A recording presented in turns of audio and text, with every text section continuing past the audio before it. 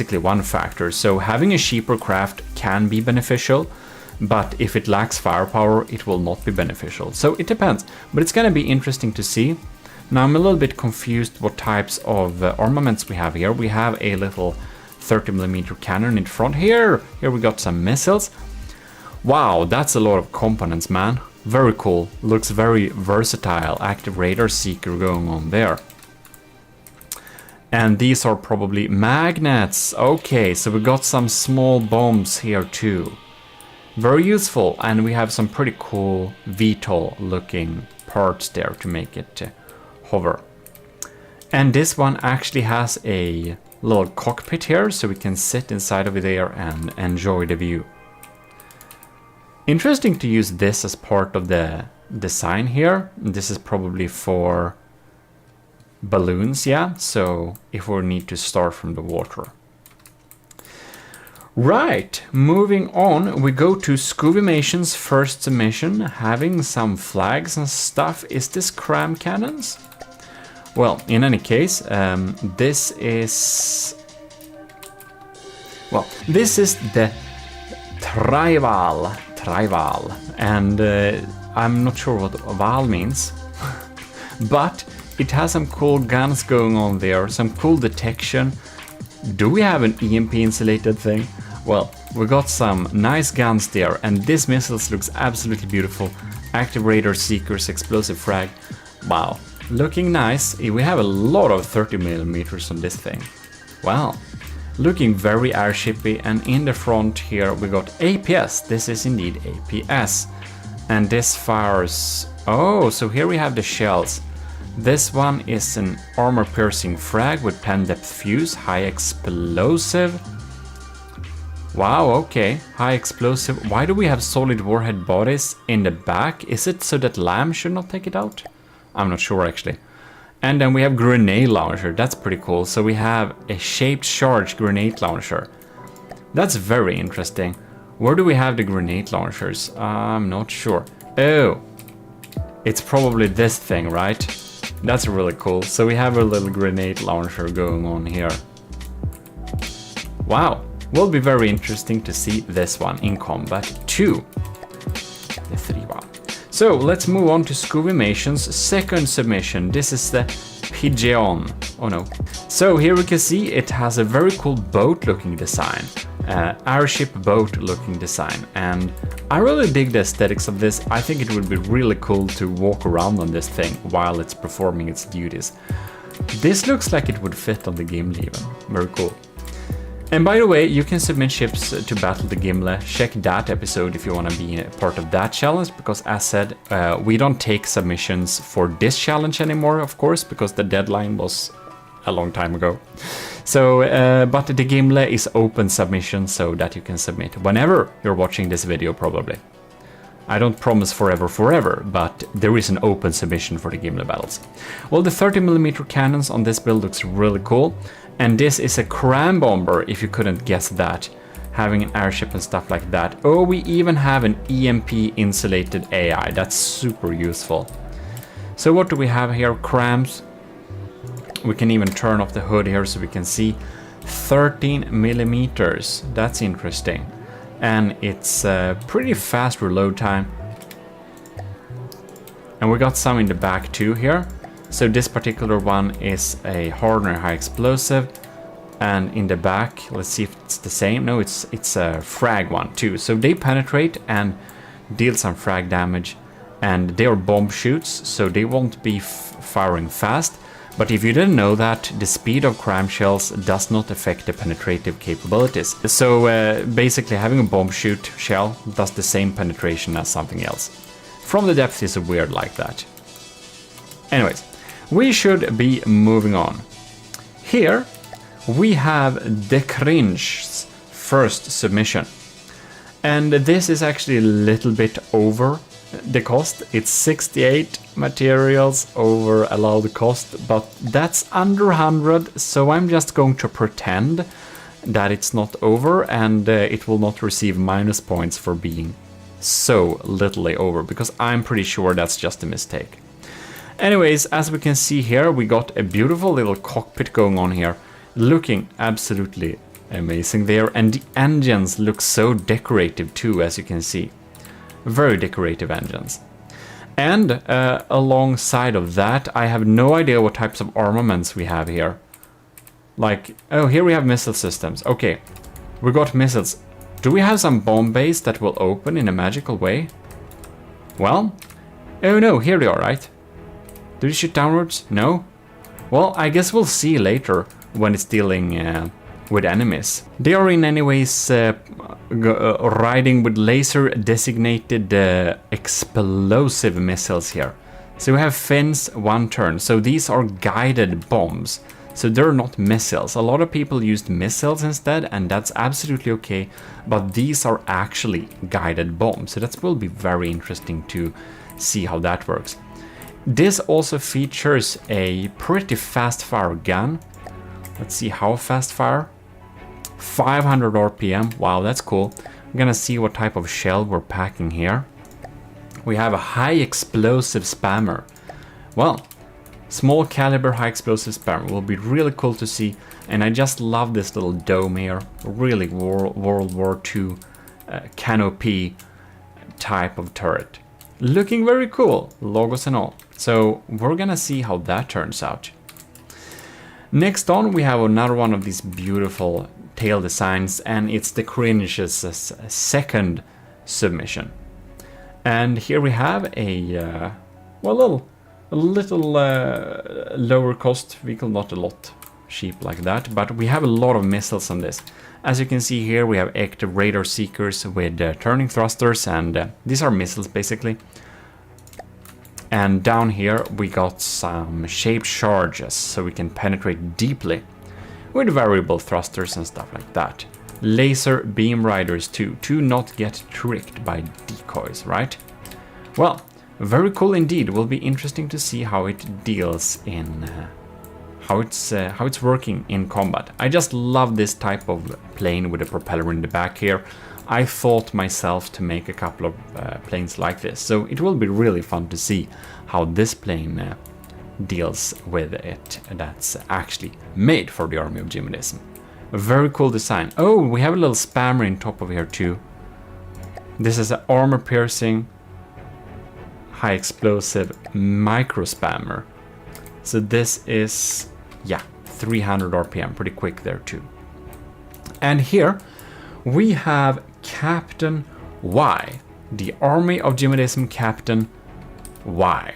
And he's made this absolutely beautiful plane. It looks super cool, and it is it's actually pretty cheap, 19,000 materials. I think it might, it's not the cheapest, it's the next cheapest. But it's also the craft that has the lowest firepower, so it will be interesting to see how much it delivers in practice. What it does deliver, however, is some beautiful engines. Look at these engines, they're absolutely gorgeous. I almost want to copy and steal those engines and use them on all sorts of planes. I think they look super cool. Yeah, I really like those engines. In any case, this has a very nice little cockpit. I think we have a little wider for Captain Y. We can access this cockpit pretty easily here, and we can sit in here, and you can see, if we just make the game play, we can just experiencing some cool action from within there, I think. And I like the text with the logo here and the exterior decorations. It's looking very nice. But what does it pack? Well, it's packing APS. We're also packing some sticky flares here on the side, so that's cool. And we're even packing a harpoon. Okay, so it's gonna harpoon the enemies and drag them with them and just shoot. And we have some 500mm guns here. So we have EMP. We have something called dive frag. That's cool. EMP there. And here we have frag internal, so AP frag. Very interesting mix, and as you can see, I think that these are probably not diff guns, right? These are actually autoloaders. So this is like a regular APS bomber. That's gonna be very interesting to see. It's easy to get the high firepower rating by using diff guns, but here we have actual autoloaders, so this can do whatever it does all day. I just love that we have my face here with the Army of GMODIST logo popping in here, so this is like the face of death. And as you can see, we have some pretty cool. I tried to make it look a little bit creepy, so hopefully I succeeded. Any case, Captain Y has made a beautiful model. It's gonna be very interesting to see it in combat. And our last participant is this beautiful design here, and this is the AOG submission play by Straight American Imperialist, who's built this rubber covered thing.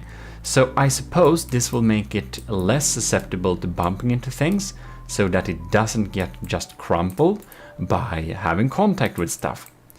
And here we have another APS one, so this is probably dealing a lot of damage, 500 millimeters.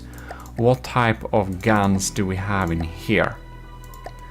We got high explosive, wow, high explosive frag. And it's probably shooting him pretty quickly, right? Yeah, no, 200, okay. This one is super slow, man, and this one is super fast, okay. So this gun powers an armor-piercing shell with a pen-depth fuse, and the other one is just pure payload. They have the same size of the barrel, so it will be looking really funny when this guy shoots, because when the shots are popping in here, I'm sure we're gonna see the like shell speed difference. So we got some variable thrusters, a lot of fins, and frag turning thrusters too. Oh, well, that's some really quick and adaptable missiles, I believe. And as we can see here, we got one turns and the other predicting guidance they both got, so they should be hitting pretty regularly.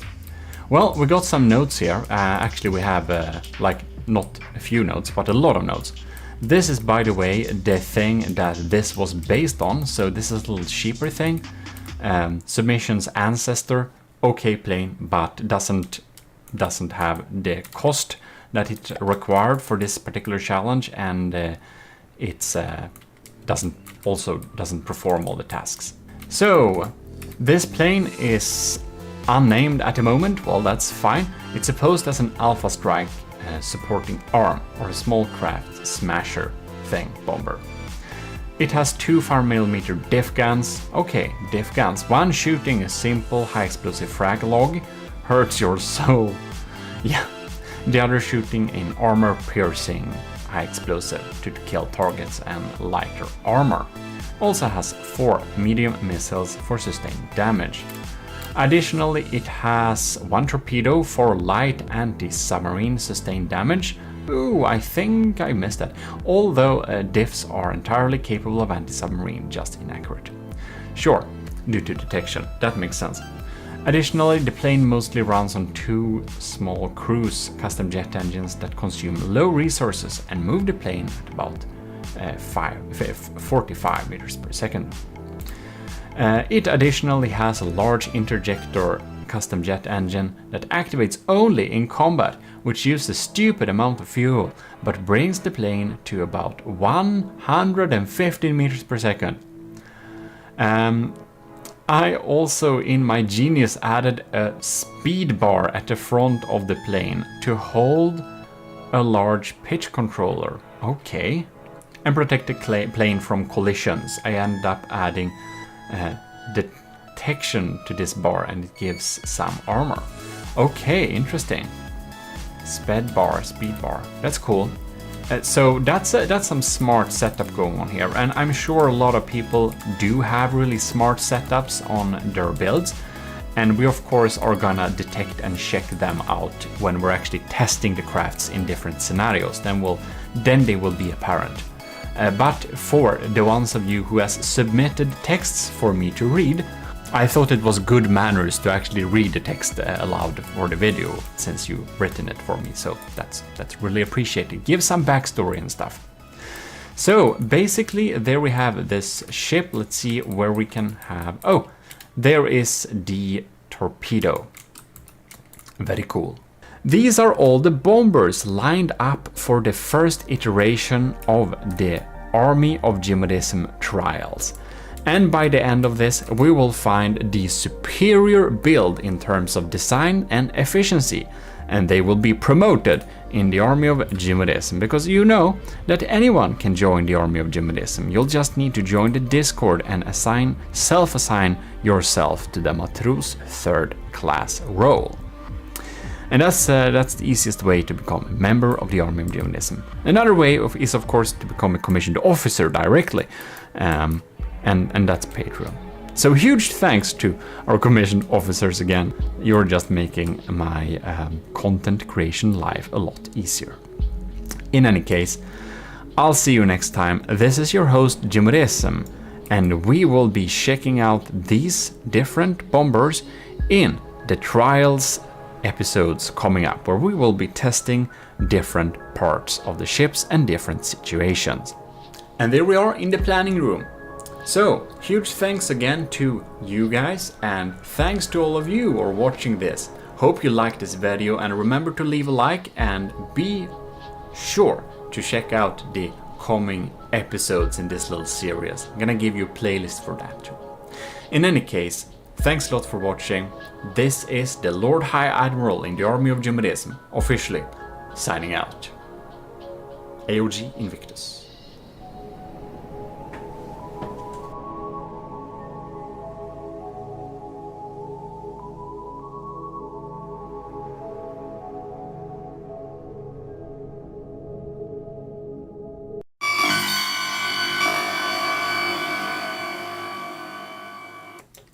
You're most welcome to the Army of GMODISM Trials Season 1. We have reached the episode where we're going to check some aesthetic values here. So, moving on, we will be assessing each vehicle's aesthetics score. And this score is going to be made in 3 different ways. 1, 2, and 3. No. Yes. In any case, I'm going to give my score of the design. So basically a design score which I think is represents the shape of the design, the like use of decals and colors and stuff like that. But it's not only me, it's also the enlisted in the Army of GMODISM, basically who have submitted this, and all else who have enlisted, which you can do just for free. Just search how to enlist, you know. So I did a little vote in the Discord before, where I collected your answers, where you could basically vote on the aesthetic designs you thought looked coolest, and that's in here in the score. Then there was also a extra special vote for the commissioned officers in the Army of GMODISM, aka the patrons. But it was a little time ago, so this list looked a little bit different. But today I want to say extra thanks to Admiral, Scoobrox, Captain Wild, Lieutenant, Dinosaur Boy, LCG Cannon, Cravey, Parbagreed, Tyler Russ, and Vincent Veritas. Thanks a lot for supporting the channel every month. And also, thanks to the cadets.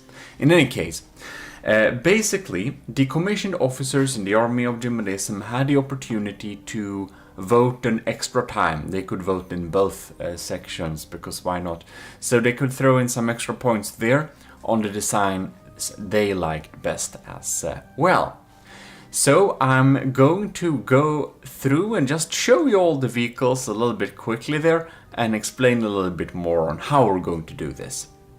By the way, we're listening to some beautiful music by the AOG composer Vesrets. This is Fugue in C minor. Here we got the bombers. We're gonna go through just them a little bit quickly for the little pictures, the little photo shoot we had before. This is American's AOG bomber. Here we got, this is the phosphorus bomber by Ovo. I don't remember all the names of the specific craft, but this is of course one of Sean Reed's designs. This is the Penguin, and it's Nildan's. This I think it's the dart from Shotgun. And then we got another. This is the Sunspot, also from Sean Reed. And we got the Star Drop from Light of the World. Here we are rolling in with the BY409. Anyways, Captain Wise submission there. And here we have the Sardalk from Pizza Summoner. And here we have the don't really remember the name of this, BB4, B5. Anyways, it's either. This is from The Cringe. And here we have the other one from The Cringe. And here we also got, this is Nilden's submission with a cool bomb cam. Here we have, now let's see here. What is this? Is one of the flying? I think this is Nilden's flying everything. Not remember the name of that. This, I believe, is Sean Reed's flying space saucer thing, which burns and stuff. Very nice. And here we got the Butterfly Wasp, I believe, from Russia, I think. And here we have the Jonas Isanth ship from Starmate. And here we have the Hummingbird. Yeah, this is the Hummingbird. It's from Netrameira, if I remember correctly. Here we have the 3-wall. And this... Is it from Scuvimation? I think it is. Here we have this really little quick fast thing. I think it's from Kinda Sexy, if I remember correctly. And it's Eldrosh Koshkosh, maybe it's called. This is the Hana Story Hana something. Ad Necreus build. And we got, of course, the Pigeon, which I think is Scuvimation's second build. Here we got... Ooh, this is the beautiful build from the Secret Advisor or Kovrax. I really like this one. And here we got the... this is Jono's real submission. Because the Starmaid build was for Jono's other submission, right? This is the Aspirant thing. This is a special little thing from Sean Reed as well. And that was all of them. I hope I didn't mess up any names there for any of the builds. But that's just a little quick rundown of what we're getting. And also the pictures I showed as a reminder for people to vote. Well, let's get into the game and just check out our little scores here. So we should just spawn the vehicles and I'm gonna give my little score and add on the score from the enlisted as well as the commissioned officers. And we're gonna see what aesthetics total score we are. So basically I'm just giving my aesthetic assessment of each build, and then we're having the commissioned officers and the enlisted adding up there. And the enlisted and the commissioned officers together will amount to what we call the Army of GMODISM Quality Control Board. So this is my ratings plus the Quality Control Board. So let's get in there. Here we have our first batch of friends we're going to review the aesthetics of.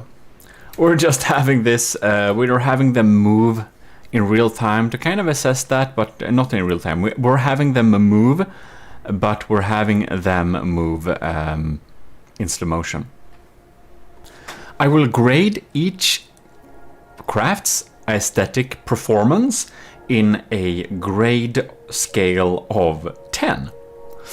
So we're going to begin from the top of the list as usual. This is the Storihana. I will say it has a really nice shape. We have a really cool cockpit area and we have good use of the decals. So in that general sense, it is a very nice looking design. And we have an interesting asymmetric layout too, with the engines lined up like this. which makes a very interesting and space-like appearance. However, we got some kind of a little bit jagged edges here at the end that honestly looks a little bit weird. Especially kind of here, we have this, we have a hidden one of this, but you can see we have kind of some strong edges here and there, which is a little bit weird. But we have the cool cablings going on here, we have the decals, and we have a nice set of colors, which I think makes the Storyhana score a average type of score almost a little bit. I will score it a 6 because it has a pretty standard shape and those very minor issues that we mentioned. Well, the competition is steep. It is a generally nice shape and design, but a few things could be improved, but I think it's really cool. Next out, we're having the Secret Advisors Manta War, which has an absolutely very fantastic, interesting, intricate design. It's very, very organic and very strange, but also very cool. We have a lot of decorations, and we can see that very big effort has been put into making it look really cool.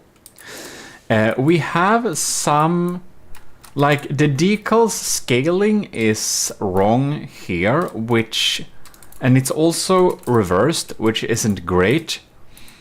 And some decals placement feels a little bit slapped together a little bit quickly. I think we should just move them a little bit in some ways to make it, well, not be hidden behind stuff like that.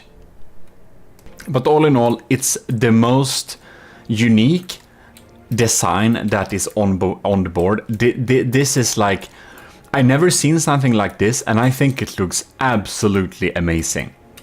So, other than those small things, like here we could just smoothen this out with a little, what is it called? A little decoration block, and you know, there are some super small fixes that could be improve the general look of it. But I think this is an absolute masterpiece. It's great. The shape of this is the best shape of them all, I'd say. But due to those very tiny issues, I would say it gets one score less than max, which is 9. So very, very impressive design here. Next out, we're having Jono's second submission, if we can find it, and it is the Isanth. And the Isanth is of course a kind of meme submission. It doesn't provide any aesthetics to the army of GMODISM. It doesn't use the decals, it has the wrong colors, and it's basically not really an AOG bomber. But because he made a cool replica from StarMade, and it was kind of really fun that he brought it in here just because we played so much StarMade before, it will give a 1 point. It will get a single point because it's fun that it's from StarMade. But other than that, it doesn't like provide anything for the AOG, so it would of course not get any points in actuality. But of course, Jono made 2 submissions. One of them is this thing, the real bomber here, which is the AOG bomber. And this is probably the second most unique and weird design I've never seen before. And I think it looks super great as well. It has really interesting shapes. It's really sci-fi, but also not. It could definitely fit very well into the AOG. The color scheme works great with it. It's just generally a really cool design. However, here again we got some weird edges going on here. Like, I know this is kind of difficult to fix with mimics, but I think it's possible, but it looks a little bit strange there. You can see we have some clipping with the barrel that looks okay, but you know, we're we're just deducting points for any reason at this point, because we can't give everyone top score. But yeah, here we have this little detection pod. And I really wonder, why is there a wireless snooper behind a glass? Yeah, well, it's mimicky. It's just a mimicking kind of board to detect.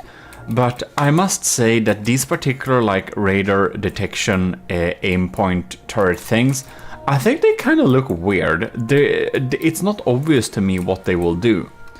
But in general, I think the design and the shape and everything like that is really, really cool. So, summed up like that, we will give it a score point of 8. I think it's really cool. Like, the design of this thing, the shape of it, really makes it get such a high score. There are things that could be polished up for sure. I mean, we don't even have some AOG decals on it, so that's of course a minus. But the total shape of the entire thing still makes me want to give it an 8, because it's so unique. Then we'll have kinda sexist design. This is a very traditional bomb plane type of look. We don't have the decals. It's very like straightforward and a little blocky at places. I think we could use a small amount of mimics here to really improve the design and make it a little bit more sleek. I do think that the brown and the white wings stacked on the top of each other gives a little bit strange impression, but in general, I think it looks definitely acceptable, pretty standard bomber, but, you know, other than that, it doesn't really provide anything extra. So, it has the right colors, it looks like a plane, it's nothing super weird going on with it, so we're going to give it a 3 in terms of design points. Next up, we have Light of the Worlds, Stardrop. And the Stardrop looks very spaceship-y.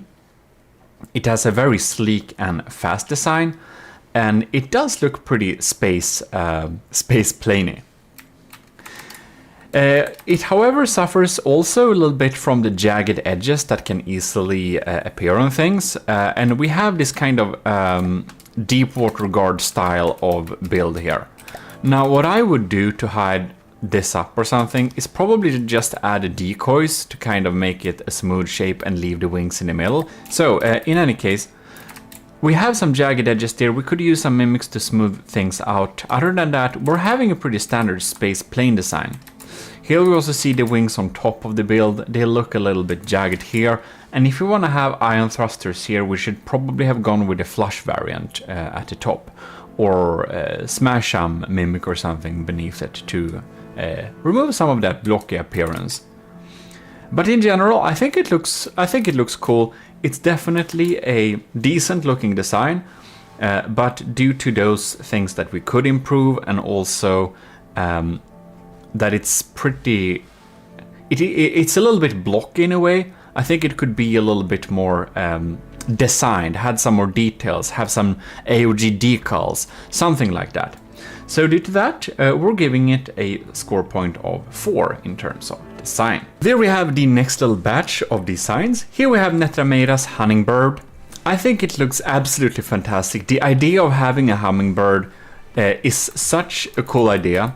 And this little cockpit design, framing in the cockpit like this, just looks absolutely fantastic. It of course looks shit from within here, but you're not supposed to be within here anyways. It looks really cool from this direction here. I think it really adds a nice vibe. We got some really cool AOG logos. We got the flags in the right scaling. And like this little design of this little turning pinnacle here for the wing, it basically deserves an extra point for its design. In general, this is a very cool and very nice design. There is few things that could be improved on it, and that would be that this portion of the front looks a little bit flat like that, and the back portion looks like we didn't have an idea what we would do with this back side here, so we just added a door. this end here and this part here makes it feel a little bit boxy. But in general, I think the design of this thing is great.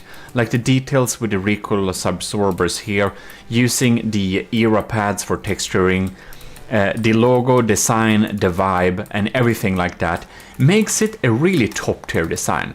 This is definitely one of my personal favorite ones, as of course, these points I'm giving out now is basically my personal aesthetics assessment.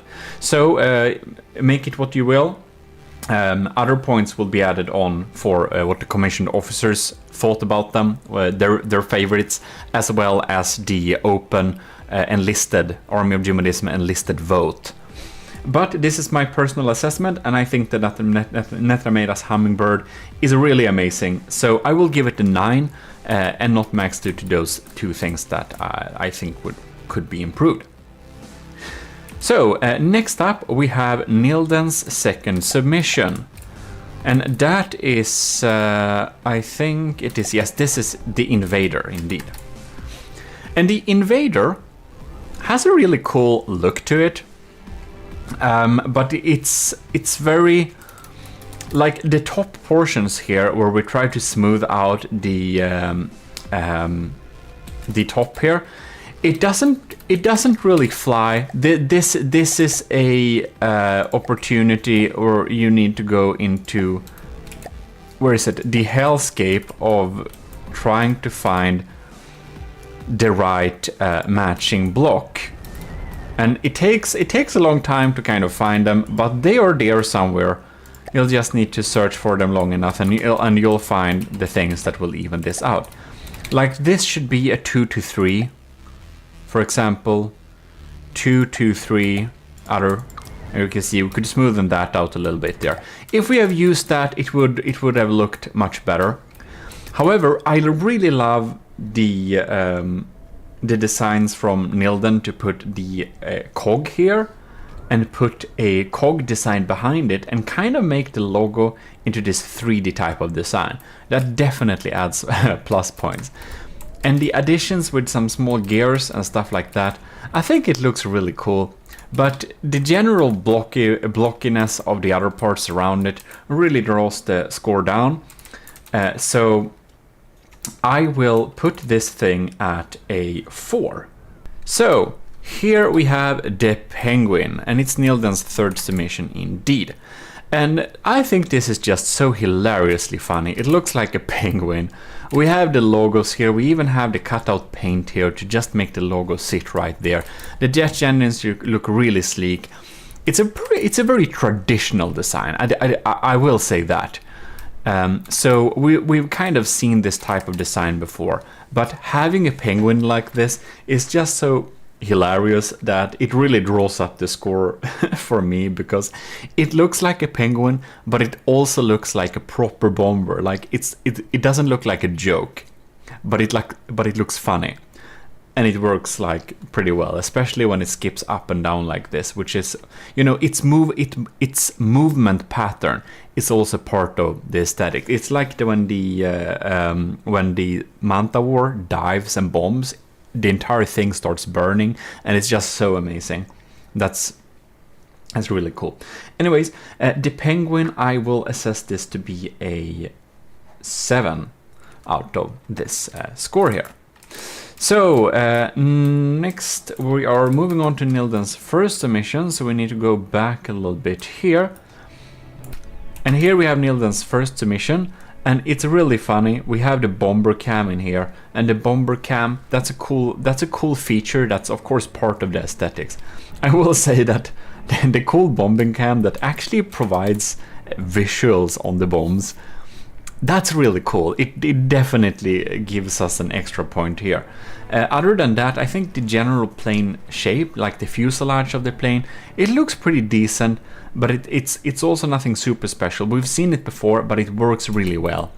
And together with the logos, the lights, the bombing cam, and all of that gives it a pretty cool summed up performance. Like, it looks really cool in action, and it works. I think when we're using short propellers like this, I think they could be thinned out a little bit to kind of give it a little bit more less boat propeller vibe when it comes to these propellers. But in general, I think it's a really cool design, and I will also give this a 7 in design. Now we are going to fly over to Ovos. If we can catch that thing is really fast. This is the Phosphorus Bomber. The Phosphorus Bomber look absolutely super stunning. We have some really cool additions to make it look extra cool. We got some clean shapes. We have used the pretty complex transition blocks that I just showed you for the Invader. Really looks very sleek and designed, and it looks more like a fighter plane than a bomber, but what the bomber is also a little bit up to the folks there. It's like, I think it looks great, but it looks more like a fighter. That's my only issue with it. It looks a little bit more like a fighter. It looks really sleek. It doesn't look like it's supposed to deliver any heavy payload. So it's the design basically have this small little thing that it doesn't like exactly fit. Because it looks like a Harrier kind of, but we got the decorations here on the missiles and stuff like that. But it's a little bit like the Manta War. I think it looks really cool, but if we find one fault, we're going to point it out, and that is that. And I'm trying to be extra harsh when I'm doing this assessment rather than extra generous, because I don't want to give out too many extra points for aesthetics. And I want to be able to save a 10 for when everything is perfect. And since it doesn't fit the role exactly, it will give a 9. But I will say this, I would have wanted to give Ovo and Kovrax both 10s, because I just adore both of these designs. But again, if everything is not perfect, it's not a 10. And that's how it is. In any case, we're going to move back here because Pizza Summoner's design doesn't really want to work here with the fleet commands. It's breadboard and it's doing its own thing. This thing is meticulously designed.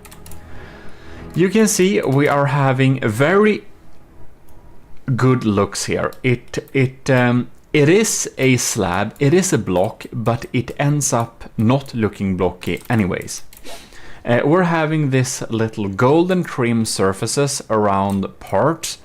We're having this turning bay for the engine. That's a really cool little decoration. We have smart use of lights to make it look hot and strong. We got tubes going out there. We got cogs around the crams to make it look like they somehow connect and are needing this structure in order to aim. And on top of that, we have a designed cockpit which you can sit in, looks really cool, and provides a lock-on visual when we are about to hit an enemy. I think that every part of this design, as well as it could be made, have been made. Like all the measures to make it look really cool have been taken.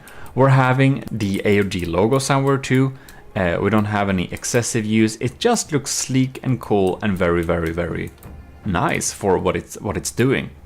So I will give the Pizza Summoner's design a 10. Because I can't find any things, I can't find any issue here. I think that for this type of design, we have added everything we can add. So yeah, it's great. We're gonna move on to the next batch now. All right, next batch here. Here we have Russia's Butterfly Wasp. And it looks really cool, it looks really strong. It kind of has this, a little type of a moth type of look to it, which I think it looks really cool. We have some detection components hidden in there. We're having kind of this little traditional radar front with detection and stuff like that. Works pretty well. We have wings. We have smoothen out the corners about as well as possible. And You know, I think it looks pretty cool. It looks very compact though. It's utilitarian when it comes to a block of components. But I think the front of the crafts looks better than the back of the craft. Here I think we have some pretty sharp corners going on here. I think we could have used some mimics to smoothen it out a little bit. And this panel here probably needs some more decorations or additions and smoothening out to make it look a little bit more nice. We do have the decals, however, but it's reverse. It needed to be mirrored here. And yeah, well, I guess it's a very small design. It's a very compact one. But it's perhaps a little bit too utilitarian and bare bones. We would need some more decorations and some more stuff to smoothen it out. You just use a few mimics to kind of make it look a little bit more sleek here. When we have a really small design like this, like the details really matter, I don't know. Maybe I would add something like this to kind of give an edge. Of course, we will need to move it to slightly millimeter outwards to make it not lag like that, but you know, kind of adding some small details to just smoothing it out a little bit. I think it could have been improved there a lot, but in general I think it looks pretty cool. But it's, you know, it's a little bit on the average side too, so I will give it a 5. Now I need to remember which is Sean Reed's first submission. Right, it's the Daggery. So here we have the Daggery, and it is a pretty unusual design, I must say. It does look cool, however, but we're having some really sharp edges here where it kind of feels a little bit unintentional that it should be so like sharp. We have a really good use of the color scheme, however, which I think works pretty good. We got some really loud text here in the back. Also works, but the applique panels kind of look too jagged and not very good. I guess they're added for utilitarian purposes, but they do draw down the design a little bit. However, this is a nice little decal touch.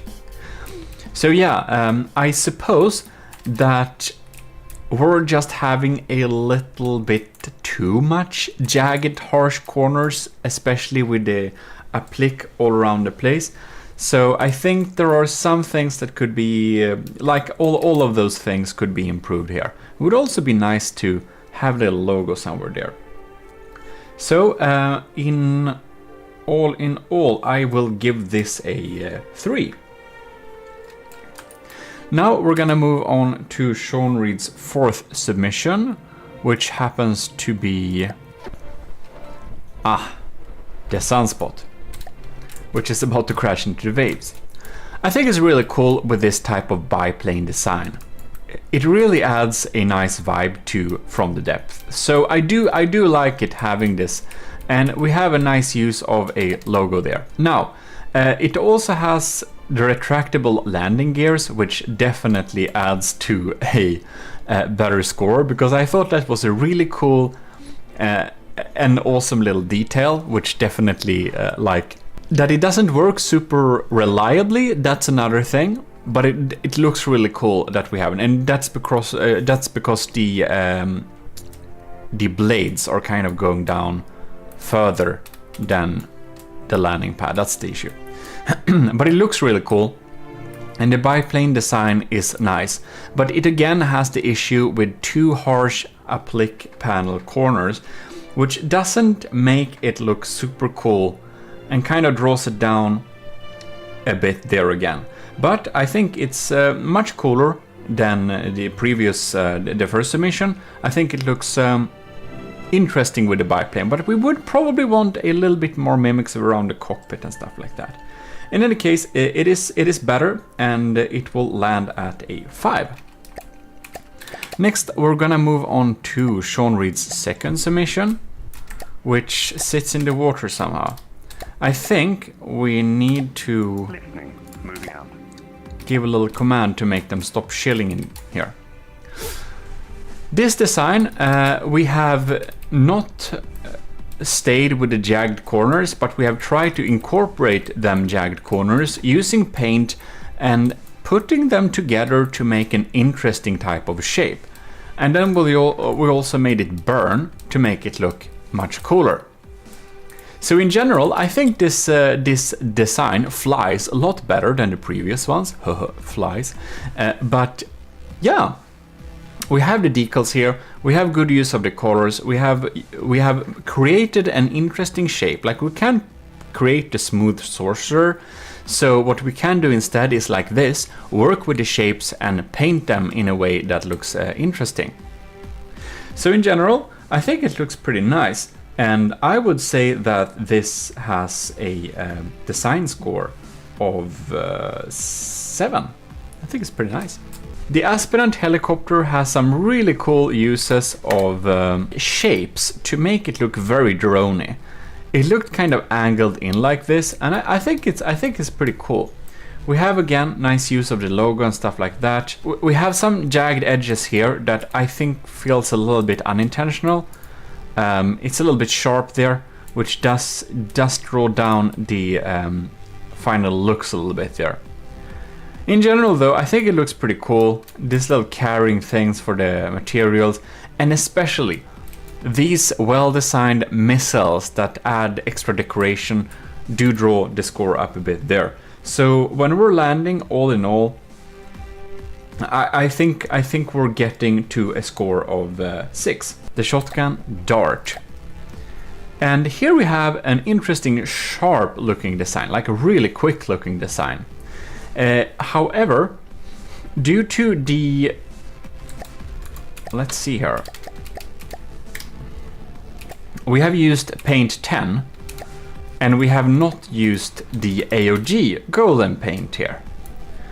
This makes this thing look a lot more like, what are they called now? Not the weight flyers, the twin guard. It makes it look a lot more like twin guard design.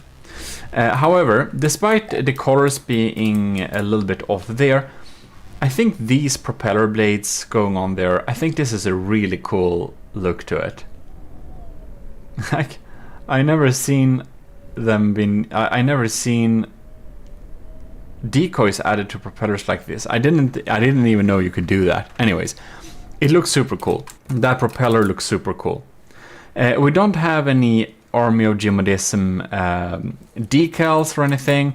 The colors are off, which isn't great. If you just used fleet colors, they would have been spot on.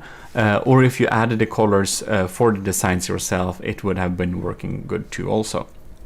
But in all, I think the shape of this thing is really cool. I think it generally looks nice. It looks really fast and really brutal like that.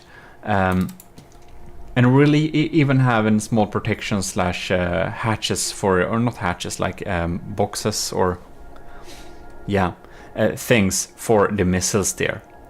The top one here, we kind of have a weird instrument panel vibe here, and I don't know about these. I think this is an angle that looks kind of weird though. Well, that we don't have the right colors is, however, like, unfortunately a big issue, but the design in general, I think it's really nice, but it will, like, the shape of it is really nice. Then we have some small things here and there that could needed to be fixing, but the colors are off, the colors are wrong, and we don't have any decals. So all in all, it will end up at a score 3. Now we're going to move on to the next and last batch. And here we have them. And before continuing and finishing this up, I will just want to say it's not my intention in any way to sound harsh or discouraging of doing designs. I will tell you that you can see on the channel, if you move back a couple of years, that a couple of years ago my designs would not look half as good as any of these, definitely not. So it's a learning process and you get better all along. So it's not like if you think my designs are looking cool, well, it's not like they always did. They looked shit for years, and I try to learn new tricks each hour I play this game, and, you know, add some new decals and stuff like that. So it's not any intention of being discouraging like this. I hope you can take all the criticism constructively and use it in order to improve your designs and make them look, well, according to me, look better in the future. And you know, in general, I think that all designs are really cool, and of course, I think it's great that all of you have sent in all these designs, and it's been a pleasure of testing them in combat, which we will continue doing, by the way. But with that said, just so that you don't think I'm too harsh, you know, we have to rank them on the scale, and just as the combat performances, some designs look better than others, and I try to point that out. But without further ado, now I kind of put that in there if you thought I was evil or something. We can move on. Here we have the 3-wall. This is a very unique, funny design. Here you can see a really nice little detail. We have like black on top of the white here to kind of make this angle and the protection around this little barrel look like a real type of mantlet. I think this is a genius design of making this otherwise really boring outlet for this big cannon look cool. So we use this in order to make something that looks sad look pretty cool. So I think that's pretty impressive. I think that's pretty impressive. That's a nice touch. We've used a lot of these ducts in order to make it look nice, nicer there, the smoother shapes. We have some really smoothen out hull. We can make it look real sleek here. I think in general it works very well. God, this block, however, should have been black, shouldn't it? Well, we have beautifully crafted missiles that are placed in an angle too, which makes it look so much greater. I think here in the back we have some tiny like issues. I think it looks kind of blocky and a little bit like blocky and sad here. It looks very basic in the back, whereas here at the front of the craft it looks much more exquisite. I think these winged shields here, I think they look nice, but I do wonder if we probably could have inserted a, what is it? A little mimic thing to make it smoothen out a little bit like that, or possibly a sharper one like this. So in general, this design, it looks nice, but it looks too blocky. If you just cut away the decorations at the top and the bottom and the front and the back, it's basically a box. And that does draw down the design from something that would have been considered a very, very interesting design to something that feels a bit lame when we have a box type shape here. I think some stuff could be added here, even if it's just some type of I mean, you know, go to the props here and we could just add, we could like add a fake machine or whatever to just have something. But in any case, at its current state, it looks a little bit too blocky. So the shape and the design, it is a 3-wall, it has these 3 guns and everything is designed around it. I think that's a really cool idea. So because that's a cool idea, well, I will give this thing a 4. Because of the things that could have been improved. But I do like this design. I do like it. But it needs something more. Next, we're moving on to one of my personal favorites. It's the slowest one here. And this is also Scubimation's design. This is the Pigeon. And here we really have used the AOG brown color as it's intended, which is for wood. Here we got this pretty ancient looking steam type of airship bomber. We got the AirPods here. We really get this diesel punk, steampunk feeling. I think this looks really cool. I like this design a lot. And here we can really see we have used those mimics to kind of smoothen out the edges here. We got a big deck type of thing here. We got good use of the logos. We got golden trim, well, like handlebars, not like what are they called? Rails or something? Railings? Yeah, railings. And we got good placements of flag and logos, and we did use the white face here. I think this looks really cool on the brown. It works really well, and with the bow going on there. Now, everything on this looks really cool, I think. But I do feel it feels like something is missing on top of it. It feels like it should have been some kind of, like, honestly, for this, I wonder if I wouldn't have like had some type of, you know, copper roof or something like that to maybe get just a tiny little bit of interesting detail there, because it looks weird that it's wood here, and frankly it looks like something is missing back here. It feels like there should be a like big as AA gun back here or something like that. I do like those little chimneys with the black smoke though. That's really great, and in general I think this is a super adorable design. So yeah, this is of course my score, and I am biased, but I really just love the shape of this thing, and I will say this is definitely an 8. But something back here and something other on the roof here, and maybe some type of like something back here too, so it doesn't look like a box when seen from below. That we have like just having something would be a good idea there. Some decal, some shape, some structure, you know. In any case, we are now gonna move on to American's design. I think that's here. Here we really have a unique and cool looking design. This looks kind of spaceship-y for sure. We have a very utilitarian design here, but it also provides an interesting aesthetic. As you can see here, we have the decals spot on there.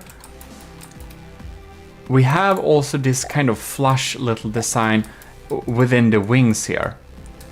So we have kind of the flaps be part of the structure like this.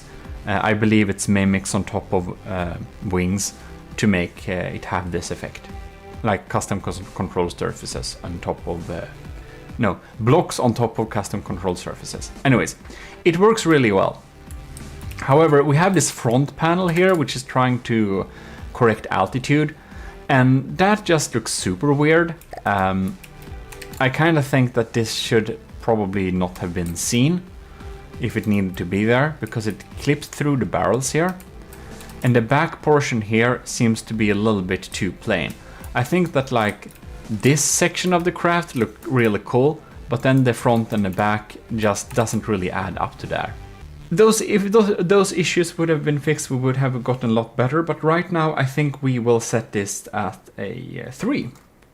Now we're gonna move out to Cringe's design, which is gonna be over here. Now this is the Cringe's first submission indeed.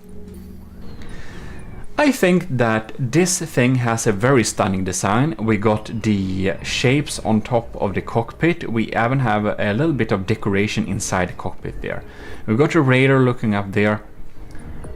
Basically, everything is thought of very well. We have a very good shaped and smoothened out hull to make it look real cool. And this little canopy for the turret is definitely a lot of bonus, because that looks super amazing. We did forget this thing is actually, it's here, but somehow it has been it's removed by a mimic. I don't know why. It just is. All right, now we just need to. It just disappeared from our view. Okay, there it is. So we got this here. I think one thing that could have been fixed on these propellers here is that if you didn't know that, you can actually go into this here. You can go to extra configuration, and you can actually, if you want the propeller blade to be wood, there we have it. It's here iron. We can have like red cedar or whatever. And you can see we can have wood like that. So I think that could have been a nice detail here. And I'm not sure these sections should be brown unless they were switched to wood. Then I think it would kind of look cool, because now it looks like wood painted metal, which I think has a little weird vibe. But that's some minor issues like that. We got the decal here. Maybe it needs to be just a millimeter closer to the main deck like that. But otherwise, it looks pretty nice. However, in the back here, I don't know what's going on with these shapes here, but it feels a little bit like weird. Why is it like this? This should probably be smoothing out something, because I can see on the rest of the design that everything is so smoothen out and cool looking there. So I'm pretty sure this is something that's definitely doable for the builder here. But in any case, in general, I think it looks really cool. But oh yeah, here we have another weird thing. This color transition here doesn't really work. It looks really sharp. In any case, in general, I think it looks really cool, especially with the little canopy and the little gunner's canopy going on there. All in all, I will say this thing amounts to a score of 7. We're gonna move on to the second submission from Cringe, which is the fast one here. And this one just personally sits really well with me in terms of its shape.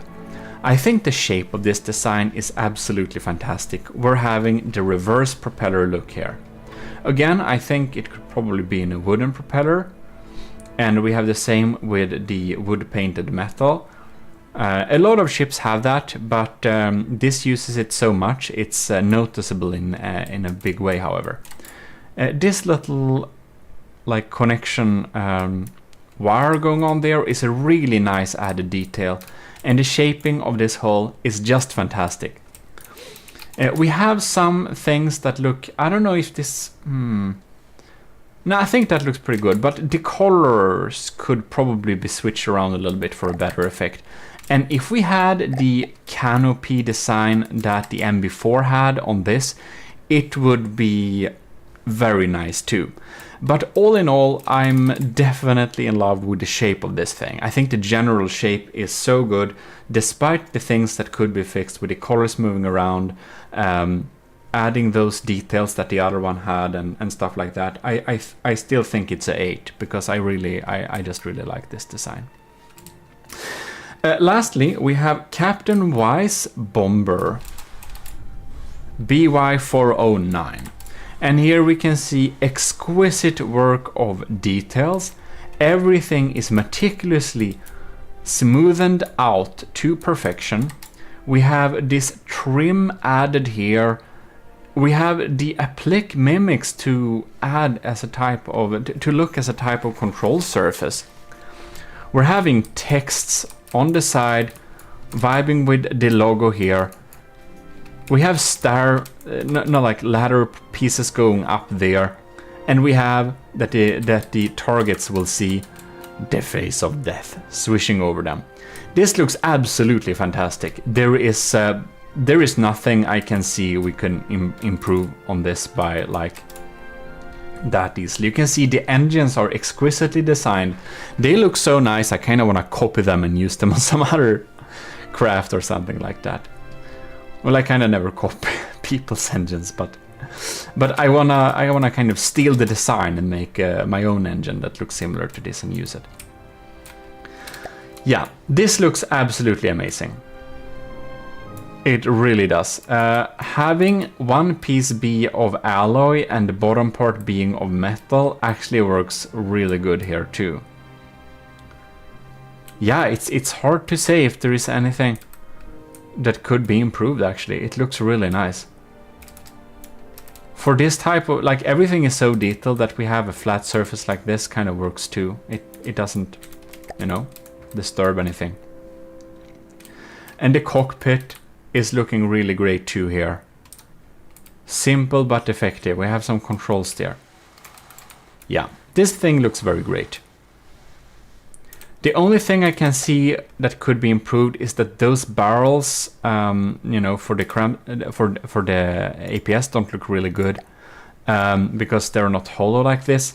I would probably switch this out with and hide the original with a kind of cram barrel like this. Now that didn't work very well. Anyways. Hide original mesh. Well, I don't know. Maybe it has mimics on here somehow. Who knows? But in any case, yeah, that's probably the only thing. It's so weird. Anyways, it should have removed the barrel there when we did that. That could have been improved, but in general, it looks super great. Like, I'm really nitpicking here because I've been doing this entire episode, but you understand. That's what I'm here for. But in any case, it's still a 10. It's definitely a 10. It's max point for that one. Yeah, very nice. Now I will declare the points extra added from the Army of GMODISM Quality Control Board. And it's been an open vote, so people in the Army of GMODISM could use one vote to vote at one design they thought was best.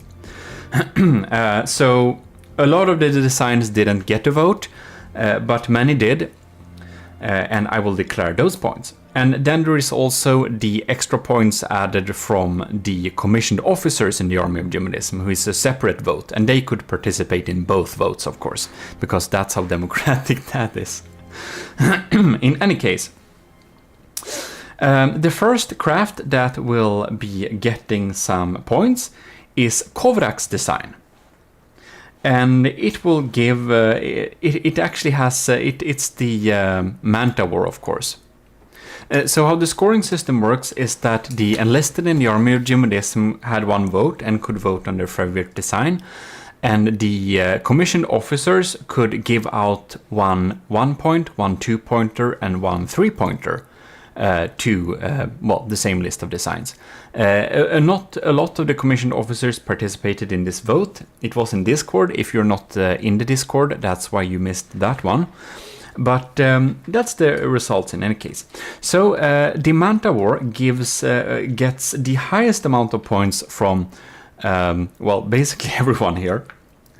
It gets 5 individual votes from the enlisted, plus 3 points, a combination of the points from the commissioned officers. So it gets thus 8 points extra. Very nice. Then we're moving on to Jono's second submission, and that is also getting 1 point from the enlisted in the Army of GMODISM and 2 points from the commissioned officers. Next one to get a point is Nilden's Penguin, and I don't remember if it's from enlisted or commissioned officer, but it will get 1 extra point. Bomber, the really cool looking fighter craft. That's a bomber.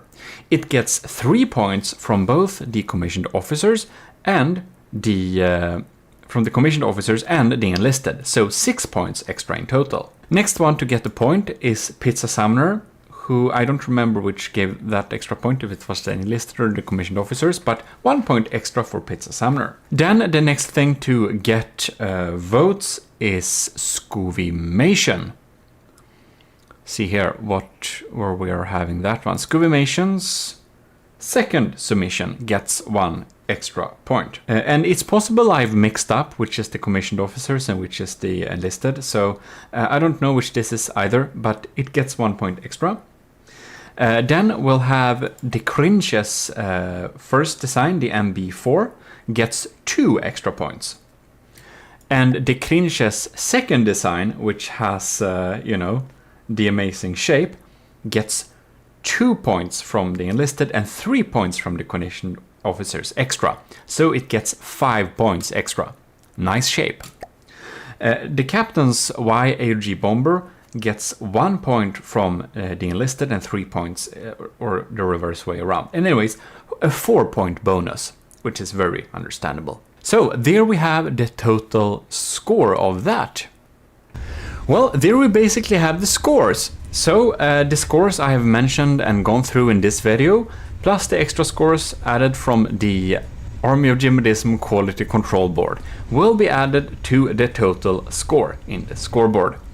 and thus we will be moving on to future and more challenges. So I really hope I have provided some useful tips on how to improve these designs. Of course, if this wasn't your design, the tips applies to anyone, so I hope it can help people to see some things that could be pointed out and that could be improved. And again, I hope that anyone doesn't think I sound too harsh, because I'm just pointing out what can be improved. Of course, I think that all designs that were sent in are pretty cool. But in any case, we have to grade them like this, and I do hope it was useful. And do you think that the scoring was fair, or do you think it's really unfair? Well, you can post that in the comments too, or having any questions about what the next things that are gonna be happening will be and not be.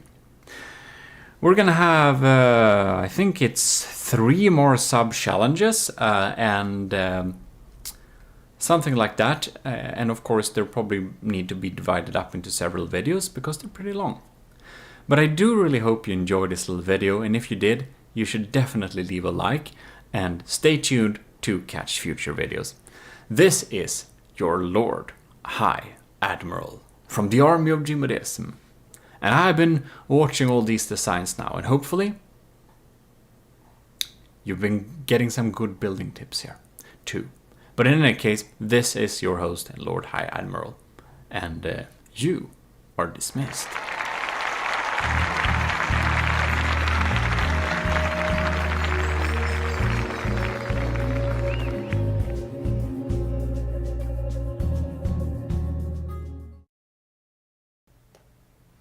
Well, hello, enlisted in the army of GMODIST and commissioned officers.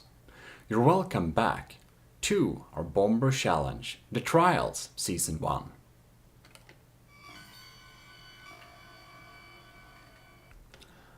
I'm sitting here all geared up, and we are of course first going to thank the commissioned officers in the army of GMODIST for supporting the channel every month. Huge thanks to Admiral Super Dave, Captain Y, Commander Jacob, Lieutenants Asteria, C2, Cravey, Parbagri, Talaras, and Vincent Veritas. You help a lot, and also thanks to all of our cadets. You were not forgotten. We're going to begin to test the bombers against sea targets. And the first way we're going to do this with is to test a single bomber against a single sea target. Now I have walked through the different types of crafts that can appear in the campaign, and I've come to the conclusion that the best test subject for this is the Onyx Watch's Claymore. So we will begin to conduct the tests. The Claymore is a good target because it's pretty meaty, and still it doesn't have very good armor, but it has a lot of health, and using bombs it should be the best way to tackle this type of craft. So this is an optimal condition for bombers. Now this craft can't really shoot back, so it won't really test the bomber's survivability. But if the bombers on the other hand get hit by big crams like this from a craft with somewhat poor tracking, well, maybe that's just unlucky, or maybe it's a very invasive bomber. Now I have a grading chart, which is kind of a secret. I will not share with you the grades that each of the crafts get during the tests. So basically I have adjusted some points dependent on the cost of the ships, or the, not ships, we have some airships, but the bombers themselves. So more expensive designs have gotten a 0, too expensive designs have gotten minus points, and cheap designs have gotten plus points. This is because in some scenarios the ships are tested one by one versus one target, and not in cost. Later on we will provide a group test. But basically the cost of the ship, it's of course good if a cheaper bomber can perform as well as a more expensive bomber, and it deserves plus points for that. So that is why. But again, the grading I will not share with you from the get-go, but you will see it in the end. So you can make your own assumptions, but I don't want you to be able to calculate which crafts are most likely to win based on my scoring in the videos. And we will see if all of the bombers will be tested in one single episode, or if we have to divide them in 2 episodes, because there are a lot of them after all. Thanks for all the submissions. Well, your Lord High Admiral will now get back into the game. 2,000 meters away, a Claymore has spawned, and first out is Adnekrias, which actually has a too expensive craft. So it apparently begins circling the enemy.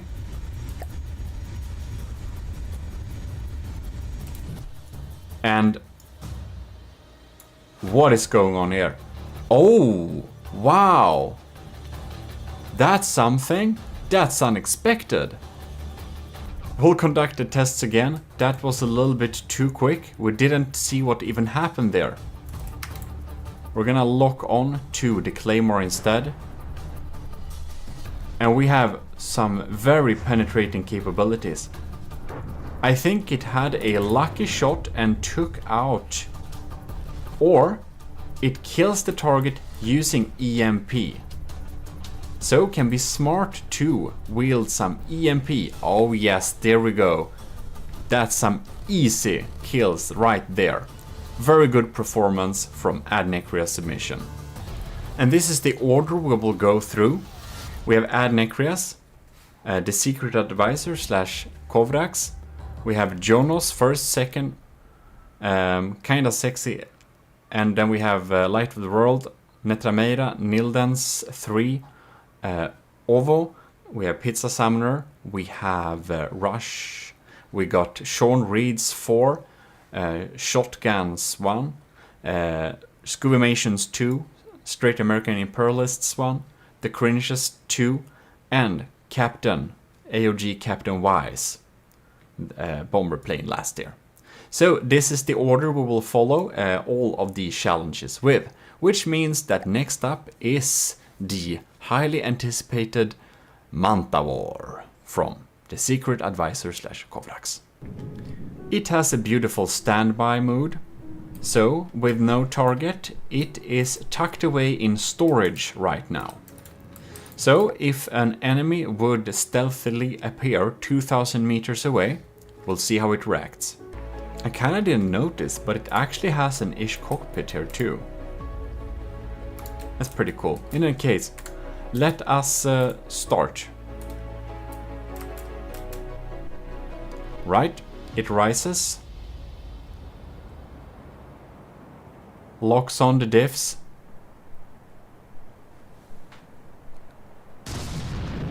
And we're firing away. That looked like some pretty huge damage. It's trying to shoot back, but oh wow, that's serious damage. It's not quite dead, but it basically is pretty dead. Look at that. And it even is doing its evasive maneuvers in order to not get hit. Very smart, very intelligent. It goes back for another reload. It has 5 shots per gun in total. Alright.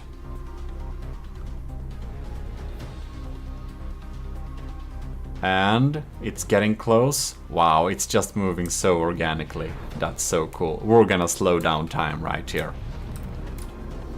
Look at these shells. They're just saying AOG, Invictus, all of them.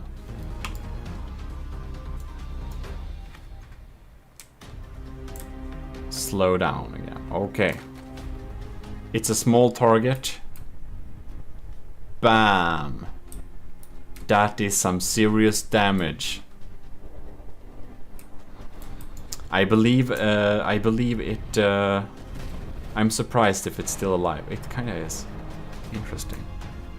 It's basically dead.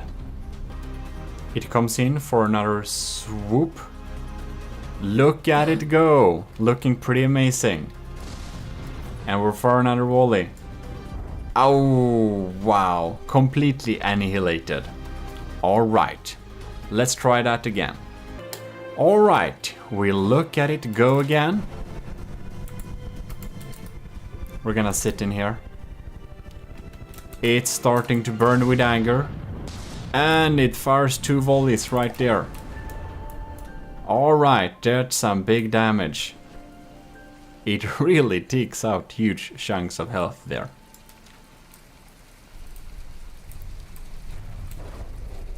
It has splendid performance against dealing damage. It's almost, however, like its damage is meant for bigger ships. So, this thing, out of luck or something else, doesn't get completely destroyed. Here it comes again. Wow, this looks so effectful.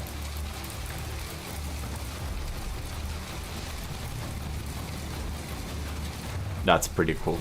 Okay. And it's deleted. Well, that's some very good performance. Here we have the next submission. This is Jono's second submission, which is of course the Isanth. Is it 5? Yes, the Isanth 5. I was thinking, was it 4 or 5? The Isanth 5 from StarMade. So yeah, probably need to check in what's happening with StarMade soon.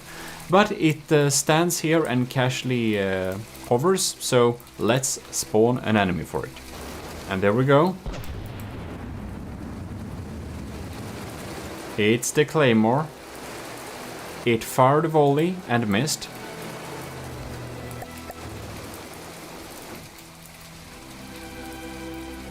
Coming in here.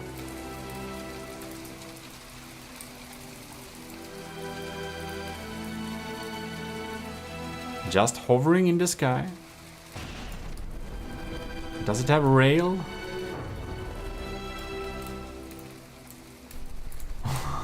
It's so still, it's probably lucky it didn't get hit there.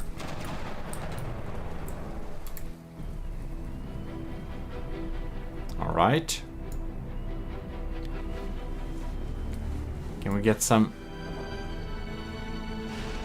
It's chilling. Oh no!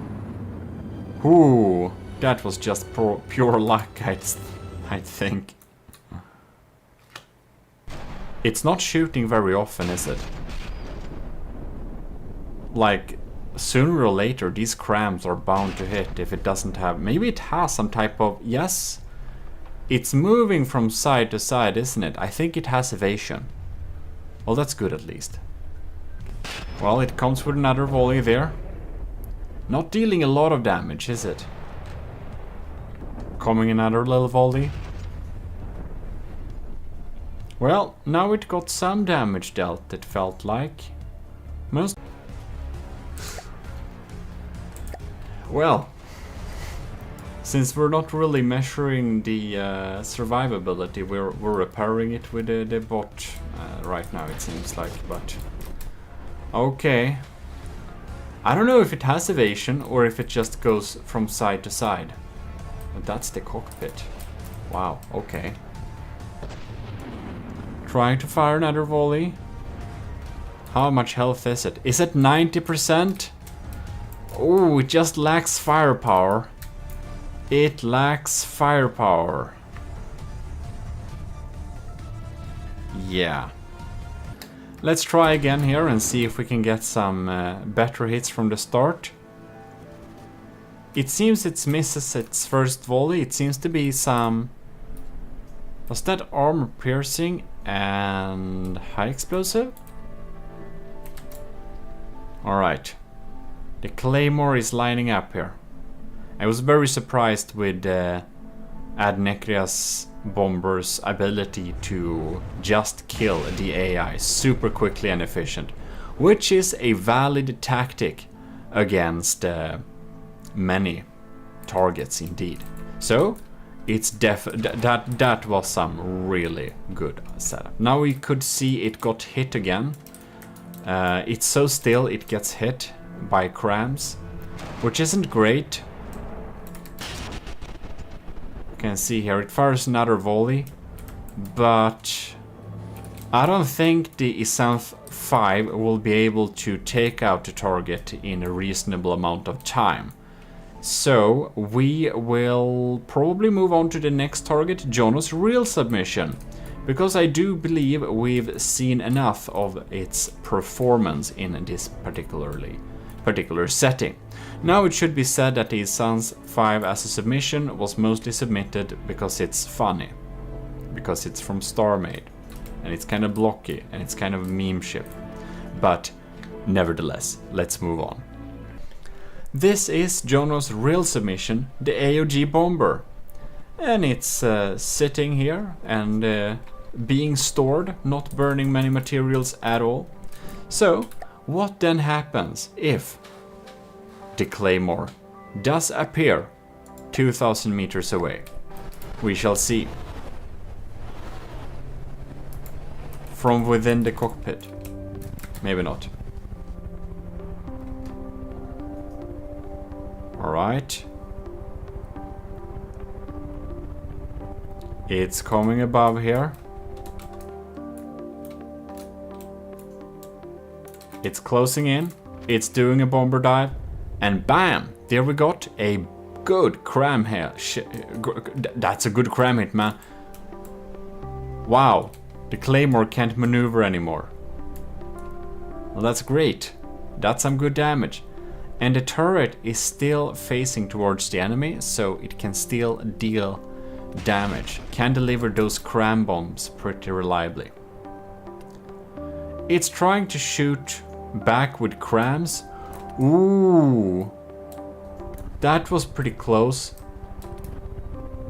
Yeah, well, cram shells are so unlikely to hit that we really, like, the Claymore is not a threat against bombers, let's be real about that. So yes, it shoots back with crams, but you know, it's not much judged for getting hit by those, even though it's not good. They're more judged with the ability to deal damage here. We're lining up again, getting in for a good cram shot, keeping steady. Whoa. And there we can see. Oh, wow. That's a pretty good hit, I believe. Oh yes, it's even flying up into the air a little bit there.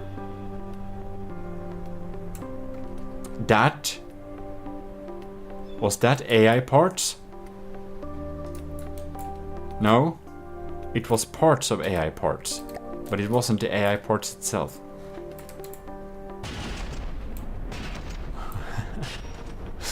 So we're like watching a tiny cram battle right now. Let's see how Jono's first submission will do. This one has had a beautiful little text on it too, which is now removed.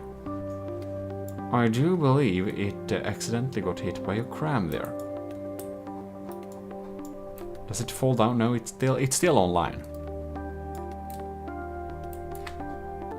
But it's really keeping its distance. It's playing safe, that's for sure. Oh no, we got another cram volley. Oh no, it got hit. It got hit by a cram broadside. Ooh, no, and the turret is kind of sad, and it started to burn as well, and the cram is only firing blanks now. Cool effect though. Oh man. Yeah, this doesn't look too good. It's really funny, it has burning effect. When damaged, I suppose. Well, that's just great. This little thing here is apparently a little detection unit. Alright. Has the cram cannon repaired enough, I wonder? It goes down for a sweep. No. Apparently not. I think we'll need to restart this battle here a little bit. It got damaged. Here we go. Same enemy, same setup. It's climbing.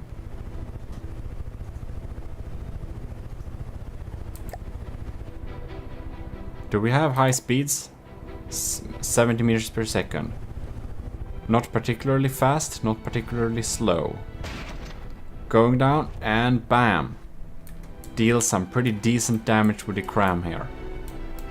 That's a big hole. It can easily take out this this craft with one shot if it just gets the first shot right, I believe. Well, it's playing really safe. It's going far away to make sure the cram is reloaded. On the other hand, it's not a diff ship, so it can deal this type of damage all day, which is nice. Alright, it goes down for a swoop. Oh no, ooh. Why? Did it deflect? Wow, that's a good hit. That's some cram parts right there. Okay, it hollowed out this thing. That is pretty impressive indeed. Very, very, very, very accurately delivered damage. Now, it didn't have any clue that there was like nothing important there, but on the other hand, it really couldn't. But it's not able to evade the cram shells. And again, we're not testing evasion this time. I think we're just gonna quickly repair it a little bit. But that can certainly be, well, it ain't superb. Okay, let's see what we're doing here for another swoop. We care mostly about the damage delivery here. There we go. Can we get some slow motion there? Come on. That is a well-aimed... That's a very well-aimed shell. Wow. Okay, that's... It deals good damage. It deals good damage, that's for sure.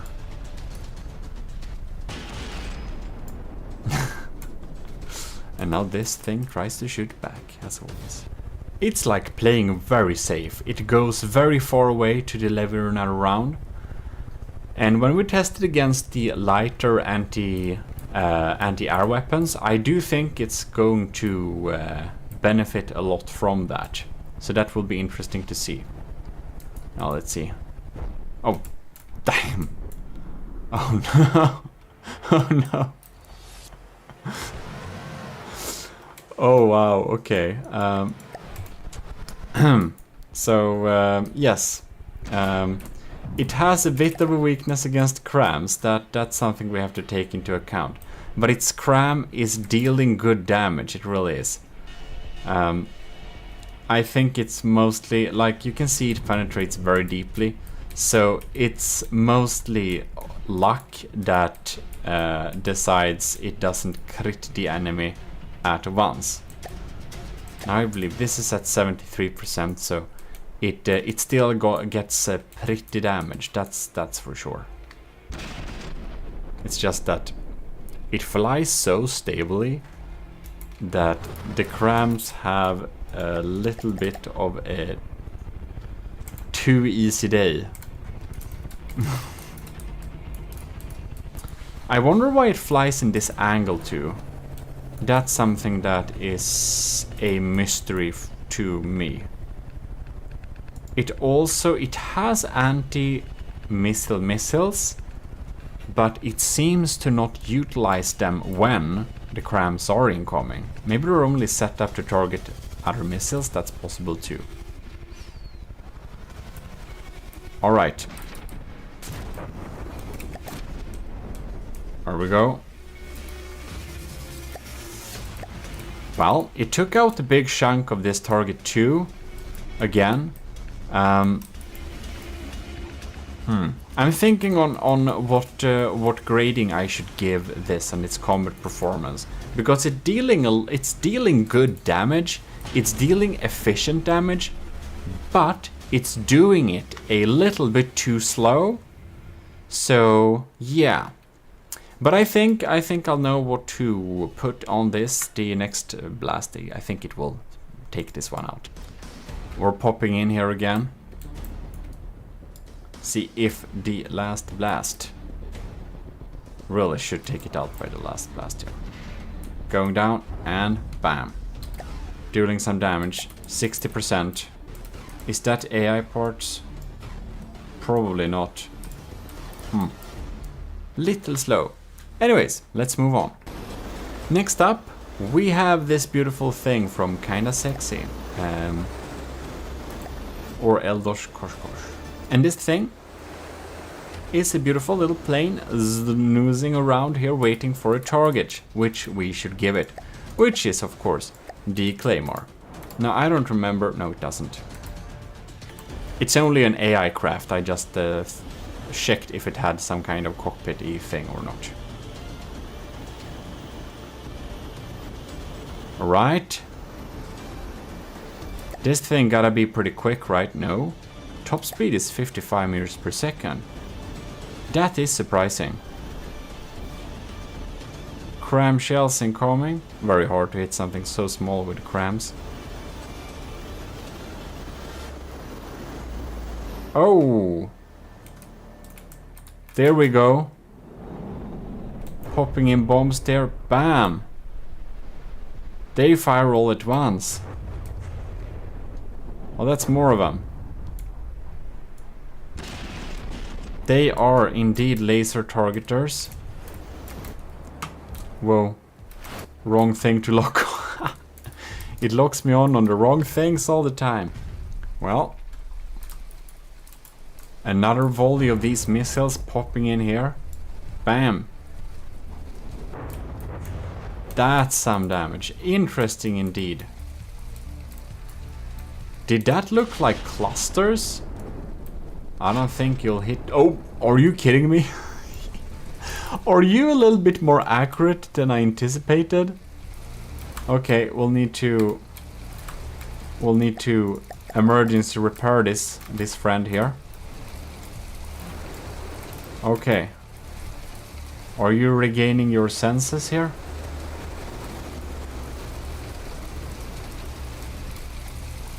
Alright. Make sure you're ready for fighting. Okay, it goes down for another swoop. What? Are you kidding me? It bounced. So this thing is pretty slow. That's probably one issue, right? Right, what do we have here? They come in a bunch. Man, that's a lot of them. Bam. And they got blasted away from the first. I think they probably would have done better having frag or possibly having a delay. Okay, I thought it was cluster first. But it's not, it's just they get blasted away there. And then they come for a return blast. Well, very few of the missiles actually miss, so it seems to be a decent way enough to deliver some damage, that's for sure.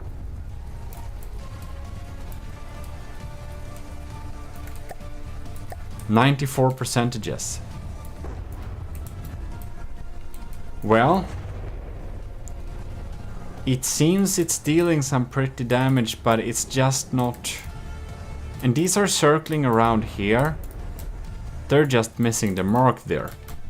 So it seems that Kinda Sexy's design is having some firepower issues. No, that's just lucky that the crams are deflected. Or we got a shield somewhere. I don't think we got the shield here, but if we do. Locking on and bam. It's looking pretty cool, that it does.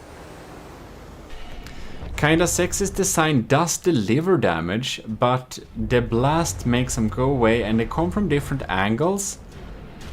And they do deal damage, but the damage is so light that it seems to be mostly superficial explosives.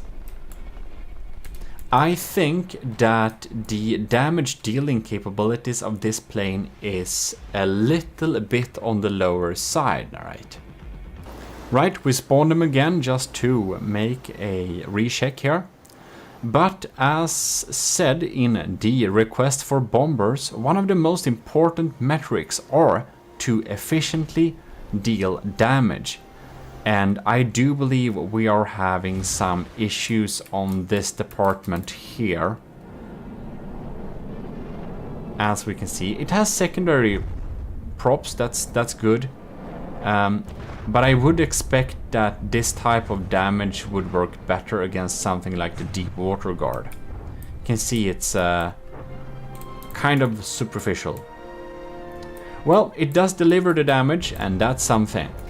Well, I think we've seen enough to judge this craft's damage dealing capabilities of a single sea target. Next out, we have Light of the Worlds star drop. So we're going to spawn in the enemy, and we're gonna see what types of damage we're dealing against it. So we have a pretty thick design going on there. So what happens if 2000 meters away a claymore appears? Well, we're having targets. We have a flare just to make sure we're not getting hit. Another one. And we're starting to drop bombs. And there we go. We did some pack damage right there. Well, that's some Pierce pack. Packing a real punch, if you know what I mean. No, that's impact pack. I already know that. Oh, wow! Do we have some EMP damage there?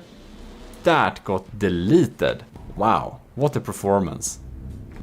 We're going again.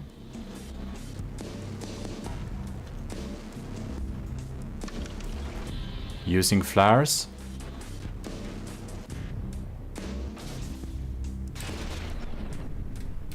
Oh. Ooh, that's that's so lucky. Okay. And let's see here. I don't see because of the smoke. I do believe we did a pack hit to the side there. Now let's see here. Did we drop a missile? I think we already did that. But where is it? There it is. We're having an EMP missile. Okay, we can go up in. And bam! Oh. Did it die? No, it didn't. So you have to have some luck and EMP.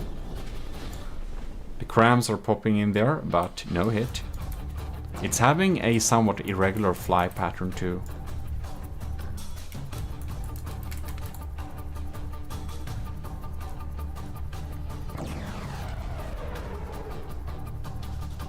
Taking some light fire. I don't think anything important fell off. Bam! Here we did some real damage. And we got some EMP there too.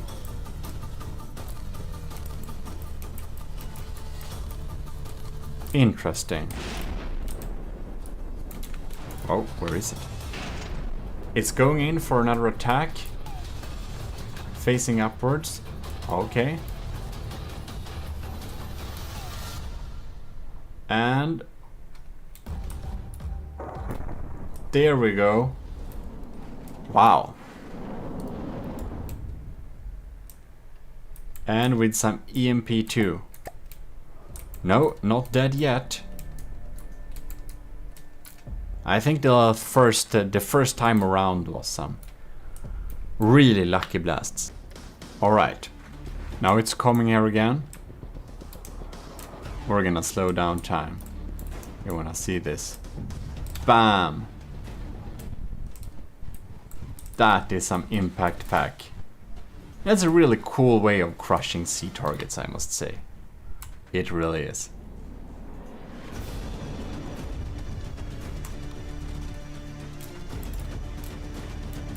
Alright, where is it? Oh, there it is.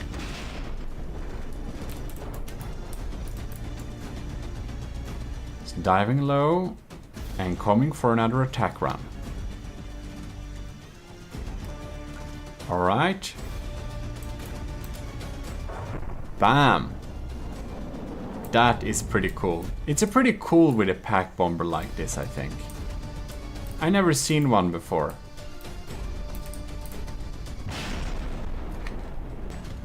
It seems the light of the world took a dive into the sea for some reason there. Well, it's also playing pretty safe. Bam. Blasting with some more packs there. Well, it's dealing some decent damage. I think I know what to grade this. I've seen enough to indeed know. So, let's move on. Next out, we have Netrameyara's Hummingbird, which is an ornithopter. It's tucked away there safely for storage. So what happens if a claymore appears into the distance?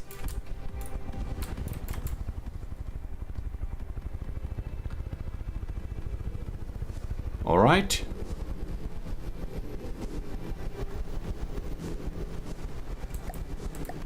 Dealing some light missile damage. I think we'll need to slow down time for this, man. Oh my god. Here we see.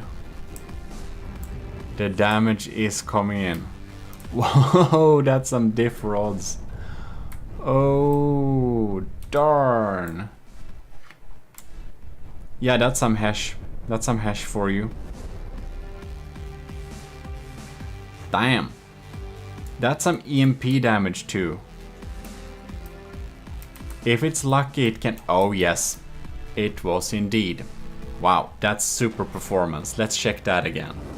Alright, here we go. Missiles are softening up the target. And the best way to survive is of course deal the maximum amount of damage as soon as possible. There we go. Bam. That's some pretty decent damage. And it's quick too. I don't think these crams have a chance of even disturbing our combat testings here.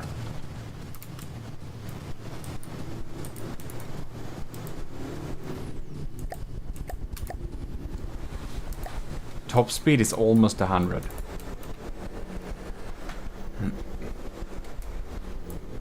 Look at that. Here we go. Not reloaded quite yet. But it's almost dead, so that's something. Oh, there we go. Bam. That's some damage. 67%. Yes. Here we are indeed dealing very decent damage.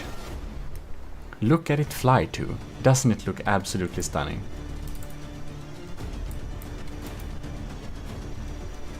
Amazing. Some VLMs to help with constant damage.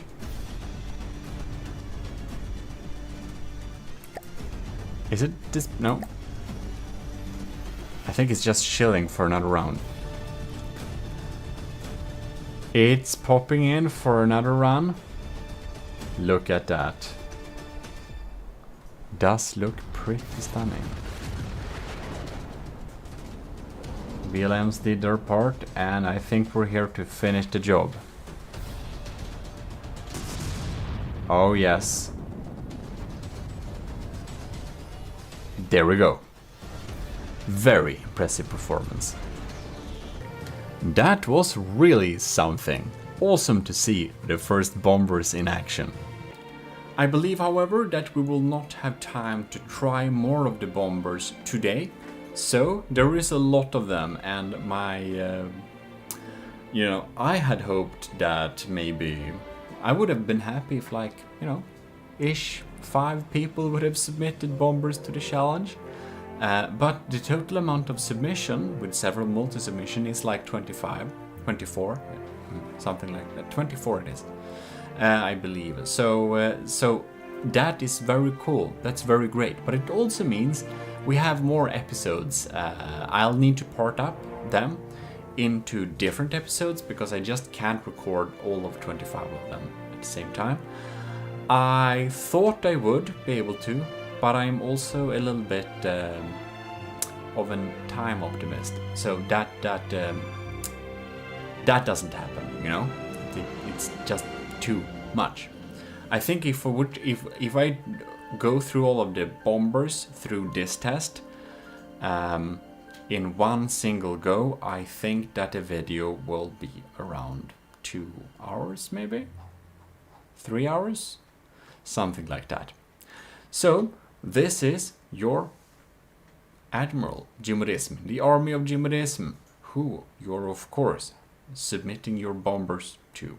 And if you're watching this and maybe you're wondering how to join the army of GMODIST, well, go into the Discord, go into the role assignment area, and assign yourself Matros 3rd class, and you're in the army of GMODIST. You can also become a commissioned officers like them over there. That's also possible. In any case, huge thanks for watching this little first combat performance of the bombers. I think I have gotten a little bit delayed of doing them because I was thinking to do them a little bit more complexly than we have to do. So I hope that you have enjoyed this test and that this is good enough, hopefully. I don't know how I else would have done them, but in any case. Thanks a lot for watching. This is your host, GMODIST, and we're signing out with our motto, AOG Invictus.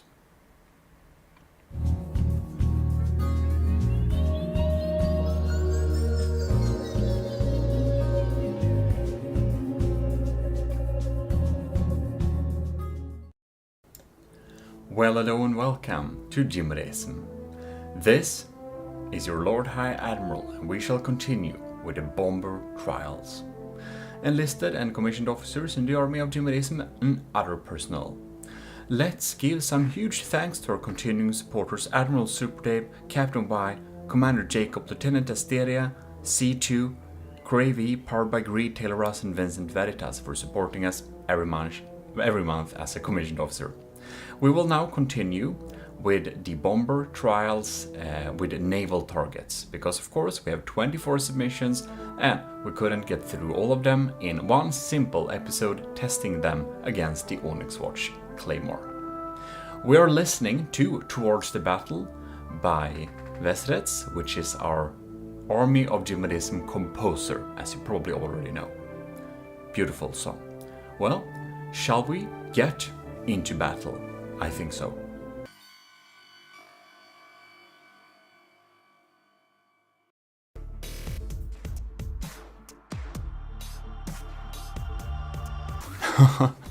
Alright, this video will totally start off as a one-person show.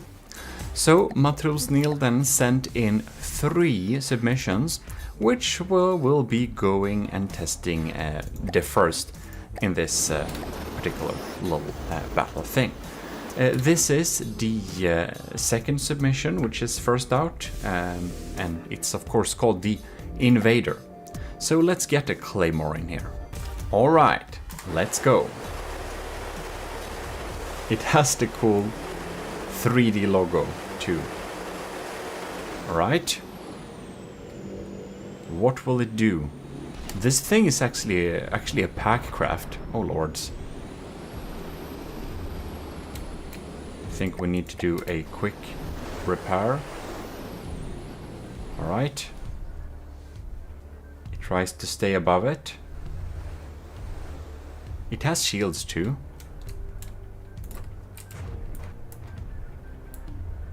Interesting. Oh! It did an explosive pack damage. Very interesting. So its course of action seems to be staying above the target and dealing out some pack damage. But it fired its sequence of them. I don't know if it has accuracy issues. This is a slow target. Let's see if it can catch up. It's doing something. Look at that. It fired several rounds. It has optimal ability to deal damage, but it doesn't deal very... The damage type explosive, this type of fast firing pack, even though it's some very thin armor at the top here, it just doesn't get through. The damage it's dealing, it's been here for a while and it's taking off like some percentages. We're not switching pack type either. I think switching between the different types for pack is a great method, but it's not quite doing that. Let's try and respawn them and see if we get some other results. Alright, there we are. We're moving forwards towards the enemy. Oh lord, here comes some crams.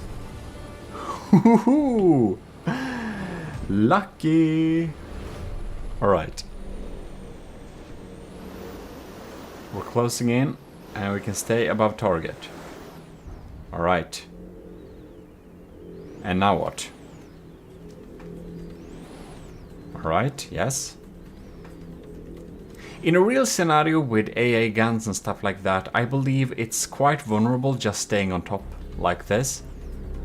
Especially if we have several of them. That's something we will check a little bit later too, thanks to Captain Y.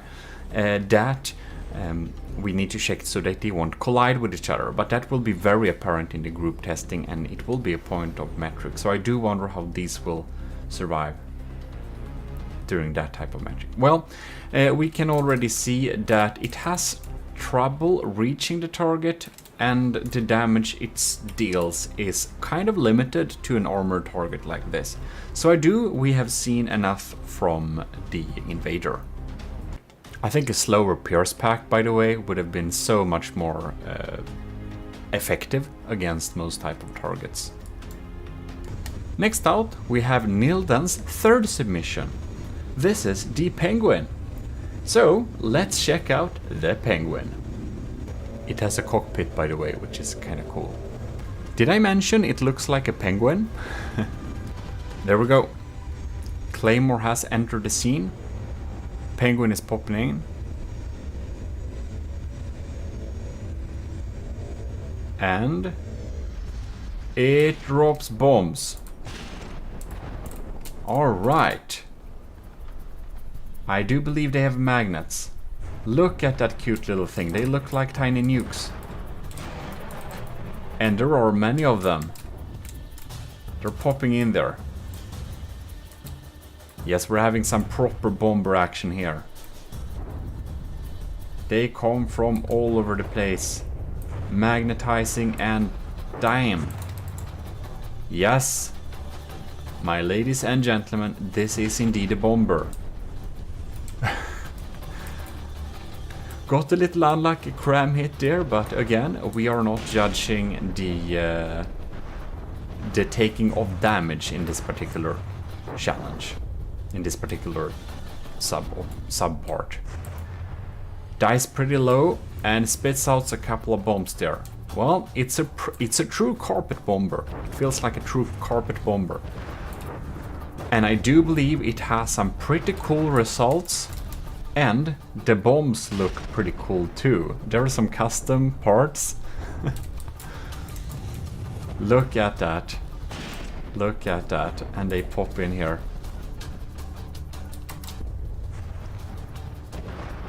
Now the penguin got a little unlucky hit, so we're just repairing it there a little bit.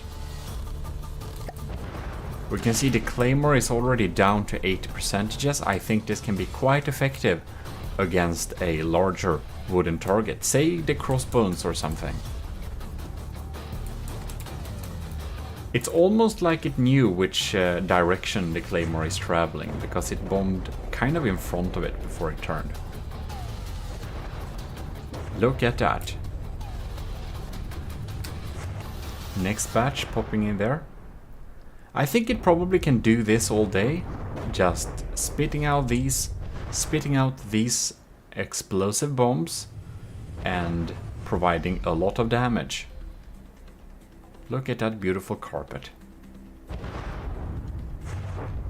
Pretty nice. We're of course against an armor target, so it takes a couple of bombs to get through the hull, but I do think it's a very decent bomber in terms of bombing. It is indeed providing some pretty good bombing results. It's a little bit slow with dealing damage than we could have hoped for. I think that perhaps having a small mix of frag, or, well, against this target in particularly, but of course people were not told what targets they would meet, because that would make them able to counter that specific target. But for this particular craft, EMP would have been a great choice. But frag works a little bit better against armor in most cases, while explosives deals the most amount of damage against wood. So I think this type of bomber would absolutely shred a deep water guard build.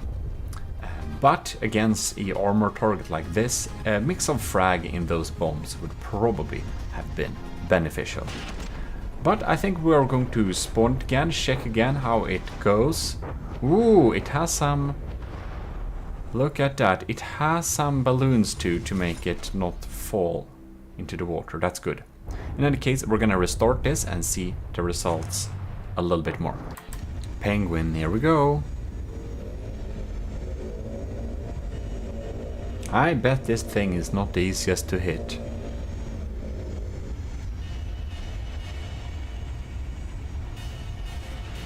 No? Alright, we're coming in for another one.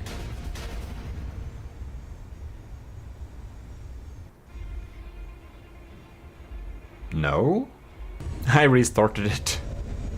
Turns out I was holding on to the weapon controls. Look at that. Amazing. Trying to knock us out with some 64-pounders, I see. Well, not today, mate.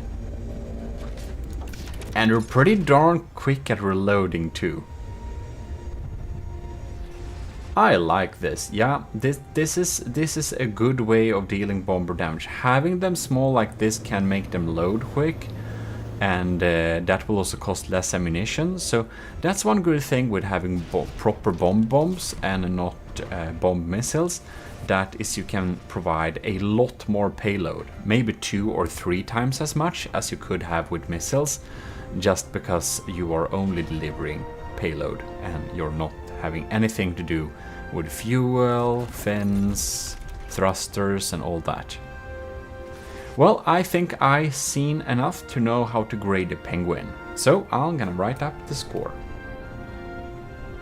Look at that. More bombs popping in here.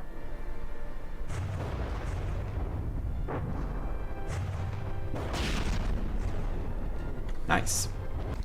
Next out, we have Nilden's first submission. Yes, it's still the same Matros. And this beautiful thing has a bomb cam. So I'm looking forward to see this thing in action. And indeed, here we have it. So let us get the claymore here. Alright, here we go. Ooh, we have some lights there too, that's cool.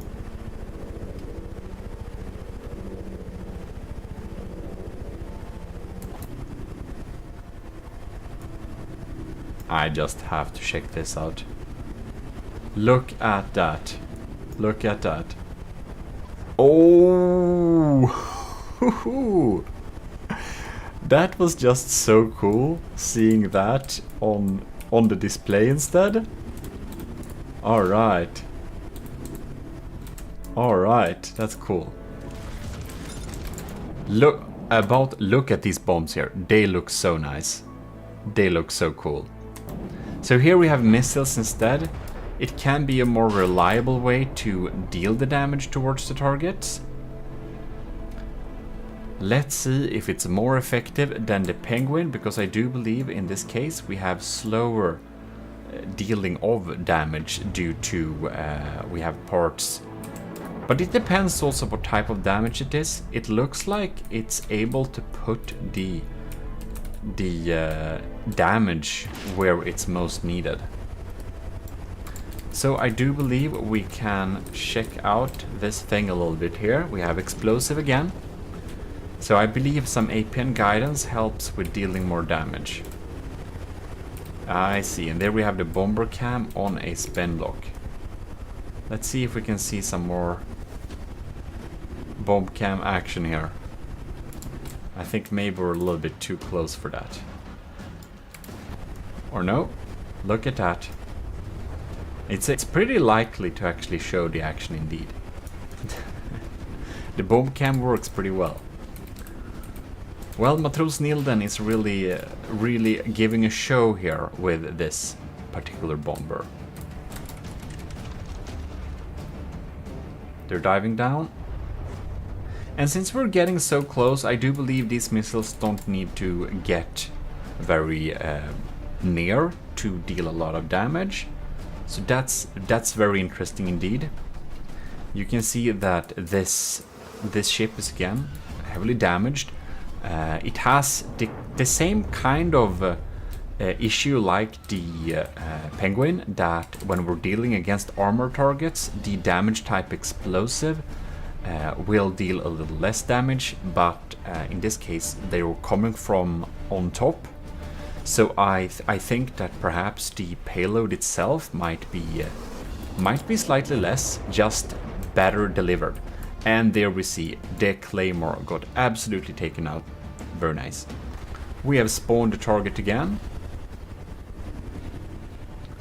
just to make sure that our damage dealt was the damage intended.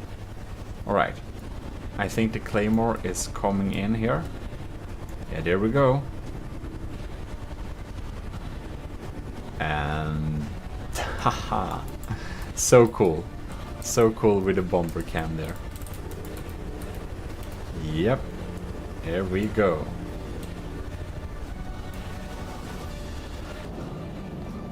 Come diving down, and oh yes.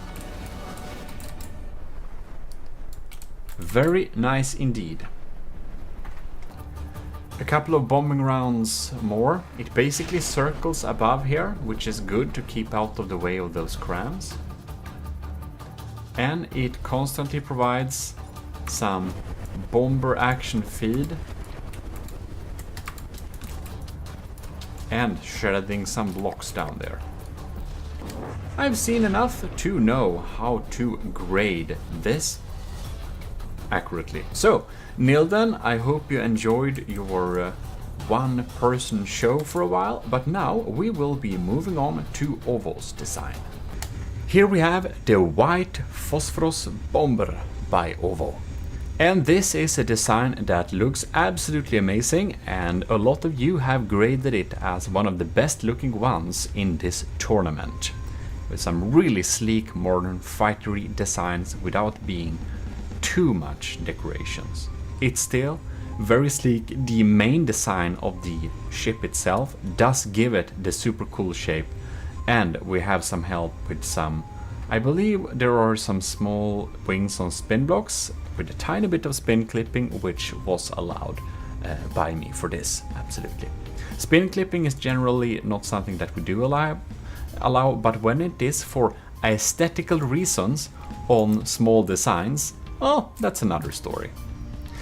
So it looks absolutely amazing. We're gonna check it out here. And if you were wondering, we did a little poll thing. The commissioned officers in the army of GMODISM have had their say on the designs they think look the best. Then all of the enlisted in the army of GMODISM has also had their say. And I have taken these points and mixed them together and put them at the points for a future little... I took the points in regards for a future little episode, so we'll check that. But anyways, now Ovos, Phosphorus Bomber, will deal with the Claymore. Bam! That's some quick... What even happened with those guns? It was like instant teleportation. We're diving down. Oh, we're aborting. This thing is quick. 146 meters per second. What?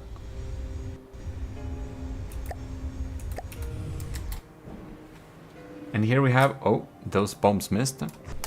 Right, let's see here what types of damage come in. It goes down and dives in real quickly. So I do believe this will probably survive the testings against... Oh. Not sure what that missile we're doing there. We're diving real close, but we're not dealing damage here. I wonder what's happening here. Oh, it dropped a missile. Oh, but it's not able to see the target or something. Alright, do we have a diff gun dealing explosive damage? I think that type of explosive damage will have a hard time at dealing much damage to this target. I think a high explosive diff rod would mostly make sense. Oh yes, it's also seemed to be proximity fused, so it has a very low likability to deal damage. Let's restart this battle and see if anything else happens. Alright, it seems to be firing its missiles directly to see an enemy, so we're gonna give it better opportunities by spawning it with a direction towards the enemy, because it is a quick mover.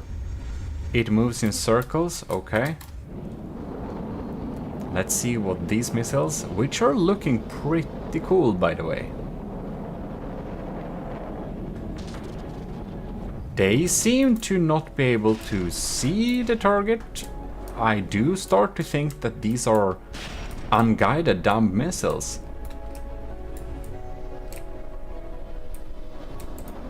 Alright. And they went down to the water. Well, the Phosphorus Bomber might be one of the best looking designs we have in the arsenal, but it unfortunately seems to have a hard time dealing damage. Oh, we got a hit. So it does deal damage, which is good, but it seems to deal explosive damage with diff rods only, and these have a really hard time scratching the surface of this ship. I do believe that the Phosphorus Bomber will win this battle due to not getting hit by those crams ever, but I do believe it will take like half an hour at least. So I do think I've seen enough to see what points we should give it for this particular challenge.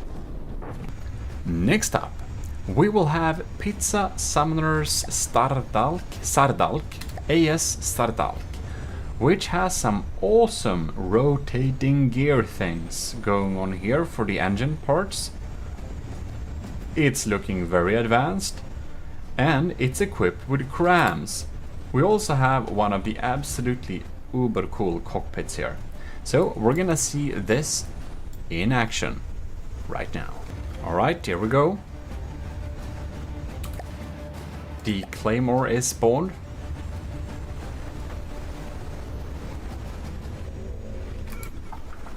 Oh, are you kidding me? It has it has target lock thing. I don't even know how that works. That's quite cool. I know how to do stuff like that in like another game, a Star Maid, but I have no idea how to do this type of holographic target, no target thing. Yeah, absolutely no idea. Yeah, this target locked / acquired thing, I think this is a really cool little feature. Really gives some super cool vibes to this vessel. All right. Oh, look, that target is locked. Gotta see this. Oh, yes, that's something. Oh, it dives down really deep. Look at the damage we're dealing here. This did not take long. This is probably some armor piercing explosive. So if you only have explosive, well, then your damage is stopping on the outside, so of the armor thing. But if you have armor piercing explosive, you can deal the damage inside, which is just the difference is the world. Look at that. It's trying to fight back with some crams. Ooh, but it goes down there. Oh, it got frag too. It has frag too. Look at that. Quite efficient. Right, we're coming in for another, I believe. I think so. Yeah, we're diving. Target locked. And there we go. When we're like in it, we can like feel the recoil of the crams. It's pretty cool. And we got some nice little colored panels there. Really convey some awesome Army of GMODISM type design, which is very cool. I think I finally, after playing this game for many years, developed some kind of style that's recognizable enough that one can convey it with some colors and some gold, which makes me happy. I was so confused what colors to have for a long while. Then I just decided on some colors, like, I don't know, last year or 2 years ago. Who knows? Alright. And they're really quick crams too. Yeah. That's some proper damage. Well, I do believe we've seen what type of damage it deals, but we're of course gonna run the battle once more just to make sure we got the same results. Alright, here we go. We're locking on. Damn, and we just feel the recoil. I think that's very cool. That we just can feel the recoil in that way. And we can see if it aims at a lucky spot, I do believe that this can one-shot.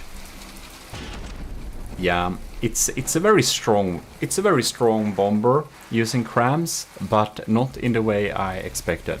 I must say I really like the way that you can sit in the cockpit and that it has some target acquired thing, and when they fire you just feel those recoils in there so darn strongly, and that's just gives it a very cool type of feeling. Yeah, this I believe it has extra style points for being cool later on, but right now we're measuring combat performance. And I do think I've seen enough to be able to grade this thing as firepower accurately. Next up, we have the Butterfly Wasp from Rush. There we go. The autocannons are autocannoning. We're waiting for a lock-on by the laser. They seem to be laser-guided missiles. We got a lock-on. Oh, nice little escape there. I think we dropped some kind of buoy. We did indeed. So I do believe this is probably a sonar buoy. Sonar boy. Too much light. 1 second. There we go. We're using recommended values instead. It seems to have been shedding some blocks indeed. Here we come again. Autocannons enabled. Missiles are locked. What are the chances? Wow, okay. We're really drilling holes there with the armaments. Oh no. I think I never zoomed in on what the regular ammo shells look like. So I thought it would be a little bit funny. Alright. They're so tiny, you know. Well, it goes away to reload its missiles. There is quite a lot of them.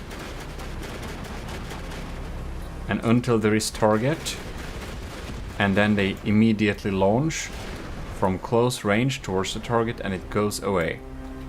Also launches that buoy, however you pronounce it, and is able to check out that. Okay.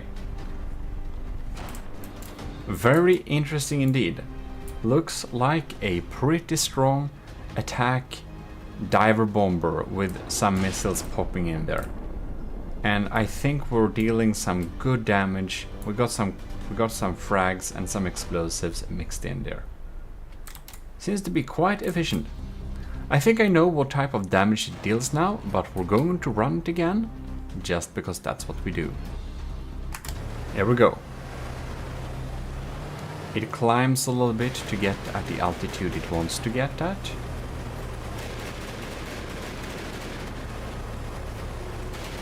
Alright.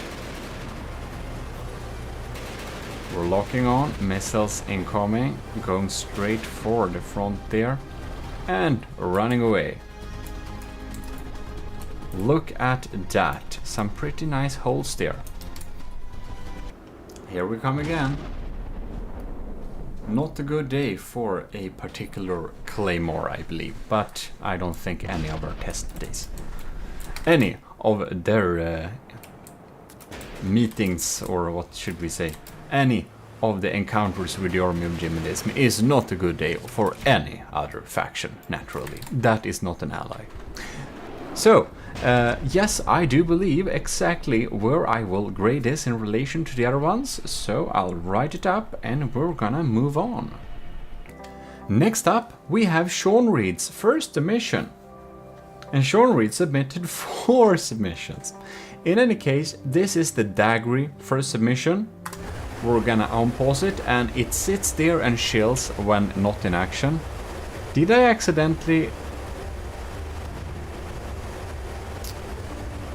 Well... It seems that we need to restart this battle. But it's interesting to see it in action. I accidentally spawned this thing. We're gonna remove that. I don't know what happened, so okay. I think we're good to go. We targeted the right enemy here. Oh, we got the blast guns popping in there. Here we have some... What is this? This is magnet mines, right? Moving towards... You can see, oh yes, the magnets have activated and we pop in here, bam. Oh well, they pack some good punch, I must say. I wonder if we accidentally got hit here, so we need to repair everything. I'm not sure if it got into the water because it was damaged, or or what happened there. Well, interesting. Let's restart this battle here. Alright, here we go. Abroad the Daggery.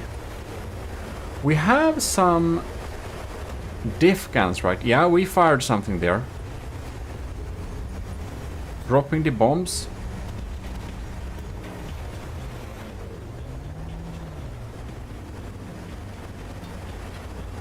This looks like Large missiles. Oh yes, that's why they're packing a punch. I thought there were medium ones, but they are large indeed. So they can pack a punch there. Pack a punch there. So yeah, we got some proper bombs coming in here and getting activated, and oh yes, look at that. They're actually putting some big holes in there. I don't remember what type of ammunition we have for those guns there.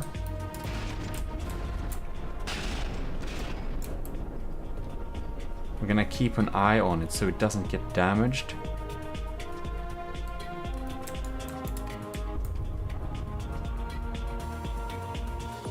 Because, oh, we're having blast guns trying to fire around there too. Wait. It didn't get hit, did it?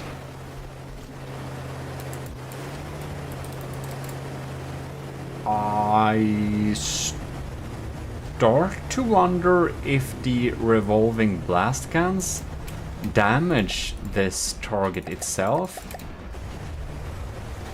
Because that's a big issue. That will affect the score here, because of course you can see it aims downwards there. It won't fire, will it? Because it really looked like it fired. If it fires and shoots out its own AI parts, this is of course an issue with the dealing of damage. Dealing damage is very important, and we won't look at the aspects of it getting damaged itself from other crafts, but where if it indeed deals damage and disables itself, that's a whole other story. Because if it does that, oh yeah, do you see that? All right, it seems it's shot through itself, and while the blast guns provide some, it seems to have trouble aiming now. Well, the bombs are pretty strong. The dagger is obviously dealing damage, but it really seems to damage itself, and that's a huge issue. That's like, yeah, because I saw it shoot out some AI parts itself before, and it seemed to did it again, and then it crashed. So that's an issue. Well, that's why it's important to check several times here. It doesn't do it always, it does it sometimes. But, well, I do think I know now about how much damage it can deal, and its issues that would amount to a reasonable score here for dealing damage against this naval target. So I will write that down, and yes, we're coming in here. We'll just not want to see if it drops. The Claymore looks really sad now, and now you see. Here we go. There we see parts. Its own parts. It's actually shot out there. Alright, well, good to know. Good to know. We're listening to The Walls of the Builder by our own Army of GMODISM composer. I think this will be enough for this time, so I do hope you have enjoyed this bomber trials. We will be checking out some of the other bombers in the later episodes. We have a lot of them, so the different testing sessions will of course be more episodes. We're having a third episode of Sea Targets to cover them all, possibly 4, it depends a little bit on how long time the others take there. But that said, I hope you enjoyed it, and this is your Lord High Admiral GMODISM, and I'm signing out to all of my enlisted and commissioned officers. Thanks a lot for all the submissions, and it's been a pleasure to test all of your designs.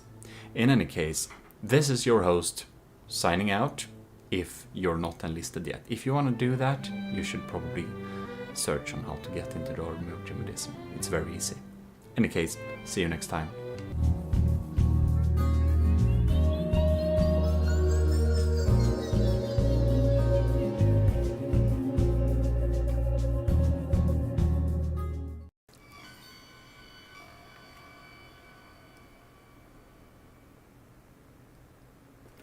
Well, hello and welcome back to GMODIST. It's your Admiral GMODIST. We're here from the army of GMODIST to continue to conduct the Bomber Challenge. We have some runner-ups. Next up will be Sean Reed's 4th submission. But before that, I will just give a huge thank to all of you in the army of GMODIST who have joined here, the lower ranks and submitted vehicles. And of course also to our commissioned officers who are supporting the channel every month. Huge thanks to all of you cadets, but you'll know the tiers we only name from lieutenants, so I will now name all the members of the commissioned officers. Super thanks to Super Dave, Admiral Super Dave, Captain Y, Commander Jacob, Lieutenants Asteria C2 Cravey, powered by Greed, Tyler Russ and Vincent Veritas. Thanks a lot, and we will be getting into the Bomber Challenge itself. As you can see here, we have a lot of contestants. We have moved down to this, Sean Reed's 4th submission, the FB Sunspot, which will be the next one we'll try out in this little challenge. So let's go. We have this little nice bomb biplane design with missiles and stuff. And it just chills here in the water surface. It seems that its mode of idling is just sitting in the water. So that's from the position, that's the position from where it will indeed start. So we're going to spawn in our Claymore and see what happens. It easily gets out of the water, very beautiful, nice cost saving, or what is it? Saving a lot of materials per minute. We're firing missiles and we're moving away. Okay, we're diving down now again. No, it changed its mind. I don't think those crams have any chance to hit it. We're diving down for another loop. And, oh! Blast cans activated. Interesting.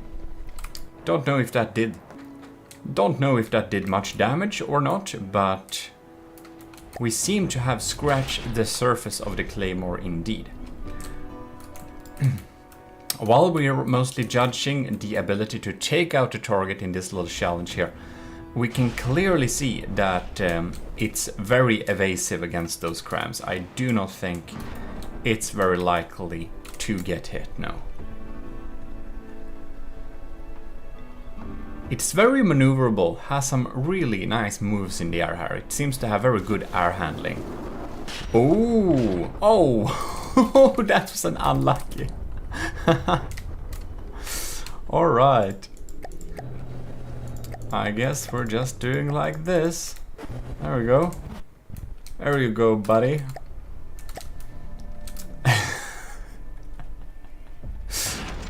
Alright. It just gives a little shower of with those blast guns there. That's pretty cool. Well, that's just, you know, that's just some bad luck. Okay, coming down for another blast. Missiles, some of them miss, some of them hit. I think we have a nice, very stripy little propeller here, don't you think? Alright. Ew, look at that. These landing pads are actually foldable, folds in and folds out when it's and that's because it's needs to be able to stand on land in standby. That makes a lot of sense. And we can see It's dealing some damage. It is taking it out bit by bit. It seems to have a pretty decent damage dealing capability. Those blast guns are not a joke. They actually do some good damage. Now it goes a little close to the target, which is a tiny bit dangerous, but it hasn't crashed yet. So that's something. Oh, another little shower there. I think they have a good chance of actually dealing good damage to a larger potential targets. Well, I think we're gonna respawn this battle here just to see if we get the same or different results. There we go again. Battle is restarted. It's idling here a little bit, chilling around. And we have a target.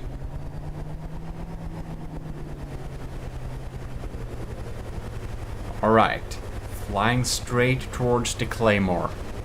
Steady course. Climbing altitude. Missiles are going away. We're going down for a closer. And we did not decide to shoot the blast guns this time. I wonder if this laser targeter sees. I guess it does, but it's very crammed in there. Probably works nice.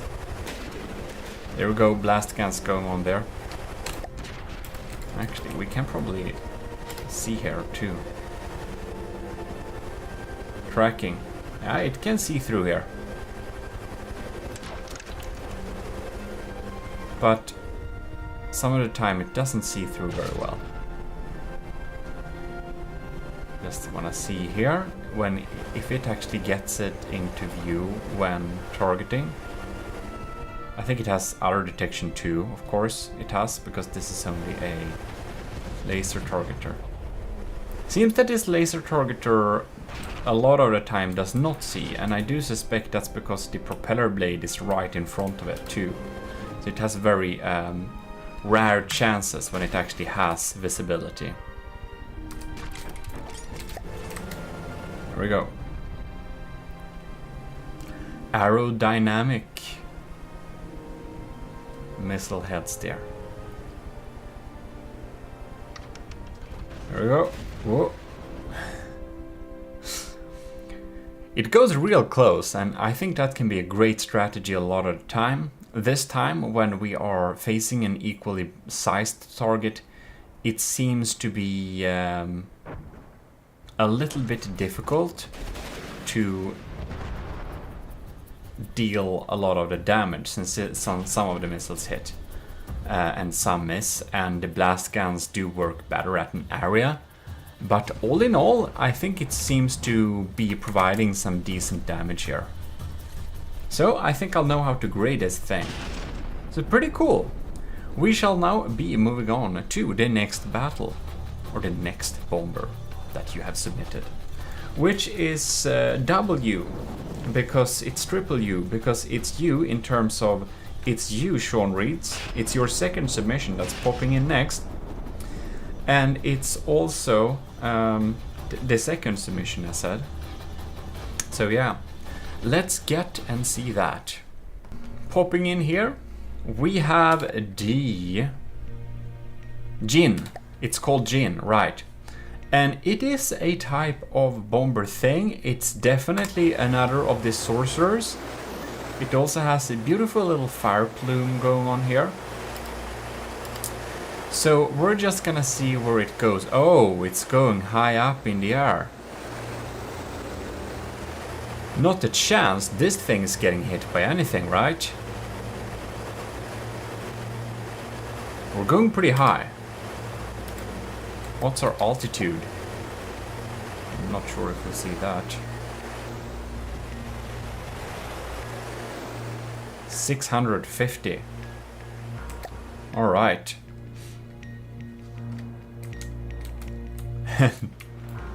All right.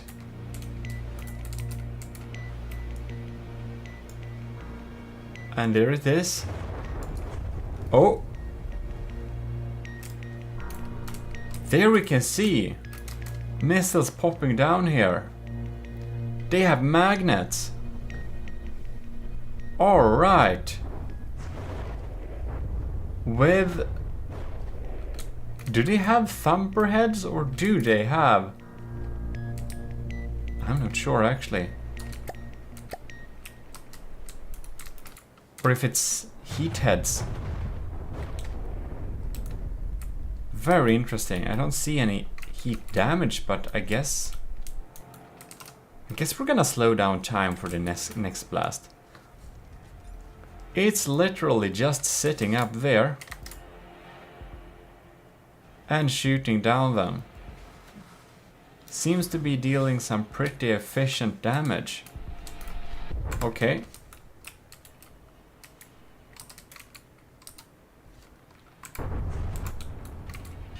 They seem to be explosive, right? Somehow they seem to not deal a lot of damage though. That's why I thought there were maybe heat ones. Interesting. So they seem to be not guided above... Whoops. They're going with the back towards the targets first there too. It's a very interesting choice. And it is slowly eating away at the health indeed. It's definitely a bomber. That's for sure. Popping in there. Bam. But it seems it has some problem getting through the armor here too. Like, the claymore is damaged, yes. It's damaged by 7%. This is true. But I haven't seen much fatal damage dealt to it, have we? It doesn't, of course, see the target, so it can't do much. And it is having problem with its flotation, that's true. But generally on the hull and such, it's pretty unscathed. I mean, it has received damage, yes. It's just, I do feel that Sean Reed's 4th submission were able to deal a little bit more punch. Because even though this is a bit damaged and stuff, it also feels like the claymore is pretty much battle ready. And you can see they pop in there. And this is like the what volley? A lot of volleys have popped in here, and the bottom is not really hurt yet. So we're gonna move on and restart this battle, and we're gonna see if we get any different results. Here you can see, by the way, it's just chilling here in the water. It's pretty funny. Claymore gets spawned. And it just goes up in the air like that. Trying to reach a nice position. Man, these are a lot of particles. It's like producing a tail, a big tail in a particle tail. And there, the friends pop down. Now, oh, there it is.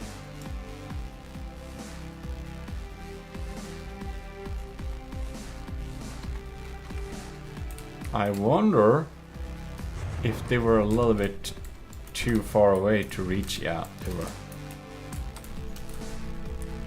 Now these drops pop in here.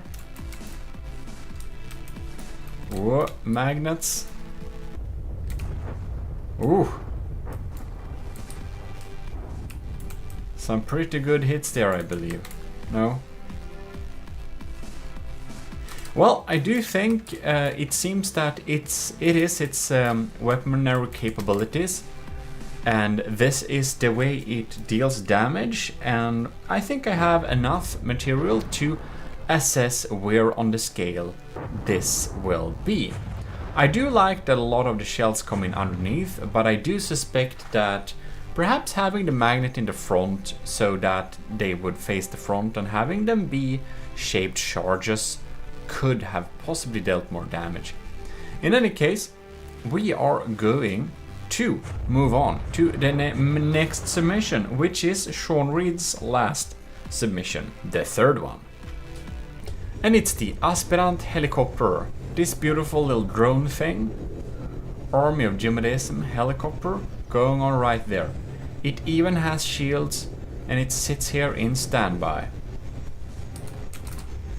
Now I would say that it's probably good to have shields being disabled when it's standby. Oh, interesting. Well, in any case, I don't know if it goes into patrol mode now. Now we spawned an enemy, so we're gonna see what happens here. I think we're having some evasive maneuvers here, going up and down. Ooh, look at that.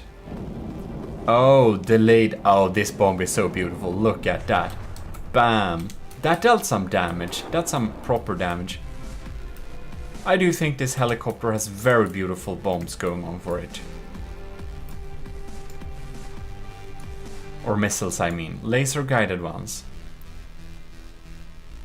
It's probably also very hard to hit.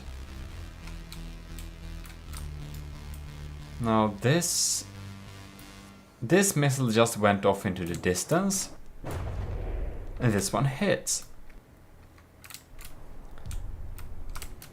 Well, it's definitely dealing damage, shooing away on it, and this one relies on dealing surface damage mostly. It does feel like the evasive maneuvers makes it so that the laser have a problem hitting, which sometimes causes the missiles to completely miss the mark, which does decrease its final combat performance abilities. The defensive maneuvers seem to possibly make it a bit harder for the what is it called? Shard gun. The shard gun sniper to hit the target, but the missiles that do pop in tend to deal some proper damage. I do think the shard gun hits from time to time, that's true. I think this is the case with the biplane. It would have an easier time if the target was a tiny bit larger. Now this doesn't have fuel, does it? More missiles popping in there. And they are indeed dealing good damage to the surface of the ship here. We can see that some of the crams here are indeed taken out. So it's definitely able to deal damage, but it does so in a slow... Yeah, for this particular setup, I think it's difficult with these evasive maneuvers, as we do rely on a stable flight to be able to provide a target for the missiles. Also, the shard gun does miss a lot of the time because of those evasive maneuvers. We're gonna restart this battle and see if we get any different results. Here we have it again. I think it seems to be shelling here a little bit. Or does it go into patrol mode? Patrol.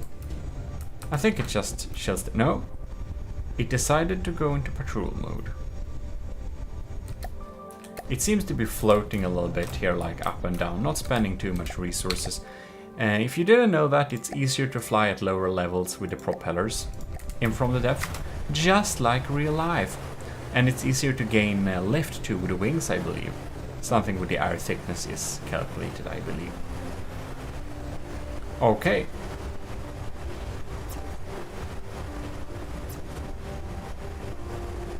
Well, the crams don't have a chance of hitting this. Missiles popping in there. The missiles, I do have to say, look absolutely stunning when they pop down and drop down here. The model for these missiles are Very beautiful. Look at this thing. It's a little artwork. Bam. That's a very successful hit.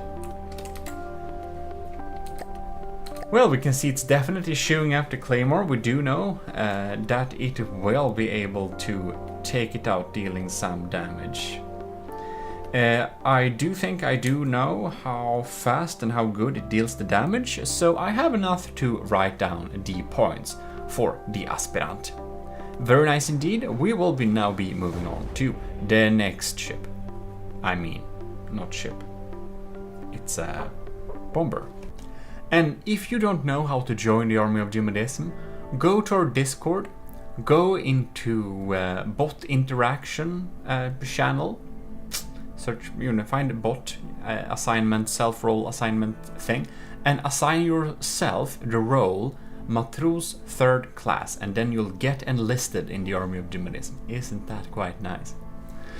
Or you can of course also become a commissioned officers, and you get access to the AOG channel too. And for some stuff like this challenge, we do have the requirement of being a member in the army of GMODISM to be able to send in it like bombers for this challenge, for example, because it's about finding our new bomber that we will be using in the Nether campaign. We're going to use the winner of this will absolutely be used in the playthrough, since my bombers are outdated. They're really sad. One is called Vertrika, and it is on Steam Workshop, but it's an old cram bomber. It's not good anymore. But in any case, that's how it is. So if you don't know, you can just self-assign yourself Matros 3rd class, and you're in the army of GMODISM. So let's get back to testing, and it's gonna be Shotgun's submission now. Shotgun's first submission, to be exact. So it's pretty quick like this. It's not standing by, it's flying around like this and being, yeah, well, just having a good time flying around here, looking very splendid with these VTOL-like design. Very modern indeed. We're of course going to send in the Claymore here. And we're gonna see what happens. So we got some missiles here. Oh, 4 fins! Man, this thing is maneuverable, okay. I would have been very shocked if it was to miss. And it has frag going on there, so it deals some damage. Not getting hit there. Diving in there. Now I locked onto the wrong thing. Excuse me. That thing missed, it seemed like. We do have magnetized bombs. And they are, no, yes. They're just dropping them all the time, I believe. No? Okay, I think they have magnet activation. They are magnets. They're very slow magnets, however, so I think they'll deal damage to some bigger targets, but not the Claymore. It seems to miss too often. Dropping down 2 missiles there.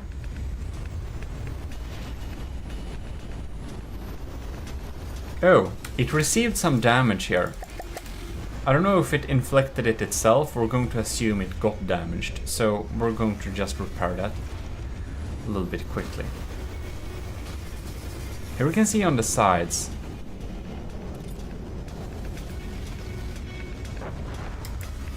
Oh no. I realized we need to rerun this test because I was accidentally sitting in the cockpit and messing things up. Look at that, it has a cockpit. It's pretty cool. A little canopy thing there. So yeah, ignore the previous results. We will now be getting back, and I will make sure to not use, try to use any of the weapons. There we go, we're machine gunning right away there. Those hit greatly. We'll need to quickly do a field repair. Are you killing me? There we go. We're machine gunning here too. These are dropping down. Might be going in close. Oh, and there we have a little radar tracker. Ain't that very cute? And these are getting in real close. Look at that. Damage is being dealt. Now I'm wondering if I need to stay and watch this thing here, see if we're accidentally dealing damage to ourselves or if it's just getting hit from time to time. Interesting.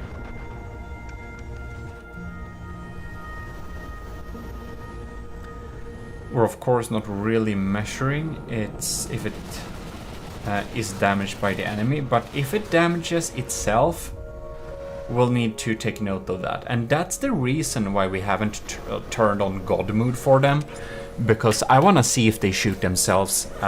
It's a pretty common issue with From the Depth crafts, so that's absolutely something that has to be tested.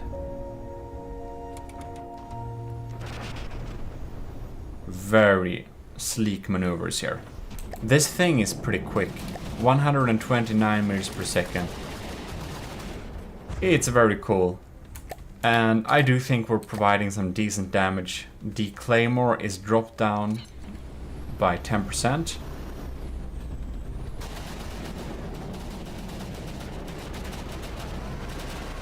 Alright.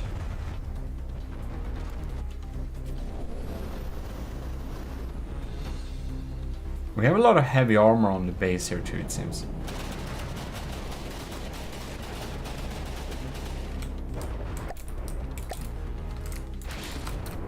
Here we go. These are dropping down here, getting activated, and ooh, yes.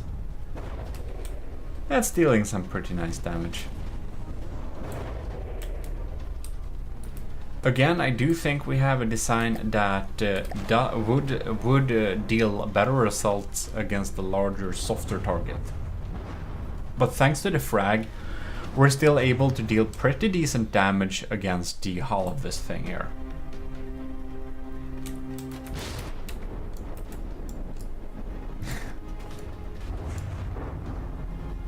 We're going to restart this battle, and we're going to see if we get any different results, or if we do understand its way and capability of dealing damage to this particular target here.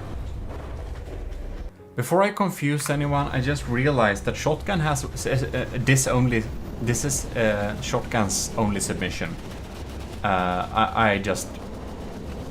When I glanced at my paper, Scuvimation and shotgun's names looked almost the same. But that's of course not the case. So this is the dart, if I didn't say that. The dart. Shotgun's dart. Whoops. There we go. And we have some pretty decent balloons here to help us get out of the water if we ever crash here. Now I saw them working a little bit more before, so let's see here. Oh no, well that's just unlucky. Come on. I think we need to help it here because the balloons don't activate if we, unfair. Alright. Dropping down these, missiles popping in here.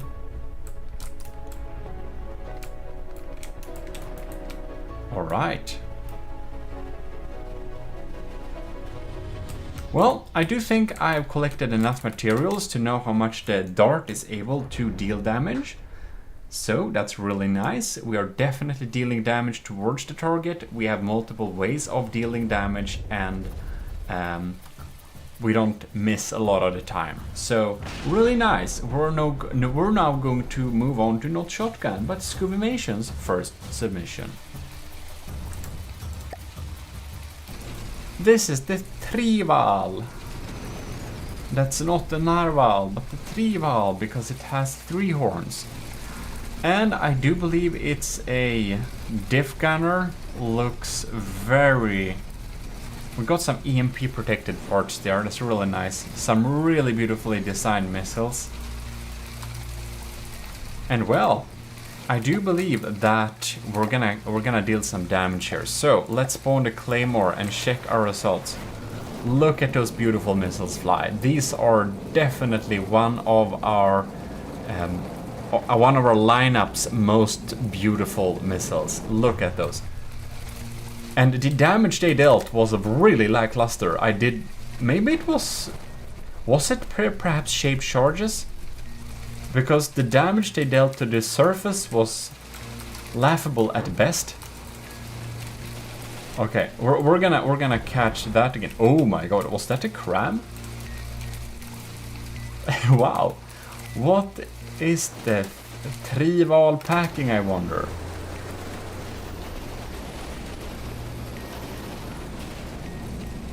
Oh yes, it's a cram. It is a cram bomb. That's very cool. We got diff guns too. Cram bombs. Machine guns. We have an array of weapons on this thing. The Trival delivers a lot of different weapons. Seems that we fire here. So we are going to slow down time to the slowest.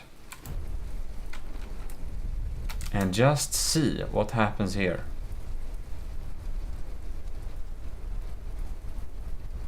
What? No, that is explosive and frag. Interesting. They just seem to be a little bit weak. Now, the cram bomb seems to have a little bit hard hitting targets. Because it's pretty small, I do believe that, like a lot of the bombers, it would have an easier time if it was a larger target. There we get a really good hit with a bomb. Alright. It feels like it's pretty slow, 60 meters per second. But it's also really large, so it feels like that a lot easier then. Did those deal good damage, perhaps? Interesting. We're gonna see those missiles that come from the top. When we first saw them come in there, they seemed to not deal a whole lot of damage. Oh, this must be a really good hit. Well, we're definitely shedding some parts here.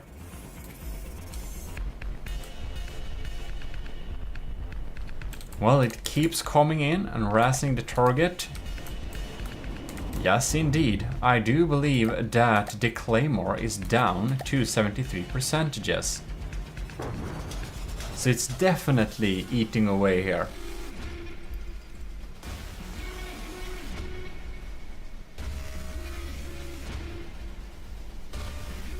Alright, popping in there. Missiles pops in. They deal some damage, but the top VLMs don't just they don't deal a lot. The cram does, however, pack some punch.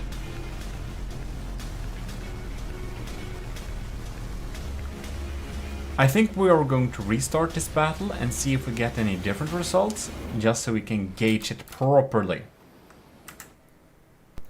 Round 2. The missiles are popping in here, looking splendid. Not packing an enormous punch. Well, that did some decent damage to the wheel, however. Look like they did better damage this time. We even have some weapon computers and stuff going on there. Oh. Wow. No? I almost thought it was AI dead. No, it's still alive.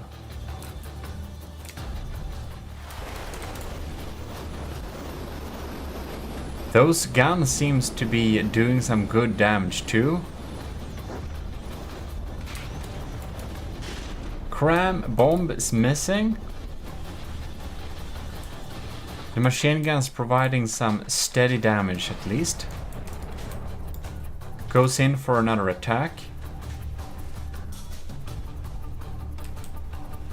It's hard to find the right balance between how far it will go away and not, because if it goes further away, it will have more time to aim and shoot its guns, which is of course very valuable. But if it goes too far away, it will deal valuable time dealing damage and have more time being taken out by countermeasures and stuff. Here we go.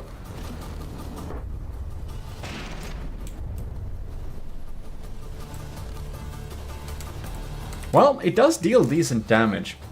I do think the Trival would be a very competent bomber in a larger group.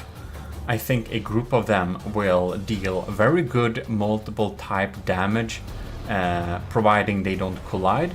That should be able to take out larger targets well, especially with that cram bomb, which does pack a punch but miss a lot at a time.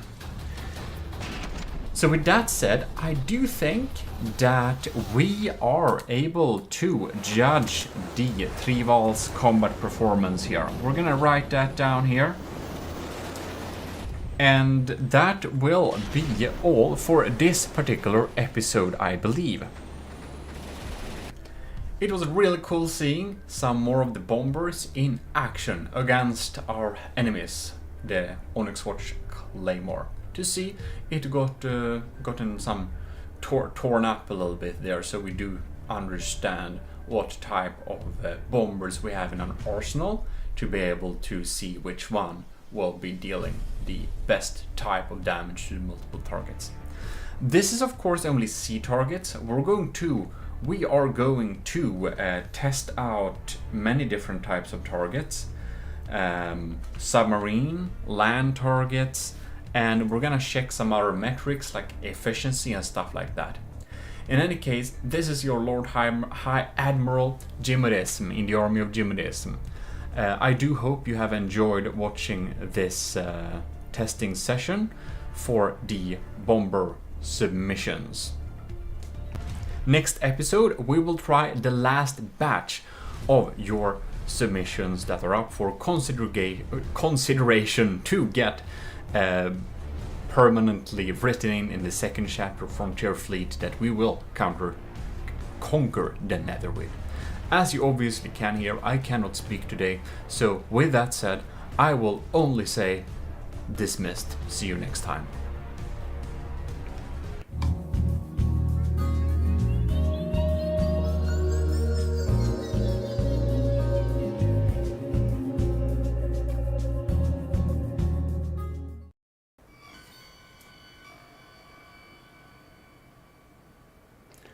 It's your Lord High Admiral GMODIST from the army of GMODIST. I hope you have enlisted. If you haven't, do it now.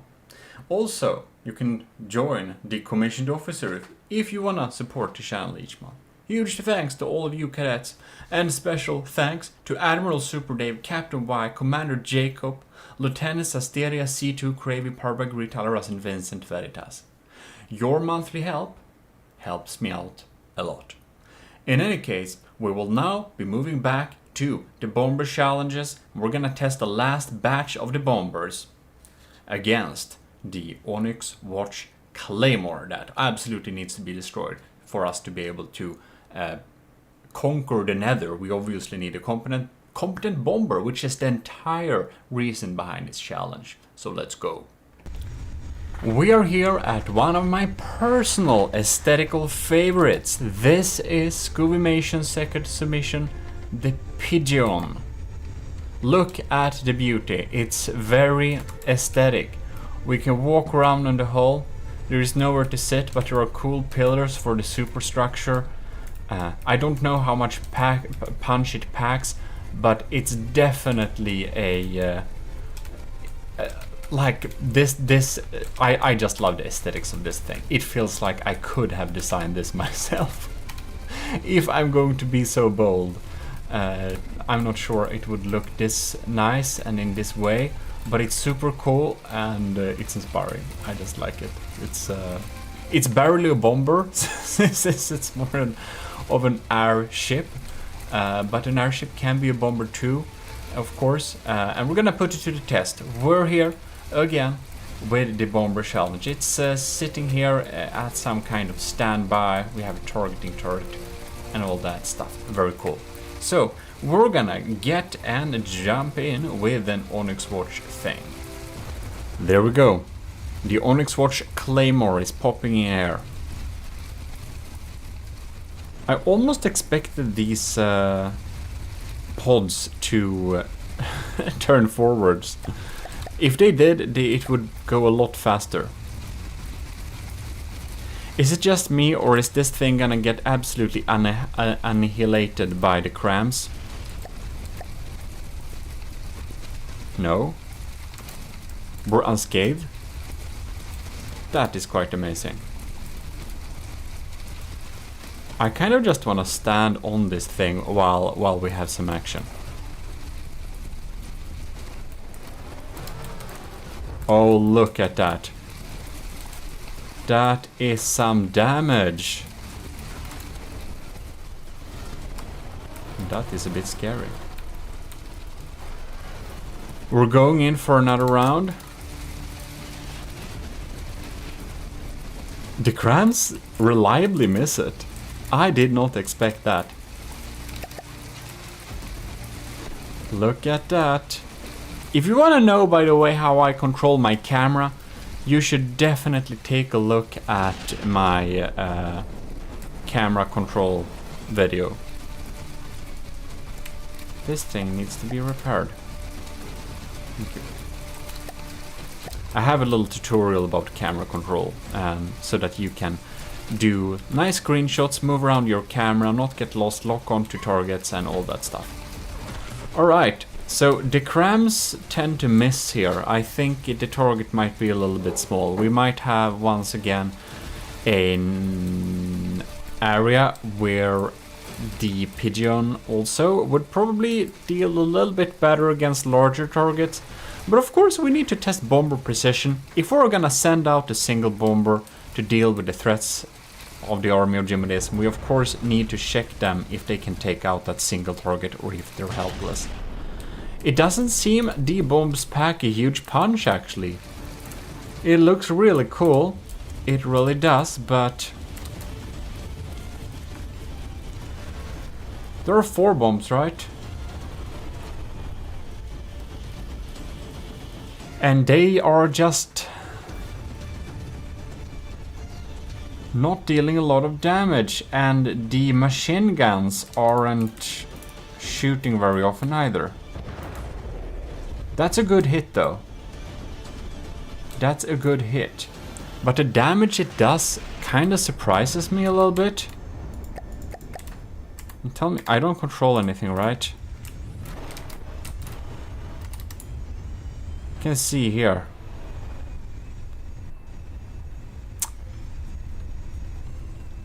I wonder why the machine guns are not firing. Maybe they're only fire against closer targets. Possibly they're only against close anti-air. But who knows? Alright. Pigeon is coming along here once again for another swoop. Bombs are getting spawned. Bam! Good hit. All of them good hits. Dealt some damage indeed. We're down by 10%. So it deals decent damage, but well, I would almost suspect, I would almost think that it would deal more damage, but perhaps the shells are designed in a way so that they are not easily taken out by lambs and stuff like that. So that of course means a lot of hardener pellets. These missed. I think we're gonna restart the battle and see if we get any different results. There we go. And I did tell you this last time, but if you're not in the army of GMODISM, go to the bot self-assignment panel, a little area in our Discord server, and there you can self-assign yourself Matros 3rd class. If you don't, of course, intend to join the army of GMODISM's commissioned officers, which you absolutely also can do. That's cool. But other than that, we now need to do a quick repair because we got hit by crams. Let's gonna see here if we get some nice bomber shots. Oh yes, look at that. 2 good hits, dealing some frags. It's a very like calm type of bomber. Ooh, that bounced. I had just imagined this thing going... Does this cost much to keep in the air? Would it be nice to rebuild this thing to be a resource gatherer instead? Like a proper tugboat or something? Because it feels like that's probably what it should be. But of course, now it's equipped with crams. And it does deal damage. And you should not be getting damaged there. But I really wonder about the machine guns not shooting.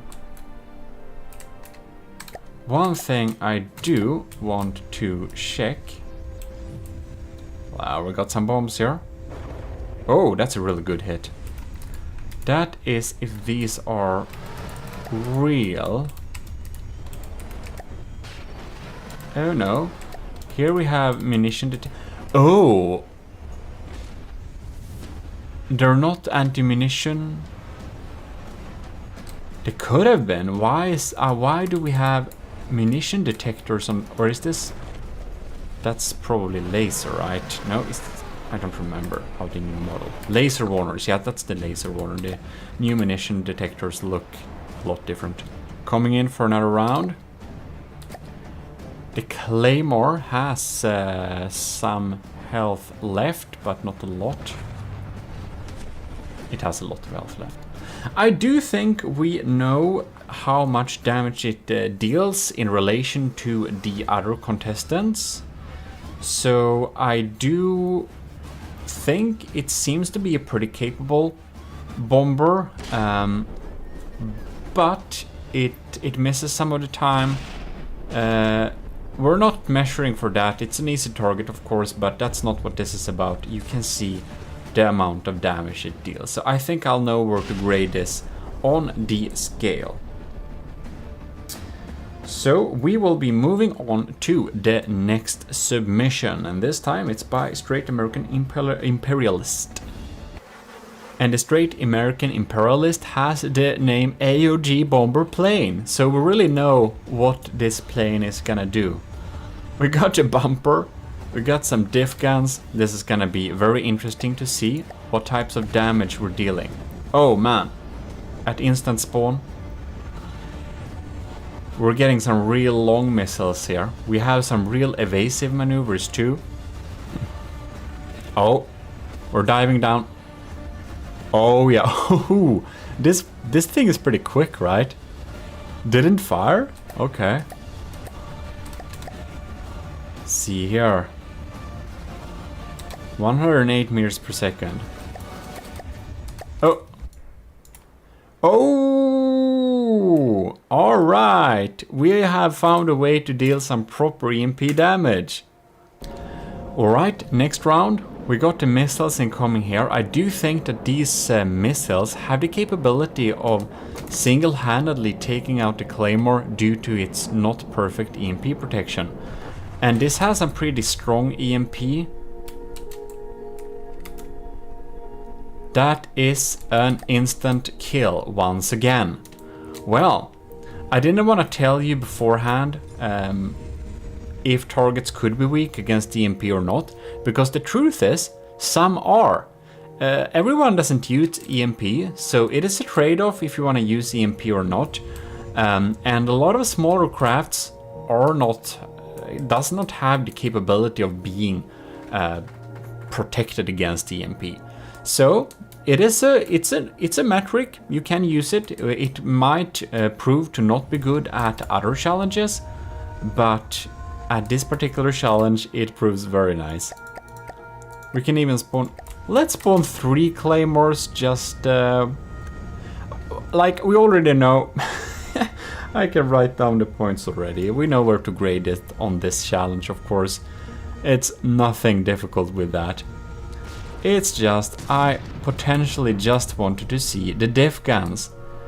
Oh, and we can see they provide some real good damage too.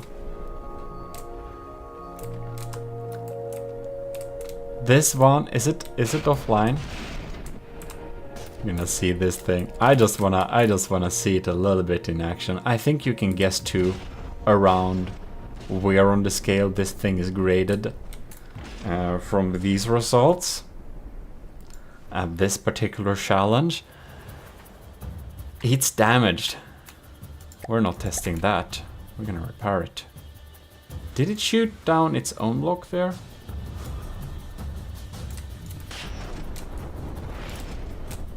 Interesting. These missiles really make it bad times for the Onyx Watch. Ooh. Are we gonna diff gun dive? Oh yes! That deals a lot of damage. Well, that's super cool. It already has its points, so that's cool. You can see it has a very interesting design with the barrels in the front fin going like that. It looks quite a bit wonky, but I mean, if it works, we're gonna grade aesthetics separately, of course, so everything is important. I think it looks pretty cool though, very futuristic, and definitely very efficient in this challenge. I don't see it having any hard time taking out any of these ships, really. So I think it could take out probably 10 of these single-handedly. So we're going to move on to the next submission, which happens to be Cringe's first submission. This is the MB4, and it looks absolutely stunning. I'm just gonna make sure I'm not controlling any weapon. You can see we have some beautiful looking engines here. I think we accidentally have a missing supercharger, but well, if this gets accepted into the army of GMODIST, of course, we can fix it afterwards, but it is what it is. So we're now going to spawn a claymore and see what types of damage we're dealing. We have a beautiful cockpit on this thing too.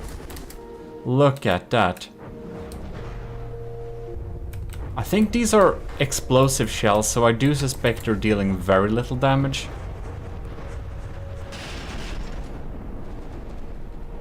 Oh, that's not what we're measuring here. Repair it. Okay. What did we drop? This thing? Oh, look at that. Here we got what we dropped. Big explosives. Bam! We're popping in for another.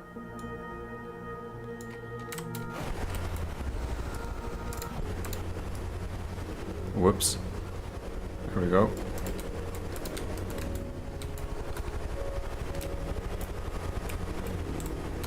Got a pretty big bomb bay here, that's for sure. And it, oh, look at that, it closes itself whenever it's not getting used. I don't know what happened there, so we're just gonna recharge everything. Bomb bay is getting opened, very nice. That's a cool feature. They're dropping down here, oh yes.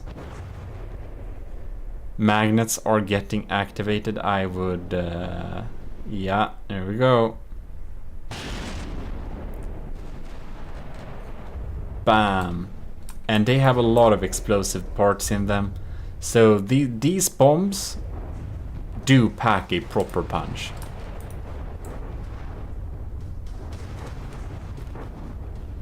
We got some machine guns going on there. We also got an installed on board little cannon there that shoot explosive shells. Looking very splendid, I must say. Look at this thing. Looks very cool. The big engines in the wings really adds to a very nice aesthetic. Look at that cool thing. Look at it go. The Claymore is down to 90%. We can probably see that another shell against an armored target would have been better. The MB4 would probably also... it's the MB4, right? Yeah. It would also probably have been happy to meet a soft wooden big target instead. Those explosive autocannon would have dealt a lot more damage then. Now we got shot, which isn't really what we are looking at in this particular challenge. But I do believe... Oh, it gets out of the water all fine, that's good. But I do believe we are going to restart this battle and see if we get any different results. Look at that, we just want to see those bombs. Dropping down very close and then getting activated. Yes, indeed. There we go. Another round.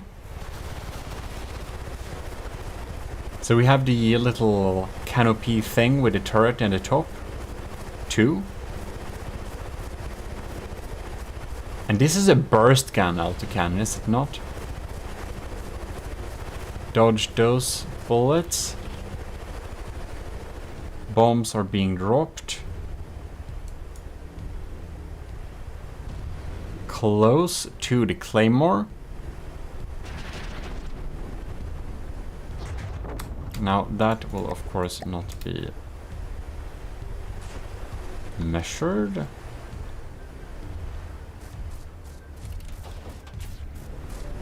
Yes, indeed.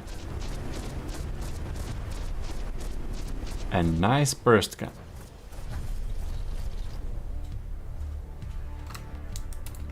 We're dropping these ones here. And activated. It's a magnet in the front, is there not? No. It's probably in the back.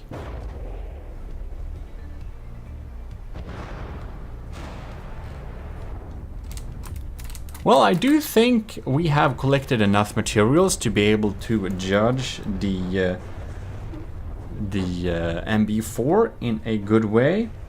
So we're gonna move on to Cringe's second submission, which is the MB5, which has a very similar and beautiful design. Look at this thing. I think it looks absolutely fantastic, and this MB5 does heavily inspire me to make similar planes. Of course, probably not bombers, but some other type of craft that could be in the fleet. But this looks absolutely... this is one of my personal aesthetical favorites.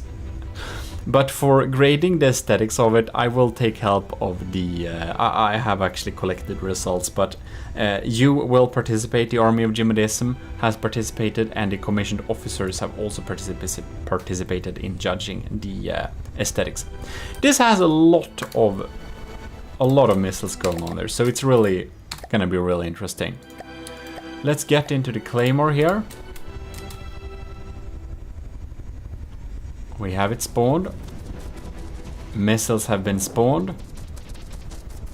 We have a rotary autocannon, a rack, popping out there and providing fire. The Claymore has already received some surface damage. Ooh. Poor thing. Okay. Not dead yet. I do think these also has explosive shells. I must say it looks really cool when fighting, but looking at the results so far, I think that the MB5, the second submission here, seems to almost be more of a fighter or something, to take out bomb planes rather. I do feel like this MB5 I mean, it's the MB5, does provide better damage towards other like airborne targets. I do think this could be a great thing in taking out other fighters. But as for dealing damage, it's a little bit lackluster in firepower, I think. Ooh, that's a nice dodge. You can see it's the missiles popping in here. The damage is very surface type, and that's probably because it's smalls. They seem to have been a little bit optimized to not be taken out by lambs, but as I already stated, I do think this would be a better setup against other air targets. So in this particular challenge, it seems to struggle a little bit, but we're going to restart the battle and see if we get any other results. There we go. Look at that. It looks so cool. It looks so cool. Well, we seem to be able to deal more damage towards some of the cram blocks before. Already down by 3%, which is nice. Oh, and now we can see these missiles were fired before they had a proper lock-on. So we definitely missed the mark here with the second swoop. It's almost like this particular vessel should probably be going a little bit further away from the target to be able to properly re-aim its missiles to actually hit. Because at this scenario, when we're not dealing a lot of damage, it's very important that the damage we're trying to deal is actually being dealt. And it has some issues with that, but I will say it still provides decent damage, so I do think I have enough to actually grade this thing.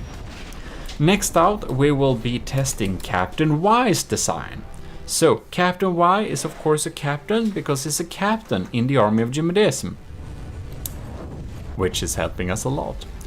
And he has submitted a really good looking bomber too, and we are definitely going to test that, which is actually the last submission in the first challenge. So it's basically its first time to prove its damage dealing capabilities. Here we have the B409 by Captain Y, BY409. It has a beautiful looking cockpit like this, as you clearly can see. It even has a little Y logo there, and I do believe we actually can bail out from it if need be. So it's cruising around here a little bit at shield mode. And we're spawning the Claymore. Now this is very interesting. Oh, that's a sonar buoy, isn't it? To provide some better targets.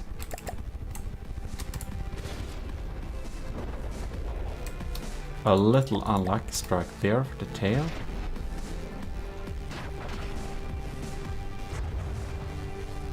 I don't know if it dealt any damage there.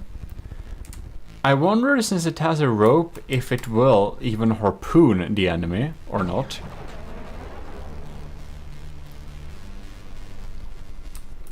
Alright, look at that. And the thing I really love about this particular design is that you can see the Army of GMODIST logo here, looking absolutely terrifying when it flies above to deal damage. And oh, it's a diff bomber.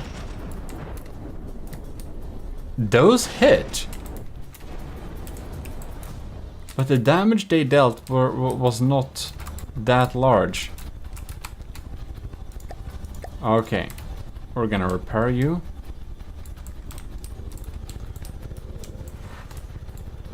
It is looking splendid, but so far it hasn't been dealing much damage at all.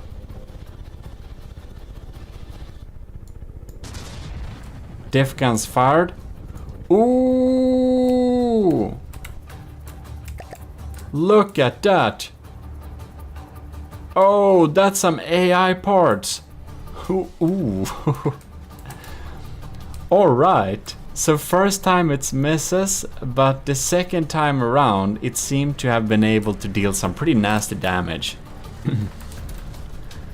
The Claymore hasn't despawned yet, but most of its AI parts seem to be gone, so it's unable to target. Look at that. More kinetic damage this time. Kinda surprises me this thing is still alive.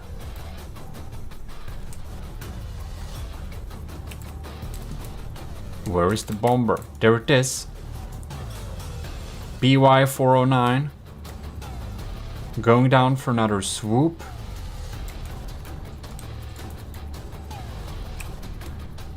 Maybe.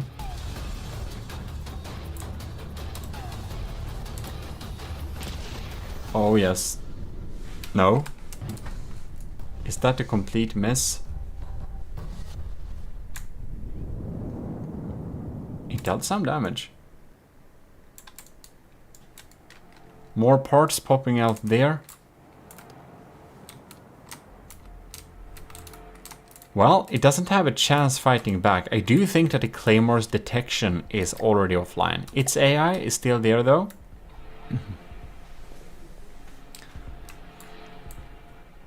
So while it's not dead, it seems that Captain Y's bomber has been able to effectively disable it. We're gonna restart this spell and see if we get any other results. We just need to appreciate the cruising abilities in this bomber. Now I think we are getting a little bit stuck there. I think it's hard to actually get out of this seat without having problems. But in any case, it looks absolutely splendid. There we go. Bomber is popping in here. Lining up. Ooh, we did not get shot by crams. That's good. Diff guns popping down there. That is some damage. Diff gun bomber seems to be a good way to go. I think that's something we can conclude so far from this challenge. The Trials Season 1, to be specific. It is despawned! Alright, that's very nice. That's very nice. So, if it's lucky and hits really well, it deals a lot of damage. It can delete a ship that's weak against EMP in one go. If not, it may have some troubles dealing the damage. But all in all, very cool design. I do know exactly, I think, how to grade this fairly compared to all the other designs.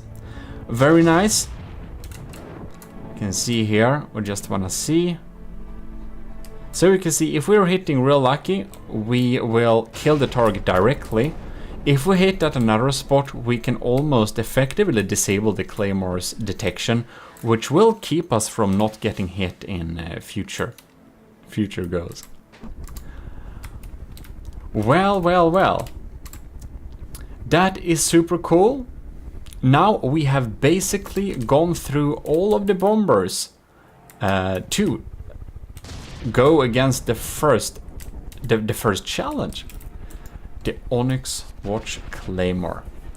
And next out, we are going to test the targets. No, not the targets. We're gonna test the bombers against the submerged target. That's gonna be for the next challenge, because we want to make sure that if we encounter a lightly submerged target, Will the bombers have absolutely no clue where the enemy is and not be able to deal any damage at all, which is 0 points? Or does it have some wireless snoopers, or maybe even some sonar buoys or whatever, or even torpedoes against submerged targets? Something to actually take them out anyways. But that will be for next time. For this time, I think we're pretty done here. This is your host, GMODIST. I hope you have enjoyed this episode and that you have enjoyed watching all of the bombers throughout the episodes here. You've seen them all now. You've seen all 24 submissions tested against the Claymore, and we know the results. And you know what? I got my scoring here. I have my scoring in my book, and we have a lot more things to try, so stay tuned for that. If you want to join the next challenge, the next trials, which I will not tell you yet when that will be, but this one of course will be concluded first. You of course need to be in the army of GMODIST, and you can do that by just self-assigning yourself Matrose 3rd class, or becoming, of course, you can also be a commissioned officer if you even want to support the channel. But just joining Matrose 3rd class is of course free, it's just in our Discord. Any case, this is your host and Lord High Admiral GMODIST in the army of GMODIST. I have very much appreciated to test all of your 24 submissions in this challenge against the Claymore. And I'm looking forward to the future challenges, and I hope you have also enjoyed these testing sessions in our trials. In any case, this is your host and Lord High Admiral, and I'm signing out. You are very much dismissed.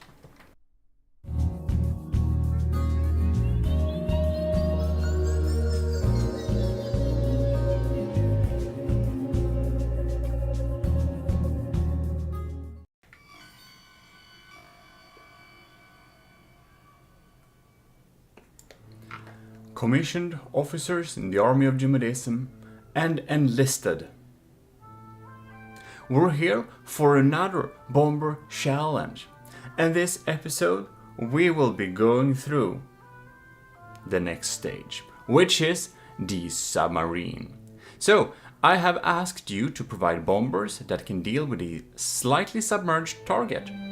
The target of choice will be the White Flayer's Pontus. With that said, we will get into the challenge. I just want to give a huge thanks to our highest commissioned officers: Admiral Super Dave, Captain Y, Lieutenants Asteria, Stellar Lieutenant C2, Lieutenant Cravey, Venerated Lieutenant Powered by Greed, and Lieutenant Tyler Russ, Lieutenant Vincent Veritas, and of course all our cadets. The Stellar and Venerated, that's YouTube memberships in combination. Very cool. In any case, let's get into the challenge and see which one of your designs will provide the best results here. Here we are in game, and we are going to look at all these designs in the same order as before, which means alphabetically sorted. First out would be Adnecrias Storyhana. Here we have the White Flayer Pontus. It is spawned to the side 3000 meters away, and as you can see, it's ever so slightly submerged. We're going to begin with this target and see how visible it is. I think it might be a little bit hard to see it if you don't have any type of detection in order to detect it. I guess it will be a little bit hard to hit it with wireless snoopers. There we can see some pretty big EMP. Seems to have not affected them too much. It seems we're trying to hit the Storyhana. She's really trying to hit the Pontus here, but of course it's kind of difficult. The Pontus shouldn't really have anything that would affect. Oh, what has happened here with its propellers? Interesting. Oh, look at that. We have some internal damage for its steam propeller, so it has pretty bad engine power. But it seems that the Storihana has a little bit of an issue aiming and hitting it. Yeah, we seem to be knowing where it is at least. The gun in the wing is searching for the target. And it's very, very, very off. It's very, very off. I only think it can guess where it is some of the time. However, the missiles did hit. Now it's a little bit lower in the water, so we'll see if future missiles would hit it at all or not. Well, we're just chilling here. We got new missiles incoming. Oh, they grazed by. Seems that they missed the target. They don't seem to be able to... It's possible that a wireless snooper may know the general direction, but these shells bounce from the surface and the missiles don't really hit.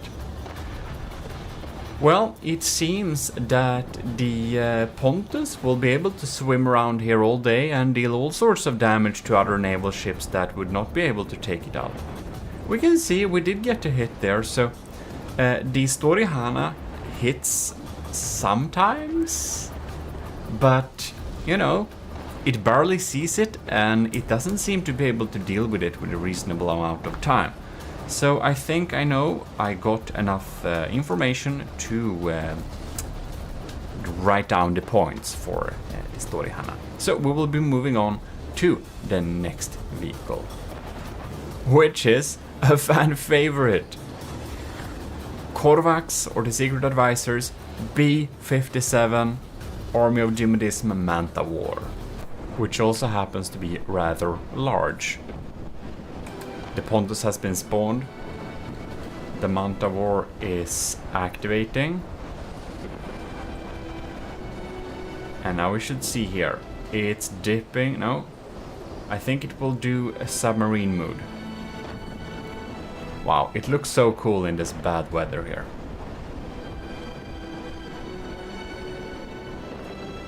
Perhaps the Pontus isn't submerged enough to be counted. We missed the first barrage. Perhaps it is too surface. No. Now it dips down to try and get some... Oh, it goes up there.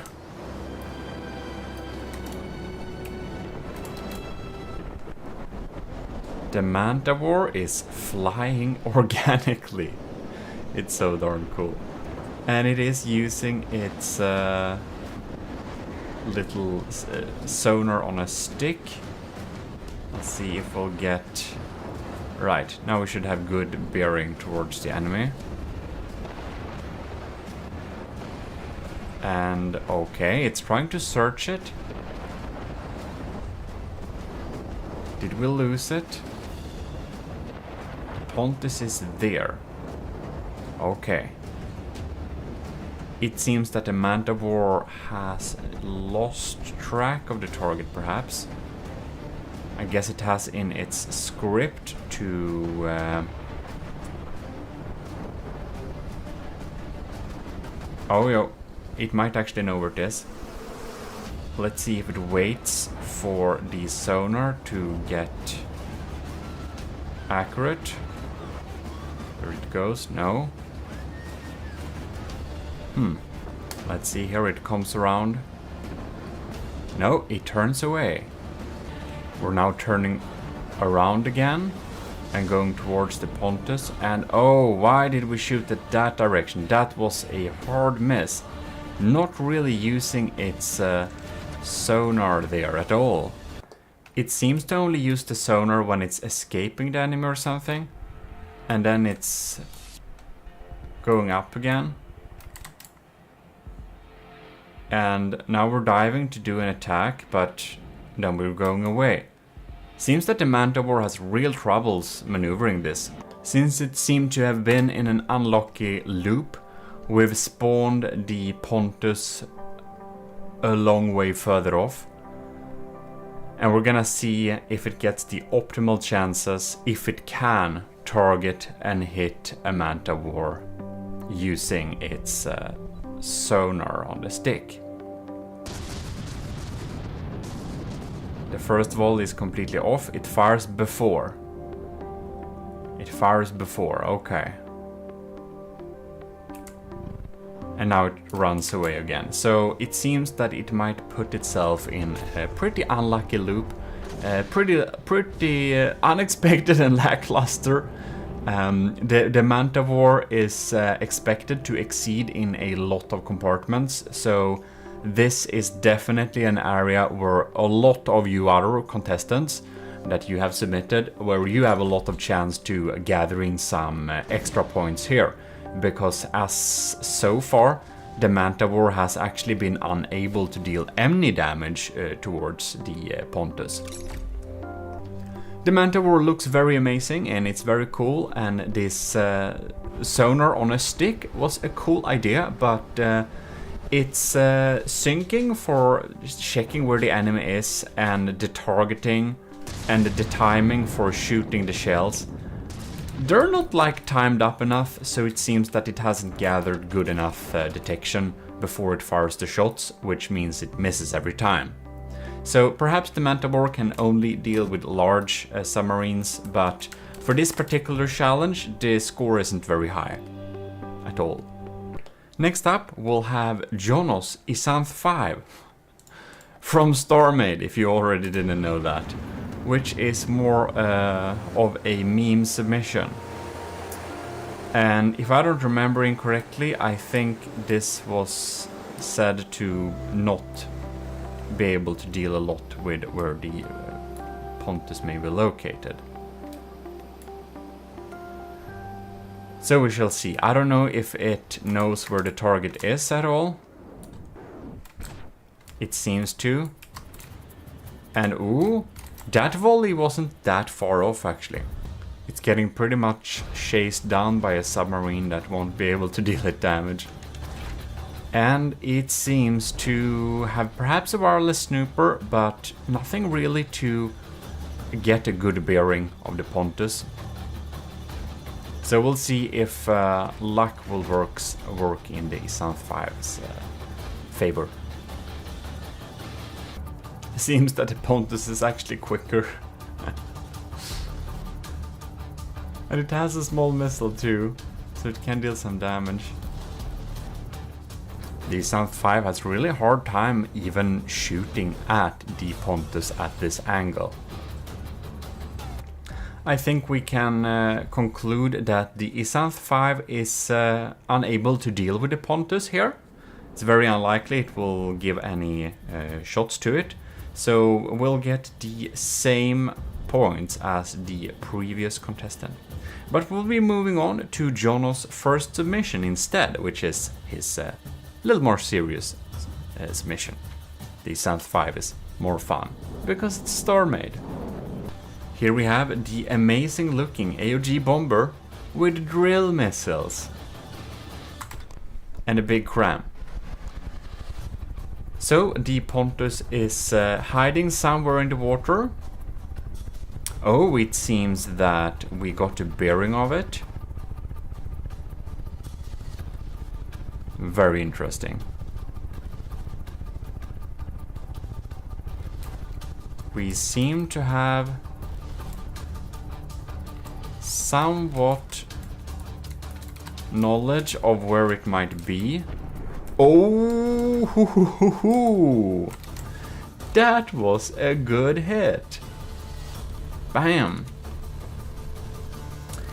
Okay, that's very nice. Jonos' AOG bomber was able to detect the Pontus, was able to aim at it good enough to be able to deliver a cram cannon blast to its side. And it's a pretty small target, so I'm saying that's pretty darn impressive. It's a good job dealing with it. Look at that, and it even had time to show off its intercepting missiles here. You can see we got a little setup there. We're just gonna pause it and check where what we got. Yeah, of course, like that, and a friend and foe. Oh, then I'm just wondering like how small it is, just so very compact. So we got a computer there. Makes a lot of sense. Well, we're diving down for another one. Here we can see the tiny drills popping in there, working as anti-munition systems. And I'm thinking we need to... Oh, look at that. Look at that in slow motion. Bam! That's accuracy. Ladies and gentlemen, I think we have accuracy. That's a pretty good accuracy. So, Jonos AOG bomber has a lot of accuracy.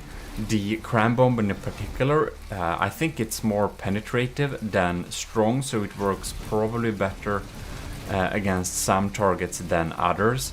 But you can see here that it can do this all day. It can go around, shoot down a cram and go back, and it does a good job of it. It does a good job. We would have wanted to see some more damage dealt to it a little bit more directly. We can see that the damage dealing is slow, but the accuracy of these cram cannons is something that we just have to say is highly impressive. Alright, it comes in for another dive.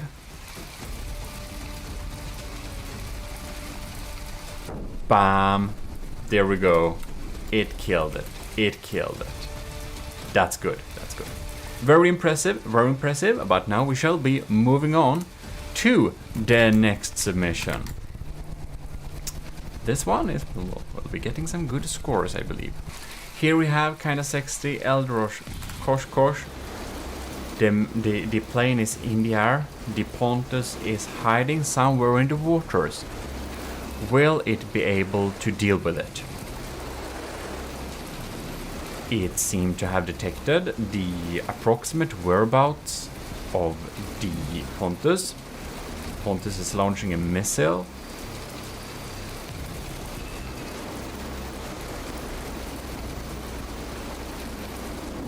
Which misses. Yeah. Kinda sexist plane is targeting. And missiles are popping down. Oh, that was a close one. That was a close one. They have secondary torpedoes. Okay, they got secondary torpedoes. They're trying to snake their way towards the Pontus. No, we missed. The missiles don't... Oh, that was so close. So it didn't have laser contact with the Pontus long enough. So the missiles self-destructed before they hit the target. Let's see if the second blast will be more successful. They are not, but the laser is still there. Oh no. Some of them hit, but the blast made the rest not hit, and now the laser doesn't point at the Pontus anymore. So most of the missiles were unable to deal damage. However, one of them it's having a lock on. Missiles are popping it out. They missed again. Okay, the lasers are still there. Oh, and the blast made most of them miss. And now it doesn't have laser contact anymore. Man, if Kinda Sexy would have a laser that would constantly point towards the enemy no matter what, I believe that it would have been a much more effective combat design. They seem to always miss the first blast, and there are a few seconds more where we have laser lock-on, but unfortunately it only counts for the first ones that are reaching the target. The missiles that are coming afterwards are blown away by the blast radius, and then they are then not able to follow up, because then the laser will be not pointing towards the enemy craft anymore.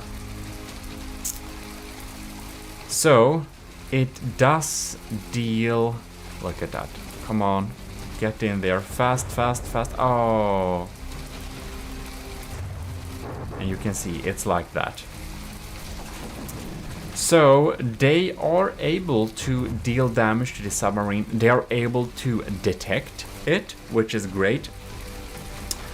But the damage dealt is so small and so ineffective. This will take all day. I suspect it would be more helpful. This would be more helpful at, I don't know, helping other missiles to guide as a supportive system. But this plane alone will take a long time to take out this Pontus. We already said it before, but another damage type for these missiles would have been beneficial. Oh, now you can see it's dealing some more damage there. So it is dealing damage, which is nice, but it's having troubles delivering this damage to an enemy like this. So I think I know where to grade this one, and we will indeed then move on to the next contestant. Next up, we have Light of the World's Star Drop. The Pontus is hiding somewhere in the water. It seems that the Star Drop knows where it is. Is that a decoy or a buoy? No, that's a decoy only. But we have a approximate bearing of the enemy. Oh, and we fired a pack there. I do believe that pack missed. We're now dropping down a... Okay. I don't know where that is going. Whoops, wrong way, or wrong place to lock on. Oh, that was a pretty close. That's a pretty close shot, but the Star Drop would really need to be getting in a little bit closer here. Like, if you don't have a dedicated accuracy to deal with submarines, you'll need to be able to do a pretty accurate bomb dive in order to really get in there and deal some damage. Now it seems to not really know its bearings all the time.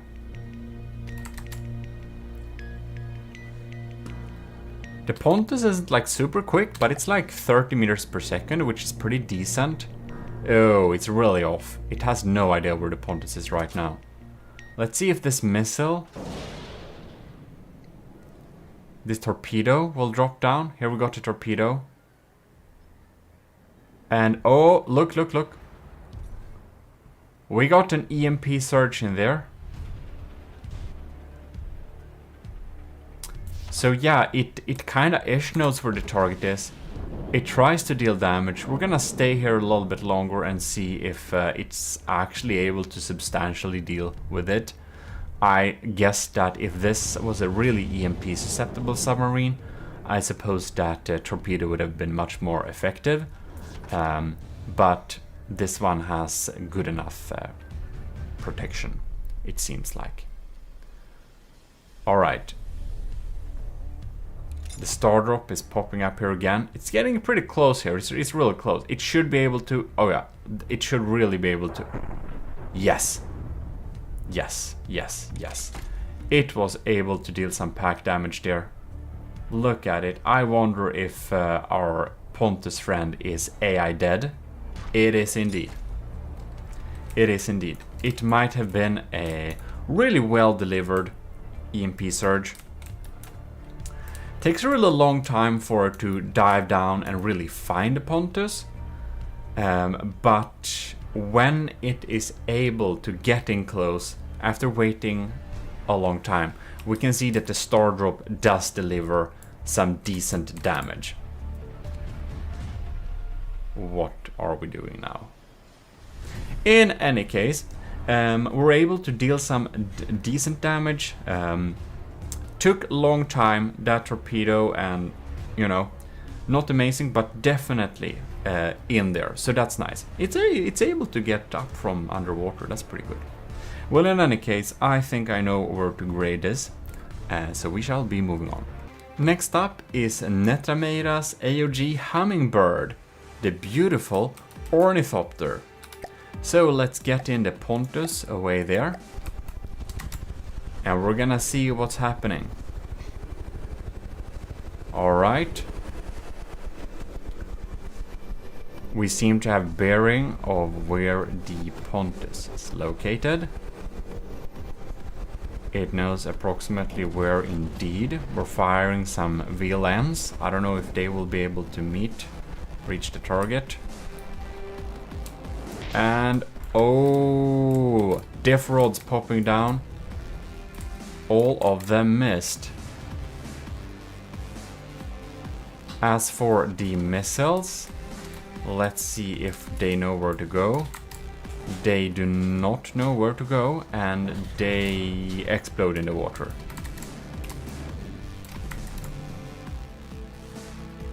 The Hummingbird is getting into combat readiness again. Some of the missiles hit this time, and no diff guns.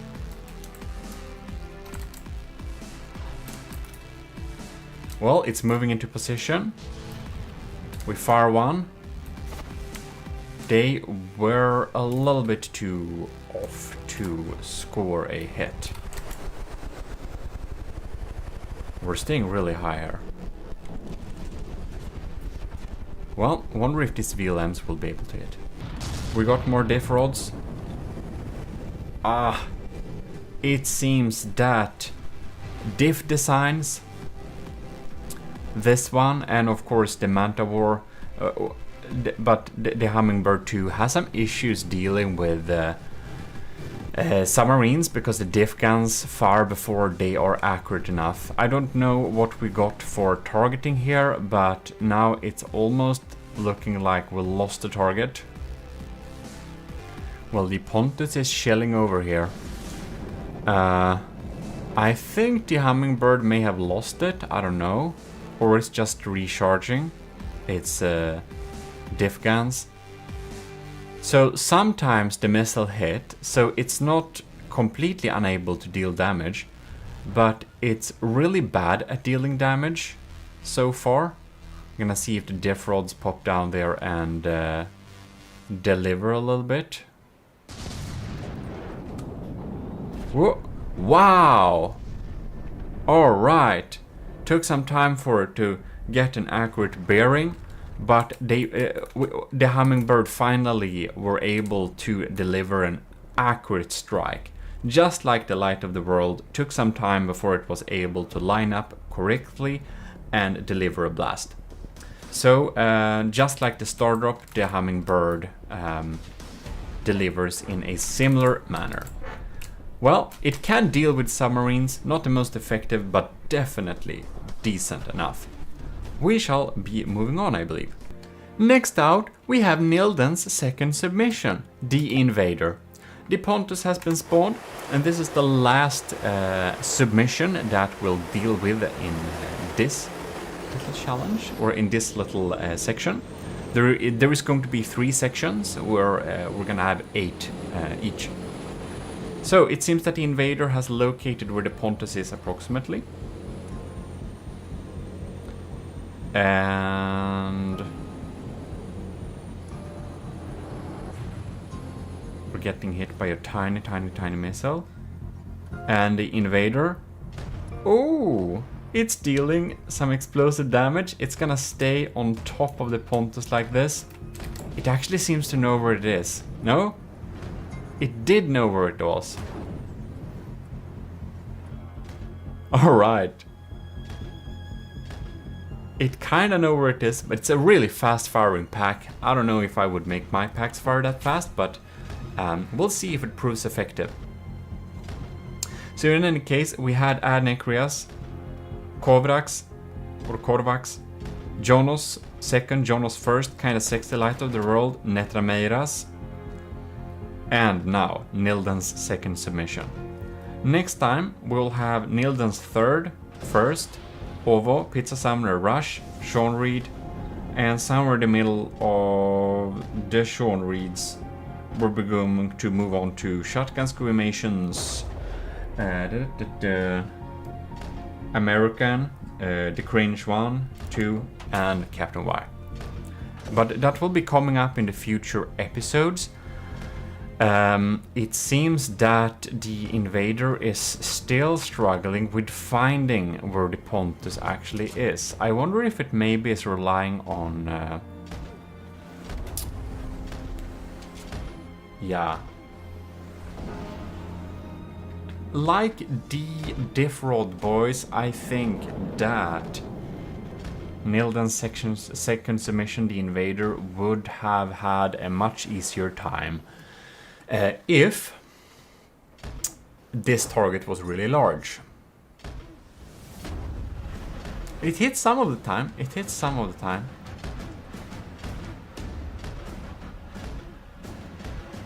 It's just, I have a feeling this will take all day.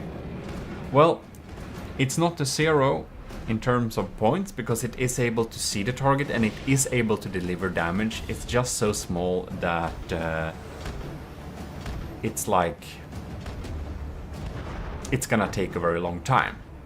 But you know, it finds the submarine and it is able to slowly grind on it. And of course, it can stay here all day and it's never gonna be shot down by this submarine. So it stays safe there.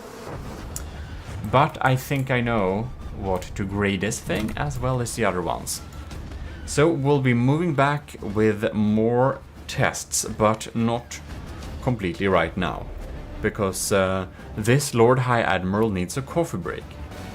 Even your Lord High Admiral in the army of GMODIST is requiring coffee to function.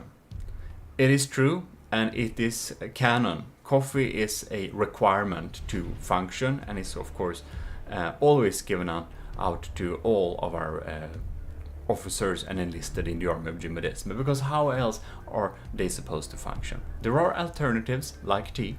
That's why in the Discord we have a coffee lounge and a tea lounge. Have you used any of them? I think you may have not. But do enter our beautiful tea room and our beautiful coffee rooms for some nice discussions sometime, or just company. They are extra high audio quality. In any case, I think that has been very interesting to see. I was very impressed with Jono's first submission, being able to deliver those cram bombs with accuracy and consistently. So I will not give away what points we are giving to the crafts. I have them in my little book here. So, but I will say this: Jonas' first submission was really impressive here. It did deliver, and we had some other beautiful packs like Lightwood Worlds and Netrameros dealing some really good damage too in the end. So I do believe that is enough for this time, and we'll be moving back next time with the 8 more contestants. In any case, I hope you did enjoy this, and if you did, you should definitely leave a like. This is your Lord High Admiral in the army of GMODIST, and I'm thanking you a lot for your submissions, and it will be very cool to see more of them next week. Stay tuned, and always know that you can support the channel many ways if you want to. Other than that, please leave likes and do subscribe, and it helps me a lot too. In any case, see you next time. This is me signing out.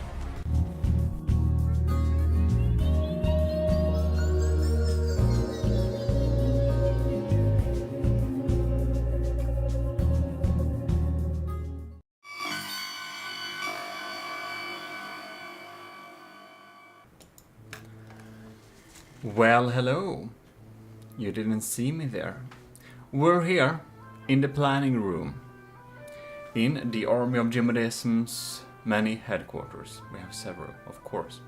But this particular headquarter, we have a beautiful planning room where you can see the enlisted and the commissioned officer ranks right there. Very cool. In any case, I should order such a poster. It exists as a poster. Did you know that? You didn't. In any case, huge thanks for all of you who are supporting the channel on Patreon or YouTube memberships. I'm going to name you in the end of this video, of course. So in any case, we're here with the second submarine challenge, where your bombers will be facing slightly submerged targets, which happens to be the White Flyer's Pontus again, because of course all of these missions need to face the same target, otherwise it's not right. So let's dive into the oceans and continue with these little trials. Also, thanks to Vestret for the Waltz of the Builders, which was the beautiful music you heard in the background. Next out, we have Nilden's third submission, the Penguin. So, Pontus has been spawned somewhere in the waters. We shall now see if the Penguin knows where. We got missiles. Oh no, we got bombs. I already forgot. Interesting multi-shape ones, and they have been magnetically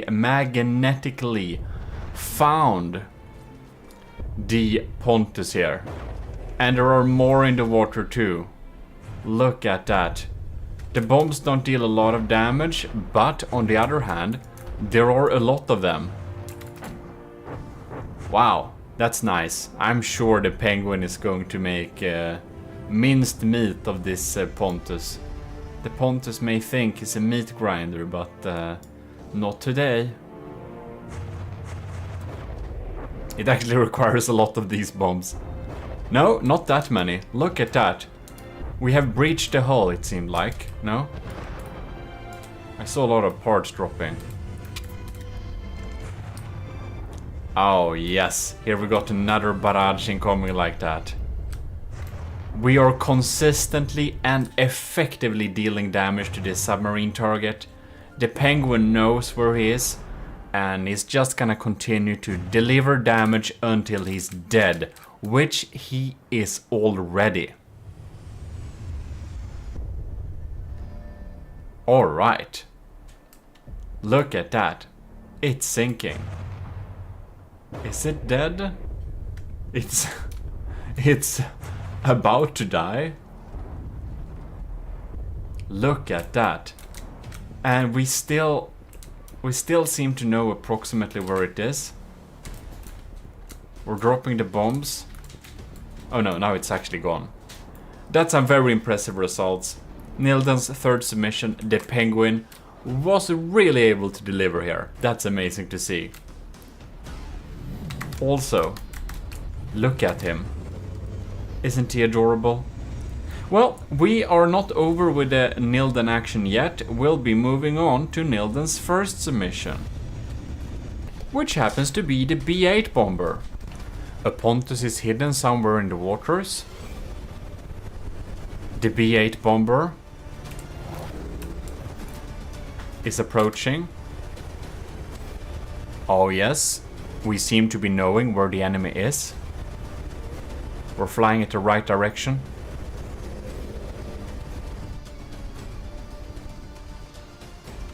Flares are being dropped. We may have tricked that missile. Missiles are... oh...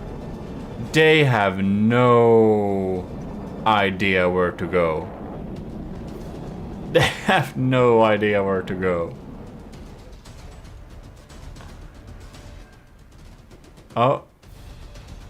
I'm trying to correct. No, self-destructed. Well, it knows where this lightly submerged target is, alright, but it's not able to deliver damage towards it. Look at that. Bombs are going down, but they are just not being able to target Pontus. They're just not targeting Pontus. They're just doing something else. Welp. It's detecting the Pontus, but it seems to be completely unable to deal damage. We're gonna stay with it a little time more and see if we get some lucky hits here. Like this for example. No, they almost hit it. And now they almost found it. Oh! No. Not even an unreasonable close by random explosion did it. Well, it's been some time more. Oh, we got a hit. We did get one hit. I suspect that was more luck. But yeah, it doesn't seem that the B8 bomber will be able to deal with the Pontus all day, actually. So, well, I think we need to move on to the next participant because, well, we simply can't really exactly see where it is. Next out, we have a beautiful design favorite. Ovos Phosphorus Bomber. Or was it White Phosphorus? Yes, White Phosphorus Bomber. Of course. So, let the battle go. A Pontus has been spawned in an unknown location.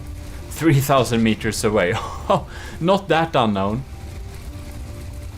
We fired. Shots have been fired. Oh, we're trying to. I don't think this bomber knows accurately where it is. It's so erratic. Man, this thing is not easy to hit. Oh!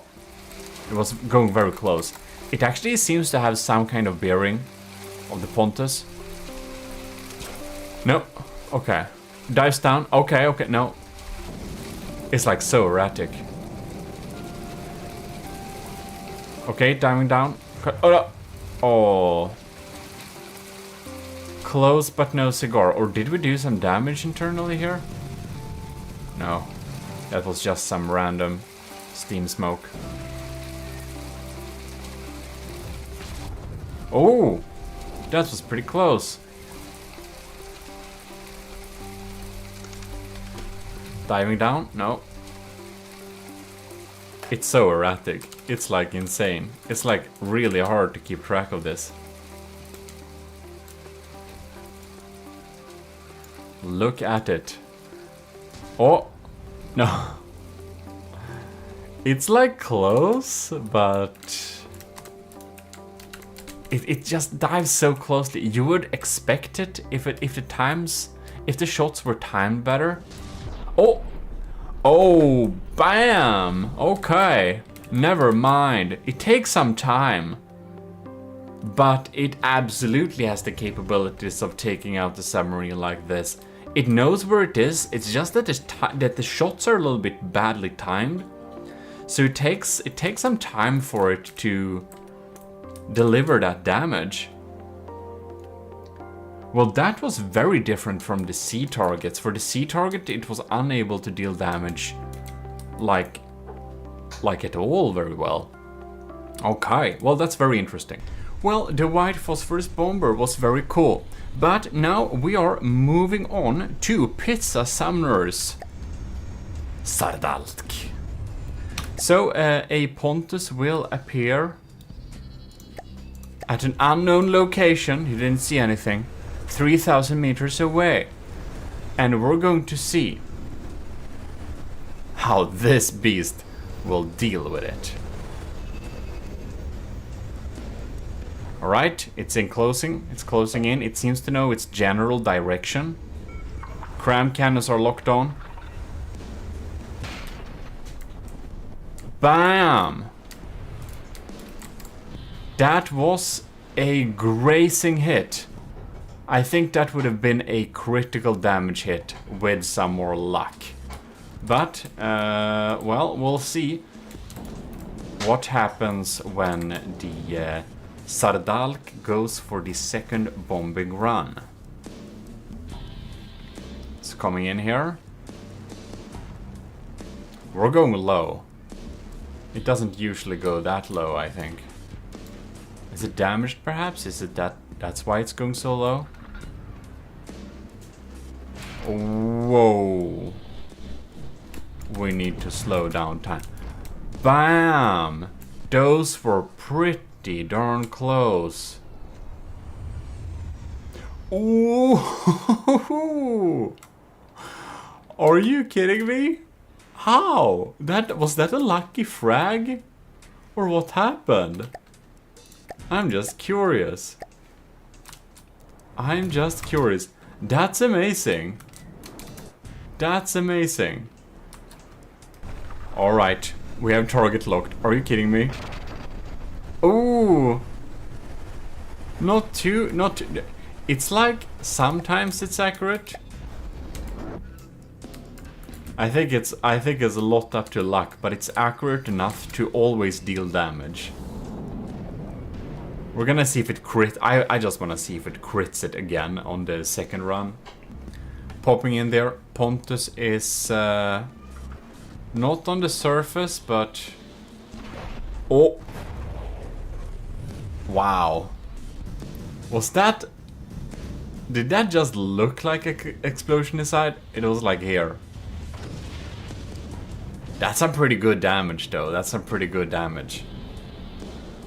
Well, I'm happy to see that Pizza Summoner's Sardalk is able to deal damage here. I do believe that it just needs a few runs. It's a lot up to luck, but it knows where the submarine is, and it can deliver those cram shots accurate enough. And I think it's actually one of the quicker ones to be able to take it out. That's a pretty okay. Not the best hit, but it's like usually hits pretty darn well. Well, that's quite amazing. I do think I know what I need to know to grade it. It seems to indeed deliver those shots pretty darn well. Or at least good enough, because the really good thing with Pizza Summoner's Sardalk's cram shots is that they're packing hell of a damage. So it only needs like one delivered shot to be able to deal with a target. But, well, I think I know how to grade this thing now. Next out, we have Russia's Butterfly Wasp with the inverted Army of GMODIST flag. Oh, maybe this is because it's gonna be the right way when you see it in your mirror. And you're like, when you're cruising around in your, I don't know, air car. Anyways, a Pontus shall appear 3,000 meters away. And we're gonna see what happens. Here we go. Machine guns are firing. We seem to be knowing where the Pontus is right here. But the missiles... Well, they know... Oh. Ooh! We got a good hit on one of the propellers there. That was a grazing hit, but a good one. That's pretty good. So half the Pontus forward propulsion is already dealt with. The Butterfly Wasp. Machine guns down there. You can actually see most of those shells actually. Oh, hoo, hoo, hoo. Oh yes. Look at that. Look at that. That could have been the AI compartment too. It's very small, so it doesn't have like a compartment per se. But we can see that Rush's Butterfly Wasp is definitely able to deal with this. Oh. Yeah, we delivered that swarm accurately.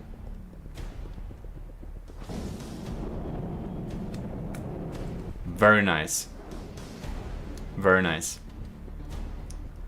The Butterfly Wasp is absolutely able to deal with submarines target like this. And these lock-on missiles are doing a good job of meeting its mark. Yeah, that's some damage. Look at that.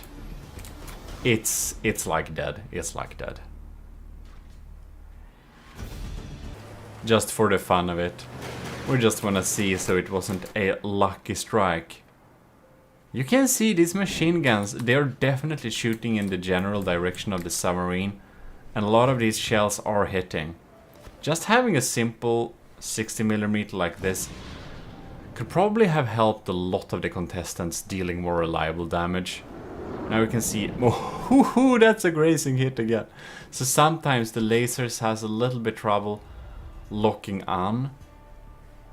So now we're going a little bit lower here, thanks to no waves.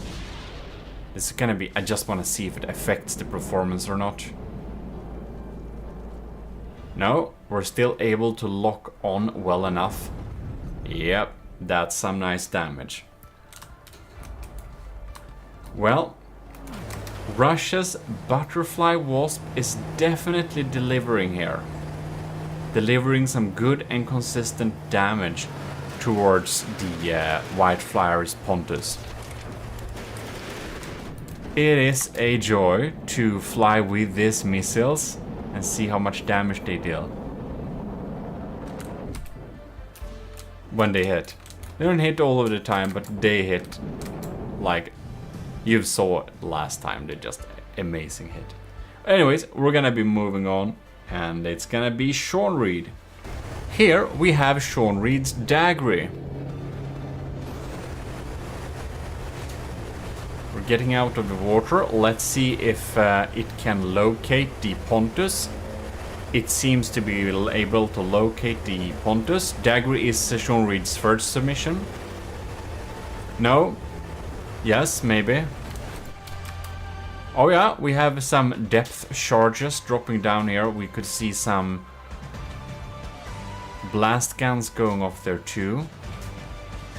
No? Okay. Damn. That's some good damage.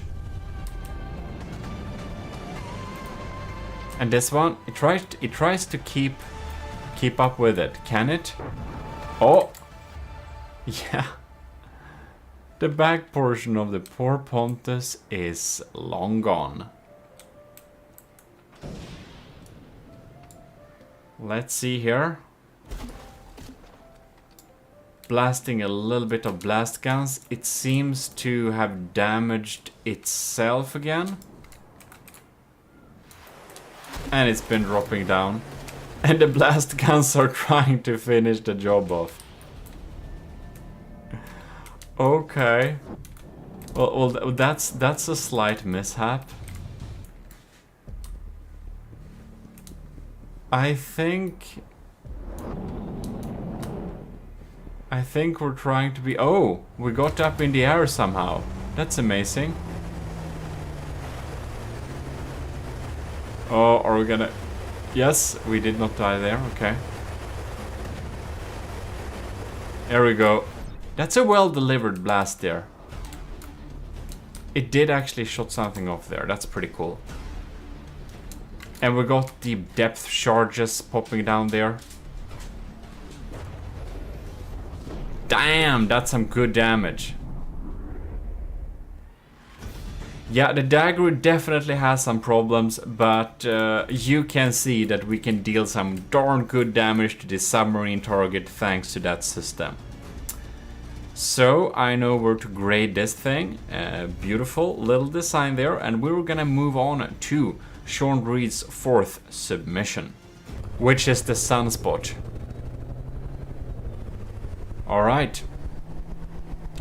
This little biplane design here. The Pontus is spawned at an unknown location. Oh, okay, there it is. It like instantly knows where it is. I don't know how that works, it just works.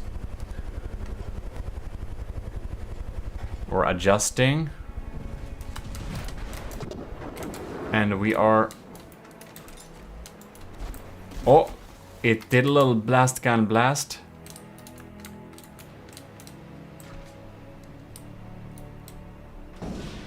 Okay.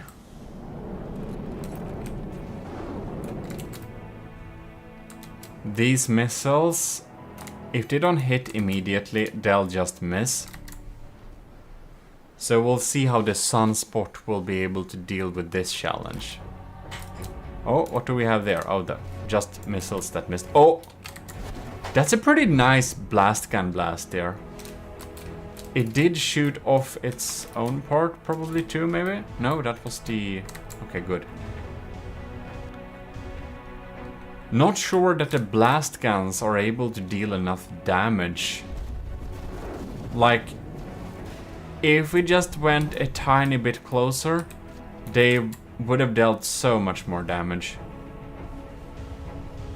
Like, it's dealing some grinding damage, so I do think that the Sunspot will be able to take out the Pontus eventually. They even got a lucky hit with a missile. But I think it's gonna take a really long time for it to actually deliver this damage. So yeah, we'll dive again. Oh! Yeah, we're getting through here. We're getting through here. What happened to the Sunspot now? Okay, there it is. You never know.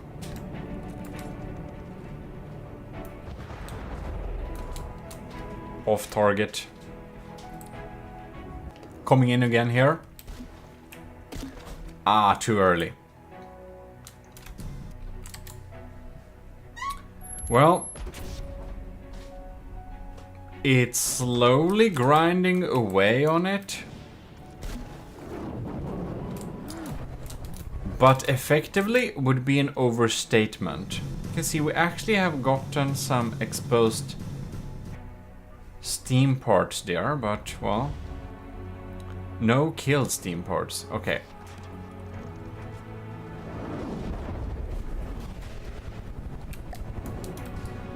Well, it's not the slowest damage dealers, but it's down there at the bottom, but it is able to detect where the submarine is, and it is able to deal damage, which counts for a lot. So I think I know enough to be able to grade this thing, and we are gonna move on to the next vehicle. This is the Gin by Sean Reed also. And this is Sean Reed's second submission, actually. And happens to be the last little thing to try for this particular challenge, I believe. We have Nilden's third, Nilden's first, Ovos, Pizza Summer's Rush, Sean Reed's first, fourth, and now the second. God damn it, these jet engines sounds a lot. We're approaching. All right. Gonna be interesting. Ooh. It's raining missiles. But not a lot of hallelujah. Oh yes, very hallelujah. Look at it. It's like they have magnets. Oh yes. That's pretty lackluster. I do remember that from the Sea Challenge. Damage is pretty lackluster, but it is dealing damage. You can see it's like a combination of an orbital bomber and yeah, orbital bomber slash something else. It is dealing some damage though. But is it delivering the damage more effectively than say the Sunspot? That I don't know. It's just circulating here, shooting down those missiles. Depth charges gets activated, and there we go. That's actually some decent damage. Look at that. Look at that. I will say that it indeed delivers damage more effectively than the Sunspot. I think I know where to grade this thing. That's pretty good. Let's just spawn another one here. I just wanna see, for the fun of it. There it is.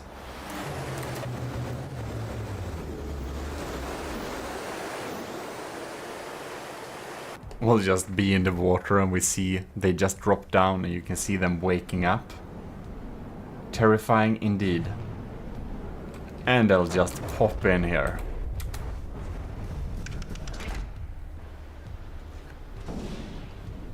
Takes a little time for them to grind away at this, but man, they're dealing some good damage indeed. When they hit. It's a little bit on the slower side, but still some decent damage. Don't tell me it doesn't know where it is now. Oh yes, it does. Was it damaged or something? I wonder if it received some small damage or something. Who knows? Oh, yeah. There we go. Another barrage. They just pop down in the water, come from below, and just deal some pretty decent damage. Yeah, that's some pretty decent damage. Takes a little time for it to line up, but when it finally did that, it can definitely deliver some damage. I'm gonna bump up that point to, yeah, I think I'll know where to put this in the scale. So that's very interesting indeed. Beautiful designs this time as well. Well, commissioned officers and enlisted in the army of GMODIST, we're here in the debriefing room, of course.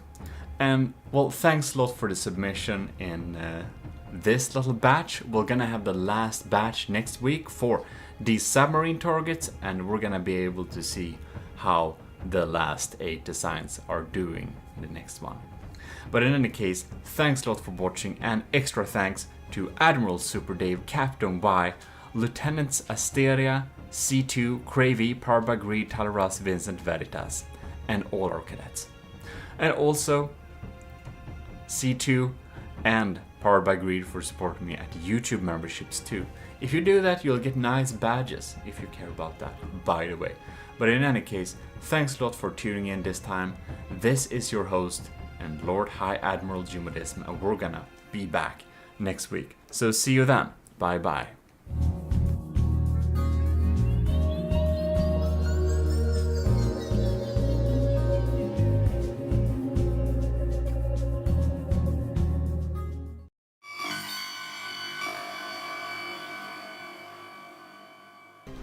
Welcome back to GMODIST, and we are of course here in the briefing room for the Army of GMODIST's bomber trials. We're gonna look at the last batch of our 8 bombers popping in here. Sean Reed's 3rd shotguns, Scuvimation's 2, Americans, the Cringes 2, and Captain Wise.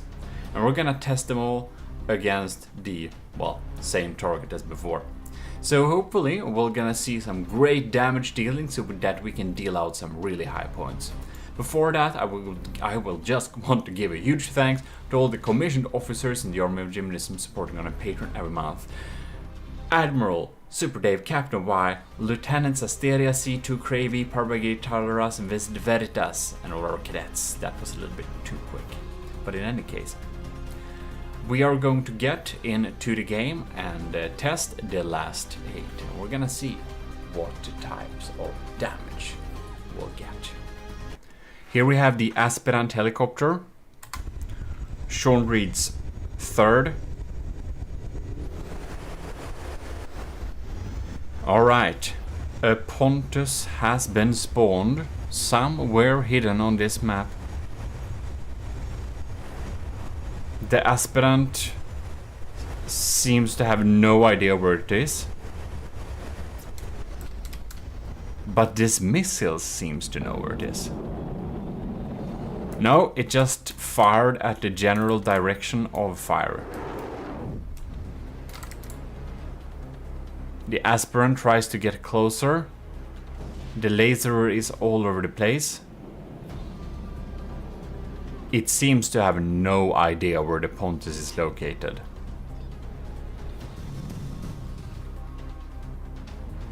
Getting closer. Maybe it doesn't even have a wireless snooper. I have no idea. Okay. I think it does. I think it genuinely doesn't know where it is. We've waited some time. It has absolutely no clue. The aspirant isn't able to detect slightly submerged targets, so we're gonna be moving on. Next out, we have Shotgun's Dart. A Pontus will appear 3,000 meters away. What will happen? Well, we definitely have a target on the enemy. Machine guns are machining. It seems to have a pretty accurate bearing of where it is. But the machine guns seem to be the systems that actually deal the damage. Oh no. Oh. Are these depth charges with magnets? Oh yeah. They're getting... No. They were not getting activated. What happened there? Dart is popping in again.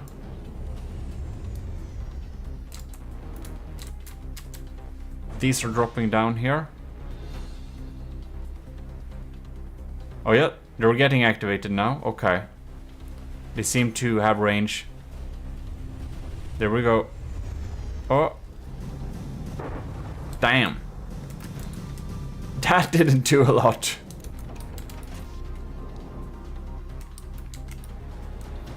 It's hard to see from the scale if it's like small or medium missiles. When we're looking at them directly, we have to check. Yeah, these are auxiliary small. Small missiles do so tiny damage. And these... Oh, they got a visual. Maybe it only popped above a little bit. Well, these depth charges are technically able to deliver some damage. But the damage dealt to the Pontus is really minuscule. I guess it will grind it down eventually using machine guns. And it does have a pretty accurate estimation of around where it is. So it could be worse, but as for dealing effective damage to the target, it's a little bit lackluster, to say the least. So we've got another depth charges here. Will they find them? A little mixed bag of stuff. Oh.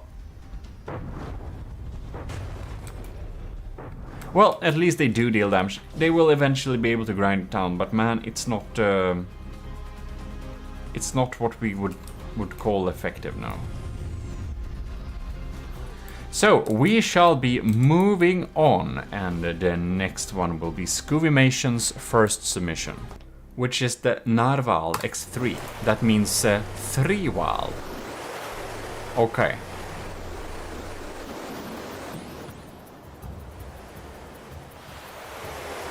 Does it? Oh yes, it's going in the general direction.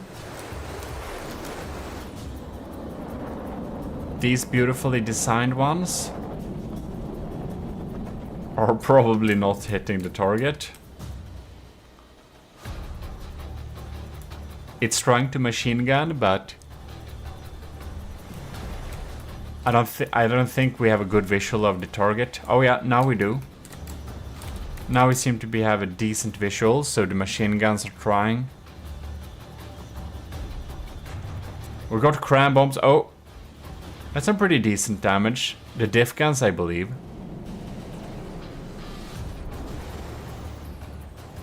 Cram bomb is popping in the close vicinity.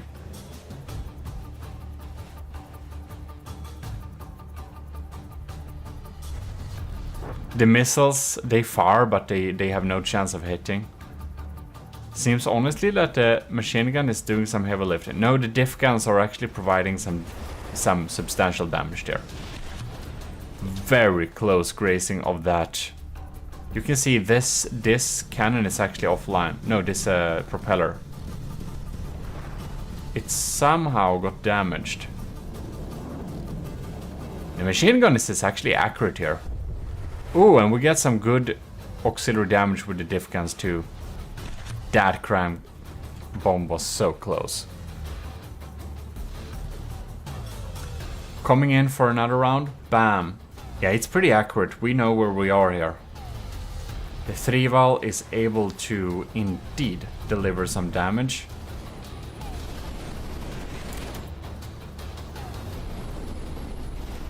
There it is.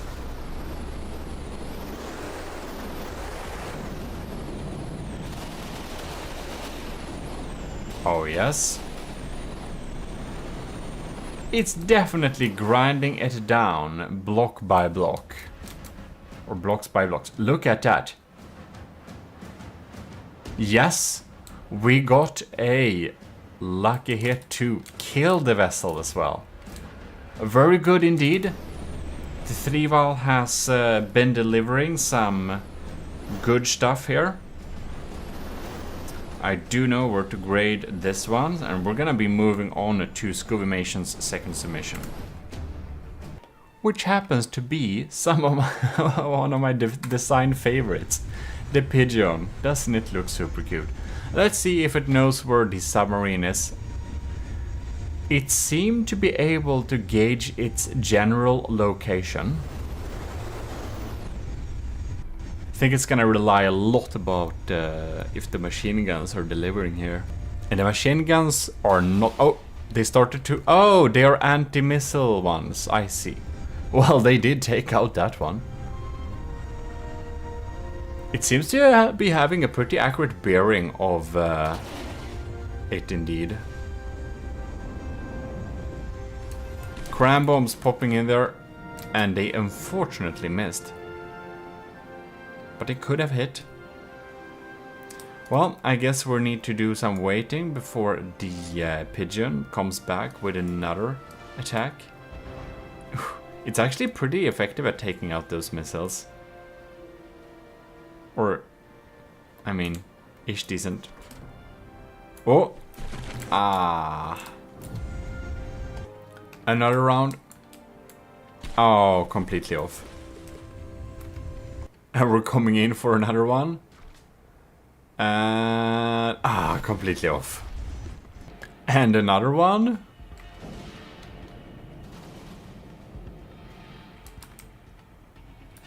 Will it? Ah.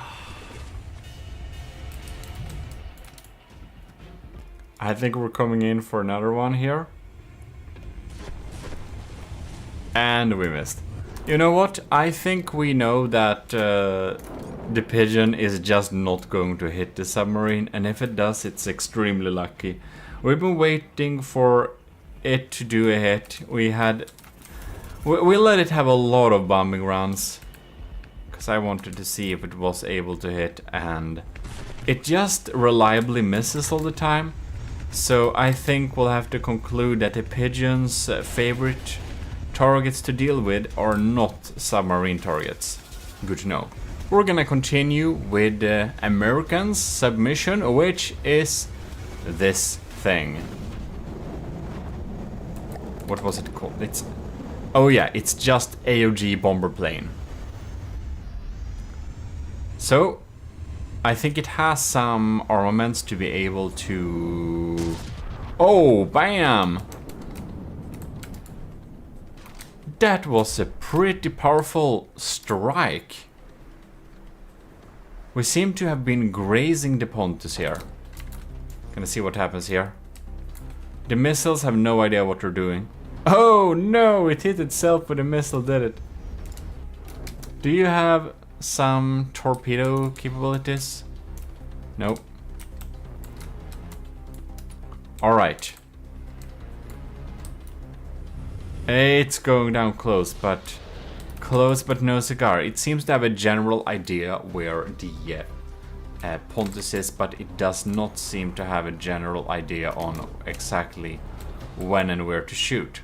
Look at that dive. Bam! Okay, Never mind. It knows where to shoot. That was a very good hit. Oh yeah. Look at that. Well, well, well. America's design has definitely been delivering some damage this time. I think we'll just have to check that again. I just want to see how much was luck and how accurate these guns really are, because it seemed they were really accurate each shot. Wow, we're really like buzzing around here. Really hard to hit, I think this should be. And we're doing a dive. And yeah. Damn. Look at that. Oh, wow. Okay. American's AOG bomber delivers, to say the least. Look at that. Pretty amazing. Well, we're gonna move on to Cringe's first submission, which is the MB4. A Pontus will randomly appear. Whoops. And there we are. With Le Pontus. Swimming here like a shark. Looking for something to touch, but it will fail too. Because we're up in the air. Flying free and high. And the MB4 has a visual of the Pontus trying desperately with some cannons to do some damage. And these, I don't think they have a secondary magnet of any kind. So this bomb payload will just probably sit there and chill. Alright. It's fumbling a little bit with... Oh yeah, no. It's actually starting to hit some shots there. But the bomb payload again does not know where to go. MB4 is trying again. It has no idea where we are right now, okay. And neither does the bomb payloads. You know what? I think that the MB4 just isn't really equipped to deal with submarines. Even though it looks very cool, I do believe it's a tiny bit clueless when it comes to finding it. So I think we'll have to conclude that it would be by extreme luck it would hit one of the bombs, and that it can sometimes use its machine guns to deal damage, but it's just not enough and often enough to grind it down in any reasonable amount of time. So I think I know enough to grade Cringe's first submission, which makes it so that we can move on to Cringe's second submission. Aptly named the MB5 instead. Indeed. And it seems to have gotten a visual of the Pontus. The laser is desperately trying to lock on without great success. I do think the missiles are fumbling around. Very much so. The machine gun seems to have an approximate visual of where the Pontus is located. Oh! Damn, okay. The laser was able to lock on there a little bit. We're coming again here, okay. No, okay, no lock on.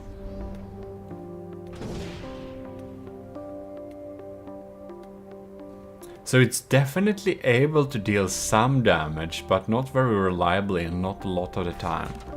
The MB5 is looking great, however. Look at that. Oh yes, we got a lock on. We had a lock on for a little while there. So it's able to lock on some of the time.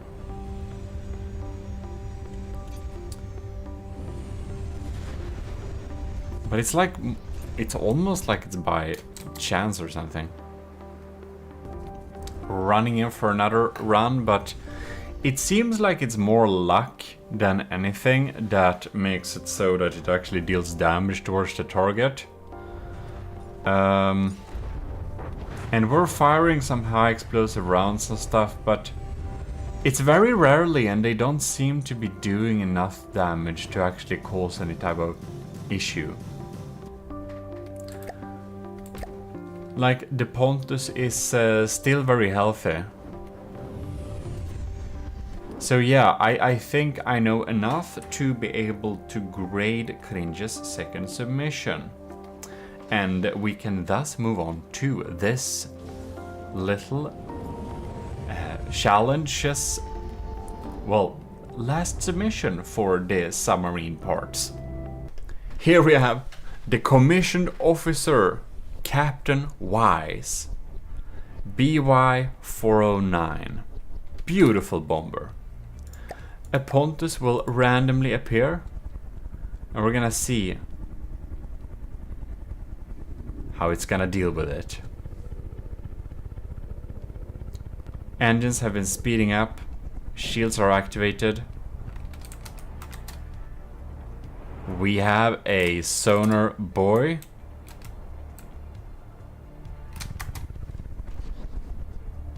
Dragging it in the water a little bit to give us an approximate location. Oh yeah!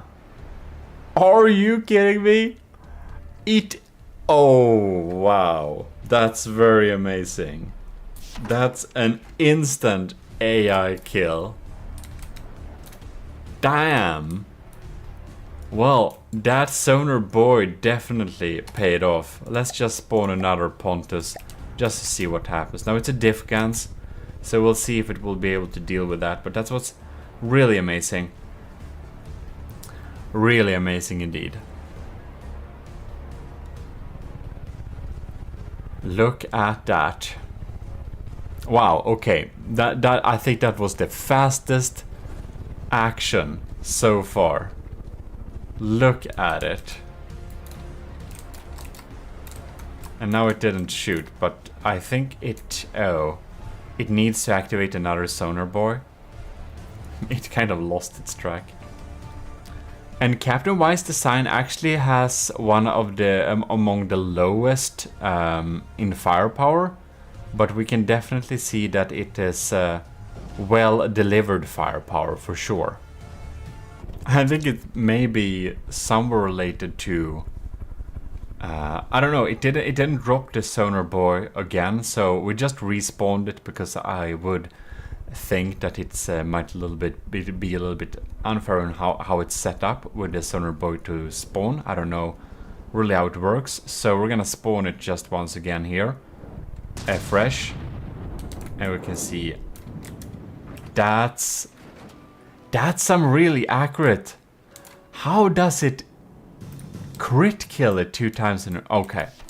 Well, I think we all know what grade that will have on a 5 graded scale. That's really amazing. Can we like... Thank you. Beautiful indeed.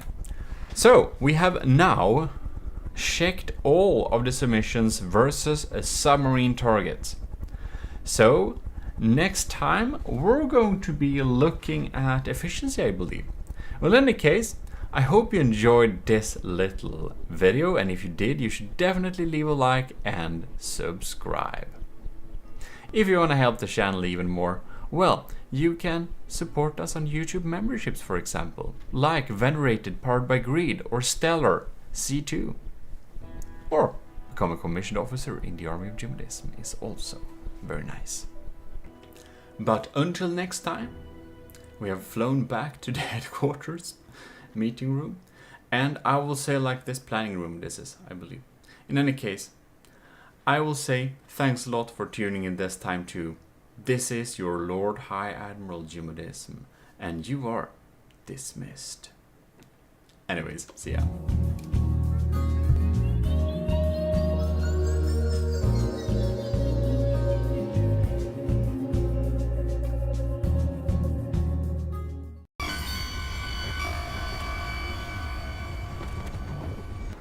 Enlisted and commissioned officers in the army of GMODISM, you're most welcome to the next part of the bomber trials.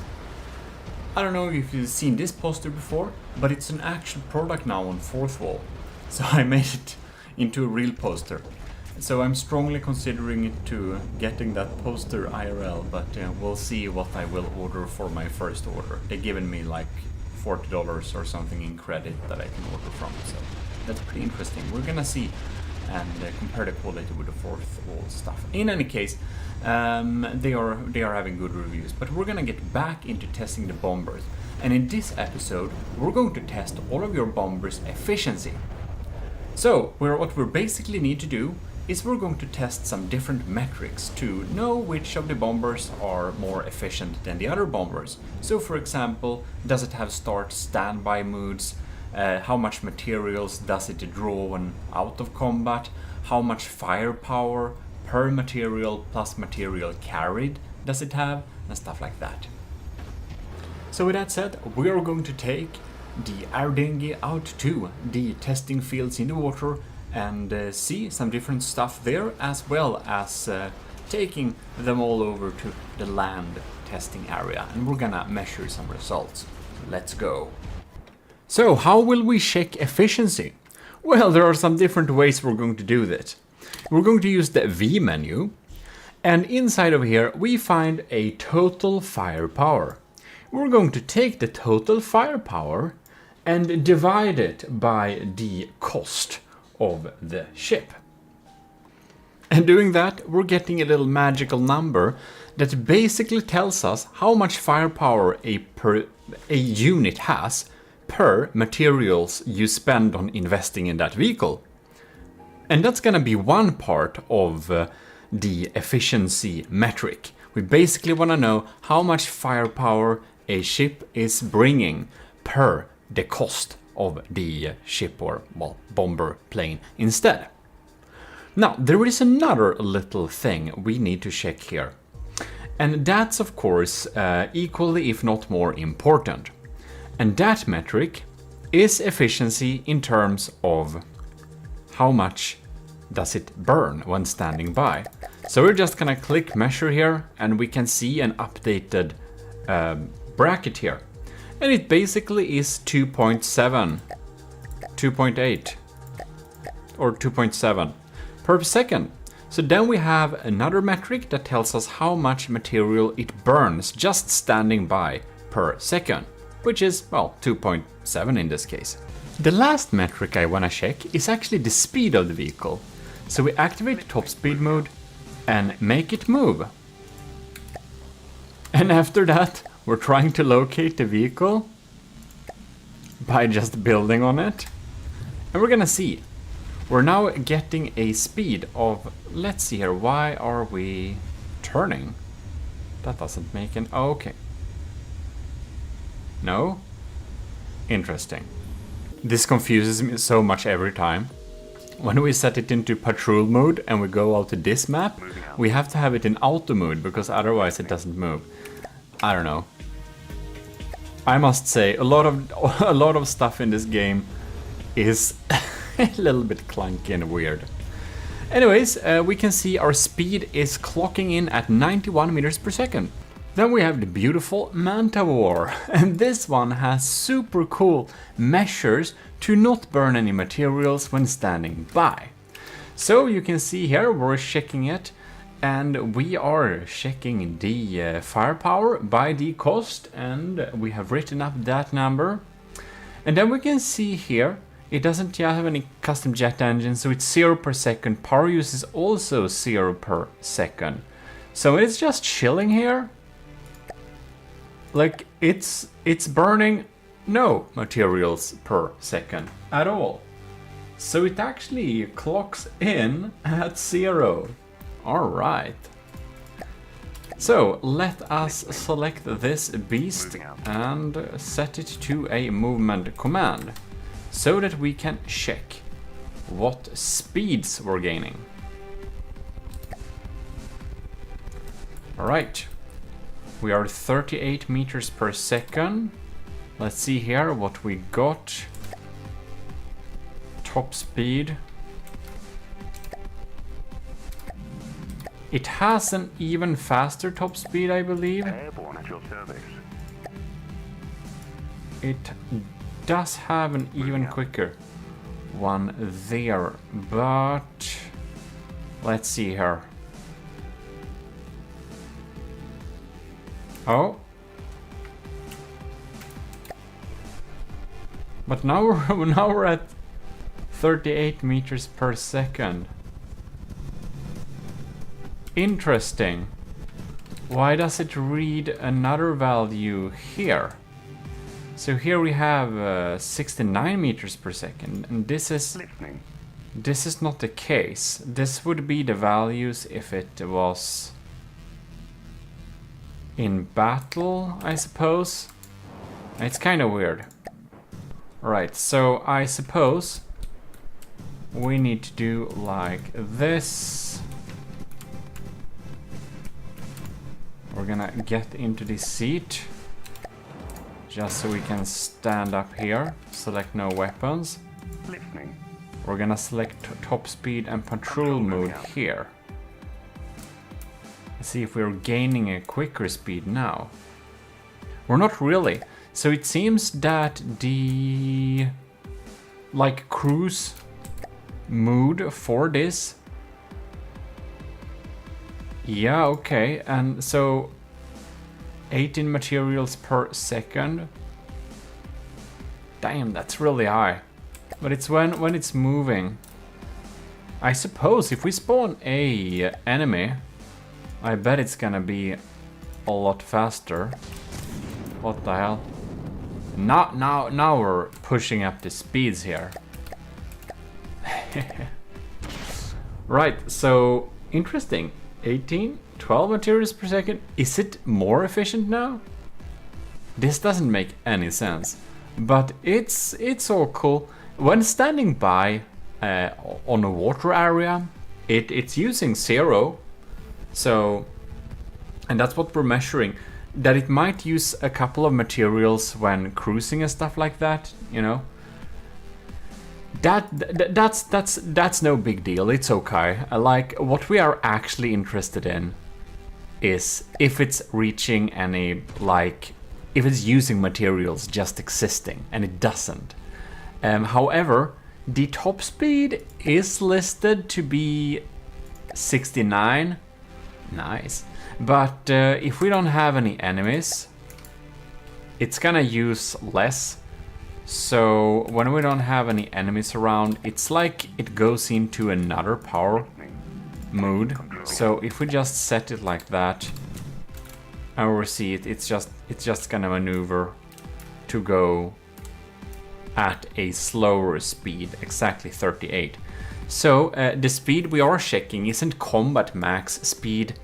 It is like the cruising speed, how fast we can, well, basically put this thing into service. When we were just cruising around with this thing, we want to know how long time it will take for it to get there. And yes, if we take it out of play, it would theoretically instead be able to move at the top speed. But that's more of a game bug than anything else. If it's in play, we need to, or I want to take the in play like numbers into account mainly, because we can always trick the out of play numbers a little bit to make our vehicles efficient that way, but that's no fun. So the top speed for this one in cruising speed, just like this, even though if it's set that top speed movement, which may only be activated. No. Maybe the top speed is only... I don't know if it's only out of play or in play, but it doesn't matter very much. It's what we're counting this time. Well, in any case, we got those numbers down, so we should move on. By the way, we're gonna test this on a land map too, because I do know it actually has some it actually is able to deal with land areas too. Man, this thing has like 9 in firepower. The Isanth from Starmaid. And it's going over budget, so I think this is gonna have the absolute worst score in terms of firepower per investment. It doesn't burn a lot of materials per second. It ain't 0, but together this should be 0.5, so half a material per second, so pretty efficient there. And we're clocking in at a speed of 36 meters per second. So here we have Jono's real submission, and it's shitting pretty much here, so that's pretty interesting. We should indeed go and check the... Yeah, it actually completely shuts down the engines here. Almost. Yeah, they do. It's like just activating a tiny little bit every now and then. So yeah, it's gonna be very efficient. This thing does also provide a lot of efficiency, because when it's when it's standing by, it's just passively existing. I will say it doesn't do it in the most awesome looking way possible. It's just floating. But it works, and that's the important thing. So it's getting maximum score for this one. As you can see here, we have given it a movement command. Is it? It ain't gonna stay at this level. No, of course not. But it is. Right now it is. Okay, now, okay, look at that. Now it's gaining speed. Right. 72 meters per second we are moving at right now. Oh, yes. 72. Well, that's very beautiful. This thing looks expensive just swooping around here. Let's see here. It doesn't have custom jet engines. I would have expected that. But these are just flush jets. Yeah, I see that now. Right. And it's 2 materials per second in total. It goes up and down like that, but slightly below 2, but not far from that, so ish 2. Alright. Perhaps it's more 1.6, 1.7. It's actually... It says 1.6, but this looks a lot more like 1.7, so that's what we're gonna write down. So that's actually not very high. We're gonna do some fleet movements here, just to make sure. See what the speed is gonna be. 60, 1, 2, 3, 4. 63 seems to be the normal number we're stopping at. Well, you kind of know the business by now. So basically, we are just continuing with all of them there. Right, and what do we got more at power? This is so annoying for the electric, steam electric designs. There doesn't seem to be a nice way to check. It's like... it's like, no. It's like, it doesn't tell me here. Why? Steam... Why does it say only steam propellers? This is so adapted for just boats, man. Yeah, that's pretty crappy. So we need to go inside of here and find our different stuff here. So here we have... How should we guess this? 0.15 times 2, so 0. Man, there are so many of them. I don't want to. 0.3. Here we have another one. That's ish 1 material per second so far. No, we have more of them. 26, and here, oh lords, 26, so 2.6, 2, and this is 5. There is another one, so 10, 12. Right, so 13 materials per second, if I didn't miss any of them. 30, that's, This is pretty expensive standing by, man. This is 13 materials per second. Alright. Alright. Well, there we got it. There we got it. This was calculation hell. This is like worst so far with like, this is like 5 times as bad as the worst one so far. Well, it's pretty quick. 84. Oh my god. The water is starting to look pretty ominous here. Oh, look. You can see the beautiful sky. Isn't that quite nice? Are we too close to these lands? Is this why? Alright. So what's happening here? Firepower, right? So let's do some calcs. We got a really efficient one again. Look at that.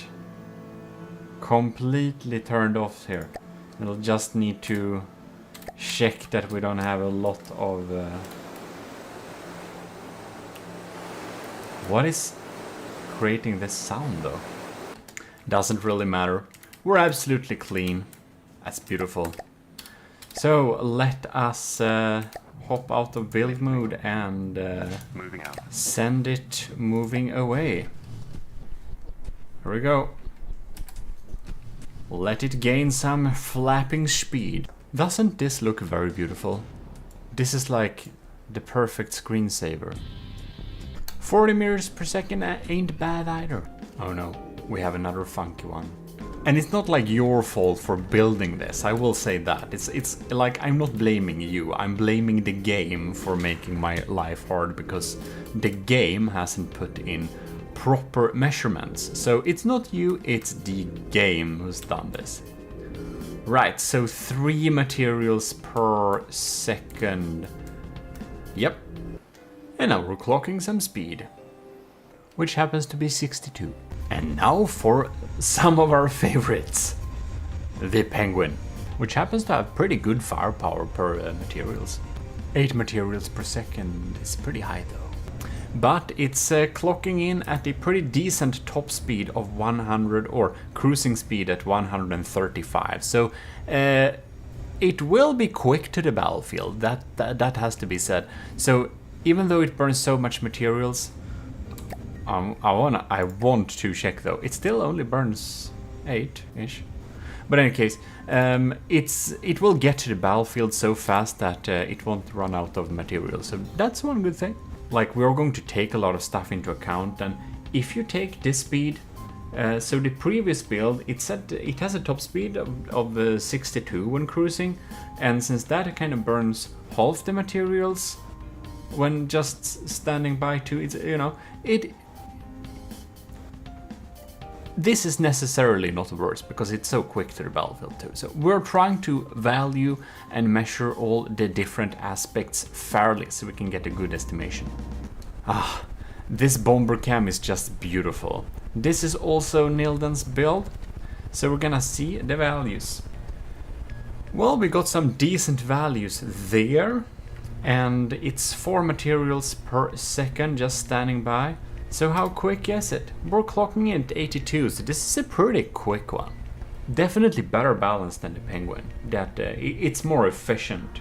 It really is, all things considered, than the penguin. Pretty much very high firepower for the material spent on this, and this is a cheaper design too, by almost 10k than max allowance. So we seem to be burning almost a material per second. Now that seems to be all we got. Let's just check we don't have any hidden shenanigans in here. We don't. I would have been surprised because this is a compact design. Man, 150 151 seems to be a little bit more often. So that's our cruising speed, ladies and gentlemen. This is a quick one. Good balance, not so many materials per second when just standing by. It's like only 1. Now it goes up to 6 because we're cruising here. And yeah, that's pretty good. 151, and pretty much a lot of firepower per materials. And yeah, it's a good balance. This is a good balance. The Sardalk. This thing is so damn cool, especially when you're sitting in the cockpit and just looking at it locking on. Ah, very cool. Is this, it just has this slightly worrisome way to just go up and down like this when standing by. It's not only this specimen, miss it. Did I spawn it too high or something? Let's just control. Oh no, it's gonna dive up and down like this. Well, good to know. 5 per second. Pretty high cost keeping this. By the way, if some of the little bit inefficient designs will be one of the winners here, I think we need to make a carrier for them. For example, if the Sardalk here by Pizza Summoner, or Light of the Worlds Star Drop, or let's see here, the Penguin, for example, if they would win, they would probably always be mounted on a carrier, because they're just, if they're one of the winners, they need to be on a carrier, because like we're not spending 5 materials per second just to have, like, imagine a squad of this. It's like 20 materials per second just to keep them around. Like, what the hell? I've tried for a while now. I did even take it like out of play and stuff. I don't know, we kill one of them. It's so weird. So basically, if we go here, it doesn't have a behavior, and it doesn't have maneuver. Why? Like, okay, so it's like breadboard only then. So the thing is, we can't say to it to go somewhere, and I don't want to mess with the design. Like, it needs to be working. Like, when we are going to judge it after how it works when we're getting it. And this thing, I can't make it move to the target. So this is an issue. We'll have to take that into the accounts a little bit here, because yeah, we'll see how we're going to score that, but we're just measuring its standby speed, and I guess it's like 50-ish meters per second, going up and down a little bit. Yeah, but it would be lovely if Pizza Summoner perhaps knows if we can add a routine, or if that messes things up. Because right now, if we're gonna use this in the campaign, we can't set it to patrol or go somewhere, and that is that's an issue. It's breadboarded. I don't know if I can add a routine or whatever it works, but it can't go anywhere now. So it will need a little exclamation mark here in the scoring. This thing just sounds like it's eating materials for breakfast. So we have Rush's design here, the butterfly wasp. So let's see, here are some scores. It seems to be actually only 1 materials per second, so that's fine. Like, not optimal for just chilling around and just eating materials like that, but it ain't eating much, so it's not a big issue. It's pretty quick doing this too. It's pretty crazy. Like, damn, it flies so stable. Look at this thing, it's just swooshing forwards in this funny little angle. And it's really cool. So we're clocking in at 86. I'd say it's pretty good for like keeping this speed, and I'm just curious. Kind of burns the same when it likes it. It like goes at max speed all the time. It's pretty efficient. So makes me wonder. We have a carbureted engine, of course we do. We have an RPM at max, which is interesting.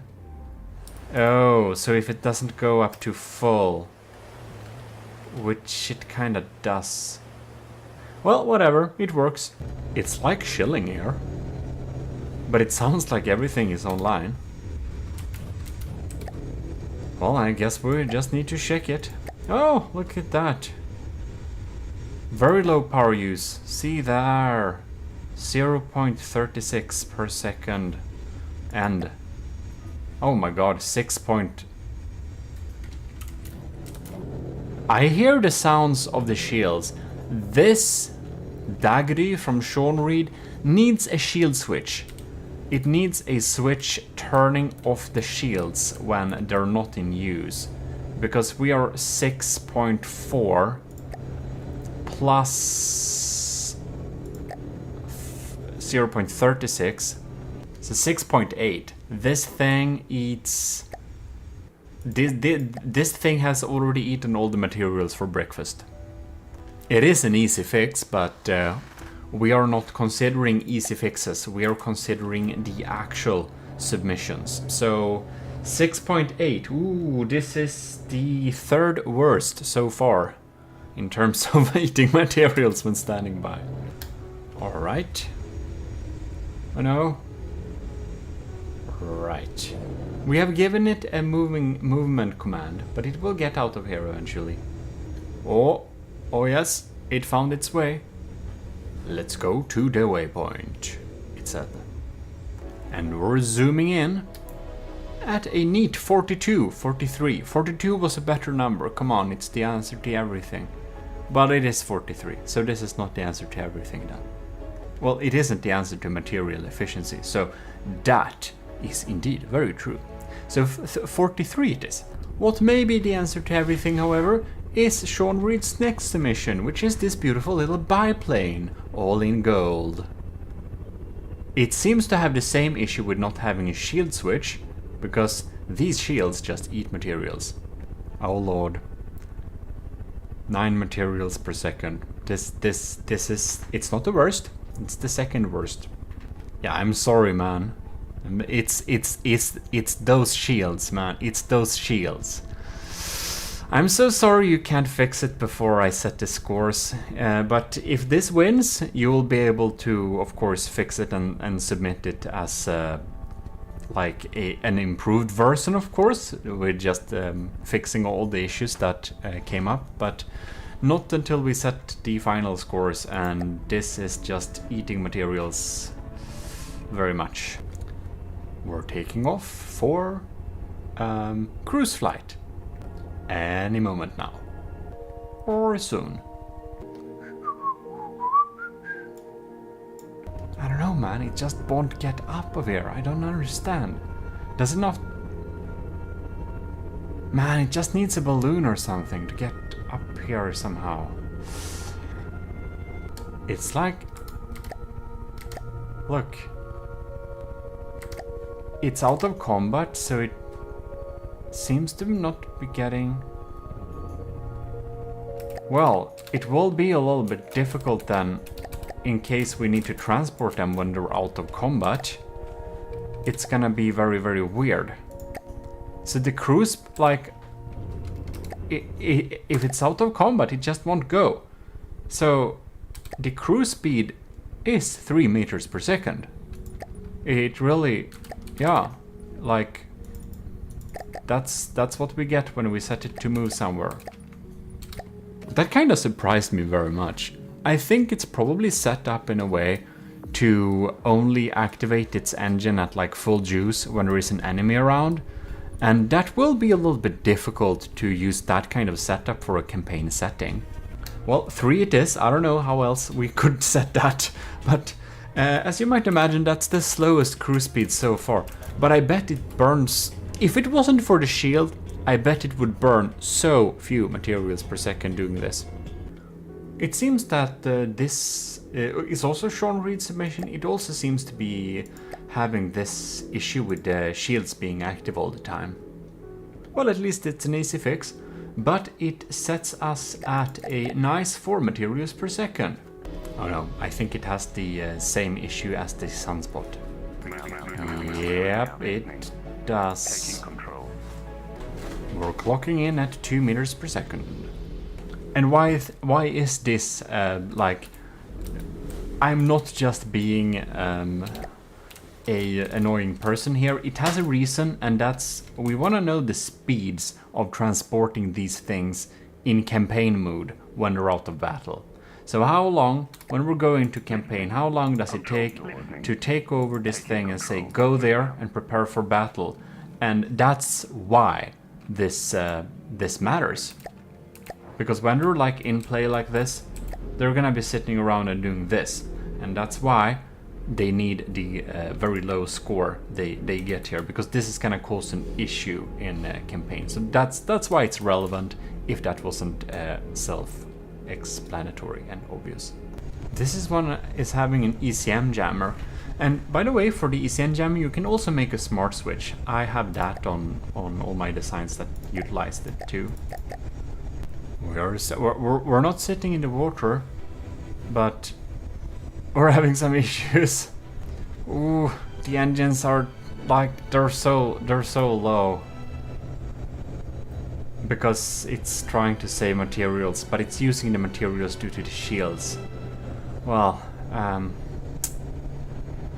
well, we're clocking in at 20 meters per second, so it's like it moves at a acceptable speed. Definitely on the slower side, but I don't think my helicopter is much better actually. Let's even check how quick my helicopter is. Right. Oh, by the way, this is not Gimli Mark II, but this is BB Afterparty Gimli class battleship. It's a slight variant of the Gimli that is going to participate in a big battleship tournament of 2.2 materials, which is kind of inspired by the Gimli battles, and it's gonna be a proper tournament with a lot of rules, and Sean Reed is putting that together, so it will be available if you want to join that tournament. It won't be on my Discord channel, but it will be on the Arena. The Arena is a special Discord for tournaments, for From the Depths tournaments, so join there. It's easy to find, or just ask anyone, or just join it via the main like regular Discord for From the Depths, the official one. It's linked there. Second chapter, Frontier Fleet, anti-air. There we go. This thing is actually... I wonder if this thing is... I wonder if this I didn't even think about it. If I would have configured this helicopter to meet my needs, to target subs and stuff, this thing could actually have been participating in my own trials, but that would have been strange. I don't want to participate in my own Army of GMODIST trial. This just feels a little bit stupid. Like, it's so sad for everyone participating if I would win that, so I'm not gonna do that, but I just realized it's like doing that. So it's pretty funny. Yeah, when we're like this ain't participating, it isn't. But what we're gonna do, I just wanna see, just for fun, it burns 0.3 materials per second, so yeah, that's a pretty good score, just standing by like that, if I'm judging this by the same standards. I'm selecting this one, moving out, and we're moving this. Let's see here. We are... It's a really steep angle when this thing moves, but it's required to have, like, to keep the speeds that I wanted to keep. You can see it here. It looks a little bit stupid, but I mean it's also about function. So this clocks in at, yeah, it's much faster than 20 meters per second. It is, but it's a 36, so it's not the world's fastest heli. It really isn't, but I think it's kind of 0.3 67, 65, 3, I don't know. Something like that. Burning materials is pretty efficient actually. Well, makes me happy because this is already like this is the second chapter Frontier Fleet, which we're gonna conquer the Nether with. So this is already in here. So I'm glad it's kind of ish decent. What isn't decent though? What's absolutely horrible is the flying broadsword air battleship. This thing is horrible. Oh my lord, I don't know if I want to know how much materials per second this thing is eating just chilling here. This is not built with efficiency in mind. Fire. The simple cannon is giving what? Why is it given as infinity? Okay, ladies and gentlemen, the flying broadsword has a firepower rating of infinity. Fear it. Yeah, so definitely you should fear this thing. It's absolutely dangerous. It has infinity levels of firepower. Yeah, well, in any case, this is... Ooh! Only 3 materials per second for custom jet engines? That can't be true. Okay, let's see here what it burns. What? It's kind of like 10 materials per second? Are you kidding me? This is absolutely insane. It's not that bad. It's not that bad. It's like, so say it goes up and down. So 11-ish, 12 goes to this. So 12 plus 12, okay, 15. So it's only using 15 materials per second to kind of exist. This makes it about as efficient as Light of the World's Star Drop when just standing by. However, it's not supposed to do this. What are we doing? Well, never mind. It's not that bad, and I must say I'm pretty shocked about that. Actually, it's pretty insane. Look at it! Isn't that nice? It's just swishing by here. I bet the materials per second has slightly increased a little bit. But it's only 15 materials per second when just chilling here. Oh, doesn't it have... Ooh, this thing might have some no, not jet. What are they called? Steam electric generators that I kind of forgot to calculate with here. Okay, so when we're moving, we're clocking in at 18 materials per second. I haven't checked this for ages. 20. Okay, so it's gonna burn a lot of materials when it's moving, of course. But it's also 1 million ships, so I mean, I guess that's to be expected. But I just thought it to be pretty interesting when we're checking efficiency of stuff anyways. 54 meters per second is pretty decent too, I think, for a ship this size flying around. And just generally existing to look cool. So yeah. So ish round 50 materials per second when it's moving, but well, we didn't calculate that. But then we also have the slight fact that we might have some stuff I've forgotten about. I don't know if it has steam electric. It was pretty long time since I built this thing, so I can't say I quite remember, but it doesn't seem to have them, and I can't remember putting them there because when I built this thing, I had absolutely no clue on how to make a decently efficient steam electric generator. So because I didn't know that, I just didn't. Look, another screensaver. Army of GMODIST screensaver. Okay, press screen print now and get your personalized AOG screensaver today. Breaks over, so shotgun darts. No, shotguns dart. Yeah, that's right. So here we go. What do we have here?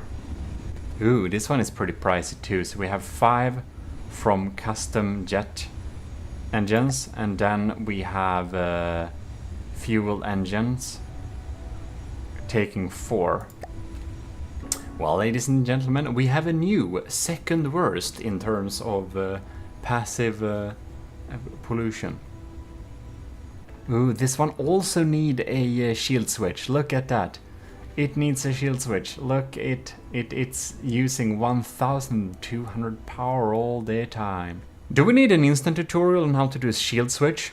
Or like a decoy switch and stuff like that? Is that something people don't know to do, maybe? It's really simple with ACBs, but maybe I should do a tutorial about it. And if you want that, please tell me that in the comments and I shall add it to my instant tutorials to-do list. Well, at least we're not slow. Clocking in at 129 meters per second, 28 meters per second. It's 29. Scoov emission is next. So here we have this beautiful thing. The three wall, which is not a narwhal because it has 3 horns. Yes. They're only using 2 material per second standing by, so it's pretty decent. A little bit in the higher end, but still acceptable. We've taken some notes on how much firepower it has in order, well, compared to how much it costs to build this thing. And I'll just need to measure its speeds here. So we are cruising at 61 meters per second, so we should write that down.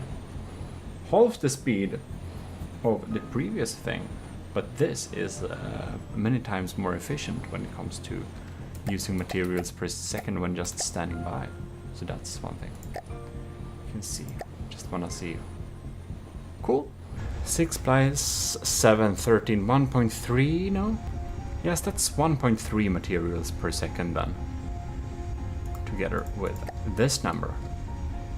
So that's pretty, that's in the kind of good range here. That's efficient metrics.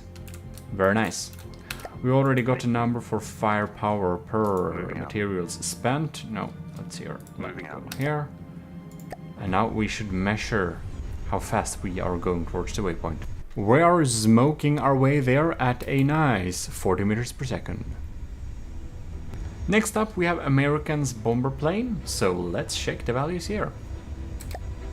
And it actually has the same firepower per cost values. It's pretty funny, like the previous one, which was Scubimation's second submission, if I didn't say that. 1 material per second is the answer, very nice. We're cruising at a nice 52 meters per second. Here we have another easy fix that is annoying, we can't fix until this is concluded. Adding this thing. Oh my god. Oh, how crazy. There is actually a supercharger here. It's just hidden, accidentally, with Mimic. Who would have thought? It seems to be averaging at 2.5 materials per second. So a little pricey in terms of that, but not too bad. We are ever cruising on at a very beautiful flight. This, am I right or am I right? This is another beautiful screenshot. Look at that. Well, in any case, the answer is 70 for cruising speeds. I'm getting a 2.6 materials per second here. For Cringe's second submission. Ooh, we're closing in on the end of these submissions here, so that's interesting. Wow, 95. That's pretty quick. That's one of the quicker ones. 95 meters per second when cruising.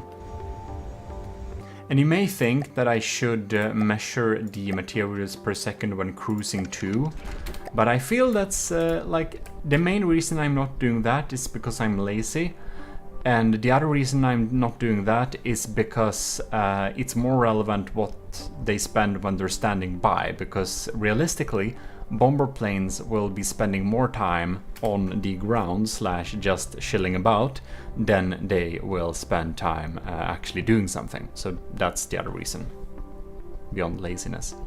So now we have Commissioned Officer Captain Wise bomber. So let's see what we got. Materials here. 76 plus 76, that's ish 081.6. Together should be 1.6, yeah. We got a nice value there for firepower per material spent. This is, I believe, the cheapest one of them all. And a real masterpiece. It looks so beautiful. I kind of always wonder a little bit what Captain Y is using to make these like gold trim rods around stuff. By the way, you will see some other builds for Captain Y. Normally, I build something for my commissioned officers, but Captain Y wanted his commissioned officer reward to be more in lines of, I built something for you instead. So we're gonna do a special video about that, of course, in the future, because I do videos, like normally I would do a video when I build something for a commissioned officer, but now it's kind of, I'm making a video about the other thing around. So hope you're gonna see, you're gonna enjoy that. I will say, this is not a spoiler, but it isn't. I'll give you two things. It's about Captain Y building a fleet oiler, and the name of the fleet oiler is Hermod. Just there, we got something. You'll see when that comes out. All right, let's send this to some movements. Oh lords. Okay, it finds a nice altitude here. Oh, is it so advanced? Does it have some breadboard magic to go lower in order to go faster or something? I'm not actually sure if it go fastest if it's low or high. But the thing is, if you didn't notice this, you can go in here. It's like from the depth it's probably more advanced than you think. But if you go in here, you can see air density at this altitude 100%. So that makes our like the blades on this thing be more efficient. It also gives more drag. So generally jet planes should go higher and like, oh god, this is gonna be interesting. So jet planes should go higher, and propeller planes can go a little bit lower in order to get higher speeds. That's the same reason in real life that commercial airliners that are propeller planes go usually at a much lower altitude than commercial jets. Yeah, because what I just said. But in any case, the answer is 87 or 88. I think it's 88 more times. So we'll write down 88. Beautiful. So there we go. We're flying in this beautiful little plane here. That's actually something we should totally do. We should do like this. We should actually test this in from the depth now. Right. We're gonna take manual control. Oh no. Oh no. I thought my game crashed there for a moment. It didn't. But in any case, we're trying to... Oh lords. It's so hard controlling a jet plane manually. We're gonna lock on like this. We're gonna let it take over for a second. And we're going to make it take control. Alright. So, oh no. So we're basically gonna see here, if we climb a little bit, if we climb to, say, 500, an altitude of 500, I think it tries to take over control from me now. Well, we're about to stall, I believe. If we just pause the game here, we can check this thing. So, the air density at this altitude, 7%. So, any wings and propellers should be pretty bad at this. So that's probably why we're stalling a little bit. It's probably not the... yeah, it's probably not the breadboard. It's just we're stalling. Well, when we're diving down, we're having a pretty quick meters per second. Dive bomber would be a thing. Now we're getting responsive again here. Right. So... I don't know. Or maybe not, who knows. In any case, it might be breadboard, it might be the game, I'm not actually sure, but we can't go higher, is the only answer. Maybe they take out each other, because we're gonna have higher levels of air density up down here, so propellers will be better, but we'll have more drag. Up there is no drag, but the propellers don't get as much force, so maybe it's like plus minus zero sum game, as they say. Well, I do really hope you've enjoyed this little episode at least. We now got all the numbers, and of course I will not tell you exactly how everything is judged here, but from watching this video I'm sure you should be pretty sure. I've realized we forgot the part, and that's to check if things that stand by on water also does that on land. So yeah, instead of doing a reasonable way, I just spawned all of them in case I would forgot anything of them. So we're just basically gonna do this. Oh man. We're gonna see who's chilling about and who's going into zip around and chill about mood. Yeah, that's pretty awesome. So the things that are just zooming about is of course the same mood.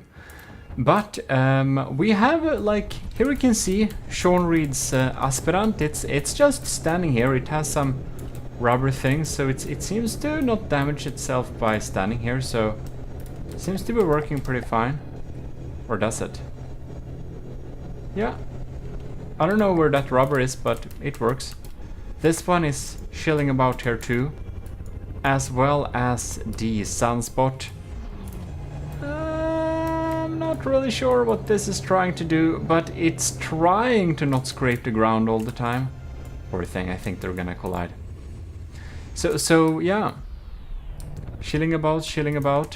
Here we have a Pizza Summoner. Oh no.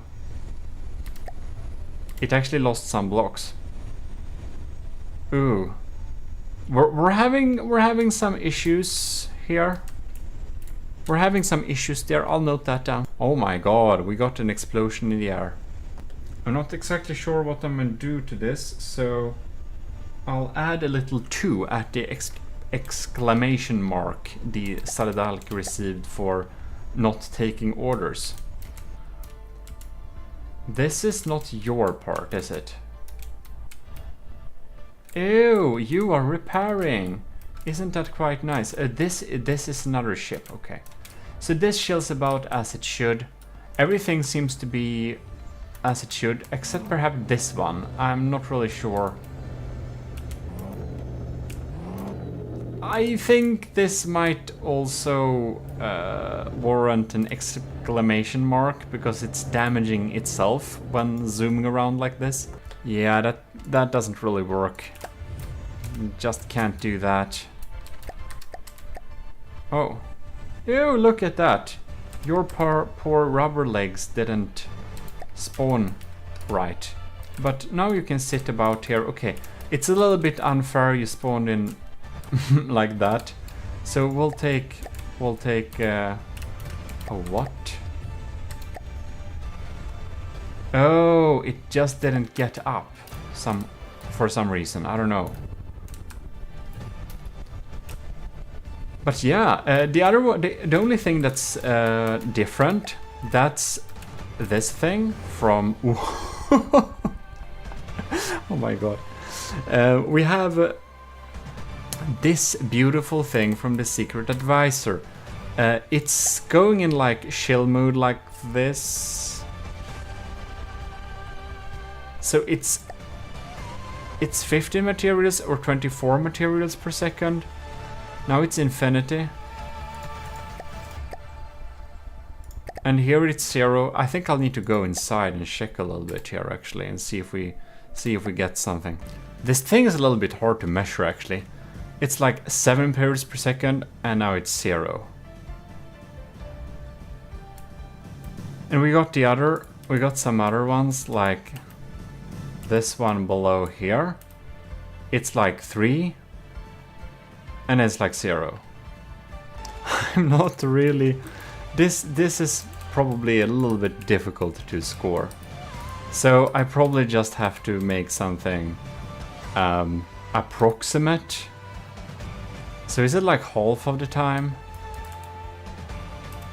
7. So it's like 10 materials per second, half of the time or something?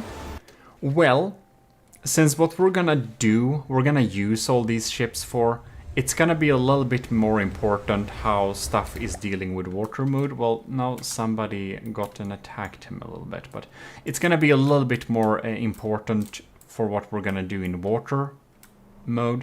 So I think I'll just add an arbitrary number to the general efficiency score. So it's dragging-ish 5 materials per second when it's chilling about at land. So sometimes it will, sometimes it won't.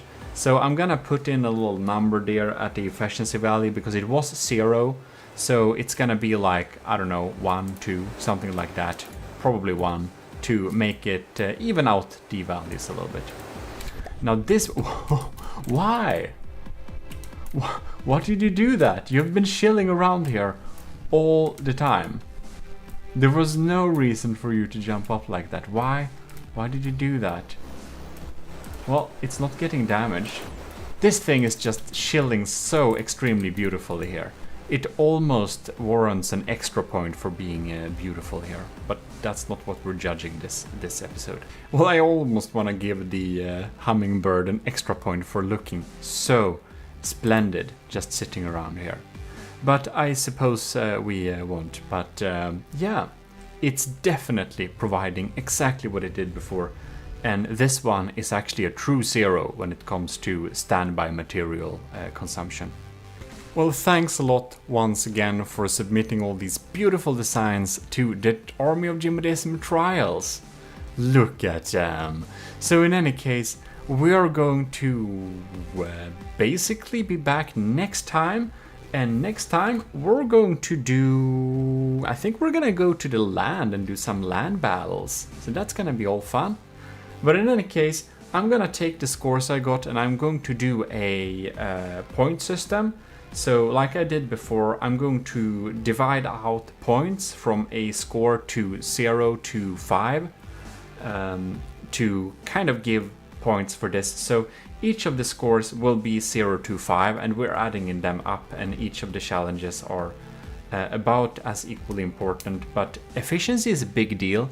So I think I might give out points at least 0 to 10 for this one. But I'm going to look at the values and then I'm going to divide the points in a rightful manner. But God, my notebook where I keep my score, you've seen it quickly a little bit before, but it's insane. It has so small numbers, so much text there. But anyways, huge thanks for providing the ships here, and I hope I see you next time. This is your host GMODISM, and we are most honorably signing out. This is your Lord High Admiral signing out indeed. So with that said, we'll say AOG Invictus.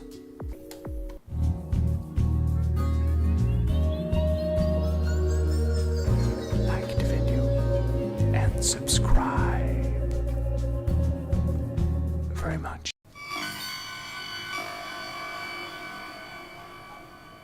Commissioned officers and enlisted in the Army of GMODISM. It's your Lord High Admiral speaking, and we're back with the bomber trials. This time, we're going to test bombers against some pretty fast foe. They are known as the Sidewinders. Very, very fast craft, very easy to kill, but, well, if you can hit it. So we're gonna see how your designs will perform, and it will be highly interesting to see that.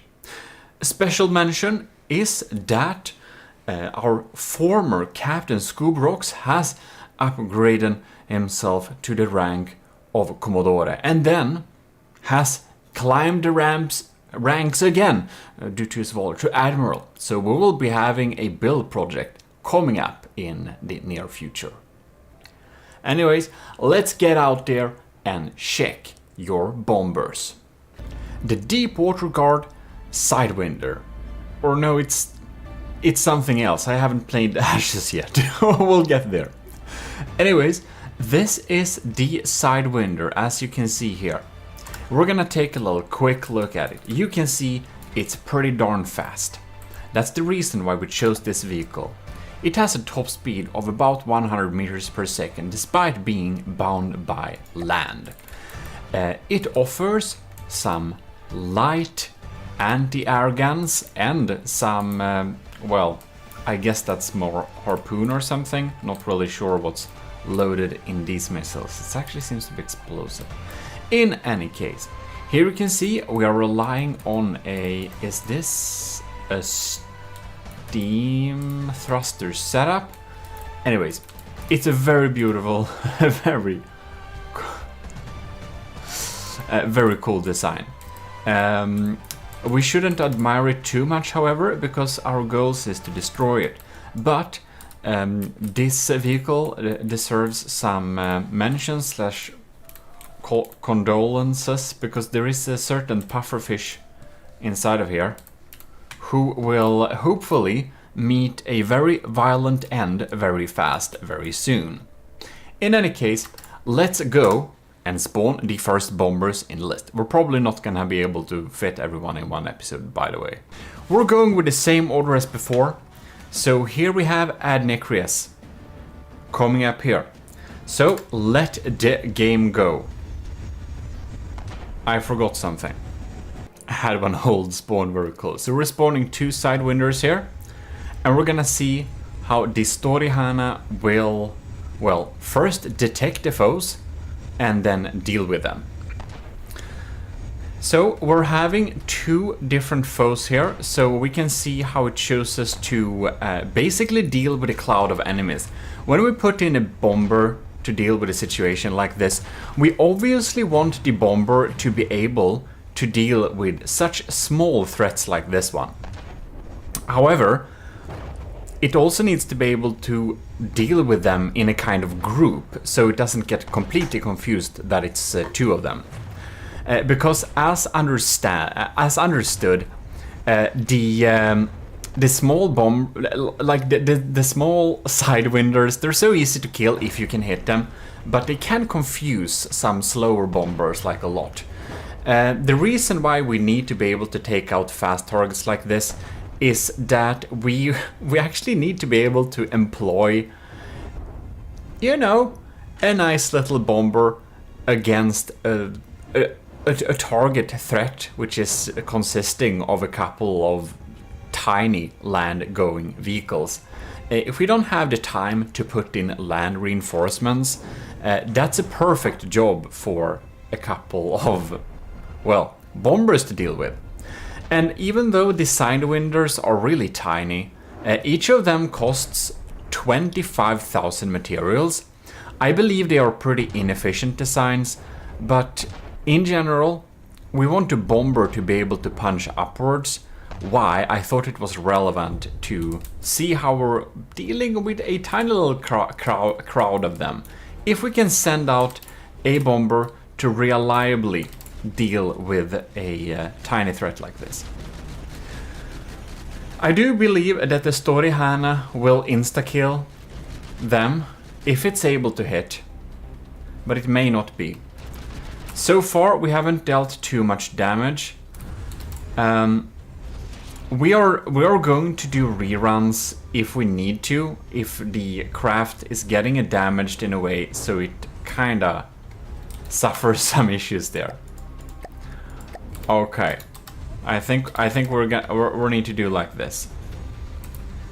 However, I believe that the Storyhana should be able to take some fire from these small sidewinders. And that's another thing that changed a little bit here. We are going to take the performance into account of survivability a little bit here. This is not a pure survivability test, but we will not make the bombers invulnerable because we want their own weapons to be able to damage themselves. As we've seen with some of the bomber designs, they've had issues where they kind of damaged themselves too. So we want to make sure that that exists here. So the survivability will be a part of the score, but dealing with the bombers here will of course be the most amount of the score here. And we can see the Story Hana has successfully taken out one of these sidewinders. And we're having some issues with those missiles not being too accurate here. Well, we're gonna see how this ends. It really seems that the Story Hana side got crippled again, which made its maneuverability kinda bad, which made it not be able to hit this thing very reliably. Also, the Story Hana's auxiliary missiles seem to be a tiny little bit too slow to actually reliably deal with the Sidewinder. So we're having a little bit of a survivability issue here. If we repair the wings again, I believe the accuracy will be much better. So we're going to grade it on a 5-point scale. The different challenges have some different scales, but most of the challenges have a singular 5-point scale. So we're going to put it according to that 5-point scale. I think I know enough how able it is to deal with a Sidewinder like this. Again, it is... the Story Hana isn't much more expensive than a Sidewinder, so... you know. But the Story Hana from Adnecris is actually too expensive, so it has those issues too. You know, I think a Story Hana should probably be able to deal with 2 Sidewinders. It kinda doesn't, but it kinda does decently. But I know that I will not be able to send one of these into battle to deal with 2 Sidewinders. It will not be enough. So I think I got enough for the scores. Yeah, so we're gonna move on to the next one, which looks gorgeous, by the way, in its standby mode. Look at it. This is Korvak's design. No, Kovrak's. I mess that up all the time. The Secret Advisor, also known as. This is Demanta War. You've seen it before. Maybe you're even... maybe you even would say you like it a lot. Maybe you are in the Manta. Whoops. There we go. There we got another one. Alright. So I believe we have 2 Sidewinders here. Yeah, I didn't accidentally spawn 3 of them. That's good. So we're having some fragments popping in here. I guess that's like proximity fused frags. It's actually pretty competent anti-air stuffs. Ooh. Oh no. It decided to disengage. Oh no. Oh lord. That ain't great. That's... I wonder what happened. I don't know what happened there. My god, that was so surprising. It just insta-died. Well, we spawned everything afresh. So we're gonna see, it kind of flies pretty low. Alright. Manta. Come on. Alright. And there we go. It really gets freaked out by those missiles. Oh no. I think the particular loadout of the Sidewinders are probably particularly dangerous for the Manta War since it has so much wood. And it seems to actually be chased by them. Poor thing. It seems to have troubles. It's getting kind of chased. Alright, it's not shot down at least. Let's see if we're getting an aim here. We're disengaging. I don't get it. I don't get it. Do we have some detection issues here? Let's try and see if we can do a repair.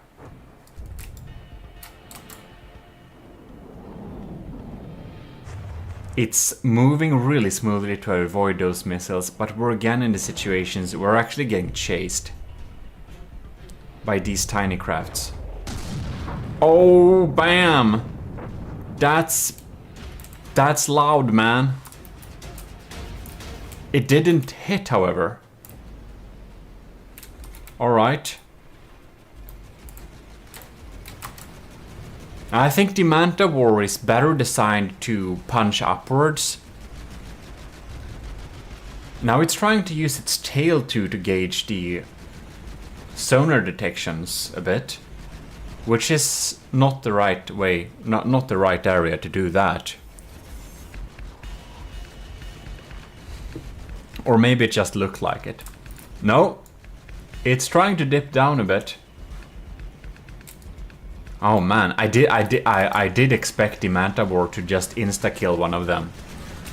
I wonder why it's so hesitant. Is it a detection or something? We seem to have a detector in there. Alright, there we go. Ah, miss again. Well, I guess we'll try and restart this bell. There we go. It likes to go low on this Ashes of the Empires map. I think it must be thinking that we're kind of close to the water and thus it tries to compensate for that. Alright. So it was a little bit hesitant before. Let's see if it will line up and actually fire here. Ah, it just doesn't. Well, let me check. I'm not controlling any weapons right now, because I shouldn't be sitting in this seat at all, which I am not. Alright, so because I know before I messed things up. Well, I think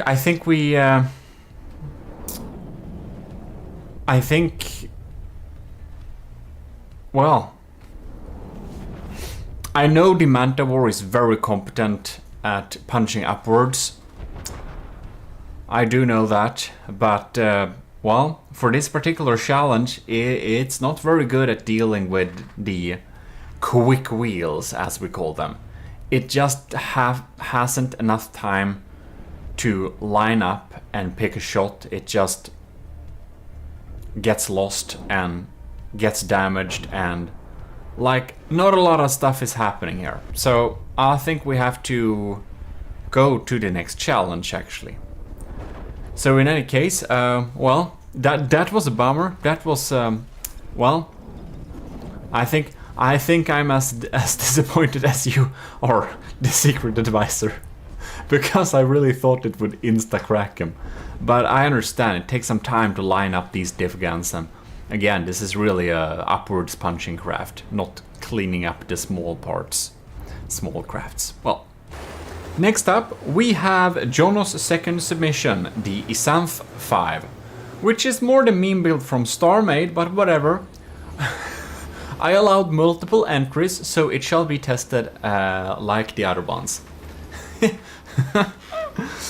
Jono has 2 submissions, that's not very much, because Nilden has 3, and that's nothing but because Sean Reed has 4, and then Scuvimation in the Cringe has 2 too. I don't know if I missed the multiples, but next Army of GMODIST Trials, I'm sorry, but I will limit it to 1 entry per person. It's very cool to see a lot of submissions, but since more people, since a lot more people than I would have expected kind of wanted to do this, I got a lot more submissions than I thought. Because it's kind of really specific. It's not just build a bomber, it's like build a army of GMODIST bomber with our fleet colors and decals or else kind of setup. So of course this is kind of the exception because it's a meme, but yeah. With the understanding that it might not have qualified in, but I felt StarMade nostalgic, so I didn't. I let it stay here. I let it stay in. Well, this ain't doing very well. try and repair this thing and see what we can do. But in any case, since it's so specific like that, our Army of GMODISM faction needs a new bomber. I kind of thought that a lot of people would be like, no, I only want to build my own faction. And that's understandable, of course. But in the Army of GMODISM there are many people, and of course, a lot of people can build Army of GMODISM stuff. It's just join and build. But in any case, that was something that I would make it be less than it was. So yeah. The South 5 is really taking some heavy crap from these sidewinders. And it's unable to hit with those guns too. It ain't gonna be cleaning up any much time soon here. If we just repair this thing, it's very unlikely to hit, it seems like. Well, if we just repair this thing a little bit, reload its guns for it, see what he will do. Just stay there. Oh well. Well, as for the South 5, the guns are kind of inaccurate and it's very weak. It kind of just sits there and just gets picked out of the sky, so, well, yeah. I think we'll be moving on. This will have about the same score as the previous contestant. This beautiful design is Jono's real submission. So, it's really cool. I like it. We're gonna see how it fares. It has a big cram bomb as its gun. I do wonder if these wing parts will kind of be a little bit susceptible. This is detection, right? Detection turrets. It kind of flies high, shredding off some rubber parts. Oh no. The Sidewinder may be a little bit more dangerous than I anticipated. Oh, it kind of killed it though. Alright, one of our propellers are being shot down, but we're still able to intercept the missiles and operate this cram cannon. Wow. It's being a real champion here. It has severe engine problems, but it has measurements to intercept those missiles, and it was able to operate the gun. Alright.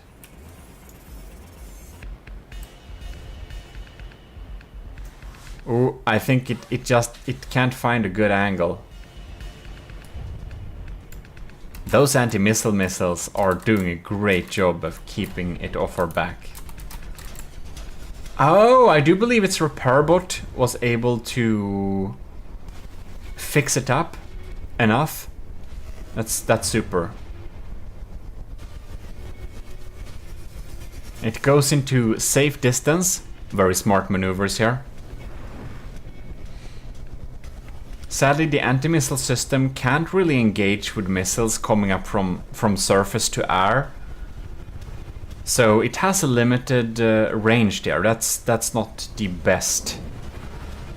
It probably should fire anyways. Well, in any case, I think we're going down for a bomb dive. Let's see here. Bam! We did some damage, all right. No kill, but that was definitely closing in on it. Did a decent job taking out the first one, but it did get its propeller kind of shot out pretty early. So I felt that was a little bit unlucky for it too. So we're just going to start again. Alright.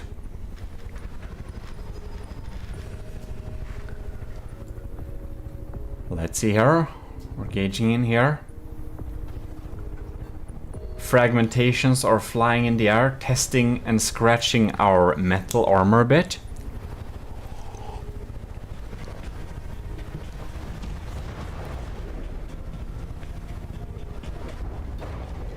missiles were not able to be intercepted at this angle again. Ow!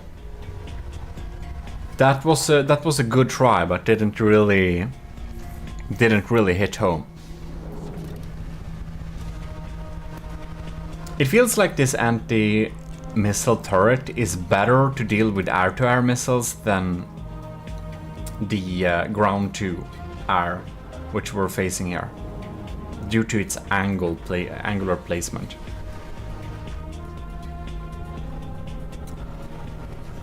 I think it's just really funny with these.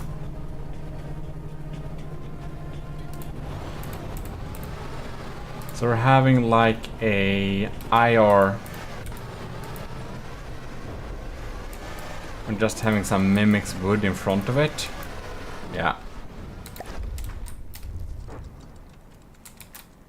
I think it's doing pretty good at surviving this thing at least.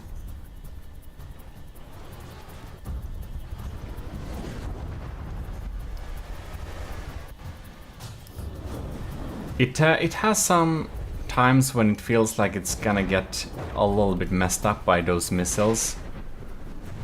Ah, very close. It's kind of hard to hit them with a cram like this. That has to be said. We're seeming to have engine problems here. Ouch. Well, I just wanted to try one last little session with making this go up for a little rise and do some damage. Or I just want to see, because the first shot with the cram, it was so accurate. It was like dead on, really efficient. So I want to see.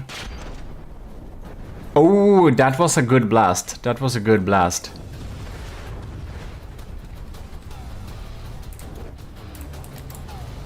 It kind of get flipped by... Oh yeah, okay, look at that.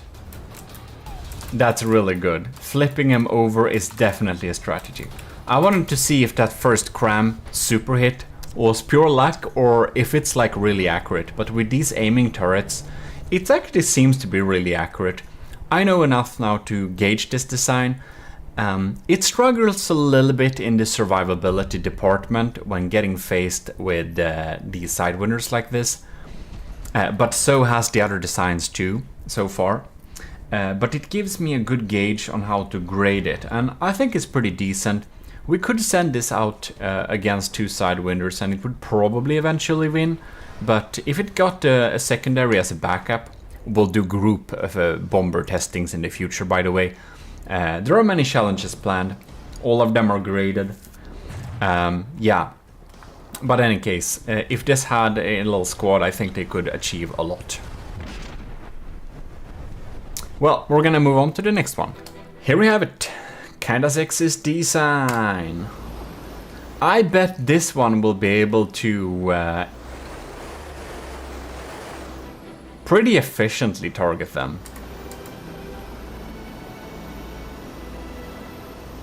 And it should be pretty quick, so I don't expect it to really get hit.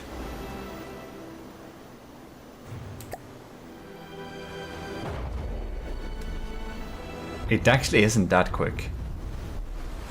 Right. We're taking some fire. We're taking some fire. Mayday, mayday. Alright. The menace of those light frags. Here we go. The laser guided. Oh! Oh, will they lock on? No! It... No! I forgot it was laser guided. And it fires them all the same time. Ooh.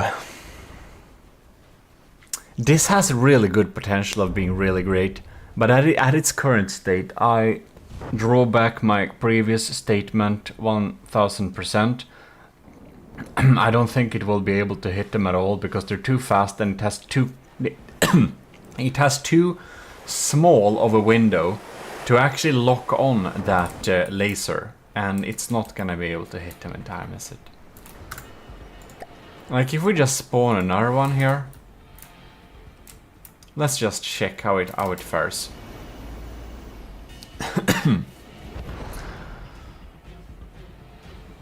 Let's see here. If we can fire and lock on like one blast here. Okay, it tries to lock on. Ah. Yeah, this seems kind of sexist. Design is having a real trouble with its detection to lock on that laser. I think for this particular case, or in basically all cases, I think maybe radar guided would have been much better. It just can't see him. It's like staying here, very confused. Welp. Let's see if we can spawn him from a further away distance and see if it gets a little bit more lucky. It just flies in a really funny angle. Oh well. Man, this little like metal in front of them, man. I shouldn't like I won't alter the designs when I do this. We won't like think about the results, but I think it would do much better if they were kind of free like this, because then it should be able to lock on, maybe. I don't know, man. Well, I do think I know enough to see that this particular one does have issues hitting targets that's like, even when it's kind of still, it just is not able to lock on that laser guidance for long enough. Yeah, alright. Next design. Alright, we haven't had much luck in the first couple of batches here, but here we are with Light of the World's Star Drop. And we shall indeed see how this bomber will fare against the Sidewinders. I think it has a good speed, and this pack, if it hits, should be able to kill them pretty decently, I suppose. Oh, no. Did they hit each other? Was the Star Drop involved somehow in making that happen? Because I kind of don't think it was, but if it was, that was some real master plan. Wow. Bam. Oh, we're playing with fate here. Look at that. Did we knock it out? What happened? It doesn't look damaged. Maybe it was an explosion. Wasn't it an explosive pack? Or was it one of the other designs? Bam! Just annihilated that thing. Beautiful. Cool. We're starting this little battle here. Just to make sure that it wasn't all luck. So let's see if Light of the World will line up for some killer pack shots. That was close, but no cigar. Well, it's closing in a little bit. It's pretty accurate though. If that had been, man, it's just fooling those missiles. It's doing really cool loops. I wonder how you make things do loops. If it's like unintentional or if it's a escape maneuver. Wow, that was so close. I think the Sidewinders should worry a little bit here. It has decoy missiles too. I really wonder if the missiles will go for the decoys or not. Alright, it's diving down. Oh my god, this is pretty tense. Ooh! They showed off apart. Man, if it had its pack on like tiny weak setting, it could probably deal some damage there. It kind of moves pretty cool when it just climbs like that and just lines up its pack. Oh, that was so cool. It's like a death ray. I think this is a joy to behold. All right. No.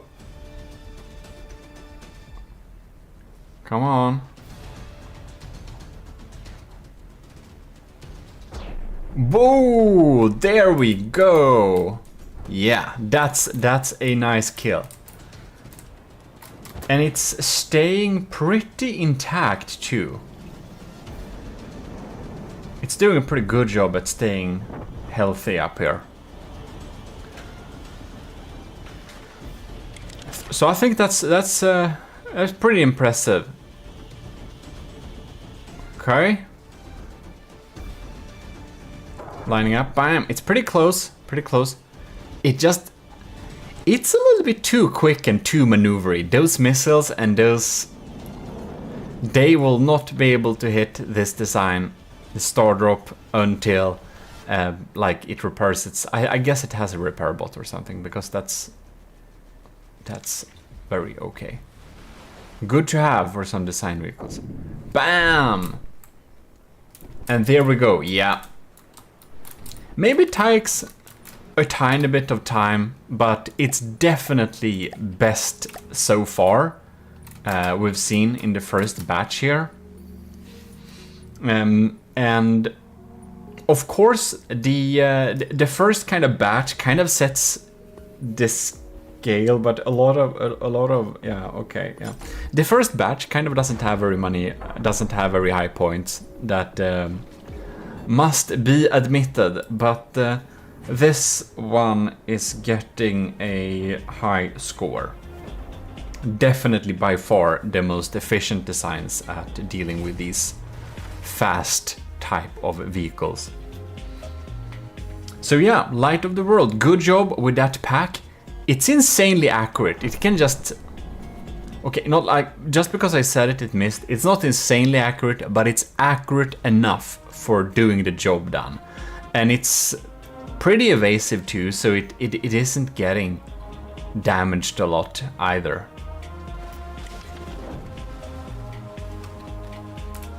Oh. This is like a torpedo, right? Tries to use it, but to no avail. Bam! Well, in any case, it gets the job done. Pretty decent, doesn't get taken out by them, so definitely best so far. Impressive indeed.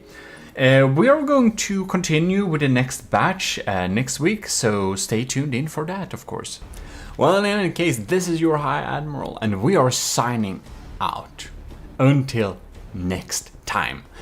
So I hope you did enjoy this little first blast.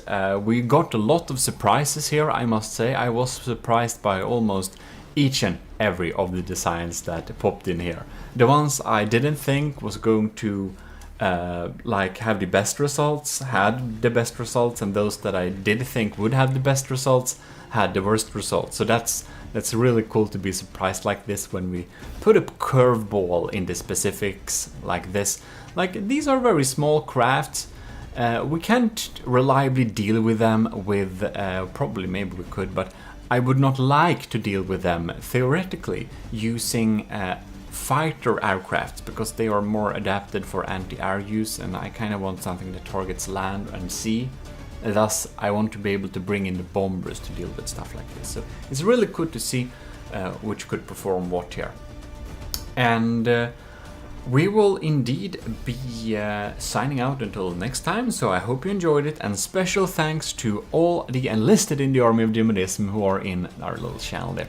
So if you want to be in the Army of GMODISMs, just regular enlisted, you should definitely join it, and you self-assign yourself Matros 3rd class, and you can see the otherwise hidden hashtag Army of GMODISM chat room in our Discord, which is for enlisted and commissioned officers. Otherwise, huge thanks to the commissioned officers who are supporting us every month at Patreon, most notably Admiral Super Dave, Admiral Scooberox, Captain Y, Lieutenant Sasteria, C2, Cravey, Parbag Reed, Talaras, and Vincent Veritas. And also, thanks to all the cadets. Your continued support really help the army stay strong. In any case, this is your host and Lord High Admiral, and we are indeed signing out.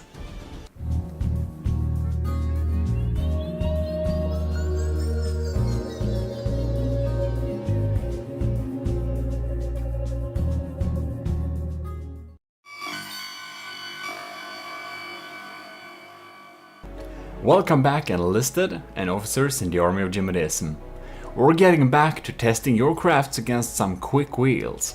So I guess you watched the previous little episode there, so without further ado, I think we should just get in there and test the next batch of designs. Next up on the testing, we got the beautiful hummingbird from Netrameira. Very beautiful, and it has this fantastic standby mode on land, which you've seen in the efficiency episode, but we need to appreciate it again. In any case, we're gonna get in some sidewinders right here and see what it's saying. There we go. It's getting lifted. All right.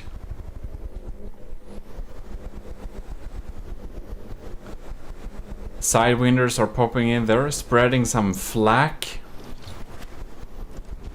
Trying to trick the missiles with some decoys.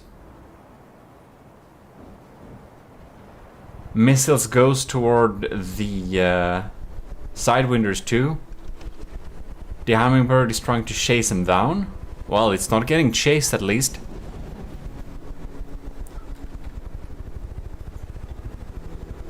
Right. It's trying to turn here to get a nice angle, but they're darn quick.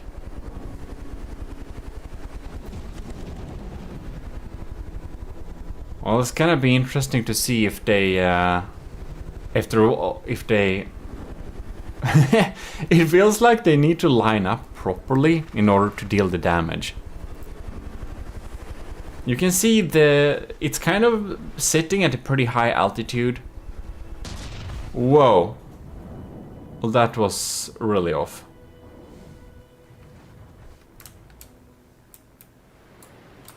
See how it looks down here from this. It looks like we should be a little bit worried when we stand back here. Look at that. No. It feels like they're kind of having this weird pendular circular motion that kind of makes them never line up in a proper way, because they try to target each other, so each other's AI are just circulating each other like that, so... Well, we shall see there. It feels like the VLMs are not doing a great job at hitting them either. And it feels... I don't know, it just seems to not be getting at the angle it kind of requires to actually hit him. We've got steering thrusters here, but unfortunately... Oh, they don't have any fins, so they kind of end up being just dumb after a while. That's a little bit unfortunate. I didn't imagine that the quick wheels challenge would be this difficult.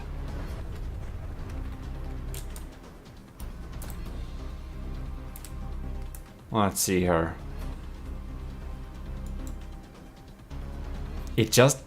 It seems to not line up. Let's try and restart this one. Alright. We have a second round. Then these missiles should really have some type of fins on them too. That would be really beneficial. Alright. Let's see if it lines up. I think the first contact for it would be most likely to be beneficial. Oh, it kind of turns away. So, okay, that's kind of the issue. They are just a little bit quicker and more maneuverable. So, we're trying... Now they crash into each other too. So, they're like trying desperately to... Oh, both of them. I feel that the hummingbird didn't have much to do with that combo kill. Okay, they're in the distance here.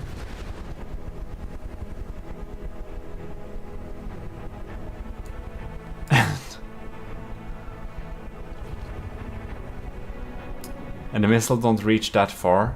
But also, it doesn't have fins, so they won't reach that far anyways. They kind of tend to try and get away there.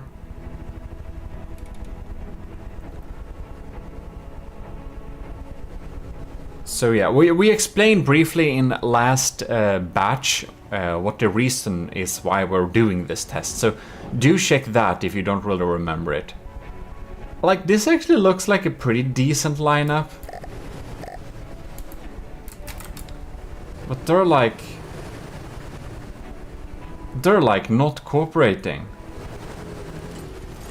It's like we just never get a chance to shoot. We just never get it. And these VLMs really need to be set up in a way that's a little bit more long-range viable. Because right now, they're like going up here. They're getting out of fuel to turn and they're like out. Very unlikely for them to hit. Well, it looks really cool, but it just never seems to actually line up for a shot against these quick ones here.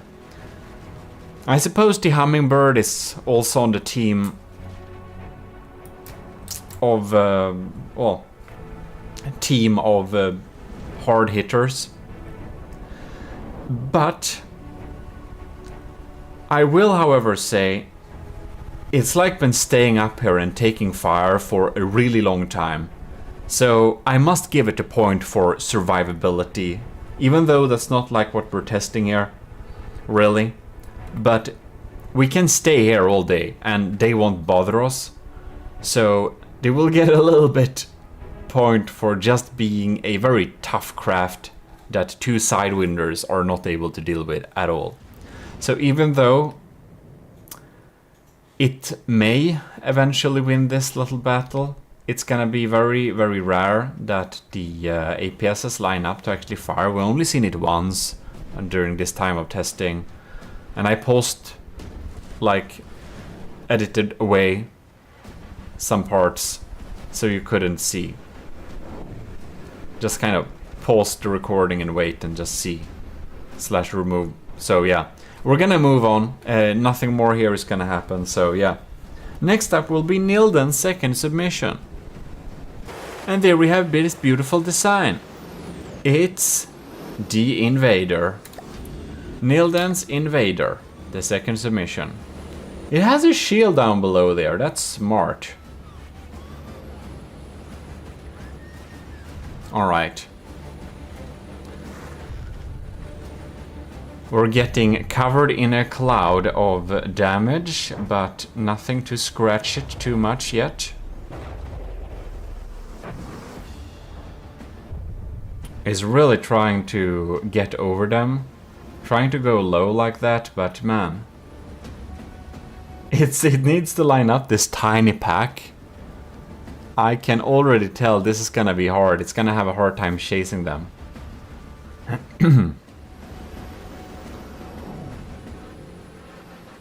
We're like...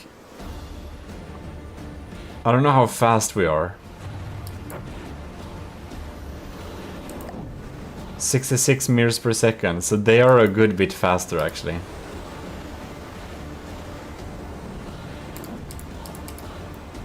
Right. We're just not lining up, man. It doesn't tilt in order to hit at them. Like, for example, Light of the World Stardrop did, so it's gonna be pretty difficult for it to hit, I believe.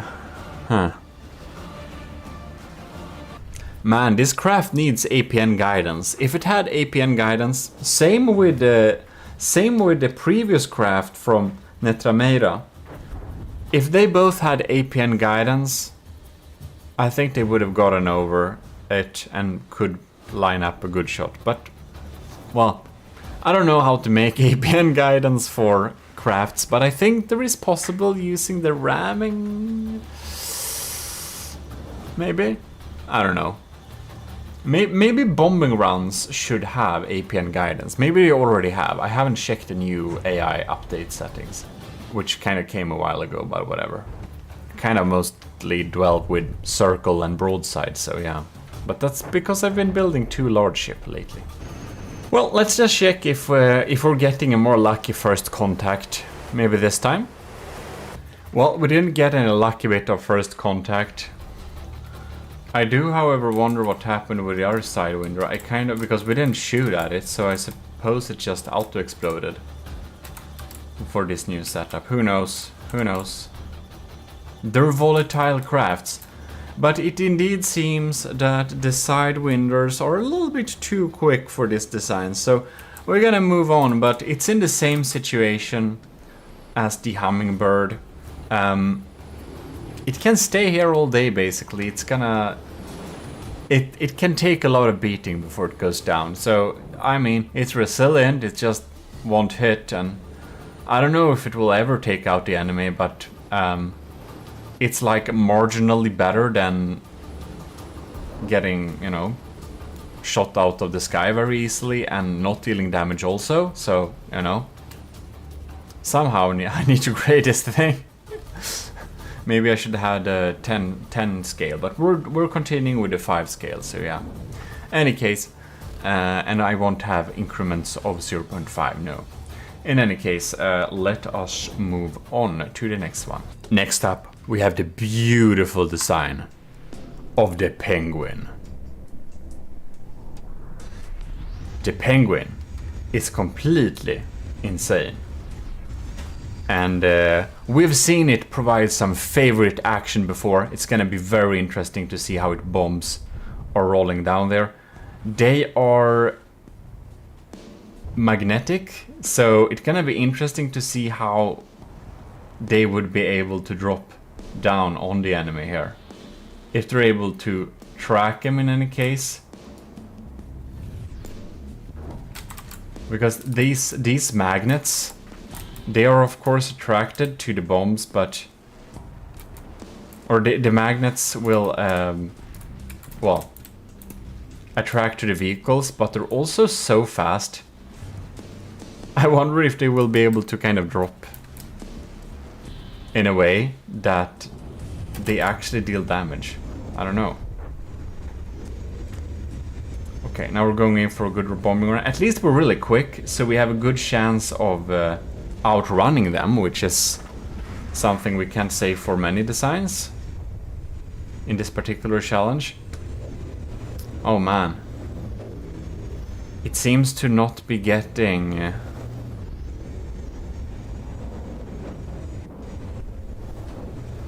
Don't tell me it has problem with detection or whatever. What are we doing here? Okay. Come on, come on, come on, come on. No. Drop your bombs, man. What's happening? Is it... It's not required accuracy, perhaps? It feels like it's like prime. I'm not controlling any weapons right now. Interesting.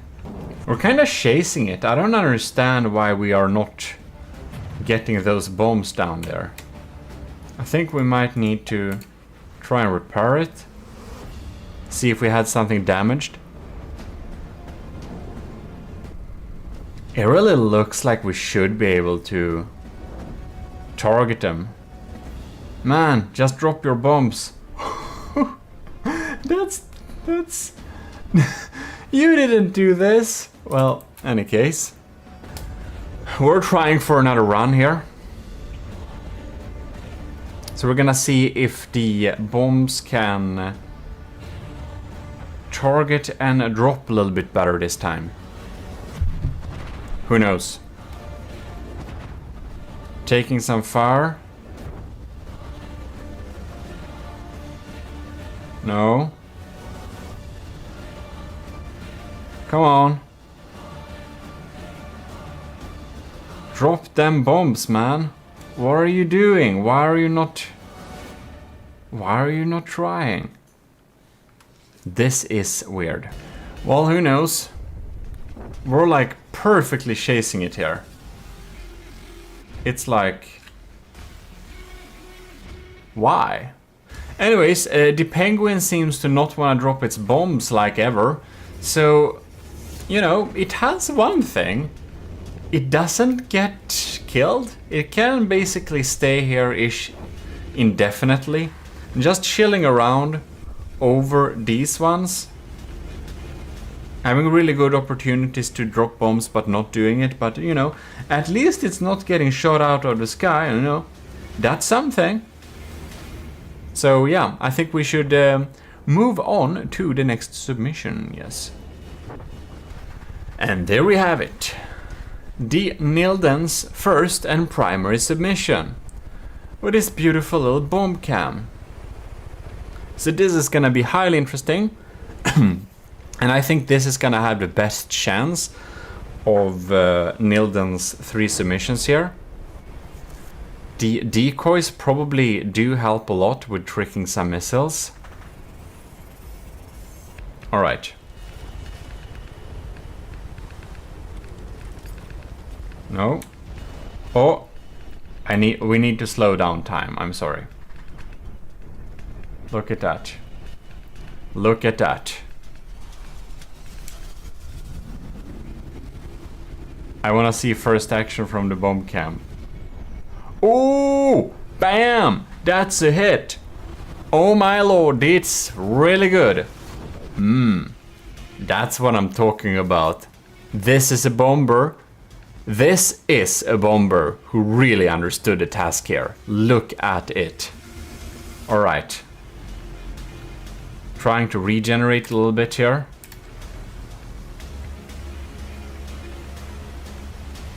Trying to... ooh, it seems to have almost have a little bit issue to... It almost looks like it's intercepting it a bit. There we go. The bombers come down. They get guided. Oh, that's so close. Oh, yes. No. There we go. Pops in a couple of them. And I think it can do it again and again. It's not... yeah, it's perfectly staying on top of this fight here. Do we have something on the cam? Look at that. Oh! Excellence. Perfection. Well... this craft, my ladies and gentlemen, which is the B8 bomber, exactly. I even remember the name. Has really excelled at this challenge. Here we have a craft who has exactly understood what we're supposed to do in a situation like this and delivers excellently. Very, very good. We're just gonna spawn that again to make sure it's not just luck. Alright. We're flying out here again.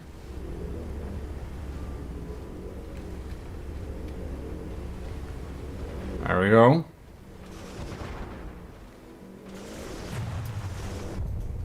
Oh yes, oh yes. Taking some fire, but not getting shot down in any capacity. We have some repair bots trying to repair us there too. Beautiful. Oh! Wow, that's what I'm talking about. Look at that damage. Excellent performance. Not easily intimidated by any of those weapons and just excelling at taking out those there. Well, I don't think I don't think I'll need to tell you that, but here we have a top scorer. I think you already calculated out that yourself. This is a top scorer for this particular challenge. This is really excellent. So let's see here. Missiles have recharged any moment now. Reloaded, I mean.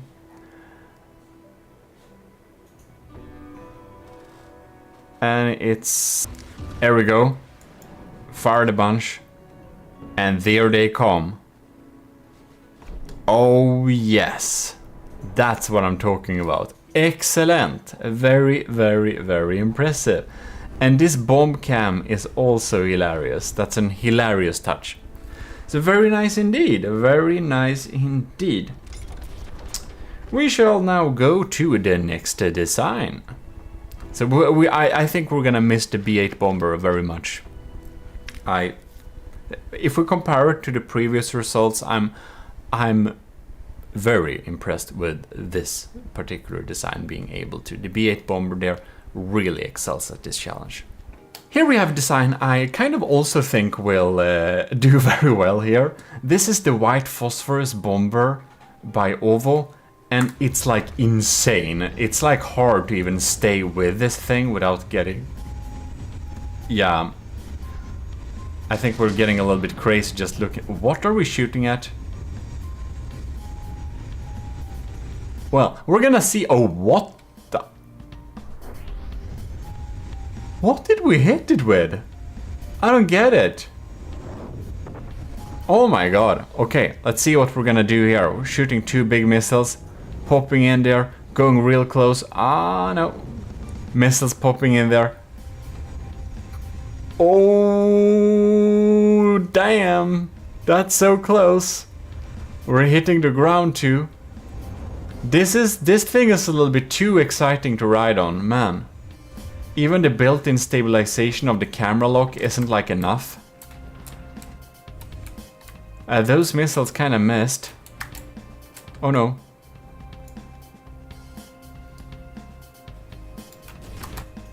It's not easy locking on to this thing. There we go. The moment when the sidewinder is a more reliable thing to lock onto. That's like a little bit more stable. White phosphorus bomber, what are we gonna do now? Isn't white phosphorus a war crime? Excellent for From the Depths then. I wonder if that happened to a previous one. We're a little bit in rocky territory here. We're not supposed to be in rocky territory, I believe.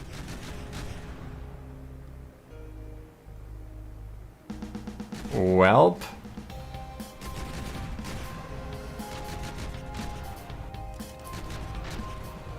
Whoa. Oh.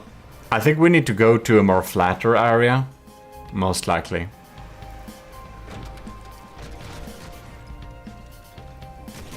It's like, it just smashed that missile down into the ground. Like, why? What's that? Alright.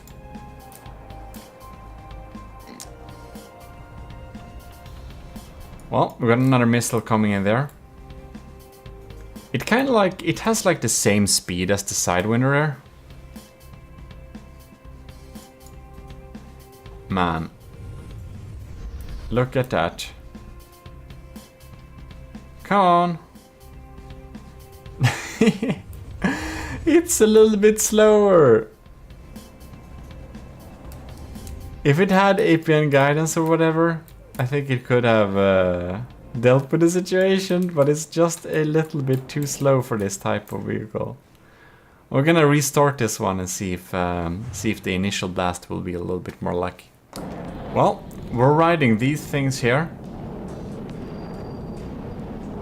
See if they reach. I think they won't. Let's see here. What? And those missiles? Oh, yes, yes, yes. That's a good hit. Missiles from two sides. Very reliable. Oh no! It died. We're also a little bit on rocky surface here, which isn't what we tested. So we're gonna restart in this battle, yes. Right, there we are. Flat ground. We're gonna see if these diff guns will get a good lock on here. Alright. No? They haven't fired yet. Oh no! Oh, that was so close. We're just moving so erratic. This is like me piloting a plane in Battlefield 2. Like, scary all the time. Never know what's gonna happen. Alright. It like does this nose dives. Did we kind of kill the other one without me noticing it, or what? No, it's over there. No, no, that was missiles. I think the other one might be dead somehow. It's so quick, it's like hard to see what's happening. Well, there a diff gun went off at least, so...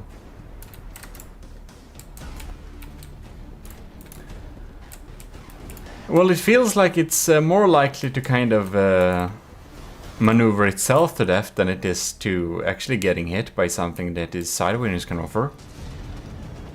Oh! The other sidewinder somehow died. I don't understand how. This is weird.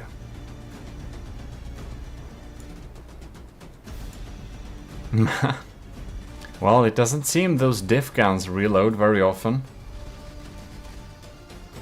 We're just having this very erratic dogfight kind of thing. Well, we're gonna just pop in here a little bit again quickly. Oh. There we go. Locked on. Because I really wonder what happened with the first one. Oh, man. Oh! Alright. Good hit there. Oh, man. Well, I will say it's definitely decent. That it is. Oh yeah, that was such a good lineup. So sad APS couldn't fire there. It kind of gives a lot of really good lineups, and it's really erratic, so hard to hit. But it kind of dies sometimes, so that's a tiny bit scary.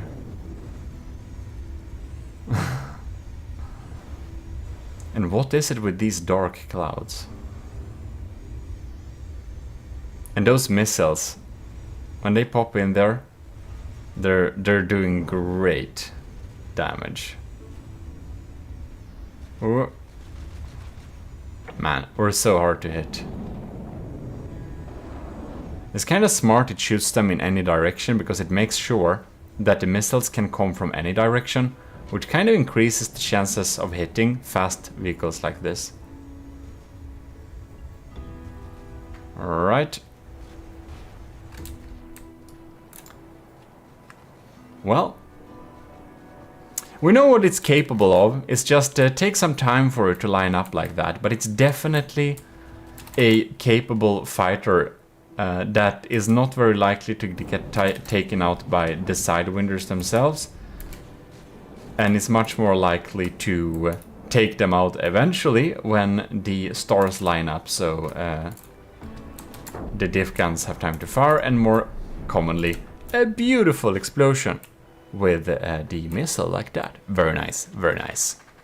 Next up, we're having the AS Sardalk from Pizza Summoner. And we're gonna spawn a couple of, let's see, in a flat direction. Where did we get? There we go. Couple of sidewinders here. And we're gonna see how it deals with them. And this is the one that has the absolutely amazing little lock-on HUD inside of here. We can actually pause the game so you can just see it, but I guess you've seen it before.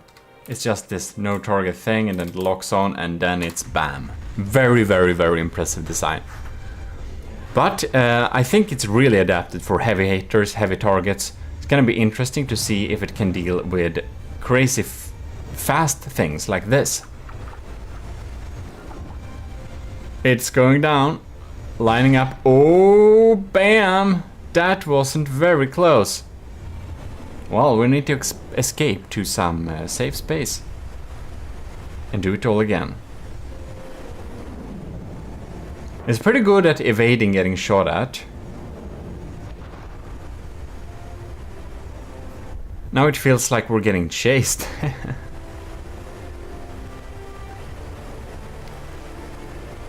I wonder if these thrusters are breadboard or ACB controlled. I recently learned to ACB control them. It's pretty cool, but you can do it with breadboard better too. All right. Oh no! Ooh, we almost scratched ourselves there too. That's close but no cigar. We're getting dangerously close to the ground sometimes. Lining up for another attack round. Let's see here. Diving down. And... oh! No! It didn't hit. It feels like it's getting so close. And it can deal if it just hits remotely close by. By the way, I love these pipes as a gold trim design. They look really cool. But in any case, it's getting real close. If it just hits nearby, they will just insta-kill them. Oh, damn! Did we get an unlucky strike? What happened to one of our crams? Man, I think we'll need to restart this battle. I guess it was one of the... I don't know how it could deal that much damage though. Who knows? Let's see the remaining gun. Bam! Not close. We're doing like this.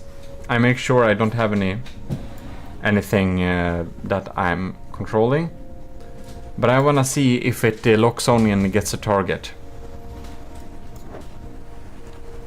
Oh, target locked.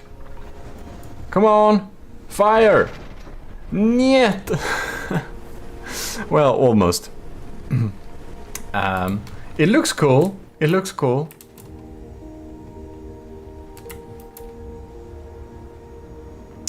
Well, we're gonna see if we're able to hit them. We're very survivable. We can deal damage to them. So, you know, it at least isn't easily shot down. It kind of was once, but that was after a long time, and I'm not sure if it was if it shooted itself or if it was the side windows. Alright, guns locking on. Bam! That kinda did some damage, right? You know, not sure it did. Wait, one sidewinder is dead. I wonder if we caused it or if it just died.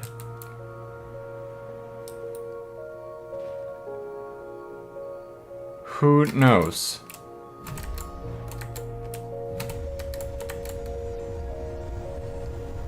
Well, I guess we're diving down and see if we can hit it. It feels a lot like it needs to really line up at the exactly right angle. Come on now. There we go. Lock and loaded. I think it was because it was stationary, but that's a beautiful explosion. Nice. Really nice. What I think is really interesting with the Sardalk from Pizza Summoner is that it seems to be very inaccurate when it comes to shooting at speedy targets. I wonder if its speed prediction, the AI detection that is predicting the speed of crafts, is kind of not very well developed there, because it's not adapted to deal with fast targets like this, so it's more like trying to punch upwards, I don't know. I think it's also in the punching up class, and you know, you may think this challenge is a little bit unfair because it's testing against really quick stuff, but do remember, we've already had a challenge where we test them against a really meaty design. Then we had a challenge where we test them against a very kind of still, but easy, hard to detect design. And in the future, we're gonna test it against a tanky design. We're gonna test it against something really large, and like there are so many challenges lining up. So even though, oh my lord, no it did, what happened there? Why did we lose blocks? Well, anyways, Even though it may not excel in each and every challenge, when we're finished with all these testings, the sum amount of the points should give a good indication of where these bombers are on an effectiveness scale in combat. Not to be confused with the effectiveness specifically episode we did test before. But it really seems like it's having... What the? It's having a hard time to deal damage, it is. But it can hit sometimes, and it's pretty good at like surviving them at least. So, you know, that's something. Well, I think that was all for this batch. We're just gonna see here. Come on. It's like... It's always in the proximity. Well, enlisted and commissioned officers in the army of GMODIST. Special thanks to all our commissioned officers out there. And if you want to join the army of GMODIST, if you're not in it already, just self-assign yourself Matros 3rd class, and you can climb the ranks by participating in challenges like this. And if you rather want to be a commissioned officer, Patron is your friend and mine. In any case, hope you enjoyed this little blast here, and we're gonna get back with back out there and test the next batch in the next episode. So I hope you enjoyed it. This is your host, Lord High Admiral, signing out from this particular little episode. I hope you have a great one, and AOG Invictus. Also subscribe. That would be pretty cool. You can also like the video. We got merch, you know, and...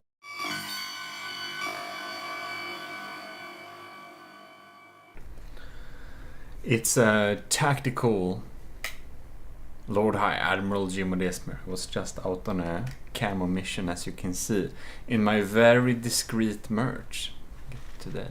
In any case, we're gonna get back into the AOG trials for the Bomber Challenge. And because I have this very stealthy, beautiful hat here, I'm sure we're gonna get extra good results this week here. Don't you think so as well? We're basically we've done 2 batches. We have 2 more to go. There has been 6 submissions in each batch. And yeah, welcome to the Sean Reed episode. We're gonna start out with Rush, then we're gonna have Sean Reed, and then we're gonna end off with Shotgun. So that's the agenda for today. Well, let's turn on tactical mode and get out there. So here we got Rush's beautiful little submission. I don't know, but I kind of feel this one is gonna excel very hard at this challenge. So we're gonna spawn a Sidewinder and another one, and we should let it go. It has some fast fire guns, which I'm sure is gonna end up being a really good choice against these Sidewinders. Having a fast fire gun like this is probably gonna be anyone's best idea for dealing with a situation like this. Man, these ACB... Whoa, interesting. Alright, we're launching missiles. No, we didn't hit. I'm kind of surprised.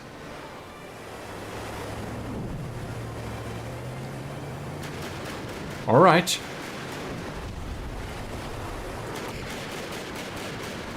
Getting it, bam, interesting. Dropping some of those. Alright.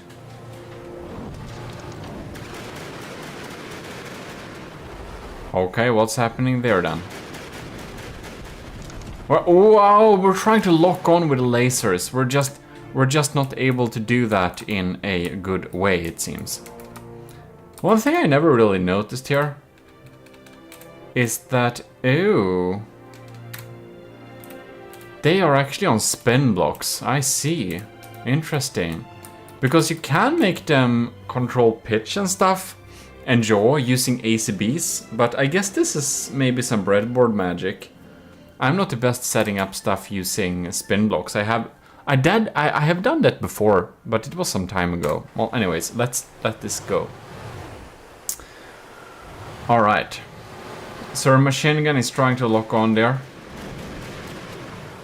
Desperate, trying to get the lock on. Okay. Ah, it can't stay. It can't stay locked on for long enough, it seems. Well, I guess I shouldn't jinx craft by saying I think they will excel well, because every time I did that, they didn't.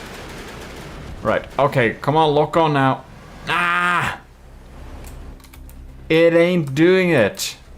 These are more likely to collide with each other to kill, maybe. Who knows? Okay, let's see here. If the machine gun fire it can boast can solve some issues. Oh no, it's like so close. Close but no cigar, as they say. Another lock on, another miss. The only thing that's shedding block is sadly Russia's design here. This lock-on really needs to get its game together here. I think this craft would have been much better if it just had some lasers that could see in any direction. I think it kind of lost control up there.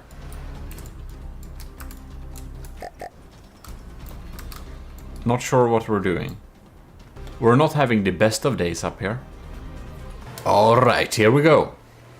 Another little fresh respawn and see what we can do. It has like optimal chances of hitting the first blast here. So let's hope it can really provide some serious damage there. We took some fire though. Alright. Lock and load. Where is even the targeting laser? No, I think it gets stuck on the guns. It's getting stuck on the guns. Yeah, the guns are full blocks. I didn't realize that was the issue. They're getting stuck on the guns. The guns are full blocks. They will block the laser. Well done. Well done. Come on, come on, come on. Yes, no, it like locks on for a second and it's gone. It's like, only fires at targets that are very stationary then. I think this is also maybe together with almost all the other crafts in the punching upwards class. Yeah.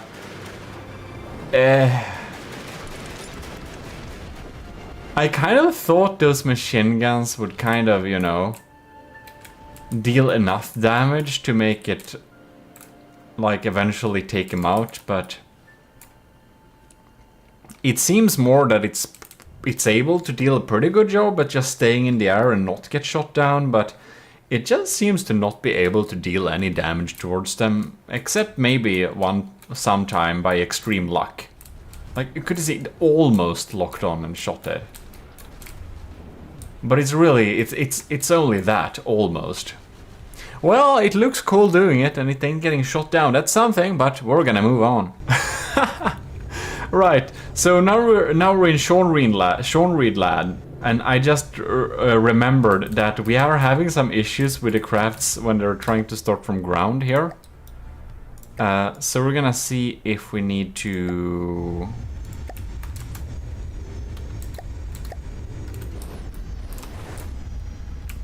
Oh well. I think we need to help it a little bit there. It has some real issues, but for getting off from land, but that we already covered in the efficiency video, so that's nothing we talk about here especially. All right, and of course, a contestant that wins this challenge will have the accepted will of course get the chances of improving the design so it can fit in the fleet in its optimal splendor. But until we are deciding how we're gonna do with the winners, dependent on how we decide, we're gonna of course deal with that when it comes closer to that time. Yeah, kind of self-explanatory. So far so good. I'm very interested to see. Oh, are they gonna go towards them? Oh, they're getting dragged, but they're so slow. Oh yes, that buckshot, man. It's like not a joke. Look at it. Oh, will it despawn? Will it? Come on, no! Come on, you can't despawn now. Come on, mate. Are you kidding me? Yes! Beautiful. That's maybe that was a little bit luck based too, but that was awesome. I just love to see that. Okay. So, Sean Reed's first submission, the Daggery. So far so good.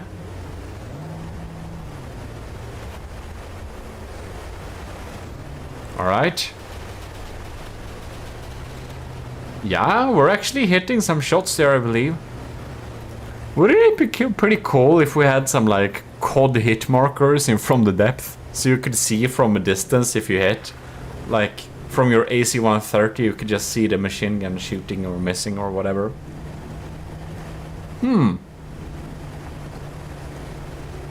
I don't remember it climbing this high, but maybe it did. Well. Sir, why are we at 1,700 meters? I think we may have lost control. No.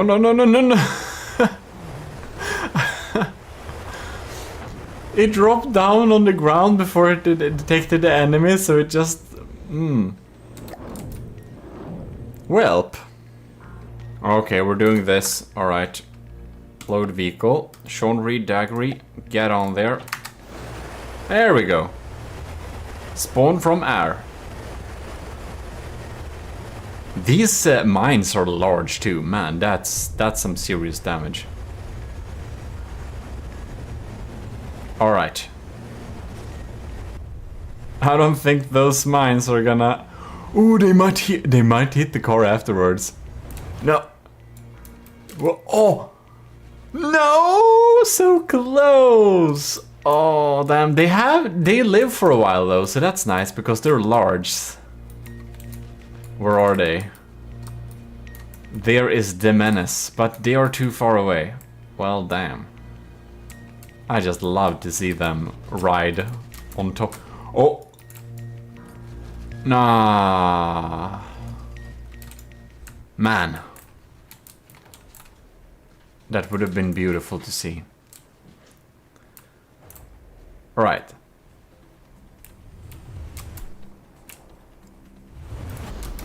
The Daggery is... Are we getting out of orbit again? Come on.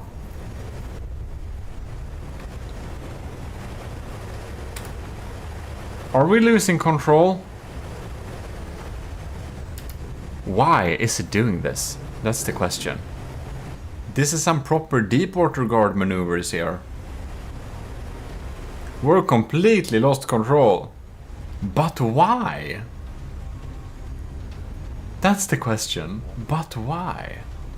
It just seems to be extremely confused when fighting really fast targets.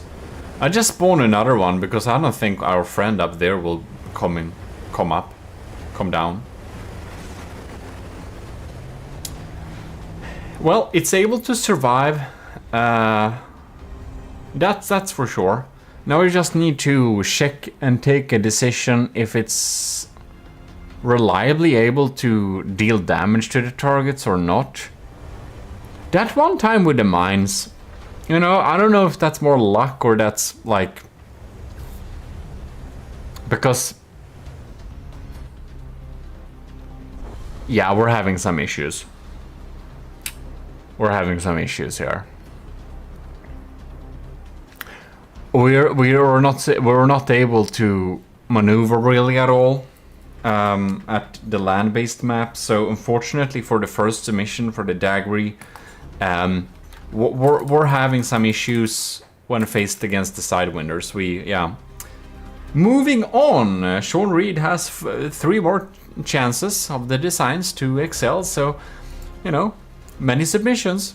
The Sean Reed episode, as I said, not only. We have a shotgun and we had a rush as well, so that's nice. Next out, we have the Sunspot. Beautiful biplane design. I just like it a lot. Alright. Let's spawn a couple of Sidewinders and see what it will do towards them.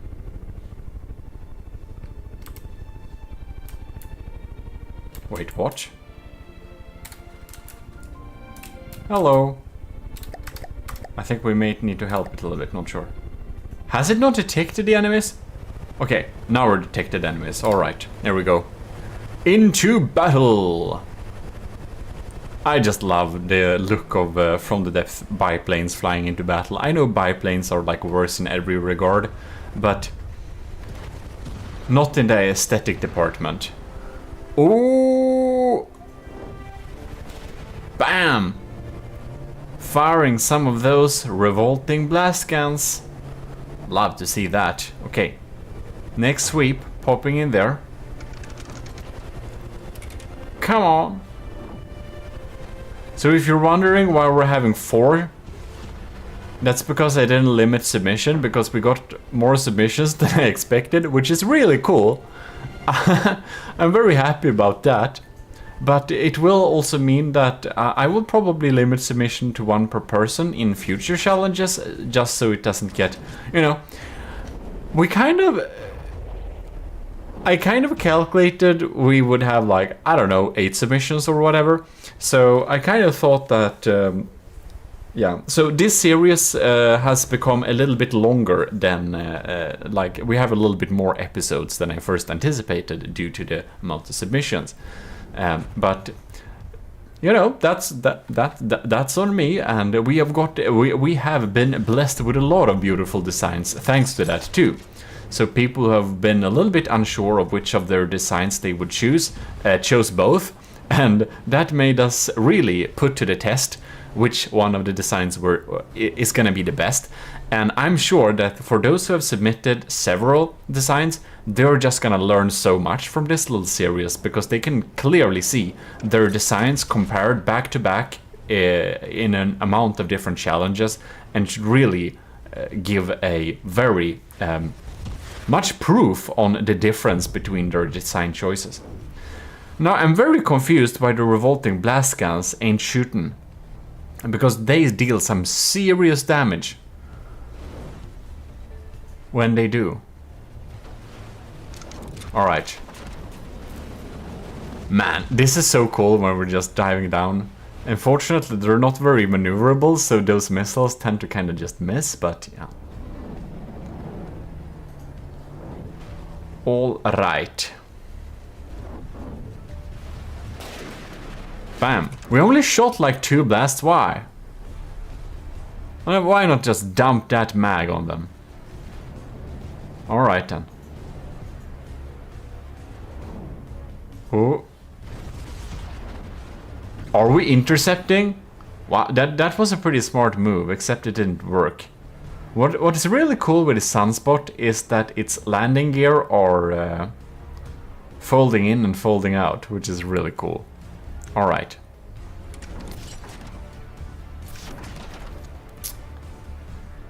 These missiles has issues hitting.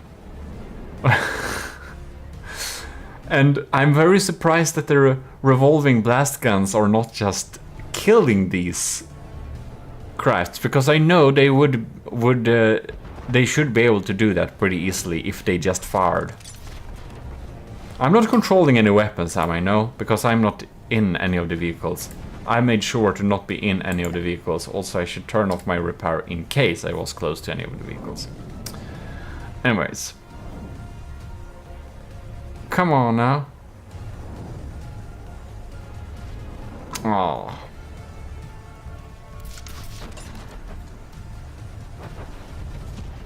Dive down, deal some damage. You know, what I really like about the Sunspot is that it's super cool to stay on it and just watch it fight. It's a joy to see, but I'm gonna see if we can restart this battle.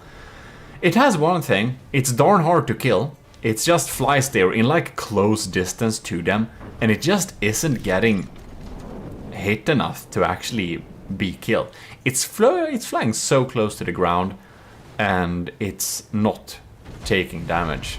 So that's pretty impressive, but unfortunately it isn't dealing damage, and I don't know why, because these blast guns really should. There we go. Oh, you haven't detected the enemies yet. Come on, mate. There we go.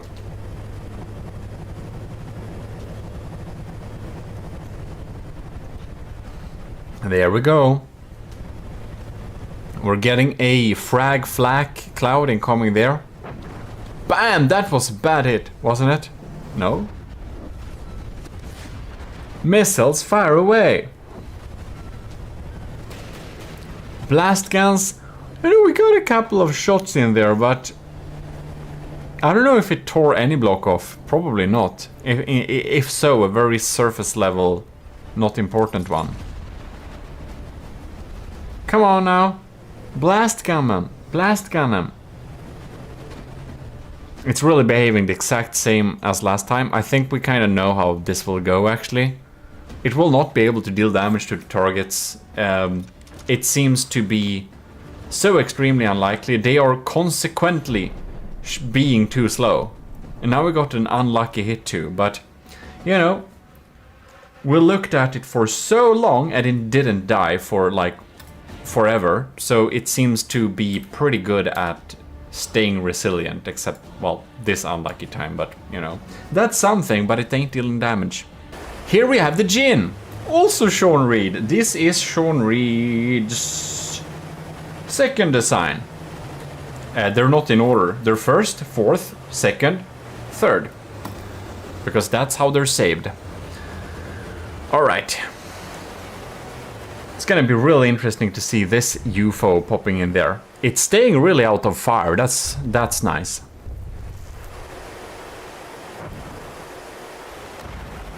Alright. It's going pretty quick.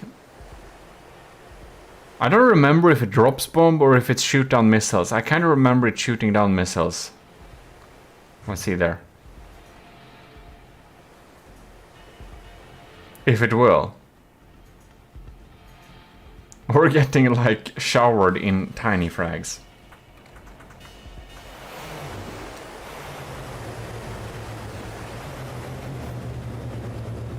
Hello.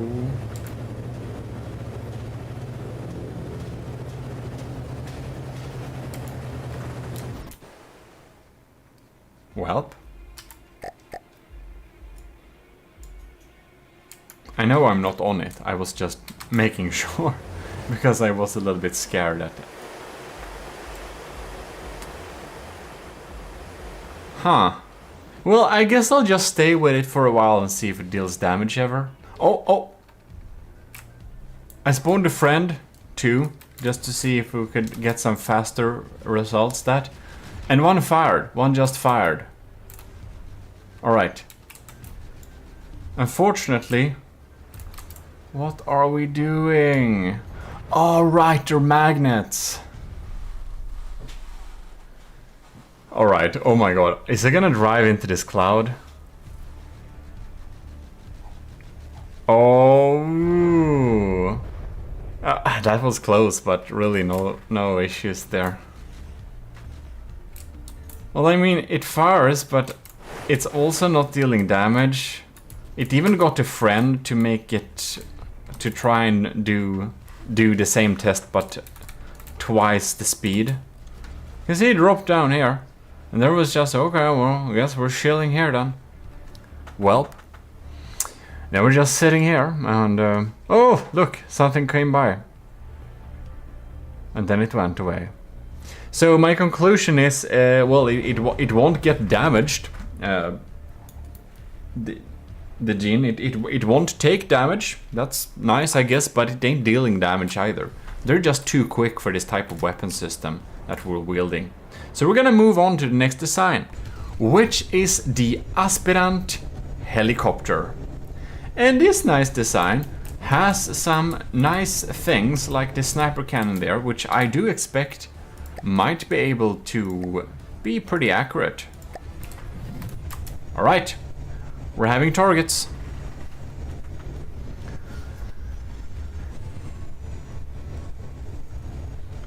Spawn away there. So let's see. We're getting... did one of them...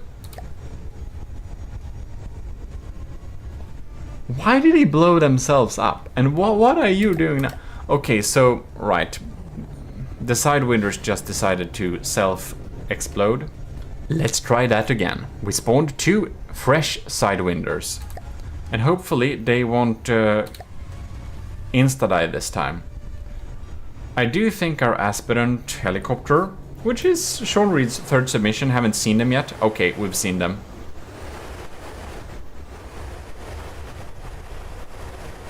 Alright, this is gonna be very interesting.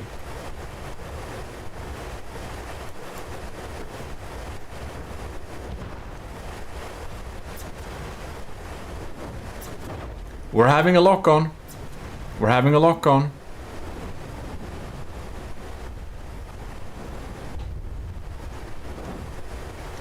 Alright.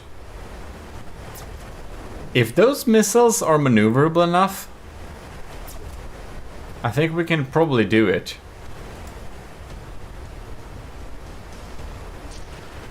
No, we lost the lock-on. Okay, we got a new one.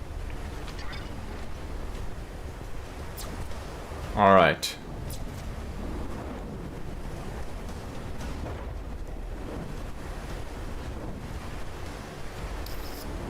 And we got the sniper cannon there. And I think we're bobbing too much up and down. We're just not hitting. Huh. We're gonna see where our missile drop. Oh, yeah, okay. Let's see our... And now, oh no. It seems to have trouble navigating this type of space. Huh. Oh no, that was incoming missiles. Come on. We're having a lock-on. There, oh, it's just, man. It's just a tiny little bit too slow. Well, slow in turning, that is. Well, the missiles look cool, so that's something. Pew. We're just gonna make sure we get the same results if we do it again. Sidewinder is detected. We're having a visual on the enemy. Target locked. Nope.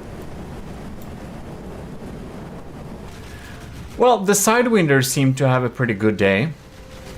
They seem to be feeling pretty untouchable. The Aspirant is staying pretty safe though, so I guess that's one thing, but I mean, it also isn't dealing damage. So yeah, unfortunately not. Well, next out will be Shotgun's Dart. So we're gonna spawn a couple of Sidewinders here, and we're gonna see how Shotgun's design are doing this. Man, it's just surrounded by shields. Alright, machine guns activated. We're having a very focused lock-on. Bam!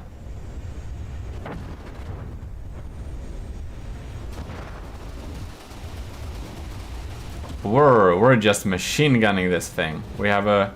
Wow. That's like some proper ground support action. Missiles popping in there too. Alright.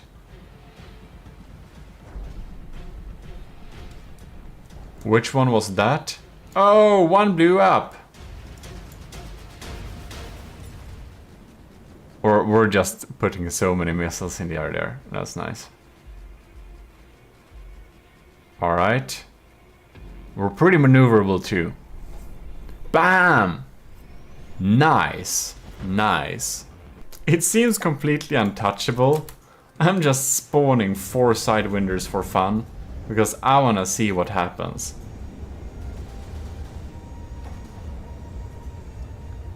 So far, so good.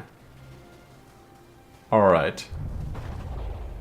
This is of course unfair towards it, but it picked them off so quickly.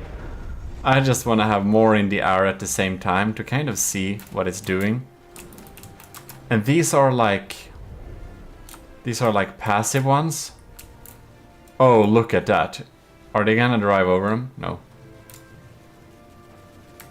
Could have almost. Bam! Look at that. That's some pretty effective firepower, I must say. Beautiful design from shotgun here. Oh yes. Beautiful.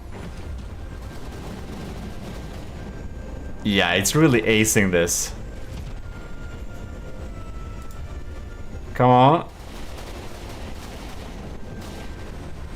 Look at that. A machine gun, yeah. It even has taken some damage, but it's still online and fighting. Wow, that's so cool. They're just chasing him, come on, wow. This is the joy of the episode. Very, very, very impressive. Definitely top results dealing with these cars. We've already taken out 3 of them. You know, I just tested them against 4 just to make sure it's actually, you know, we could actually see when it takes them out. Very, very, very impressive. The Dart by shotgun is excellent results. Excellent results indeed. And a very much joy to see. And that's of course mostly thanks to my tactical glasses and tactical hat that we got such luck. Isn't that true? In any case, if you enjoyed this episode, do leave a like and do subscribe if you haven't already. You can join the army of GMODIST via our Discord, self-assigned 3rd Matros.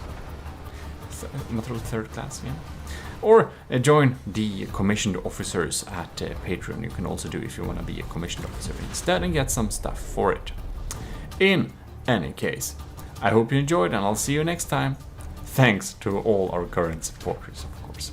Especially Admiral Super Dave, Admiral Scoobrox, Captain Y, Lieutenants Asteria C2, Cravey, Powered by Greed, Talaras and Vincent Veritas.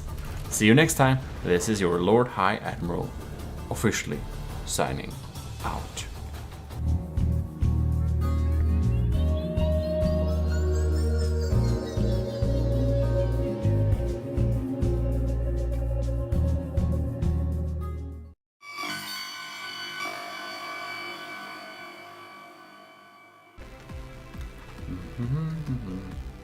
Oh, I didn't see you there. I was reading my important notes in the Army of GMODISM logbook. In any case, it's nice that you are here because you're just in time for the 4th of the Bomber Trials Quick Wheels Challenge. Or Quick Wheels Sub Challenge. So, I think we should get out there and check some stuff. You know what? I think we'll need this. See you out in the wastelands or desert or whatever that is. As I'm sure everyone knows, we're gonna test your designs against the Sidewinder. So the only thing we're missing Well, that's 2 sidewinders. So, here we have the beautiful design. The 3-valve, because it's a narwhal, but with 3 horns or something. Which is very cool. First out. So, Scoovimation's first submission this is. So we're gonna see how it deals. We're taking some incoming fire. It looks pretty meaty. I do not expect it will be taken out. That diff blast kind of missed its mark, I think. But we have some machine gun action going on there. Alright. Diff rods. Not activating. Oh, hoo, hoo. Oh, damn. That's some damage. Wow. Look at that. Are we gonna see if these diff rods are gonna reload anytime soon? Well, the narwhal, I mean the 3-valve is not joking around. It had made that very clear already. If they'll just get more ammo sometime. Well. I think these machine guns are doing a pretty good job at just doing some passive damage though. There seems to be an interesting lock. BAM! That's some damage. That's a really good result. We need to run that again. Here we go. They have been summoned, the sidewinders. I think we have a visual on the enemy. Oh. Close, but no fatal damage at least. Those guns are taking out some stuff too, coming in too, which is nice. Man, can deal with some of those missiles. We're able to withstand the barrage of tiny frags. Alright. We're lining up for a shot, I believe. It's more like ground support type of role. Alright. No. That's some damage. Alright, and last one here. Second one. Popping in there. Can't escape.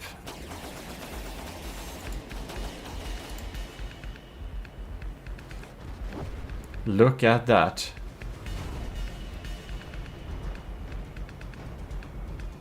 Ooh.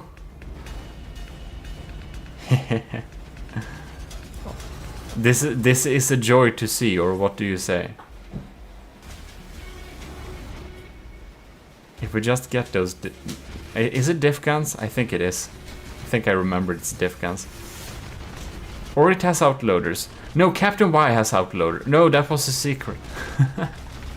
It's a Army of GMODISM secret. No, it's not.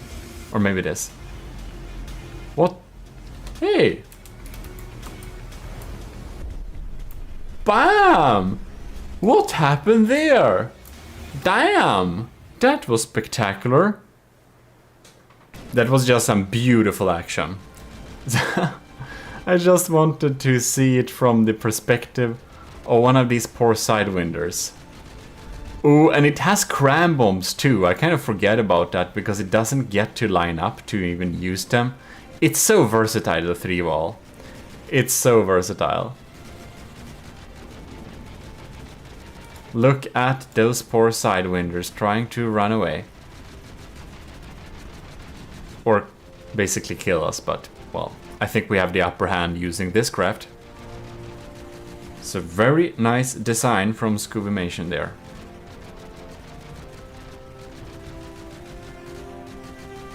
I like how the game doesn't even believe we're in a danger, so we're getting like pretty chill music.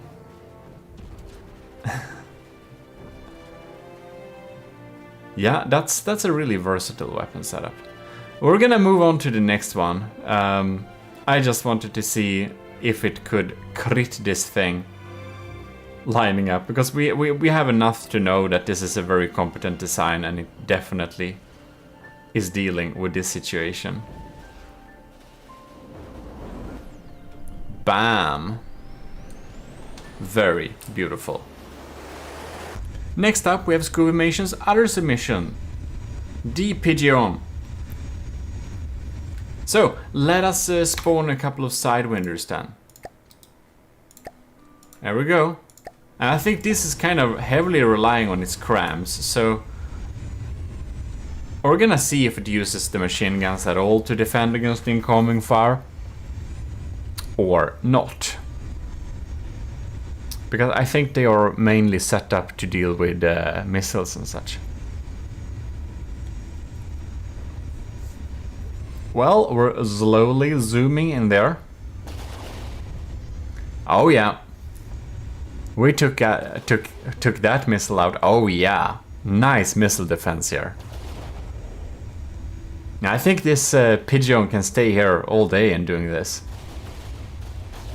I do, however, think that its bombs are kind of unlikely to line up to get a good hit.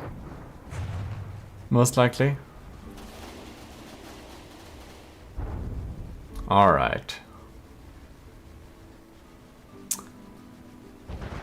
Well, I guess we'll probably need to chill a bit and see if stuff happens, but generally, oh no, we're taking damage. I don't think. Oh no, we can't stay up here all day. Welp. Ooh. Oh no. Sad times.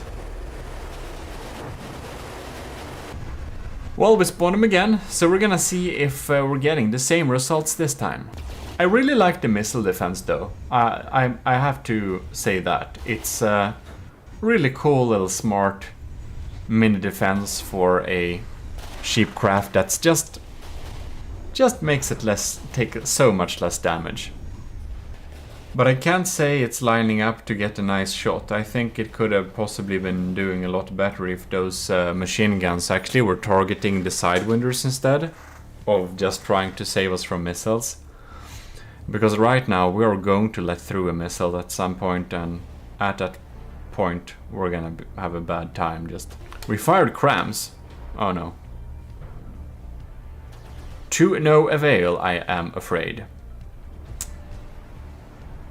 This is a pretty nice screenshot though. That had to be said. Maybe it even is the thumbnail you clicked on, I don't know, we'll see. Yeah, and it eventually kind of gets damaged and tilts over. So it's not really survive. Yeah. We're not. Yeah, it doesn't exactly excel at this challenge at all. It's like doesn't hit the target, doesn't survive the light fire, and it's not doing the situation better with those crams there. Well, I think we know enough. We can move on to the next submission. It looks nice though. Here we got American with the AOG bomber plane, which is a very interesting and unique design we haven't much seen before. So let's pop in a couple of Sidewinders and we shall indeed engage. We're going pretty quick too. Did I accidentally give them like bumpy hell over there? Alright. They seem to be fine.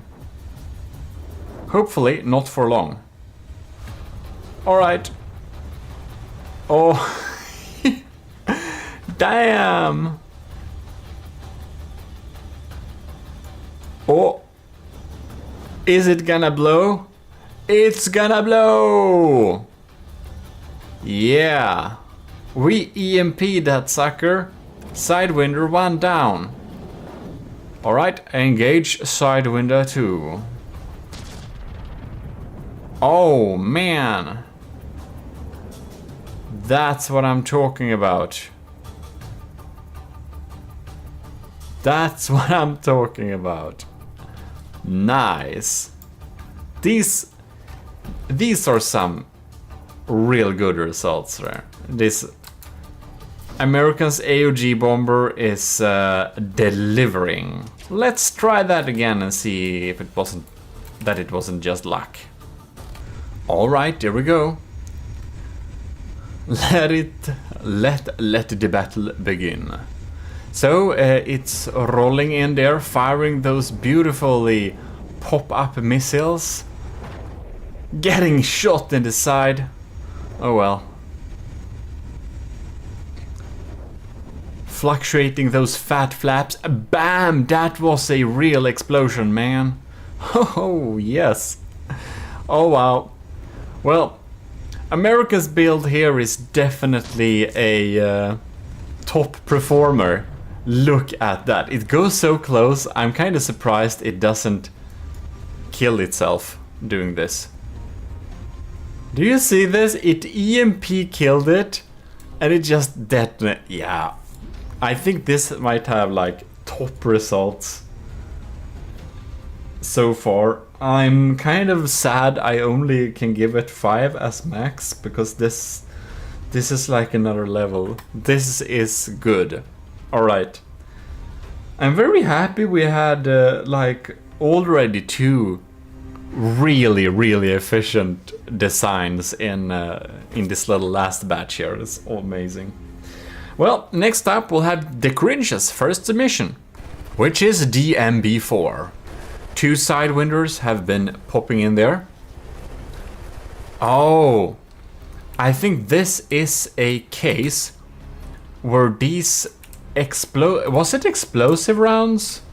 I think it was. Pure explosive. I think they can do a real good job. Alright. Firing beautiful bursts there.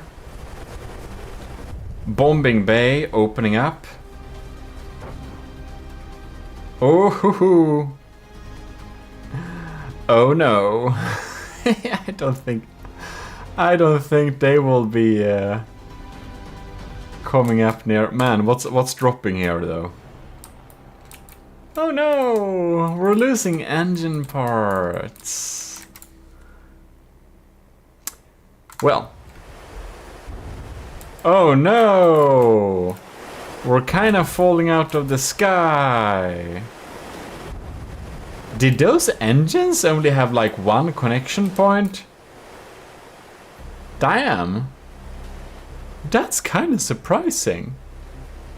I thought it was going to shred these Sidewinders using its explosives.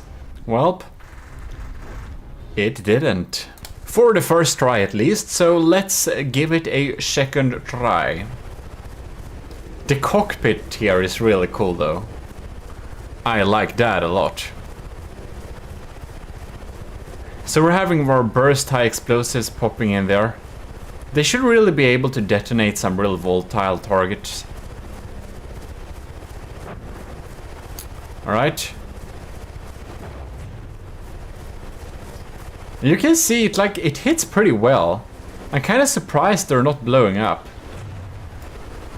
Like, how much damage do we need to do? Too bad for these bombs. They're just... yeah.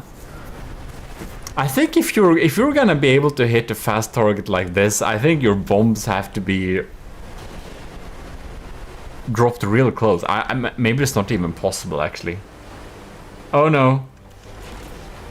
Our engines are shot out again. Oh well. This ain't the performer for this challenge, man. Yeah, exactly the same thing happened. Engine parts raining everywhere. the gun isn't able to take him out first blast and it just gets finished off on ground. Well, well, well. It's technically fighting. It's like this isn't really enough to kill him though.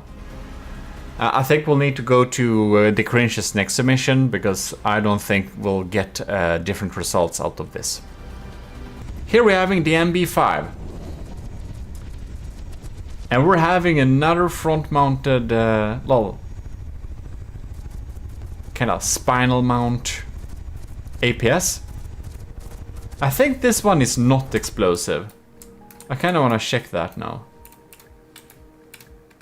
Yeah, it's like... it's armor-piercing explosive. That must... This is tiny. That's like the smallest armor AP HE I've seen. Whoa. Oh man, that's a good hit. Look at that. Oh, and we are locking on those missiles here, man. Yes, yes, yes. That's amazing. That's really cool. All right, all right. We're just gonna test that again. Make sure it wasn't just luck. There we have it. It's popping in there. I just spawned an extra one because it finished them so darn quickly. And it just was not taken out by those frag clouds or missiles last time. So I kind of want to see what's gonna happen. Look at that. Bam. That's some serious firepower. It's really good at locking on that laser missile. Yes, yes, yes. Look at that. It has no chance whatsoever. Beautiful. This might be the most... Oh, bam! I think this might be the most efficient. I think this might actually be the most efficient Sidewinder killer out there. It feels like we can like pop in, I don't know, an insane amount of them, and just let it have a go. It's a joy to see. We may have overextended itself a little bit here. It's like an insane amount of them now. But it's really smart. The propeller is kind of back mounted here. It's much less likely to get damaged. Alright, I don't know how that blew up, but okay. I'm also not sure. I'm starting to think something was damaged. Because we didn't lock on anymore. Yeah, our detection was kind of damaged. Well, with 6 of them, that's very expected, so... Look at that. Bam, we're hitting. We're just hitting and hitting.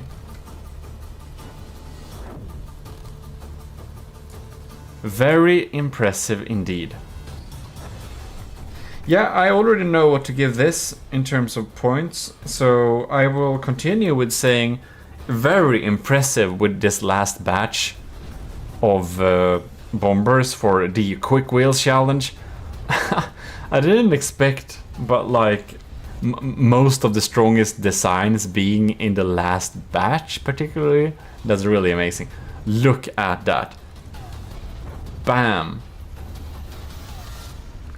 I kind of thought it would die. It almost did, but it really didn't. In any case, we can confidently say that this thing is a very efficient Sidewinder killer. I think all of them are picked off now. One left. Oh no, there it goes. Bam, bam, bam. Quick action. Very efficient. Yeah, I'm certainly very happy with this. For this challenge, it really excels. Alright. We actually only got one ship. No, not ship. We only got one plane left for the last batch of the bomber challenges, and that is our Captain Wise, the commissioned officers. And it looks absolutely gorgeous, so it will be interesting to see if it also delivers some gorgeous results. Well, we have visual on the enemy. We're taking some frag flak popping in there. Ooh! It seems our decoys, maybe radar decoys too, maybe? No? Oh no, we took a hit. Alright.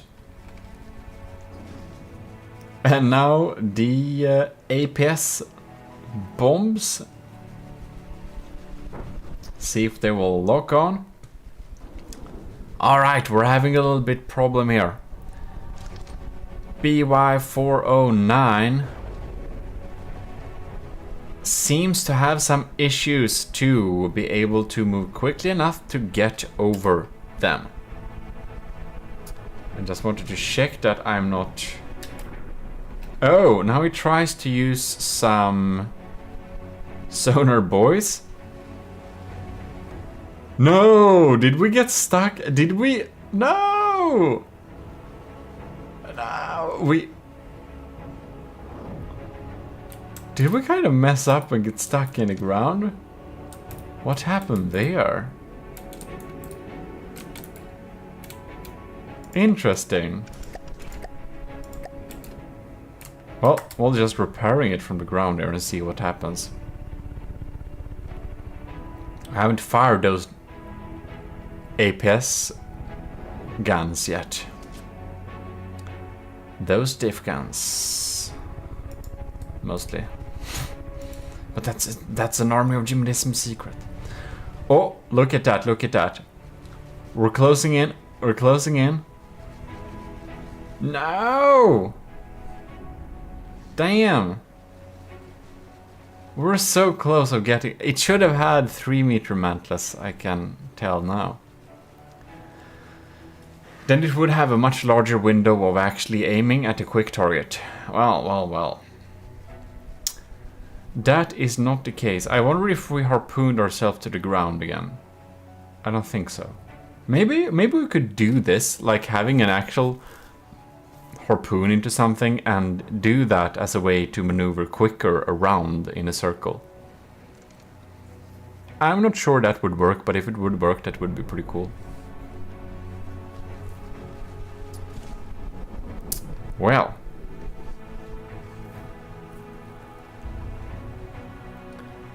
We're firing flares on stuff, but now it seems... Oh no. Oh no. We'll see if it gets in some type of order where it can actually deal some damage. We're doing this beautiful chase now. We really should be able to line up for a shot. Come on! Ah.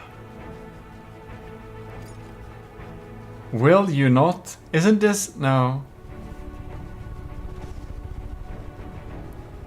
Ah, it just escapes. I think we'll need to try and restart this little run and see if we get some other results. Alright. For some reason we dived low a little bit there.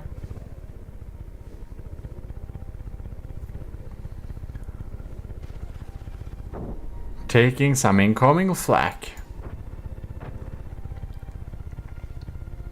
I love that the game doesn't seem to think this is a real battle. We're getting the chill music. God, this is a perfect lineup. No. Oh well, oh well. I don't think it's like this seems to be the perfect, but it will not fire. Look at that. This is like, yeah, it seems to be kind of having bad timing in its bombing routine, so it just doesn't bomb. This golden trim is very beautiful though, around black. Well, in any case, it's, you know, it just won't line up. Where it, you know, it has one thing. It's pretty sturdy. I think we can stay here for a good while, and we're not taking a lot of damage. Or like taking pretty surface level damage. It is pretty resilient. It will have that, but it's not able to damage the vehicles here. It's just not possible to time up the bombs and anything like that. And we don't have a backup system getting used there, so I know, what can we do? What can we do indeed? Well, I guess that's that. It's looking very cool doing it though, which is nice. But well, you know what? That has been it for this episode. The last batch of the quick wheels. Next time we'll be coming back with checking some tanks. So, huge thanks to all of the enlisted in the Army of GMODISM, and extra thanks to all the commissioned officers in the Army of GMODISM, because you are making the Army of GMODISM stay strong. So, with that said, AOG Invictus, and I will see you in future challenges indeed. Oh god, we got a fatal hit there. Well, time to bail. Bye bye.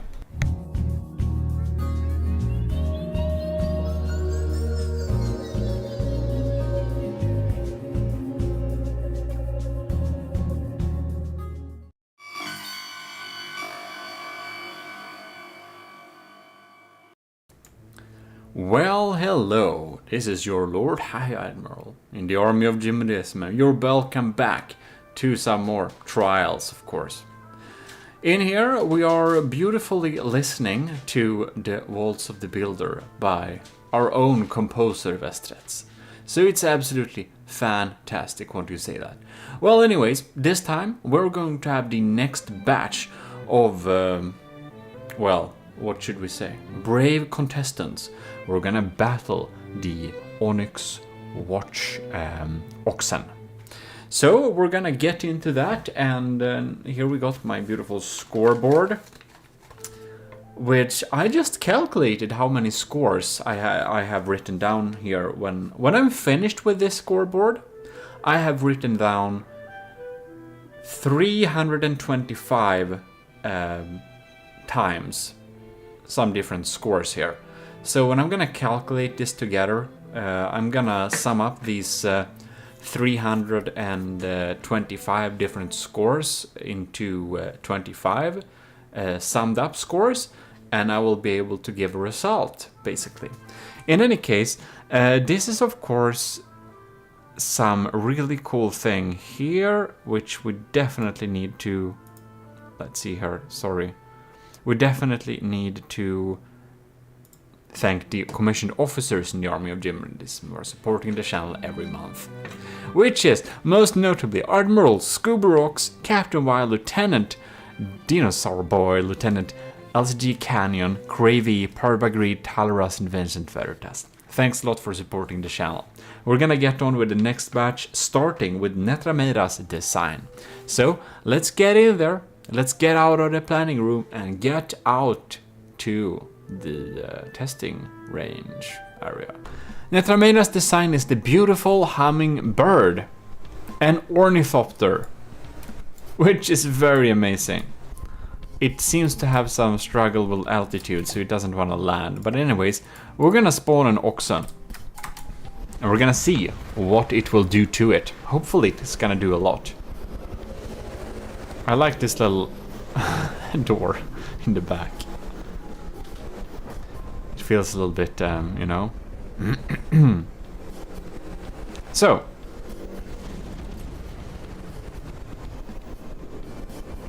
We're gonna drop some diff gun bombs there.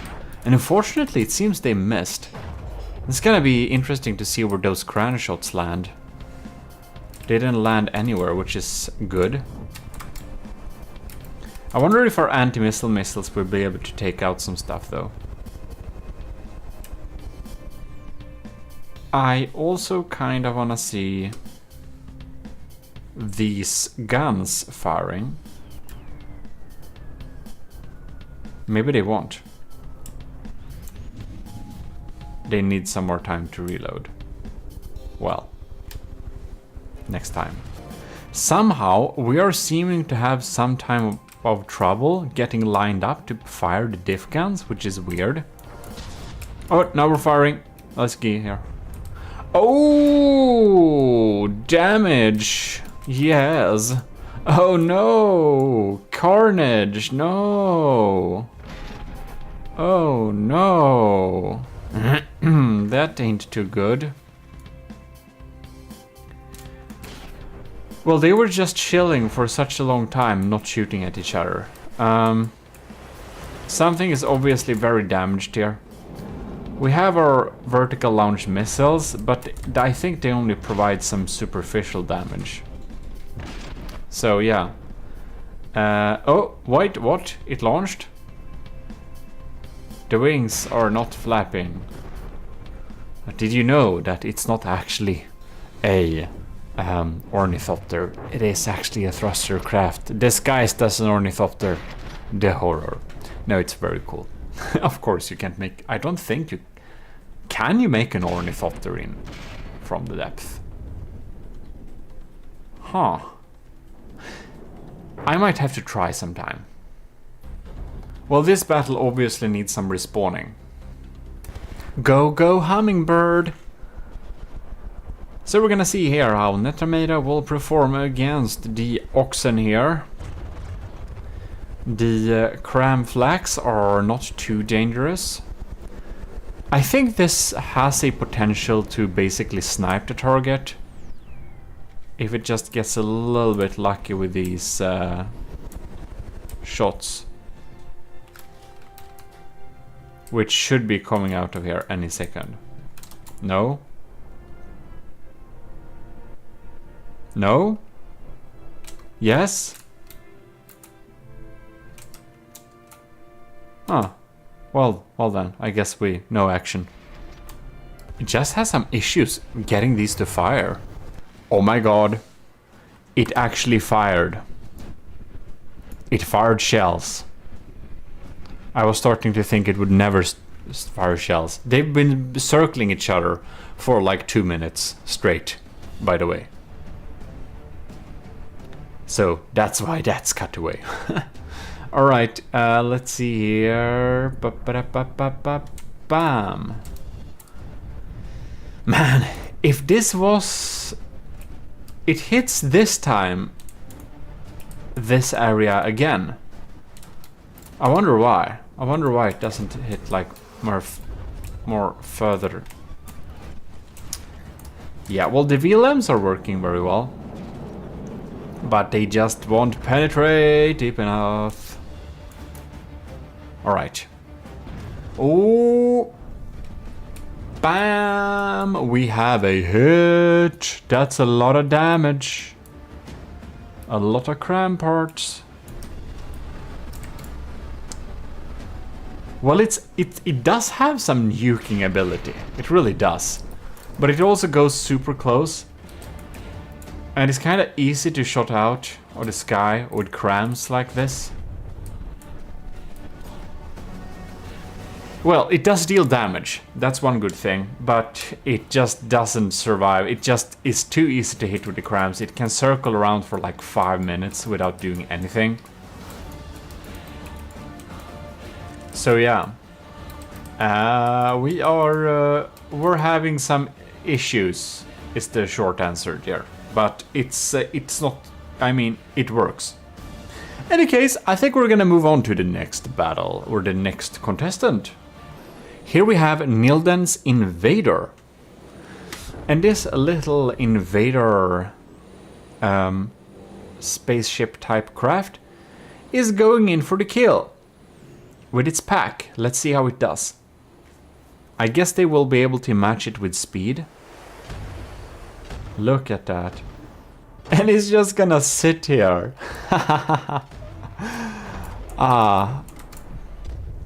The only thing is that it's it's an explosive pack.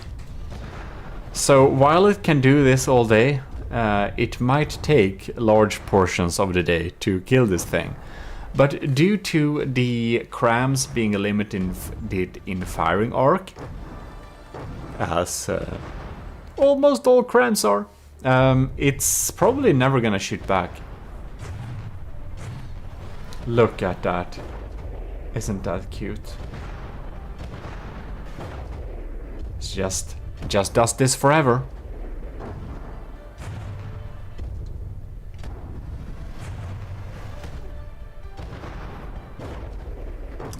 Well, I'll guess I'll see you in a while. We're down 4%. We're down 4%. I think this would have a tiny bit of better results if it was like Pierce pack. Yeah, I think so. Would be worth a shot to change it to Pierce pack in case this is ending up as a winning contestant. But yeah, it's absolutely completely invincible. That's great. It deals damage. That's great. And I think we can do this all day, actually. So it's pretty impressive. It's a tad bit slow, but it's still pretty impressive. Just staying right above it and just shooting down those packs forever. Oh! We've been sitting here for so long and it hasn't been damaged yet. It still reliably provides hits and just grinds this down piece by piece. And it hasn't received one bit of damage either. So it's just a matter of time. It will grind it down. It really will. 84%, 83. Well, we're going down alright. That's good. It's a little bit slow. It would need some more punch. Like, seriously, it would need some more punch. If this had... I think if it had a slower pack, it would deal so much damage. Or if it had a Pierce pack. Or why not a smaller pack, but a couple of auxiliary diff guns or something. But in any case, it doesn't get shot down. It reliably just stays here and will grind this down to dust. So it's still pretty good, but we're gonna restart the battle and see if it was just lucky that it didn't get shot on its way to its superior position, or if it's pure skill. You can see this. It's gonna take some time to blow down this, especially this. Ooh, this heavy armor is gonna be hard to go through. But in any case, it's gonna do it eventually, and it won't get shot down. All right, let's go. Cram shots incoming. First volley, 2 inaccurate. Ready to rumble. Oh! Oh no! Oh no! Well, it can clearly get hit. Poor thing. Well, then I know what score I'm gonna write on this thing.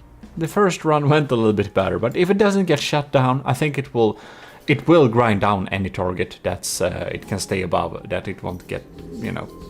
So that's cool. Any case, moving on. Poor penguin, I spawned it too close to the surface. This is our favorite penguin of this challenge. The favorite penguin, popping in here. This is Netramada's third submission. It's trying to get shot by flag crams, and it's gonna drop a lot of bombs. And this thing is real quick. I don't know what happened with those bombs, but... Oh, we are getting some blocks shed off. Well. And it's so quick, I don't think it's gonna hit it very often at all. Drop those bombs! No? Wait. I'm not sitting in it good. Oh no, it's shooting down it. Really weird. I wonder why. Why doesn't it... Is it not able to aim or what? No? Why? Why are the bombs not dropping?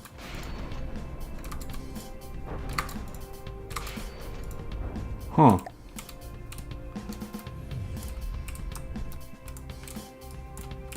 That's so weird. Now we have entered terrain for some reason too. Okay, come on, penguin. Everyone's favorite penguin should be able to... What's going on? Hoping that was some kind of glitch. Or spawning the crafts again. We're gonna see if it drops bombs at all. If it drops bombs, I guess it was a glitch. No. Why?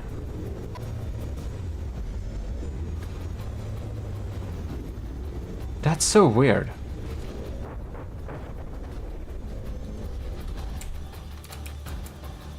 It's not dropping them. Why? We're not sitting in it. We're not blocking it. What's going on? Hello, penguin? It's just taking some light flak. Like, seriously? What's going on here?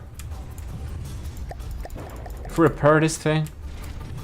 Do you have an issue with materials? No? Still not dropping any bombs. I had high hopes for the penguin, but it's getting shot by crams. But most importantly, it's not trying to drop bombs. So weird. Anyways, we're gonna move on. That's not gonna be the best score for this sub-challenge. It just won't drop the bombs. Just try again, I just wanna see if it... No. It never drops them. I wonder if it has some altitude bracket or whatever. But why? But why? Well, whatever. Here we got Nilden's B8 bomber, the last submission from Nilden. Because of course, 3 of them is Rhinos, Nilden's. So this is the B8 bomber, the main submission. And we're gonna see how this fares. We're closing in on target. Oh no! We're getting wing clipped there a little bit. This thing has the glorious bomb cam. We gotta see it. Look at it. Oh! Here we go. Yeah! That's so cool. Well, it indeed took out a lot of surface blocks here. It's really sandblasting this thing here. It's gonna be interesting to see if we got in the second round.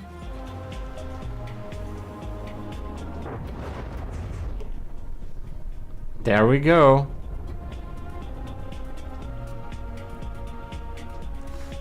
Oh, no, it stopped. Why?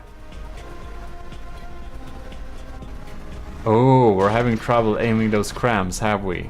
And it's pretty maneuverable. It won't get... Yes. Oh, bam. That's some damage though. Ha. Mostly armor part still, but what we are getting there. It's just not able to shoot at us very much. This is going pretty fine. Oh, next rain. Bam. This thing's days are very much counted. Oh, it's dead. Wow. Wow. That's efficient. Okay, let's redo that then. Let's set it up again. Nilden's B8 bomber acquiring target. Alright. Target locked on.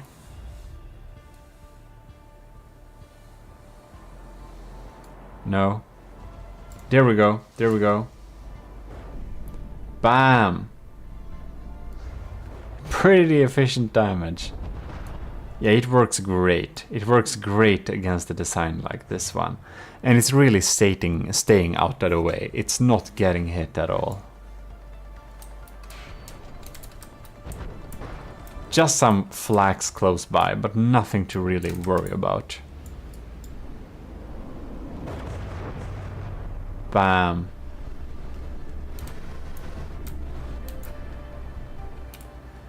That's pretty nice.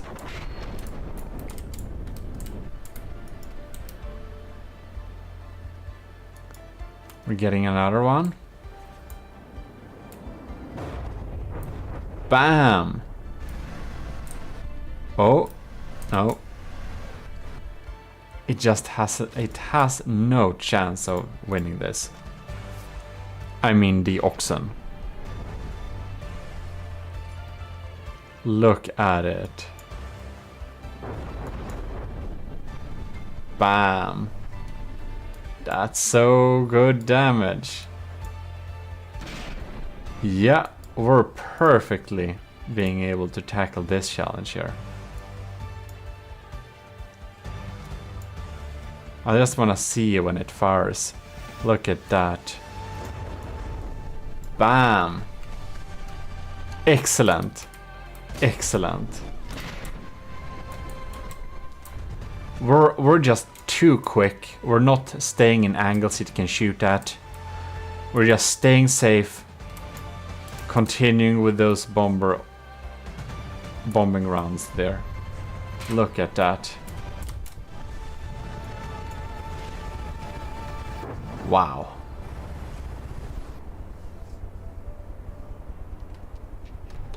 And another little swarm is popping down here. I think this is just lucky it isn't taken out yet. When they hit the right position, they're just grinding through. These missiles are pretty darn scary, and it won't be intimidated by these crams at all, basically. 3 pop downs there. Now the rest counts. Confetti all over the place each time. It's so spot on too.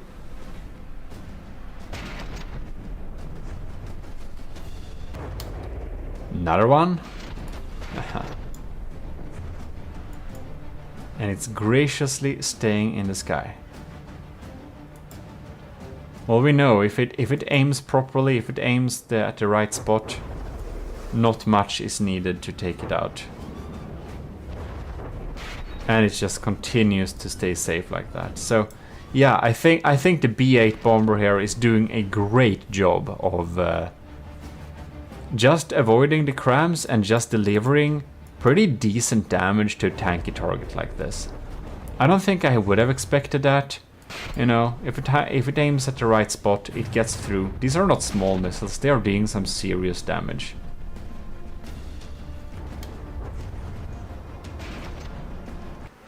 Next swarm. Well, I know enough on how to grade this thing, so we're gonna move on to the next battle, why this thing is grinded into confetti. Oh, I think the AI just went there. Yep, it got through to the AI. And there it goes. Really nice. I'm pretty impressed by its ability to not get shot also. Just staying in these narrow sweeps and not such predictable patterns of movement make it a lot more survivable than some of the other designs we've seen that are moving at a similar speed. Here we have the white phosphorus bomber.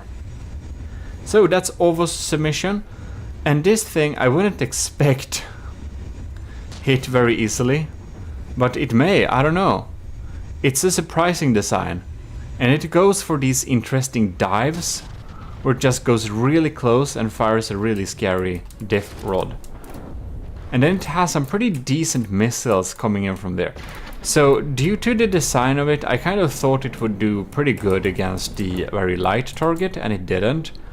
But wow, seeing this damage here, I kind of understand that it is indeed more bomber-like, that it's really wanna punch upwards. Wow. Okay, it's gonna be interesting to see what we're gonna do. Bam! Is that explosive only? Who knows? Here we got a little... Bam! Are you kidding me? Are we... Did we almost detonate the AI or something from beneath it? That's pretty impressive. Right, now we're moving at terrain too. Whoa.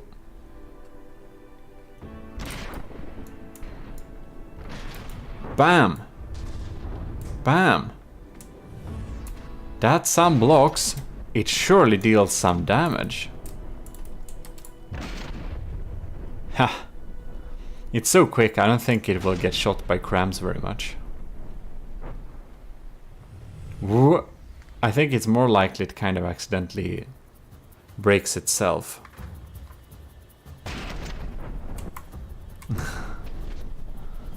And these missiles, it feels like they're fired in any direction.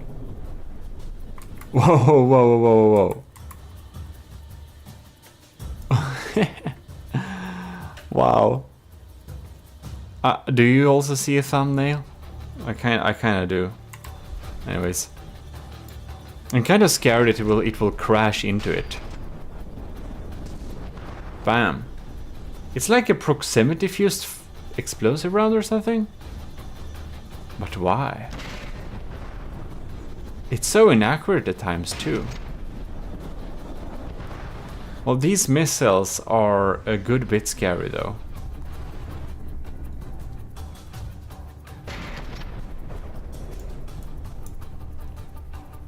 We're loading up for another one. Ooh, that's a nice little missile insert. Deleted some heavy armor and everything.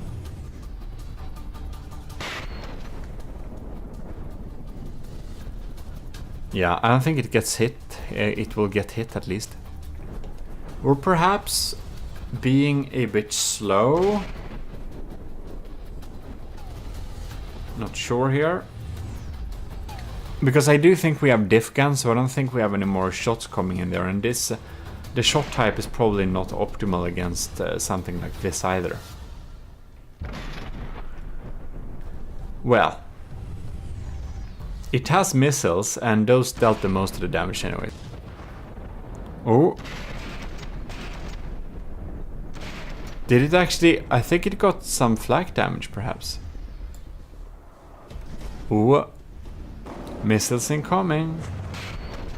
That one went away.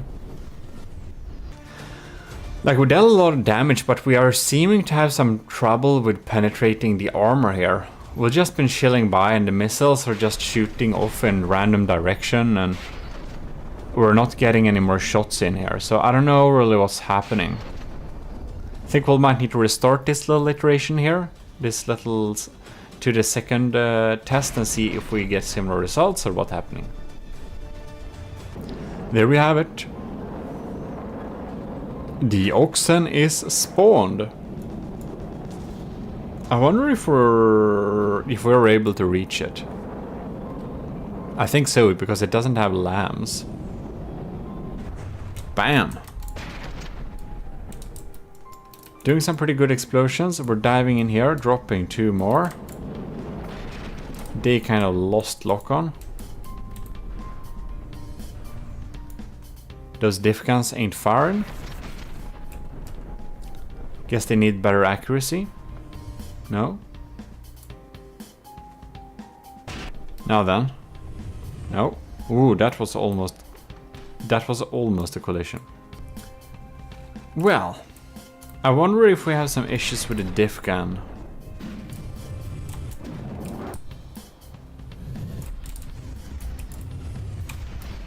Because this is like a new craft, right?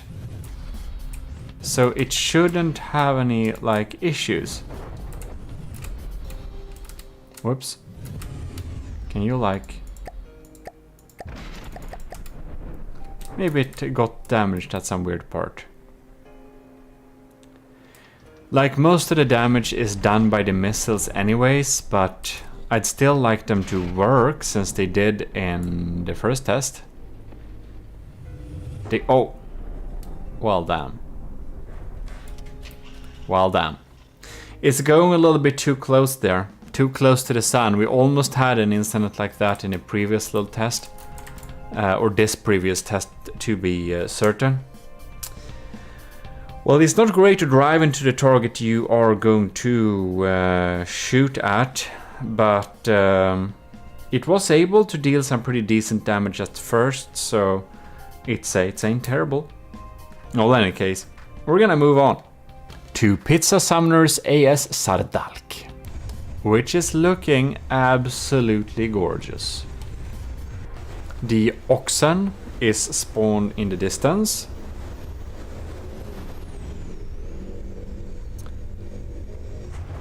The Sardalk is preparing. It's locking on. Bam! And it's dealing some damage. That's for sure. Ooh! These crams are really scary. I think they are very capable at one-shotting this thing if it aims at the right spot.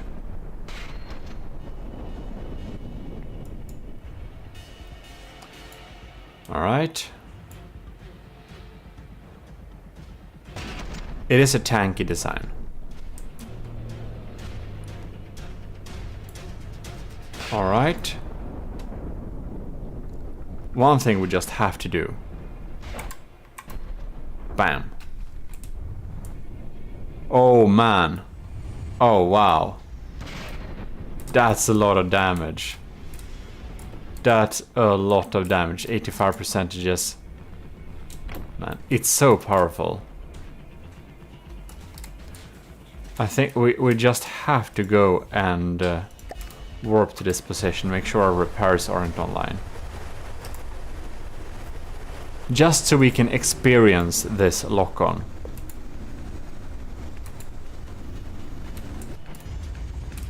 There we go. Alright. Target locked. Oh, hoo-hoo! That's what I'm talking about. That's so cool. I'll just have to go with another one here. Let's see her.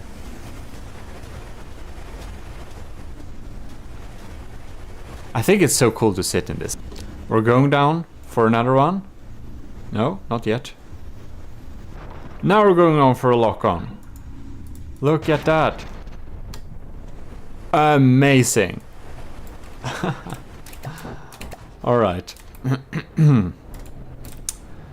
So it's gonna do this all day. We're providing some serious damage. This thing is pretty doomed to die. The Sardalk is very much delivering at this little challenge here. There's some really, really good damage going on there. And I really feel like if it just aims at the right spot, this thing is like one-shotted. You can see that on how it penetrates, how it deals damage. Oh, and there we have it. There was the AI.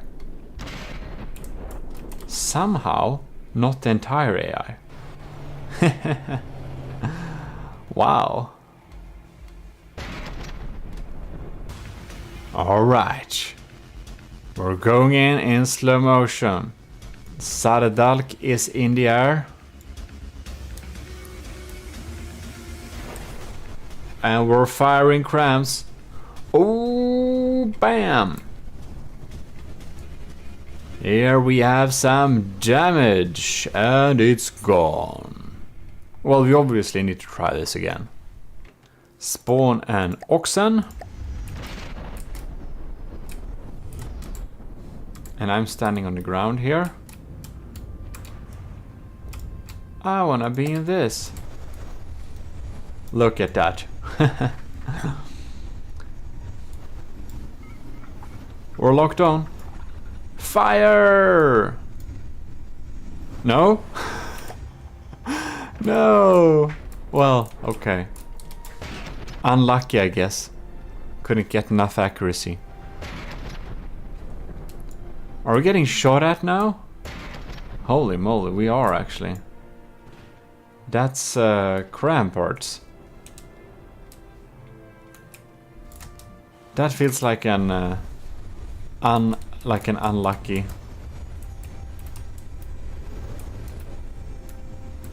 I wonder how much mimics this has, because I don't see any oh, there we have visible damage. There we go. Bam.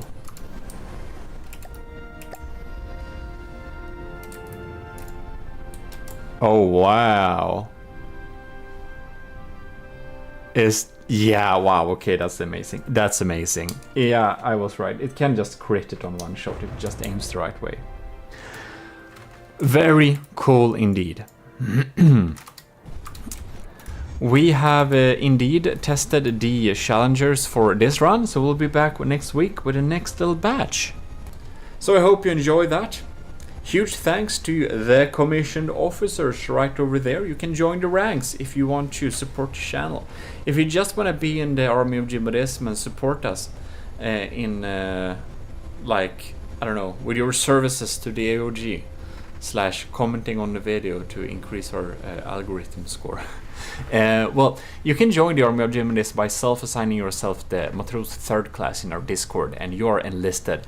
And by winning challenges like this one, you can rise in the ranks within the enlisted ranks. Yeah, because the commissioned officers is obviously pay to win, because that's how it is. In any case, huge thanks for watching here. I'll see you next time. I hope you did enjoy it, and really cool designs. They're really good results from Nilden's first design in Pizza Summoners. I really like that one. Anyways, it's gonna be super cool to see the next batch, how we're performing there. Take care. This is your Lord High Admiral GMODIST. We're signing out.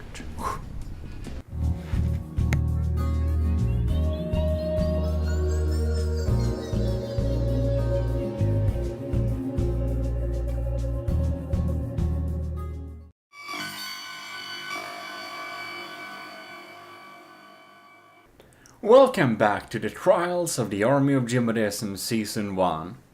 Thanks to all of you commissioned officers, your help helps a lot each month. And without further ado, we're going to try the 3rd batch of bombers against the different types of foes. There is no different type of foes. This is the tank part of the challenge, and we're of course continuing with the oxen, not the oxygen, oxen. First out is the Butterfly Wasp by Rush. So let's get in a oxen here. There we have the oxen. Missiles are getting prepared. Machine guns are warming up the target. Crams are exploding nearby and shifting us a little bit in with the, well, area of explosion thing. Bam! We got some good damage going on there. We're here, we have some detection for sure. Seems we're producing smoke. And that's because the missiles are pretty smoke guided. The Butterfly Wasp is locking in for another go. Missiles popping in here again. Bam! They kinda didn't hit very well, did they? Whoa.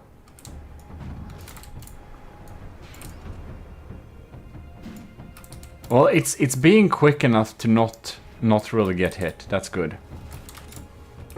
All right, those. Ow! Bam! That deals. It feels like it deals a lot of damage, but it's also most of the important things are pretty unexposed, so the damage is limited. All right. Damn, those laser guidance is just too limited in where it can aim and not. I understand you need to protect your laser guidancing system, but oh, that's a little bit unlucky perhaps. Bam! Oh, sadness. Russia's butterfly wasp has been reborn, and we are going and engaging the target. Machine. They can't possibly do anything, right? It was like, no. Oh yeah, they're not basically doing anything. If we're lucky, we can shoot off some detection, perhaps. Oh, and the first swarm of missiles came there, which is nice, but... That's the thing with the butterfly wasp. It's like unexpectedly stable, so it's unexpectedly easy to hit. That's one of its design issues that could be improved. Well, they kind of graze above it a little bit. It feels like it doesn't really penetrate deeply. It's just really surface level damage, it seems. And it's so stable and weak that the Cram's area of effect explosion might really like mess it up.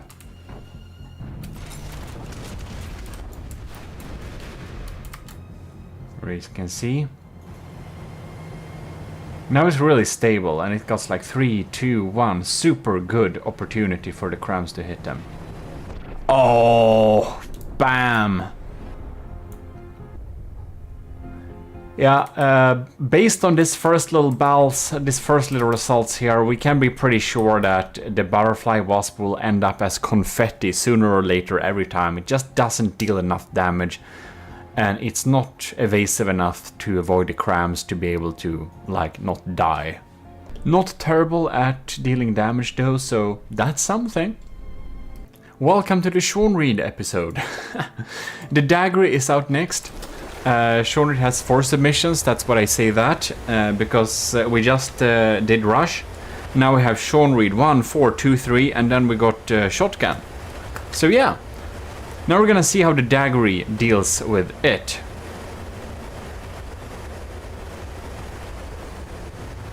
Alright. It's doing good evasive maneuvers against those cram shells. It's good.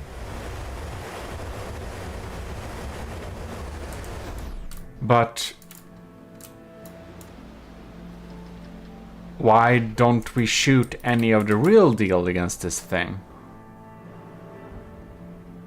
That's my question. Alright, here it comes. What?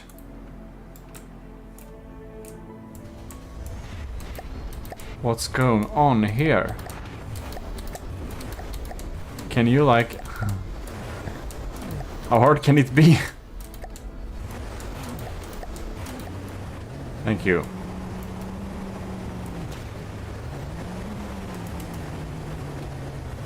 Why?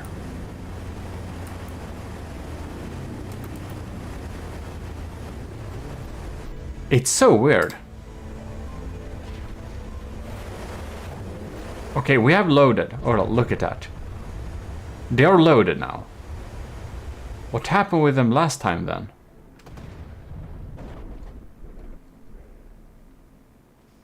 There we go. They dropped them somehow. Oh, there they are. Look at them. Okay, never mind. I thought they kind of didn't work, so I just wanted to check that a little bit. Right. Magnets... Yeah. They're just not dropped close enough, so they don't do anything. Oxen is still at 100%.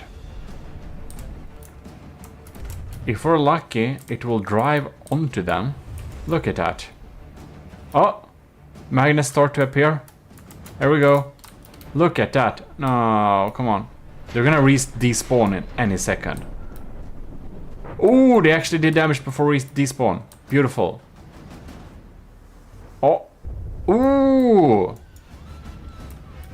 That's not nothing. Now we got 2 new of them. 2 more. Man, it just it feels a little bit lackluster here. It should be able to take out the wheels. It should be able to grind off those wheels sooner or later. Maybe they just have too much health. And there are a lot of them too. Well, we're keeping to drop them at least, so that's something.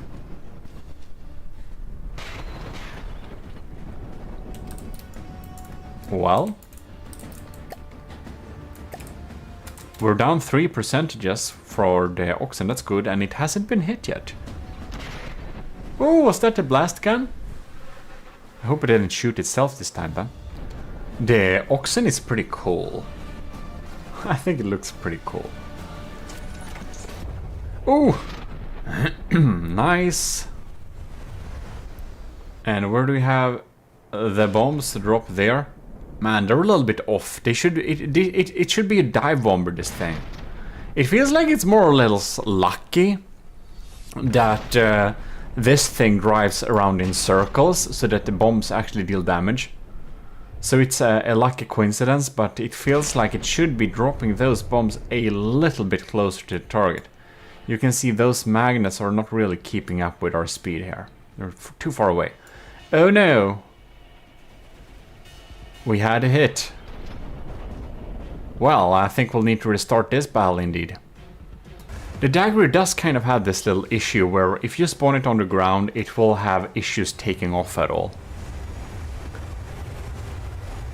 So you have to spawn it in the air. But that's of course something that could be fixed with a simple balloon start maneuvers. But of course we're not allowing any changes after submissions, because that would be a hassle, as Adnecris pointed out when I was talking with him if that would be a good idea or not to allow. Right. Wow, okay, let's see here. Alright, homing on our cramps. It's pretty fast. It ain't gonna be hit by cramps any moment. It does deal damage, which is nice, but it's not dealing a lot of damage. Oh, we're getting hit again. Oh no! Oh no! I repaired it in the air, so that accidentally actually killed it. Alright, I just want to see it perform a little bit more to be able to set a good score. And it decided to go up into space instead after a while. Well, it deals damage, it's just not enough. We are having the maneuverability issues and stuff like that. I think I'll know how to grade this thing. It's able to deal some damage, but we seem to not be a really good matchup against a tanky target like the Oxen here. So we're gonna move on to Sean Reed's 4th submission. Yes, they're not in order. Why is that? Well, it's because of my strange naming schedule. F comes before S. That's why. I think we'll need to spawn the Oxen before we spawn this thing. Go, go, Sunspot! Now we're having some really interesting guns. I think the Sunspot will perform a much better action against this thing. Right. Whoa. Ooh, going close there. Oh!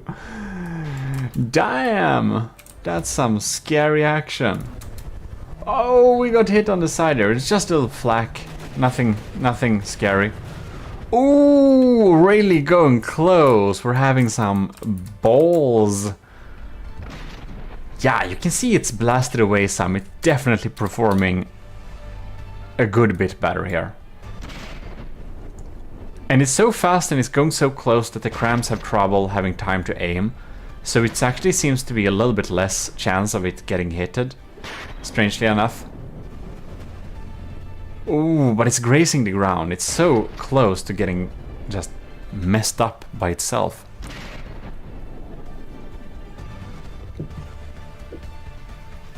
Alright. Man, those missed real bad. It feels like it has potential to deal a lot of damage, but I think it would be a good idea. Perhaps if it aimed against at hot blocks or something. Alright, we're coming in for another dive. I think it's doing pretty good so far. We're taking out detection and stuff. We're slowly blasting away the surface. Those revolving blast guns should do a pretty good job. Ah, we accidentally touched the ground there. I actually think that's its own maneuvers. Well,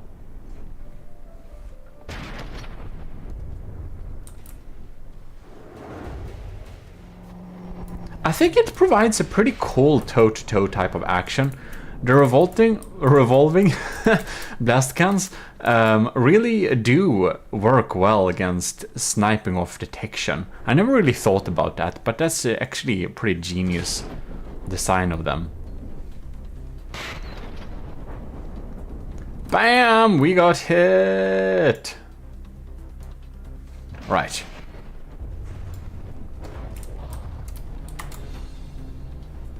Popping in there. Alright, alright, alright. We get flown away by the area of the shockwave of the explosions from those flags. Damn. I guess flak isn't, you know, it feels a little bit World War II, kind of old technique. I guess we're mostly doing missiles now and shit.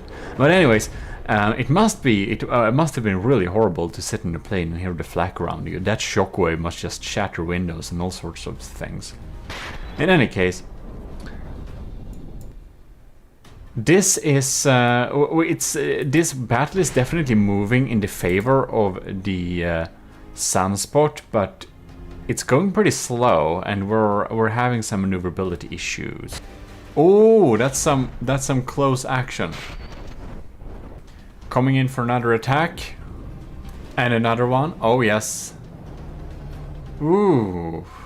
It's doing some scary stuff. Oh, no.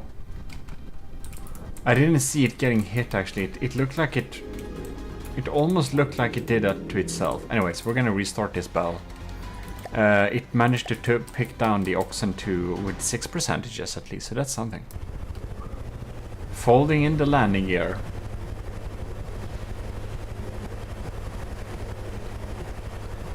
Very beautiful. Oh no! Alright. We'll just have to slow down time here. Look at this. Isn't this pretty cool? You can see the propeller blades coming in there, and bam! The missiles popping in here and shedding off a lot of blocks. Well, I think it's cool. Biplanes are always a little bit cooler somehow. They have an extra coolness factor.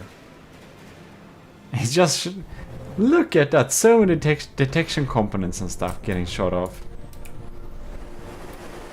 Oh, it was a little bit vulnerable this time when getting in there. Look at it. What happened there? I love that we can't... Oh, no, okay, now we could repair it. Come on, come on, come on, come on, come on, come on, come on. This is interesting. Oh! Oh, oh no, it's getting run over. That's so sad. Well, I think we know enough to know how to grade this thing. It definitely deals better than the first submission, but it has some issues. It's not really able to punch through. I really got out of ammunition for after a time there, it felt like. Or I guess the revolving blast guns had to reload. But, well, it got killed within that time frame. And the second time, well, it just got shot down.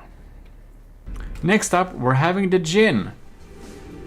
So we're going to throw in an oxen here. And we're gonna see how this how this is doing. I think it actually has some pretty good opportunities for this battle. I think this might be the strongest of Sean Reed's design for this particular tournament, this particular challenge, I mean. Because if I'm remembering correctly, it will just stay on top of it and shoot down stuff. And the oxen should probably not be able to hit it using its crams at all, actually. Here we can see them popping down like that, like dead fishes. And then just chilling here and waiting to get activated someday. Today. Or another day. Or not at all. Well, we shall see indeed. It just shoots them a little bit off target. I really feel like it could have been a good idea to have them steer against the target from the beginning, maybe. Well, they at least get there. And they're able to take out, but damn, they're only doing so small surface damage. I kind of forgot how weak they were. I think they're smalls.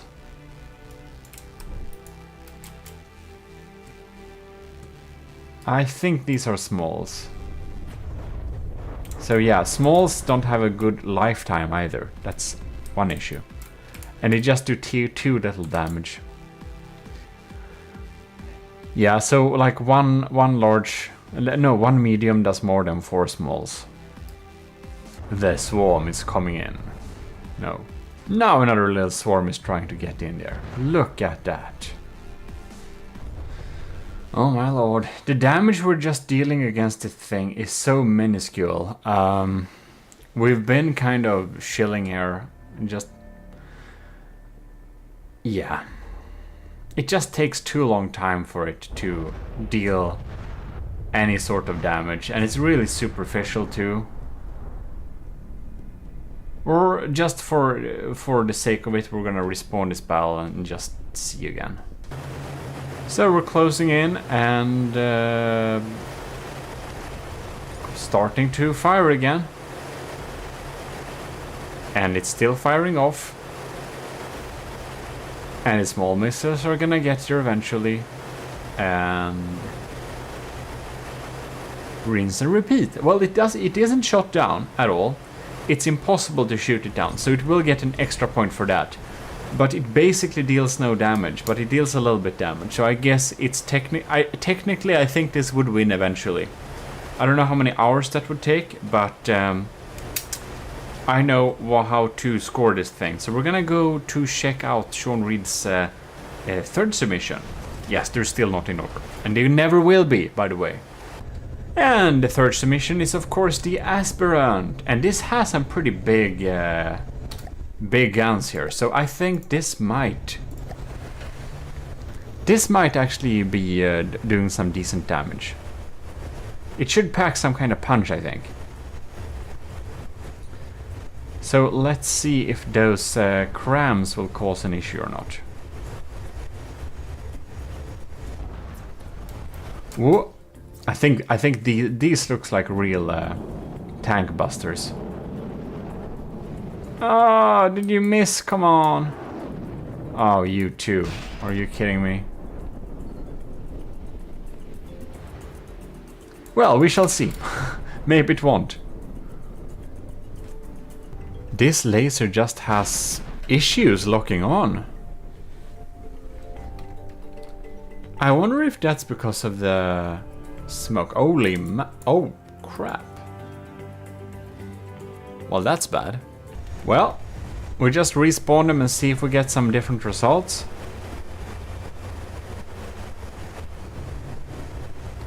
See if our laser will be locking on. I mean, it looks so cool when it's getting dropped like this. Yes, we got a hit. I kind of expected more damage, to be honest. There we go, that's some damage. That's what I'm talking about. Yeah, mate. Okay, good. I don't know if they're the same loadout. Maybe it was just a bad hit location. So it's already down 4 percentages. Are you gonna miss? No, you didn't. Good. Well, the short cannon is picking up one block every now and then.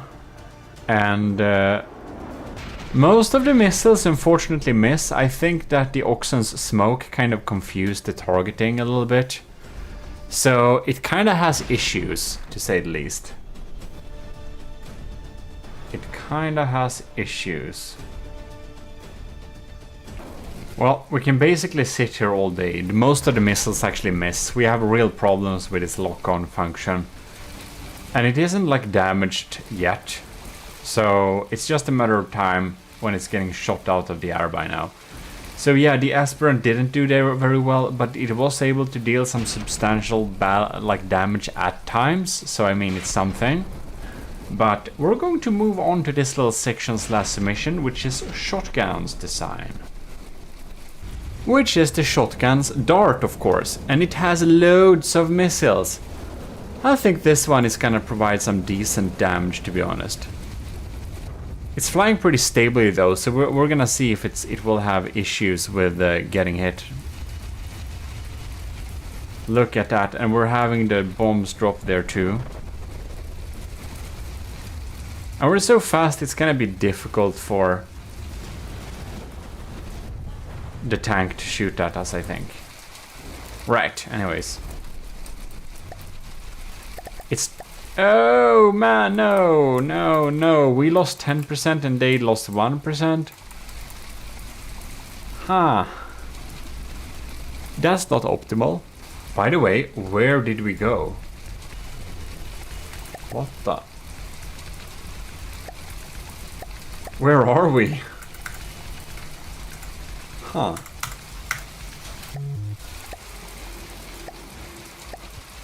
Oh, we entered space. I guess we'll need to respawn this battle then. There we are. New dart. And new target. So just following these missiles, they looked kind of cool, I think, like. And bam, we're dealing some damage towards it there. I'm like thinking, are these AI parts or are they just from the scoop? And I just, every time I see it's just the scoop, I'm like a little bit sad. Like, we're dealing some decent damage, we're just not penetrating very well, are we? Alright.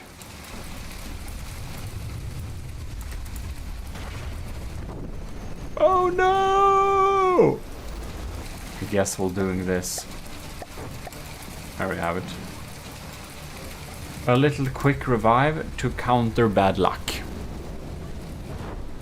And it instead goes into the ground? Why? Huh. It feels like it's... It feels like the dart is pretty able to deal a lot of damage. It just has these issues with randomly dying. Like, what the hell? What the hell? You were just repaired. Why did you do that? That's so strange.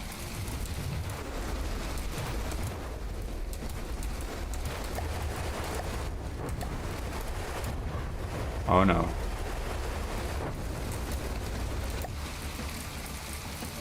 Oh no. Come on, lift up. Okay, there we go. Are we able to provide damage here? Oh man, it feels like it should be able to deal more damage than it actually does.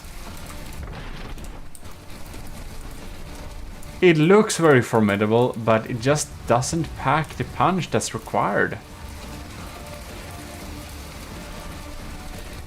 You know what? I think that will probably be it. Like, obviously, we can't really control everything like that, but it's able to deal some decent damage, but it's not getting through. Like, yeah, what can we say?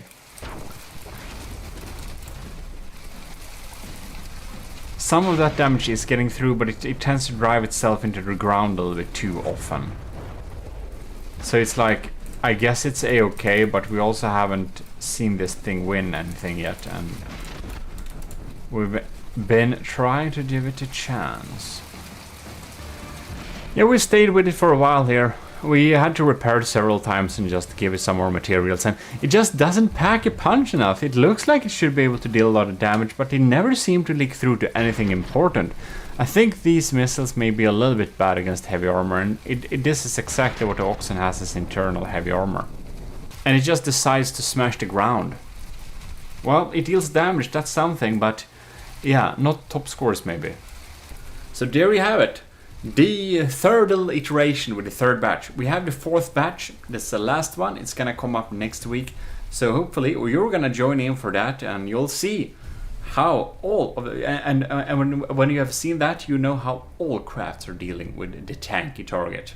I don't know, what do you think about the tanky target? Was it a good choice or a bad choice?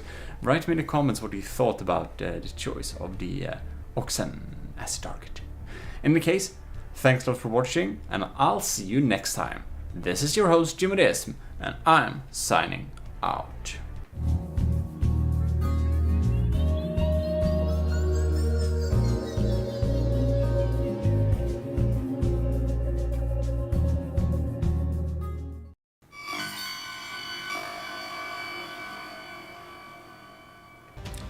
Welcome back, commissioned officers and enlisted in the army of GMODISM. And other GMODists. If you're just a GMODist, you should enlist or become a commissioned officer. About commissioned officers, I will just say a huge thanks to our supporters from Lieutenant and above in the army of GMODism, which is of course not the enlisted, the commissioned officers.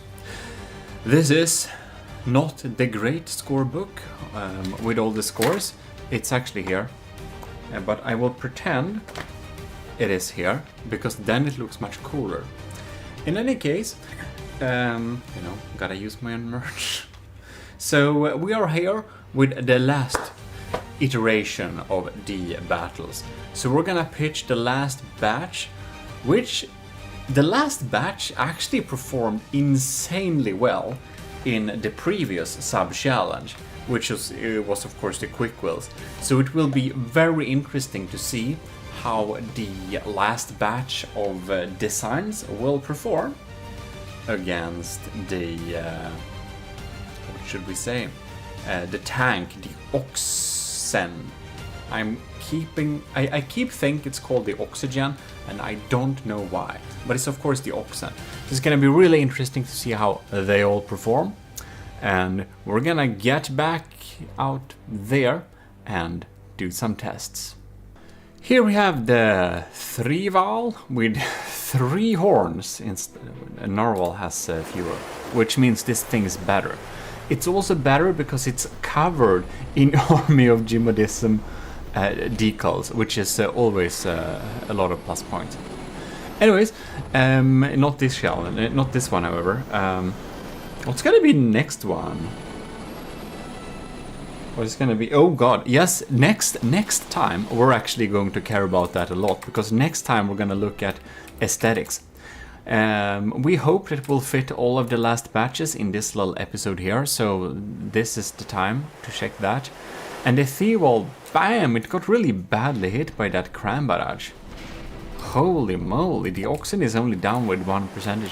Like, this is a pretty meaty design. I would have expected this to not get completely devastated. I guess that was a really unlucky hits for it. Well, we need to restart this one. Here we are. Another run. So hopefully the missiles will aim in there. Alright. We're just gonna hope that the crams won't annihilate us. I'm gonna see how these missiles do. We got our diff gun hits there. What? That didn't do much damage. And that's only surface level blocks. Interesting. And I believe we got pretty badly hit by these crams here. That's not great. Alright.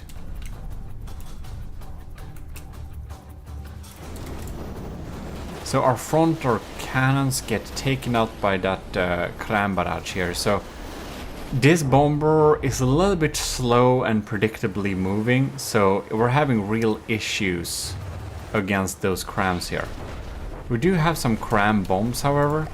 I feel like I want to just repair this thing a little bit. We need to probably refill some materials if that was destroyed, I don't know. I just want to see what type of damage it deals when it's able to hit those. Yeah, those cram bombs are a little bit underwhelming here. It does deal damage, don't get me wrong. It's delivering acceptably. We need to remember that this is 113,000 materials and our bombers are 30. So as bombers, they should of course be able to punch upwards pretty good. Those cram bombs just miss a little bit, which isn't great. Huh. Interesting indeed. I think the pigeon is gonna get completely annihilated. That's the Scubimation's second submission. But we're gonna see about that later. I don't know, it feels like these cram bombs... Oh yeah, that was actually pretty spot on, but they were a little bit underwhelming, to be honest. I think we would need some more spunk in those bombs. Alright, well, we're dealing damage alright. But we're like slowly grinding away and it's just a matter of time, and not a lot of time, before these crams probably shoot us down. Look at that. Yeah, that just misses. Now the diff rod, it deals some damage, but it's not like a lot. Okay, and now we lined up the crams and we're probably able to take it out pretty reliably at this point. Look at that, bam. No, it stands up a little bit tougher now. I don't know what kind of luck-based system steers if it gets a lot of damage or not, but look at that.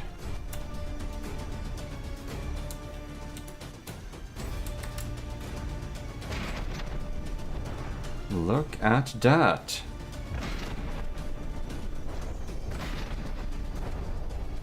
Pops in here and oh.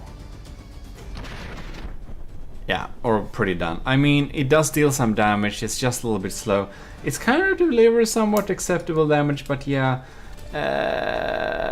it's getting destroyed a little bit too quickly. I think I'll know how to judge this thing, so we're going to instead spawn as Scubimation's second submission, which is a personal aesthetic favorite.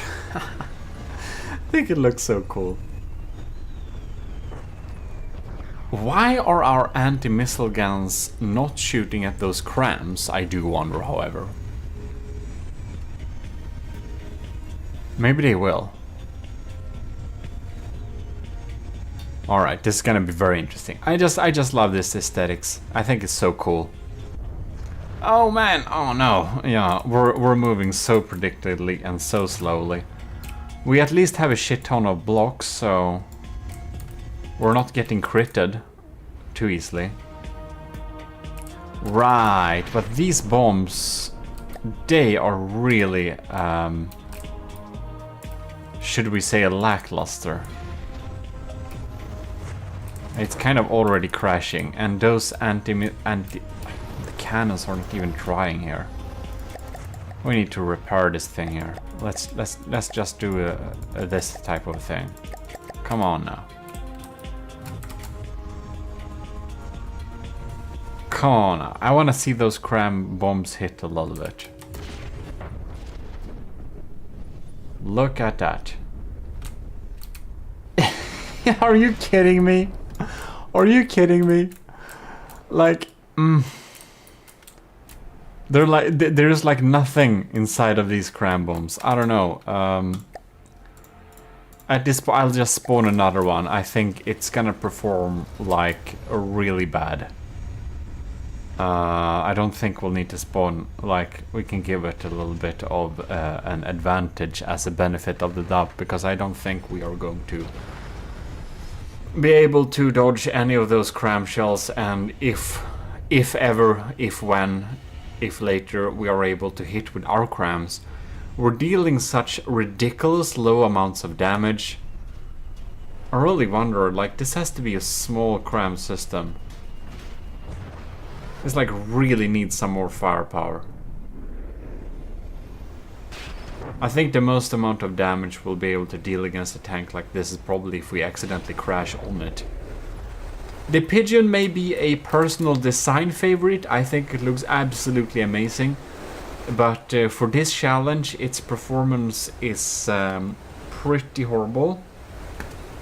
Will not say the exact score we're getting here, but I will say we're gonna move on to the next design, and that is American's very interesting space type plane, which is definitely more min-maxing than the Pigeon. It feels so min-maxed in its design that I'm kind of surprised that American has made it look good anyways, because it's obviously not it's not looking like a real world thing. It's looking like its own thing, and it's set up to perform.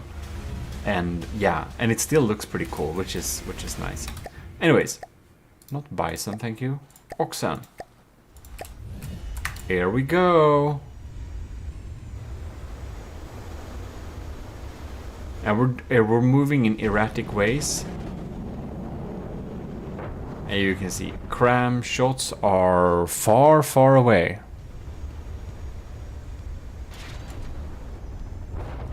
Oh, it was managed to hit us somehow. Damn. Oh, the damage. That's serious business damage. Wow. Well, one of their diff guns is taken out. That's an issue, but the missiles keep on giving. See if we shoot or line up one of those diff guns here again. Nope.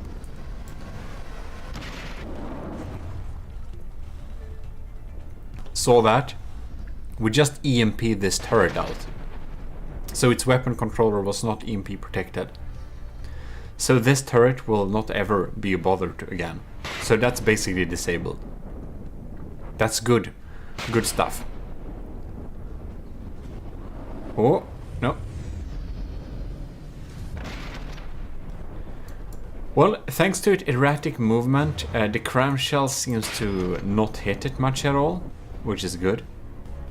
However, it is kind of compromised, it's damaged, so it still does damage here, but I'm going to restart the bath just in order to check it a little bit when it's in full capacity. I feel this will be a little bit too draggy otherwise, but it's performing great.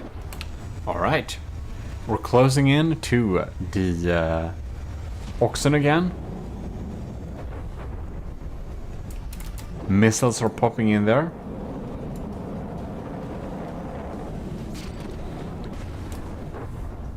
Bam, dealing some damage. Ooh. The AOG bomber, I think is what it's called, from American is not scratched. Diff guns diving down and bam, dealing some damage, putting in some missiles there. We can see some stuff is dropping. Bam. No, wait, what happened? That's interesting. I don't know what happened there, but I guess it got hit. Oh, when it's diving down like that, it seems like it's getting hit pretty often. Is it? Come on. Thank you. There we go. Just wanna check. It deals good damage, it really does, but it doesn't deal deep penetrative damage. It's more like spread out surface damage, it feels like. I don't think it will have a good ability to crit the Oxen. Those those diff guns, they're like good, but they're like rarely hitting the mark. We seem to be having some such issues. So yeah, when we're going down for the deep, we're a little bit too unsafe when it comes to movement, so we're getting just point blank and getting shot down a lot of the times. You can see the diff rod is dealing good damage, but it doesn't feel like it's super penetrative. I don't know. I think I'll know how to judge this thing. I think it's pretty decent, it really is, but it's not the max performer. So we're getting a pretty average score there, I think, which is good, because a lot of folks, a lot of the submission had really low scores for this tanky challenge. It's apparently really hard to design weapons that can deal armor that deals good damage against deep penetrative capabilities. Because in From the Depth, the power of explosions in general seems to be pretty, like, nerfed. So, yeah. When it comes to like real bombs, you just put a bomb and like you blow up basically anything. But here it's just like bombs just fall. They're just not doing anything if we have some proper armor there. Explosive damage is not all here. So yeah, that's how it is. We're gonna move on to the next contestant, which is the Cringe's first submission, which is the MB4. And to go with that, we need an Oxen. I think this cockpit is really cool designed. I think it looks great. This thing has a weird...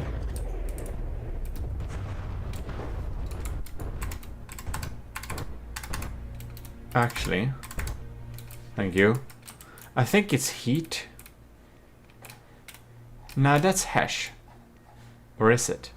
No, that's a high explosive head. It has a tiny high explosive blaster. I think. Oh, we got scratched by the crams there. We're trying to bomb it. Oh, that's just sad. Oh no! About sad. I don't know exactly what happened. I suppose we actually got hit.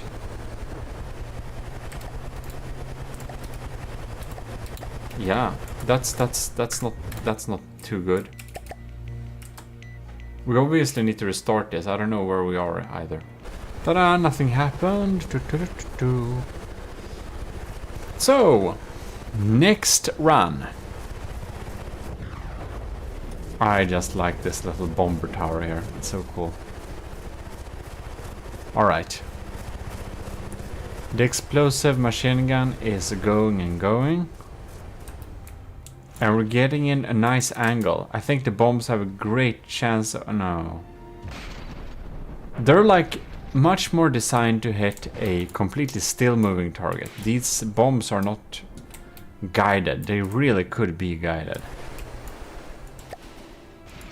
I'm just gonna repair this thing because I wanna see when it gets damaged at least. To know if it does that to itself and it's like just staying too much in the same predictable movement for the crams to hit them.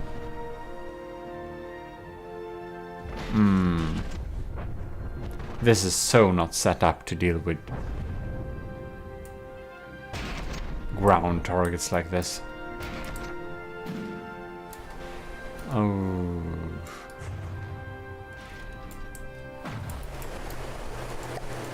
I think we have some pretty light armor in this thing.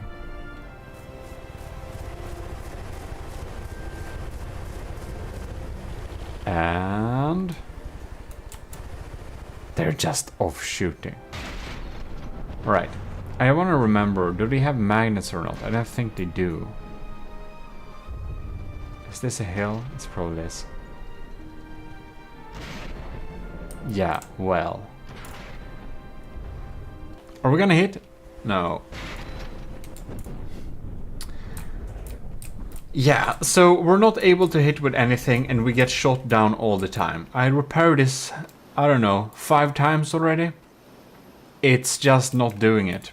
It's too easy to shoot down and it's not able to deal any damage. So, yeah. Not too good results on this particular challenge. We're gonna move on to the Cringe's second submission, which, by the way, did get a full score in the in the previous sub challenge. So we're gonna see how it deals with some really like slow, stronger designs compared to the super quick one. So, oxen it is on the menu. We have ox menu here with the Bearnaise sauce. Maybe not. That's if you. That's only if you win. It has a laser targeted system, but if we are to differentiate from every other laser targeted system, this one is actually good. It actually is able to lock on most of the angles. Oh no! We're getting hit by those crams here again. We're just circling around there. We won't ever, like... We're just gonna help it out a little bit. The missiles are there, they're spawning in, coming into a swarm. And it's that... I mean, it's not doing a lot of damage, it isn't. But it's doing some damage. So, I mean, it's doing something. If it was not getting hit, it would be able to take this thing out. Which is good. Alright. We got hit again. Right. Putting on some small misses there. We're really doing surface level damage here. We have such a similar issue here. If this was heat missiles, maybe it is, I don't remember. We're just getting killed every time. We lost the materials too. I mean, I just want to see here. Yeah, that actually is heat missiles, isn't it? I suppose that this design is pretty well armored against heat, so there is not much we can do there. Yeah, well, in any case, I do think I know enough to be able to leave a little score on this. It certainly did better than the first submission. This is the MB5, yes. Which means we are here with the last design for this batch of the tank tests for the 4th iteration. This is Captain Y from the Army of GMODISM, Captain Y. Yes, he is graciously supporting us every month. In any case, Captain Y has built this absolutely stunning BY-409 bomber, and it looks fantastic. However, it's also rated to have the lowest firepower per material, so I kind of expect this to perform absolutely horridly against the tank. But we're gonna see how it does. We do know one thing, and that is whatever it's doing, it's gonna look cool while doing it. Next time, we're gonna look at aesthetics. If you didn't know that. There we go. Diff rods popping in there. We got some detection, laser munitions, stuff like that. It's pretty quick though, so it's not getting shot down by those crams the first round. Alright. Ooh, it's getting affected by the shockwave. Bam! It's taking damage. Nope.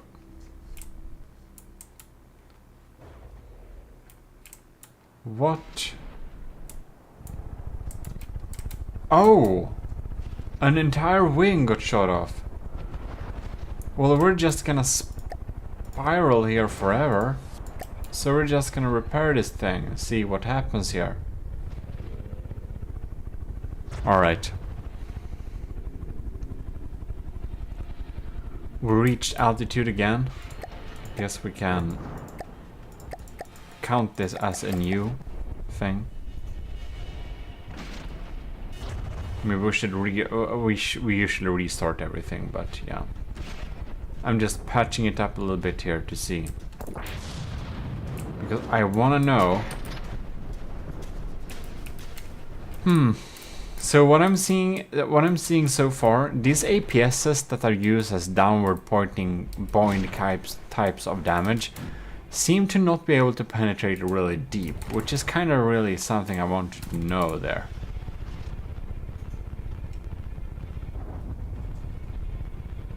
Who knows? Bam. Like, it sounds really scary, but you can see it doesn't take out a lot of blocks. We don't have a payload of some kind, it seems like. And it is getting hit most of the time too. Well, I just respawn the lot of it. I'm just gonna make sure that I don't hold any weapons. Okay, good. Now I can stay here.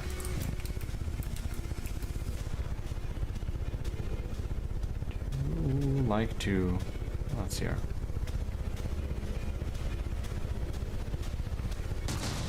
Bam. That's some weapon controllers and stuff like that. I don't think it's able to penetrate right through though.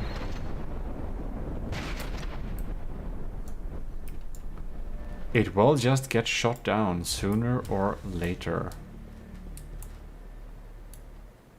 Yeah, okay. So it deals damage, but not a lot of damage.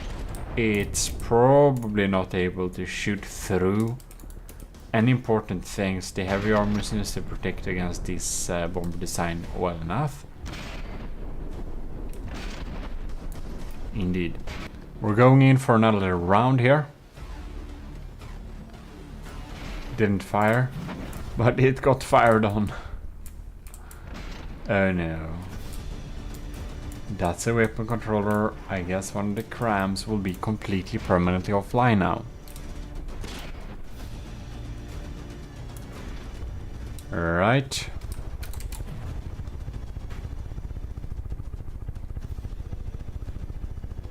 And... huh.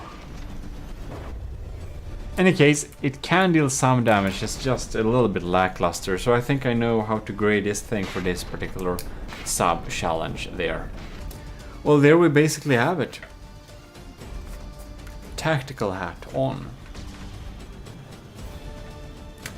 We got all the four brackets, or not the four brackets, all the four sections tested off against this tank design. So now we kind of know how they will perform and which one were the best.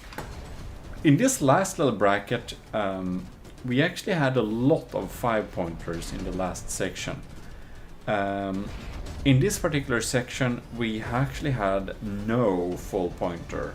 So we really had some issues scoring against the tank in the last section. So it was really interesting to see. And if you didn't think that, yes, I am aware that the request for the bombers is unreasonable. I don't think you can make a design that will reach full points in all of the different measurement spectra. I think that's pretty impossible. So,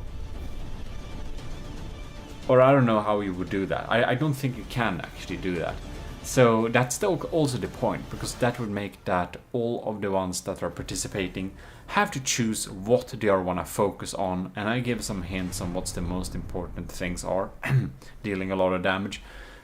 So then you could try some different things, and maybe you'll fail in some of the smaller challenges or stuff like that, shooting at a really quick wheels part or whatever.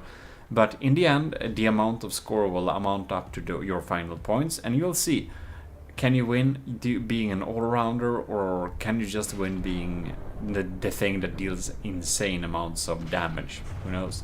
That's up to you, and that's the beauty of the system. I think it's pretty cool. In any case, I should stop rambling on here because I'm rambling on too long, so I'll just say to all of you commissioned officers in the Army of GMODISM and all the enlisted and other GMODISTs, I hope you enjoyed this video. Your comments do really help us get favorable with the algorithm, so do please comment, and of course like the video. This is your host GMODISM, and I'm signing out with my tactical hat.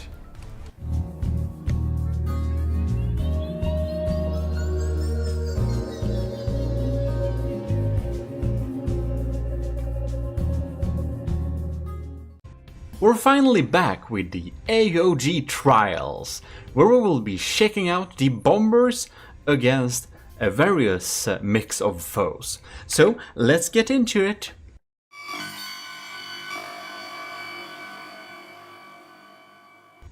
Alright, so here we are in game, and today we are going to continue with episode 19. Sorry for the little delay, but that is what it is. And now we are going to basically continue with testing the survivability of each of the designs. We're gonna begin with Adnikria's design, and we're going to test them all against a specific foe. Namely the horror I had selected previously, and that's what we're gonna go with. Right, so first out is Adnikria's. I'm gonna start a timer here. So I'm having a little timer, and I'm gonna see for how long and how well they survive. The maximum point you can get is 5. This is a scale from 0. I guess it's 0 to... well, basically it's... yeah. You can get minus points on this one too, of course, if it's really, like, bad. But we've been surviving here pretty well for... how long? It's a good amount of time here. 41 seconds. And we're not much damaged at all. The horror costs 77,000, so it is a tad expensive.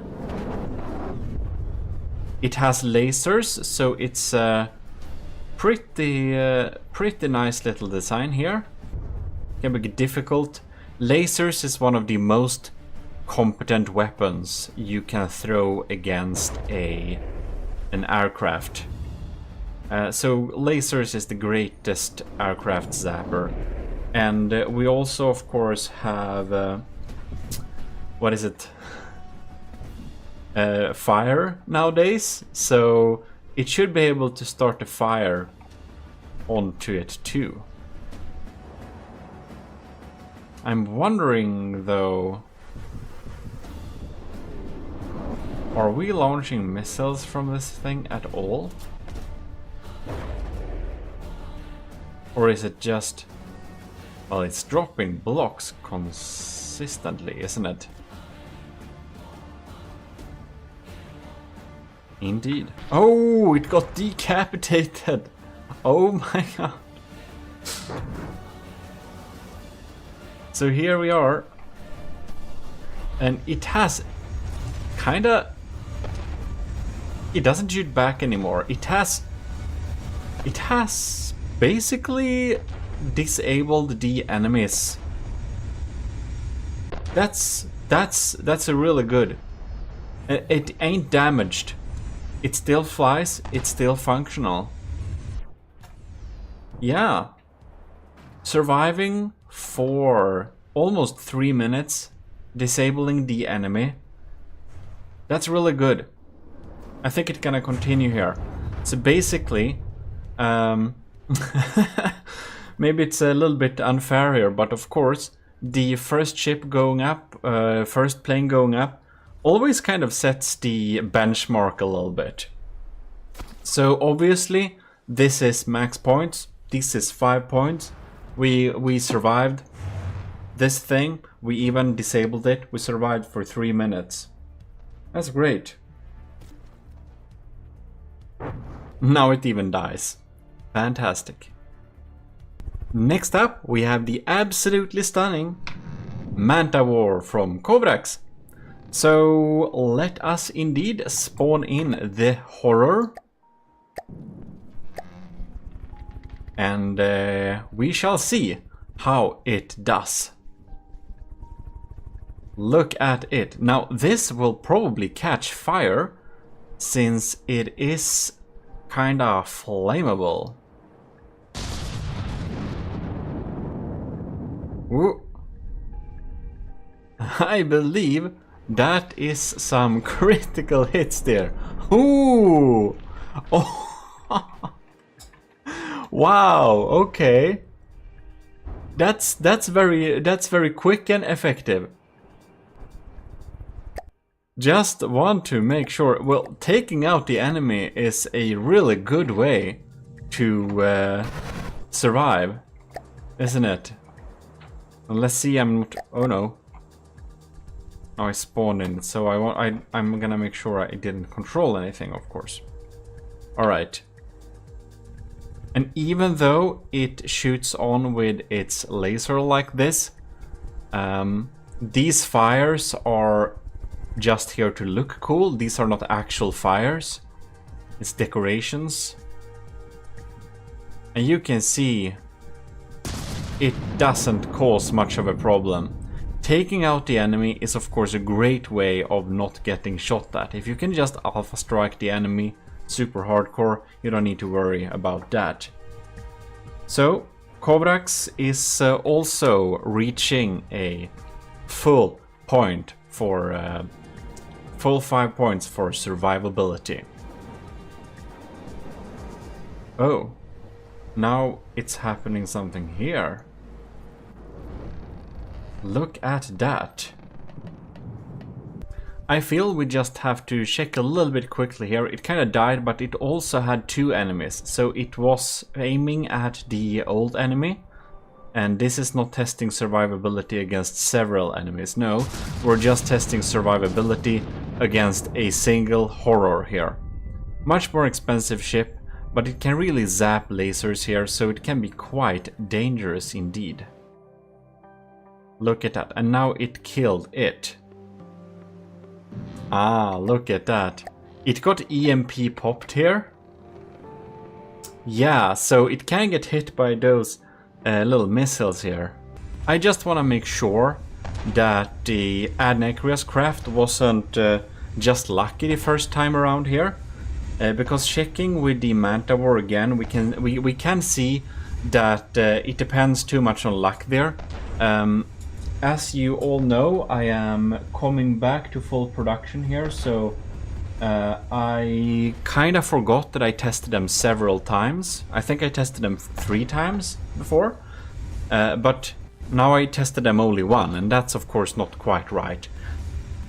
So we're of course running we're running 2 rounds just to see that it's not a what's it called? That it's not just unlucky like that. Because here we can see that we seem to be performing pretty similarly here. This isn't getting very much touched. Those lasers seems to not hit the Adnecreus ship, Storihana. So Adnecreus remains with a 5-pointer, but Kovacs ship, the Manta War, it depends a little bit on luck if it gets hit by that first missile or not. So I think I want to run a 3rd run on that one to actually get a gauge on if it's a 3 or if it's a 4. Alright, so now we're back here again. It's trying to laser. And how will it perform? Will it hit this volley? Or will it get taken out. Oh no, here comes the EMP missile. And it falls dead. Yeah, so it depends so much on luck for the Manta War if it zaps it in the beginning or not. It can just kill the enemy instantly, and when it does that, that's a good job. You can see it's already despawned, but we're also down here, which is very impressive on some terms and a little bit lackluster on others. So it's gonna end up with a 3 in score. So pretty decent, but it has a serious EMP problem. Next up we have Jonos Isanth 5 from StarMade. So we're gonna spawn the horror here and see how it does. And start the timer, of course. See how if it survives for long.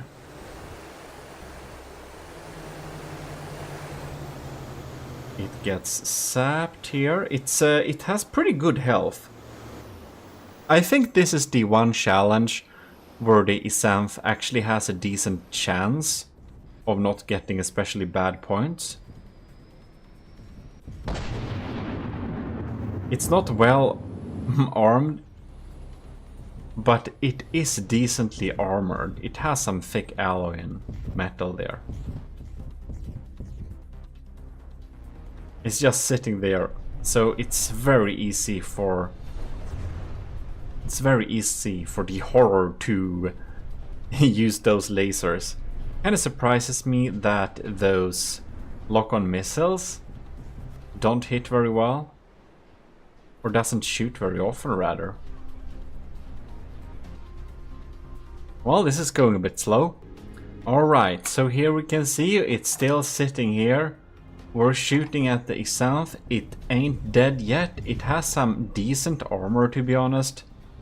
So, yeah. It won't shoot back very much.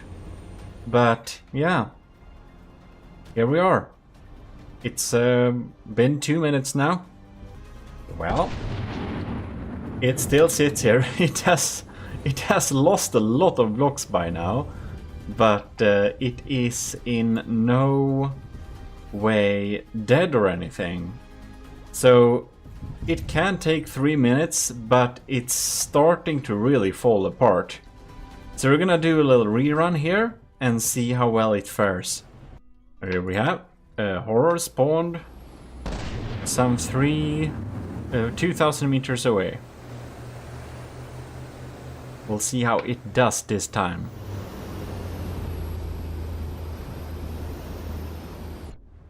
It seems to have some trouble locking on those missiles here. Don't know. Or they already fired. Oh, there they are. I think. Well, it's just getting hammered standing around here. It doesn't do a very good job at taking out the horror here, which isn't what we're measuring, but it's slowly getting grinded down. It has some pretty good health, so the final score for the Isanth 5 is indeed a 4. We shall be moving on to the next thing, which is Jonos' real submission, the AOG bomber. So let's pop in a horror here and see how well it can survive getting laced like that, and also getting some EMP missiles potentially shot at it, which can be some pretty dangerous business.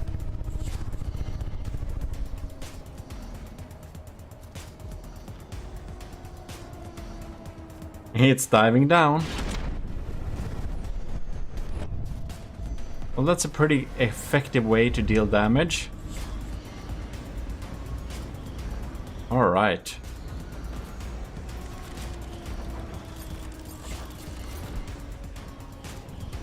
It hasn't taken much damage either. Well, its evasive maneuvers really buys it time. From this distance, that laser is not much of a problem. It just doesn't hit very often. Well, it's doing a pretty good job. It's even closing in for its second bombing run. Now we're getting in range to get damaged. And there we could hit a pretty hard hitting shell, disabling the enemy. So by just disabling the enemy quickly like that, we can get a pretty good score. Let's do a rerun and see how it fares. Alright, so here we are back at it. Oh. Seems like we lost a main propeller this time. Oh man. Very problematic.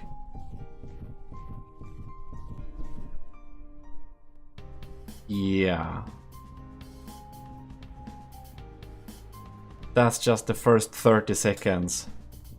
So it did a great run, the first one, and a horrible run the second time around here.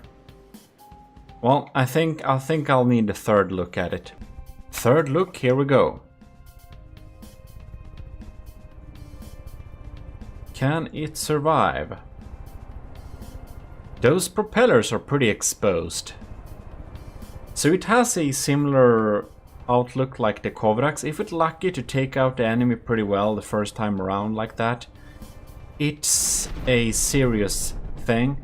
But if it gets a little bit unlucky and gets shot by one of those EMP missiles possibly, or just something else, it just tends to kinda die a little bit. And here we can see we get missiles popping in. Oh, it survived that pretty well though.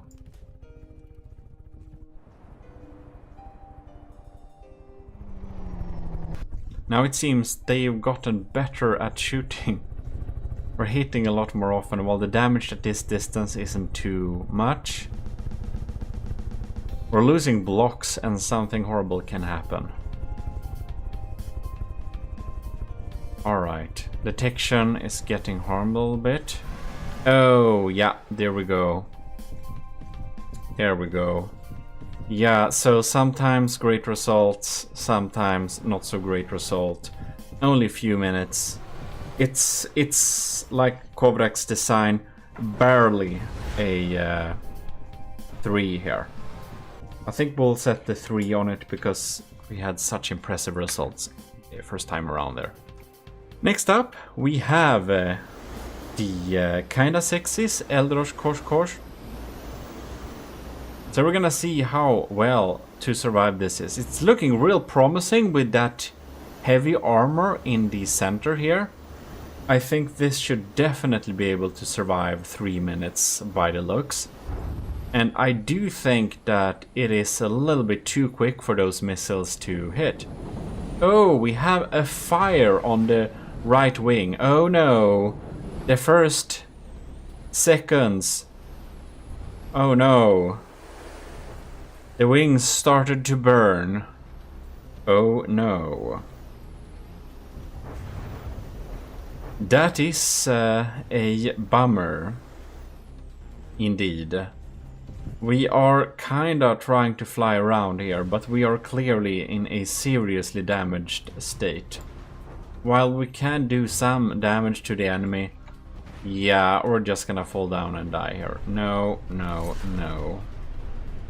Not very successful. Let's try that again. Alright.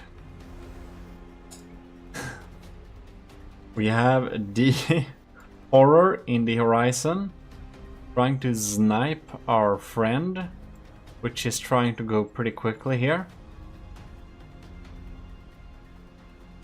And the laser is trying to target it. Not too easy. Oh no. I wonder if we have a fire on the wings again there. Not sure how far away fires are rendered. Missiles are popping down here. Not very well. Didn't cause enough damage, I believe. Those missiles trying to rain down here. Well, it's been a minute now in this battle, so it's looking better, or is it? It seems to have lost control.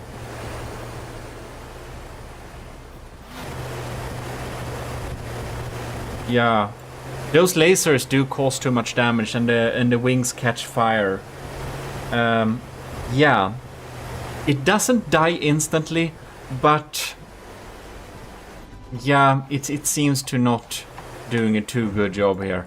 If we'll just repair this thing, you can see it's just instantly starting fires again, doesn't it?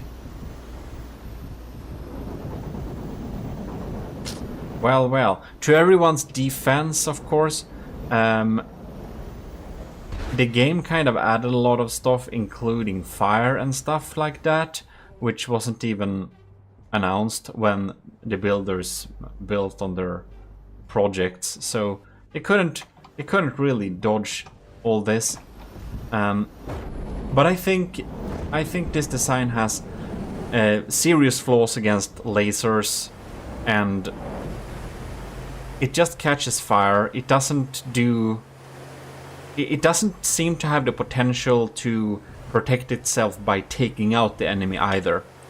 So it's not completely useless, it's not, but it dies a little bit too quickly. So I'm giving this 1 point in score. And we're gonna move on to Light of the Worlds build. Light of the Worlds star drop. Right here. Horror has been spawned 2,000 meters in front of it. Tries to use some decoys here. Using some pack to bomb the enemy there. We're having missiles. They're going for the decoy. Nice dodge. That is definitely going to save the star drop a lot of survivability here. Laser is still able to target it pretty well. And that's why I wanted to test them against the Horror. Because the Horror tests EMP susceptibility. It tests laser defense, since laser is going to be the most normal weapon to use against planes, or most usual. Yeah, so if you're quick, you will be dodged at missiles anyways, and if you have problem with EMP, those EMP will get you, and those laser is the main weapon of the Horror, which is the most competent weapon to use against a bomber. The Light of the World has a pack bomber, and it has been surviving pretty well here the first minute. Not much is happening. Oh, are we gonna crash? No, we're just maneuvering. Very nice indeed. I'm wondering if something happened with the pack or whatever. I just hasn't seen the pack. Did the pack got like updated away or something?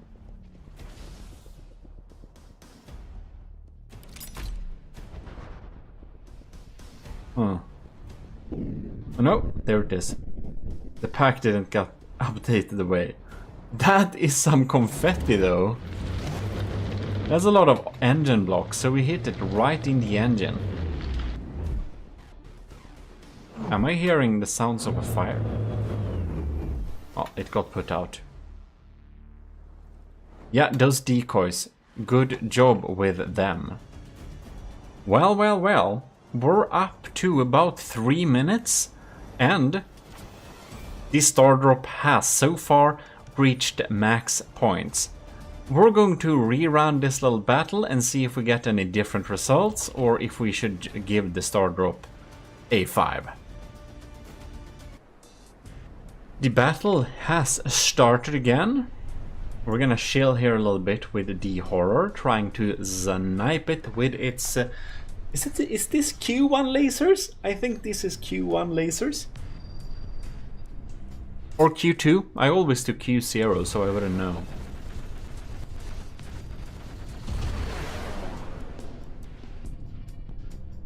Wow. Ooh. That's some confetti. Is that a proper decapitation? It is. That's a good job. A good job from the star drop there. Headshotting. Headshotting the Horror. Yeah. By headshotting the Horror, the first thing you do, those missiles ain't gonna hurt you, are they? Until it regenerated. So I do believe that that was a good shot that will ensure. Oh no, I almost panicked. It got hit by EMP there, and it seems to be pretty safe from the EMP. Wow, that's so cool. Well, the star drop is definitely getting 5 out of 5. Pretty good job there. Pretty good job. So we're gonna be moving on to the next challenger. Or I mean, we're gonna move on to the next challenger next week, because this episode is already too long, and this is the perfect section to kinda end this video. So yeah, I hope you enjoyed this thing, and I have one question for you. Does this look like a piece of ammunition, in case the green screen didn't block it out? I tried to make a piece of ammunition, I thought it was funny. I don't know if it is. Also, the green screen won't cooperate, so we're gonna look at that. But from what you saw, does it look like a piece of ammunition? Answer me in the comments. Yes. Oh, and I measured it. If this would be a real ammo shell, it would be exactly 67 millimeters. I thought that was pretty funny. Anyways, this is your host, GMODIST, and we are officially signing out. AOG Invictus. Enlisted and commissioned officers in the army of GMODIST, you're welcome back to another Trials Season 1, where we're testing your bomber designs against my foes I have selected. This time we're testing survivability again, it's the part 2, and we're testing every design against the horror, it's called, from Twin Guard. So, before we start getting into that, I will say huge thanks to all the commissioned officers in the army of GMODIST. Admiral Scooberox, you can see them over on the poster there, yes. Commodore Owen, Lieutenant And-Aw, Lieutenant Creevy, Lieutenant Powereg Reed, and Lieutenant Vincent Veritas, and also all the cadets. So thanks a lot for choosing to support this channel every month, it helps a lot. Anyways, let's get into it.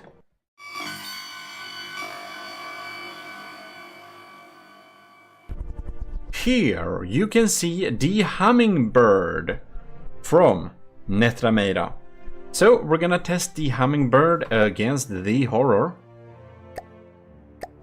Here we go.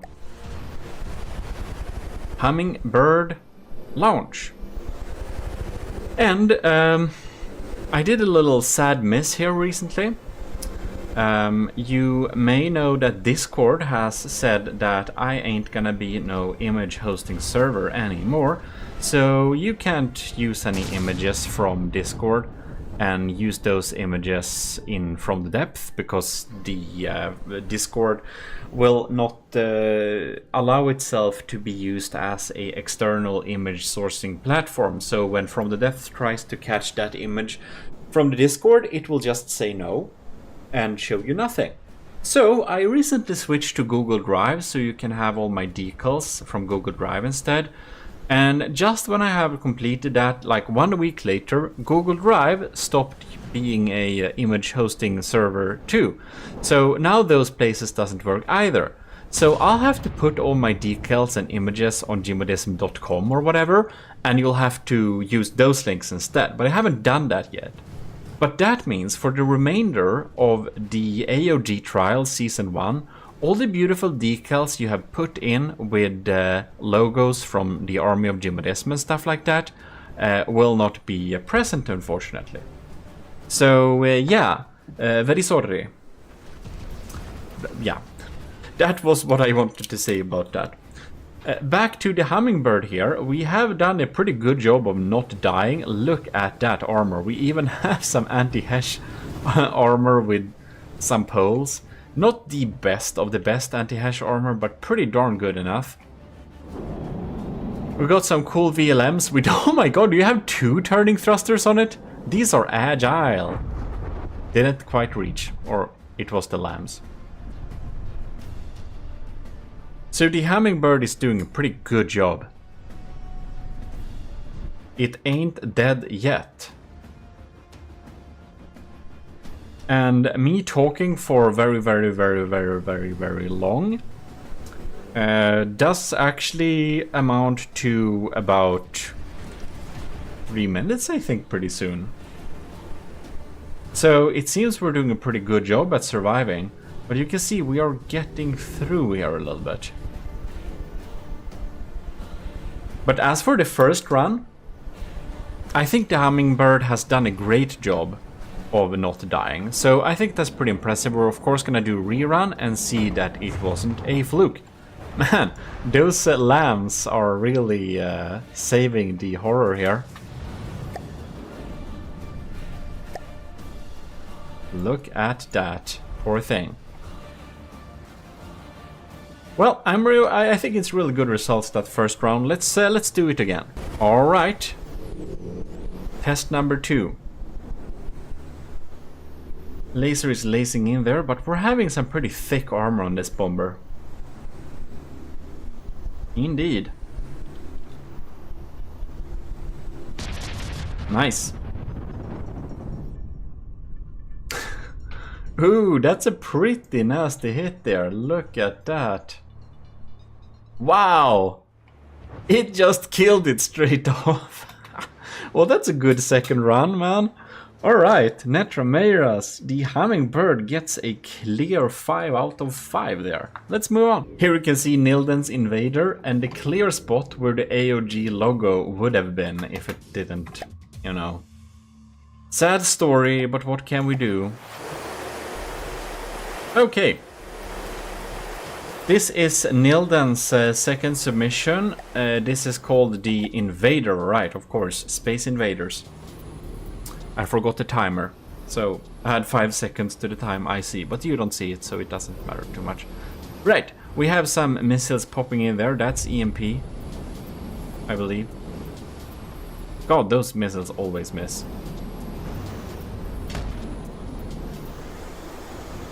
Doing some pack damage there.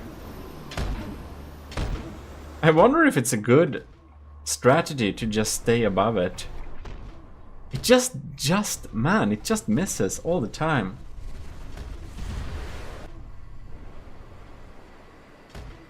It seems to have some trouble targeting here.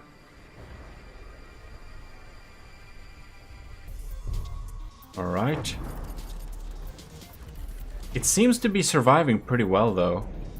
For some reason, these missiles have a real hard time hitting it. Yeah.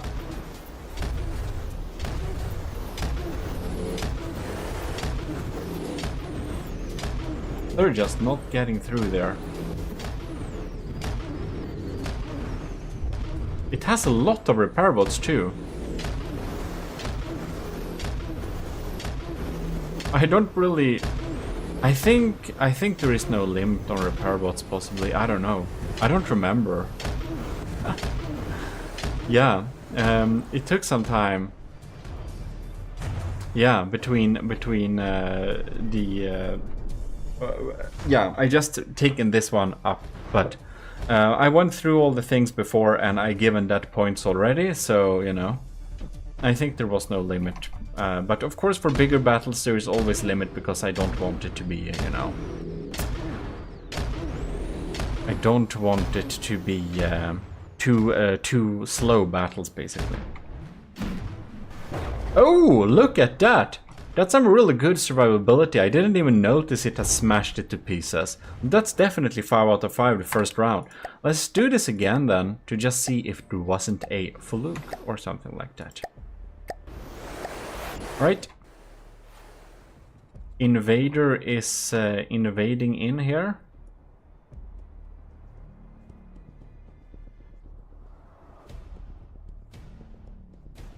Pretty good. They're really digging through here. Oh, and there we got some EMP. I think we have some good... it's like 2 meters, it's like 2 layers of alloy here. That's why it has so good survivability, and it regenerates itself.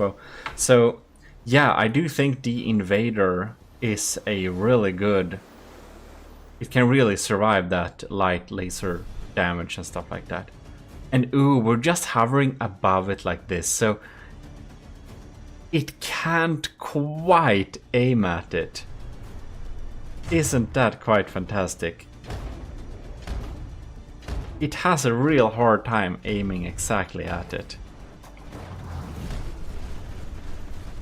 That is pretty cool.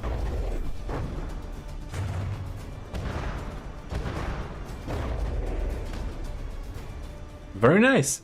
Very nice. Even though it deals so little damage, it will like eventually explode this thing. And it just isn't grinded down. That's really good. Very good indeed. That's unless something very crazy happens right now, this is definitely 5 out of 5. That's pretty cool. No. Oh no, it actually hit its pack system. Oh, now it came back. Oh well. Well, we can confirm the Horde just can't kill this thing very easily, so the Invader has 5 out of 5. Let's move on to the next one. I'm gonna be so surprised if Nilden's Penguin, which is this submission, won't survive this very well. I think it will provide some great results. So the Horror is spawned in.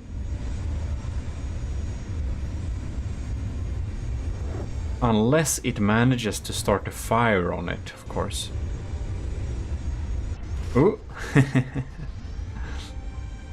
Bombs have been dropped. Those missiles just ain't quick enough, are they? That laser hits about never. Yes, indeed. I believe the Penguin is gonna do a pretty good job. Like nothing happens on the Penguin side here. This feels like a 5 out of 5. I haven't checked if it is going to disable the enemy, but that's not quite a big deal either, since we're not really measuring that. We're just measuring how well it survives. And if it survives by just killing the enemy, well, that's a valid way to do it as well, of course. These they just never seem to hit. I think they're just very not good at hitting quick things.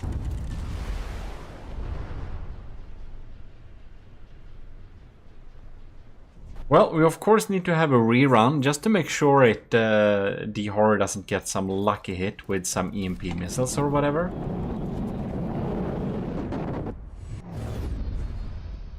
But as for this round, we have survived now for about 3 minutes and it doesn't even seem to be scratched. Here we go. New round. New possibilities. Or ways to die, who knows. Man, what is... I almost thought the Penguin is gonna go low there. Dropping some bombs and yeeting away. Trying to get hit by lasers. Missiles that won't ever hit. Look, the cockpit kinda died.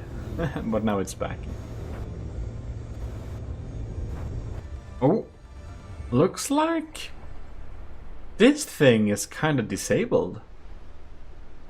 We did some pretty lucky damage to it. Huh. That's nice. Right, so no. Its detection was kinda taken out. That explains it. But yeah, it won't turn the tide of anything.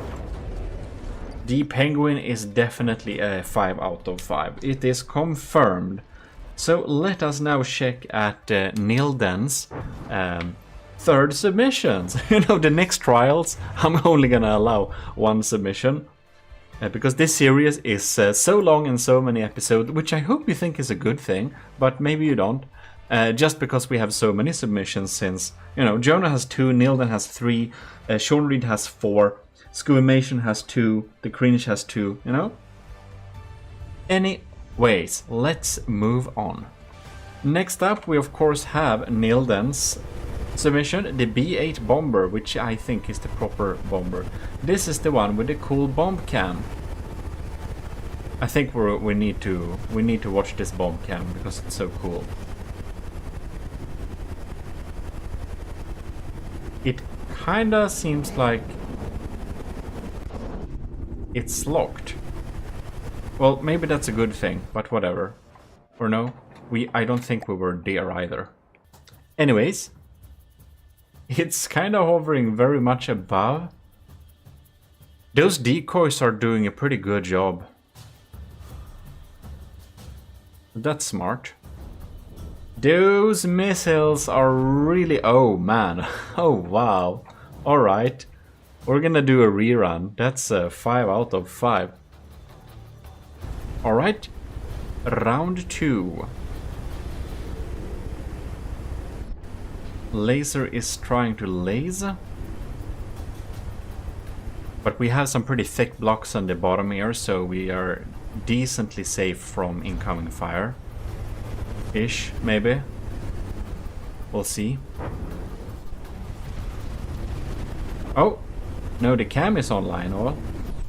Look at that. Isn't that so cool? Man, did it just kill it again? Not quite, but it's... Oh, lord, this is a lot of burning here. So, none of these bombers have incendiary weapons on them. But what they do have is the ability to destroy... Oh my god, that's a lot of damage! That's a clear 5 out of 5. Nilden's 3 submissions all got 5 out of 5 in survivability. That's some pretty cool stuff. It's a good job. Anyways, none of the bombers here have incendiary weapons, but as you might know, when you destroy a fuel tank or whatever, it's gonna cause, like, a fire. Next up, we have Ovo's White Phosphorus Bomber. So let's pop in a horror here and see what's happening. And this one is just so quick. I think it's gonna die if it gets hit, but I don't think it will get hit. You can see here, we're doing a pretty good job of just evading. Look at that. It doesn't even have a chance, does it? Woo. He's just so quick.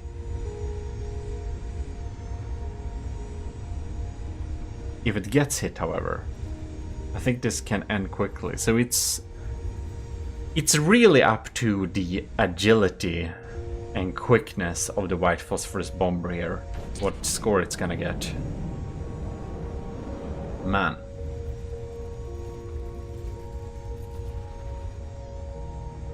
Yeah, it seems... Oh!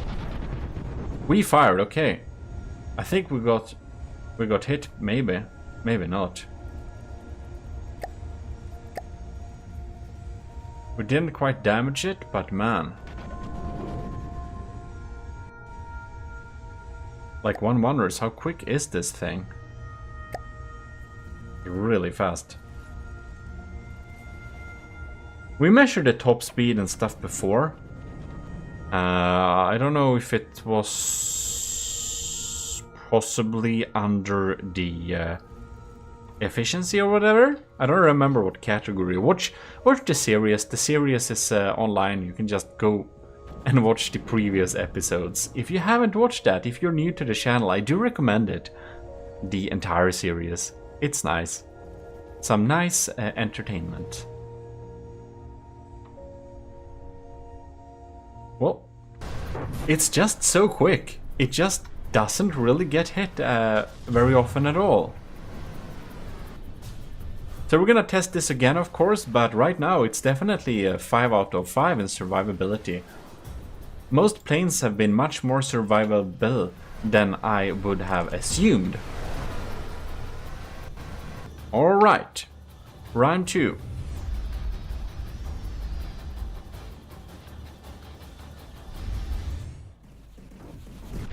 There we go.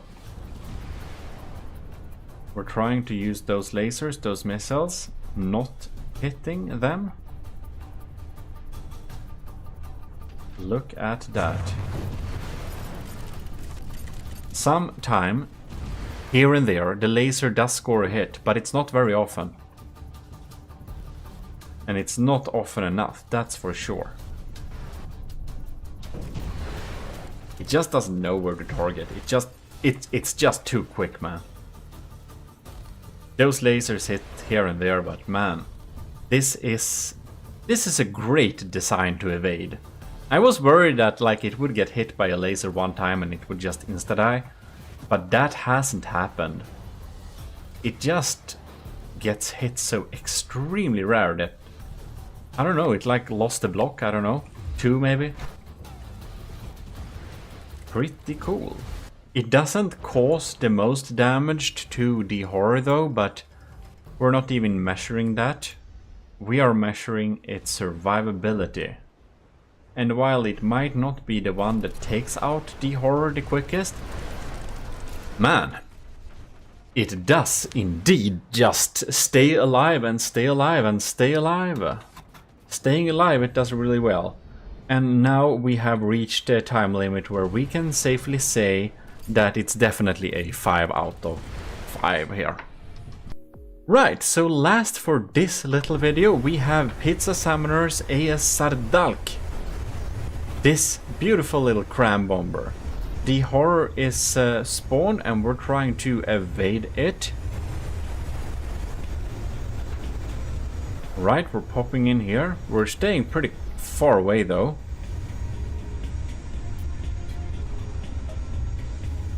So we haven't gotten hit very much, have we? Oh, now we're getting some hits there. Do you remember this thing? It kind of locks on and stuff. But we didn't shoot there. Oh, what?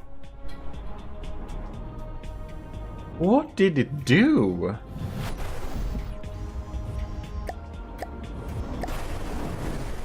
What happened here? Well, let's stay inside this cockpit for 1 second, just to see if we can do a proper lock on this time. So it seems the timing went off completely wrong there. All right, target locked. There we go. It did its firing round there. Very nice. That's the art we like to see from it. All right, here we are. I kind of lost them.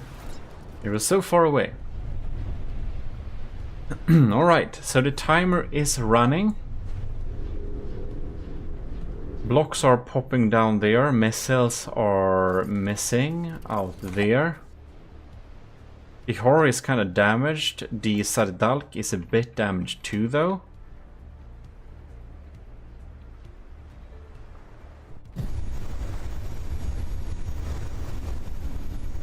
And I am not controlling anything. Good. We're locking target. Oh. I just love that locking on sequence. It's so cool. Alright. It is down to 94%. So it's losing some blocks here and there. Not the biggest deal, but we'll see. We're not up to 3 minutes yet. Right, it's coming down for a dive.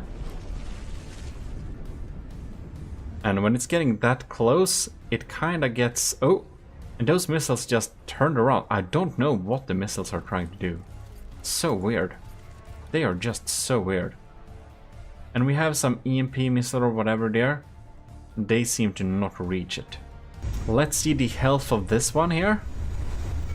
It seems to be pretty decent. We're still very functional.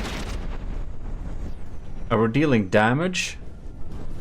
Yeah, we're not dead yet. So definitely 5 out of 5 the first round. It survives 3 minutes here.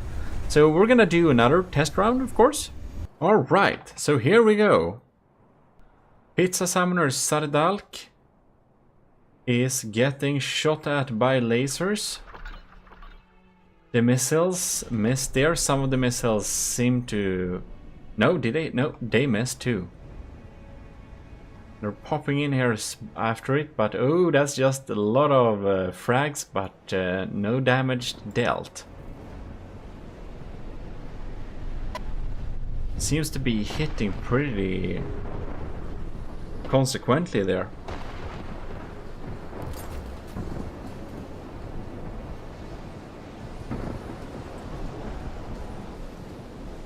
And we can see here it's gonna go in for a new dive. That looks scary. And oh, those missiles looked like they were going to hit, but that was a lucky one then.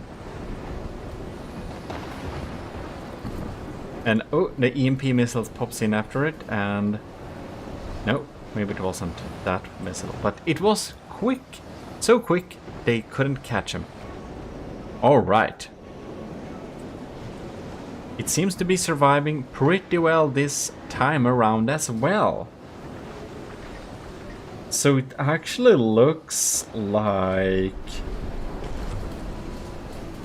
everyone on this little test, everyone during this rundown of the survivability actually gets 5 points here, because we are closing in on 3 minutes for the second round here, and Pit's Summoner is completely functional and survived and hasn't gotten any hit or problem with that EMP or laser either. So that's great.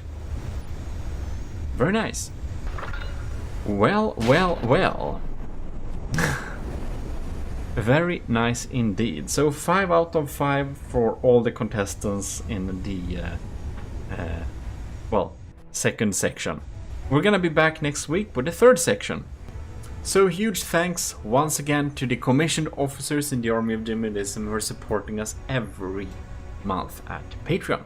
If you want to join the Army of GMODISM, you can do so too by joining the commissioned officers there, or you can just join the Army of GMODISM on Discord for free, without benefits of course, but if you want to be in Army of GMODISM and participate in our little challenges and stuff like that, you need to join the Army of GMODISM.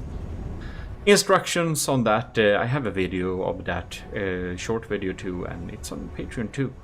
If you want to see the instructions to just use self-assignment rules 3rd class, that's it. And then you get the green nice Discord name, isn't that cool? In military green, of course. In any case, this is your host, GMODISM, and, well, Lord High Admiral Eric it is, and I'm signing out.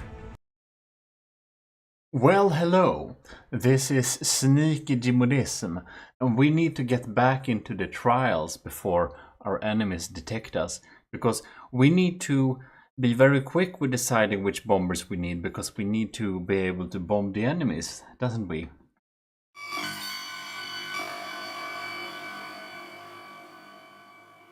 Well, indeed, we need to be able to bomb the enemies.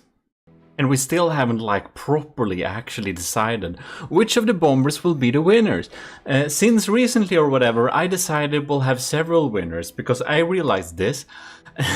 After we have seen which bomber is the best, the bombers needs to have a slight overhaul since the decals are gone, and the user might want to add some new stuff or a fire or whatever that might improve its performances. So the winners will have the opportunity to improve the designs, and then we'll put them in the second chapter Frontier Fleet. Anyways, this is the third round, basically the third section of this challenge, so we're gonna jump in here and, as the previous episode, test the bombers against the Twin Guards Horror. Next out, or first out rather, is Russia's bomber here, AOG bomber from Russia. Butterfly Wasp it's called, against the Horror as usual. So we're gonna see how it fares against those lasers and those EMP things. Ooh, I do not think we are very strong against lasers here. We have already started a small fire in the ship. Who knows? We'll see what will happen. And those missed. Alright. We shall see indeed what's happening here, but we are getting some damage dealt from these lasers indeed. Also, who no more fires? We're burning just a little bit. Alright, we got some damage on the side there. Those missiles are a little bit sad here on the right side. Okay.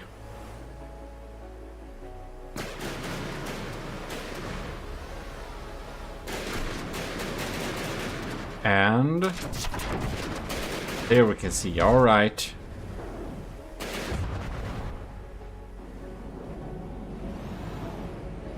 Missiles popping in here. Are they gonna hit? I'm not sure they will. Possibly not. No? It seems to be quick enough. This is darn quick one.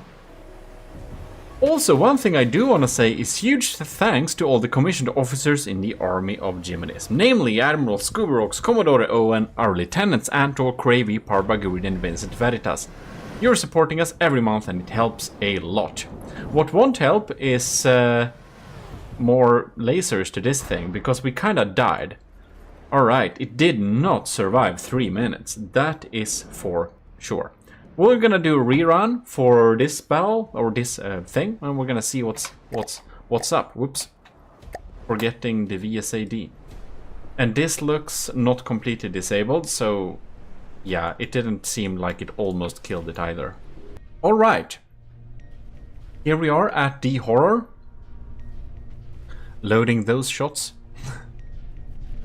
Anyways, supporting me every month on Patreon. Huge thanks for that to all the commissioned officer. It really helps a lot.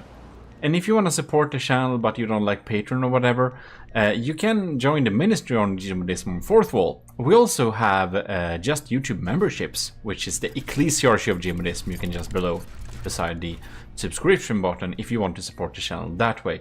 And if you do support the channel that way, you will get early access to videos. Basically, you can see them whenever I upload them instead for when I schedule them. Sometimes that means you have access to a lot of videos before anyone else, and sometimes that means you basically see them the same schedule as anyone else. It depends how many I had time to schedule and make beforehand. For some reason, the Wasp's missiles don't seem to target the Aaron. Well, that's unfortunate because then it can't disable the horror, and that means it can't, well, survive longer by disabling the enemy's weapons and whatnot. And oh no! We're just spiraling out of control there. And we're falling down, and it hasn't even been a minute. Well, we are not surviving this thing very well at all.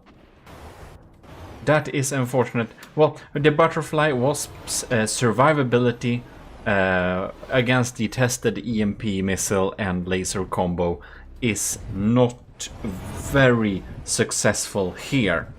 Yeah. It did survive like 1 minute, not completely useless, so it will still get 1 point, but that's about it. We're gonna move on to Sean Reed's first submission instead. Since I allowed multiple submissions, Sean Reed is going to have probably time-wise most of this video, since he has 4 submissions. Whoops. There we go. Alright.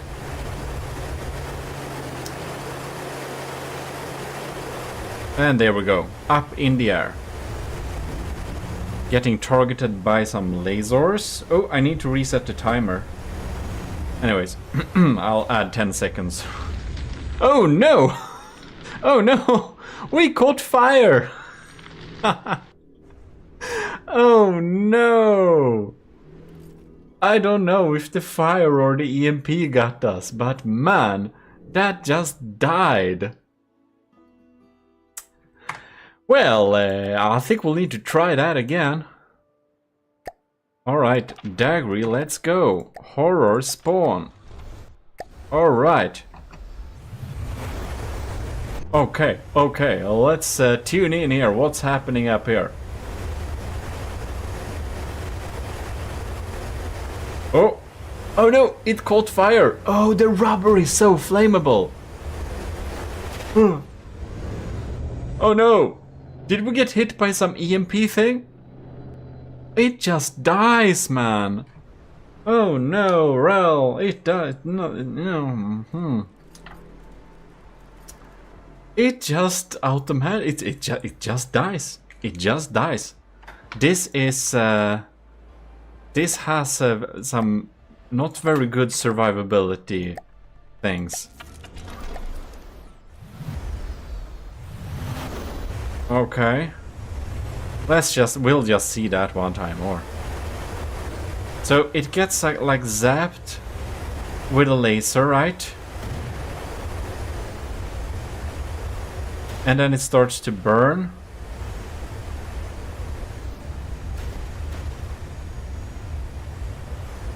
Well, was it just unlucky 2 times or something? Probably not.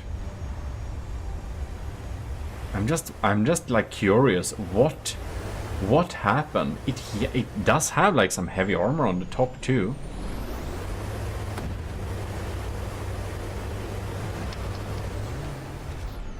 Oh, and now it drops bombs too.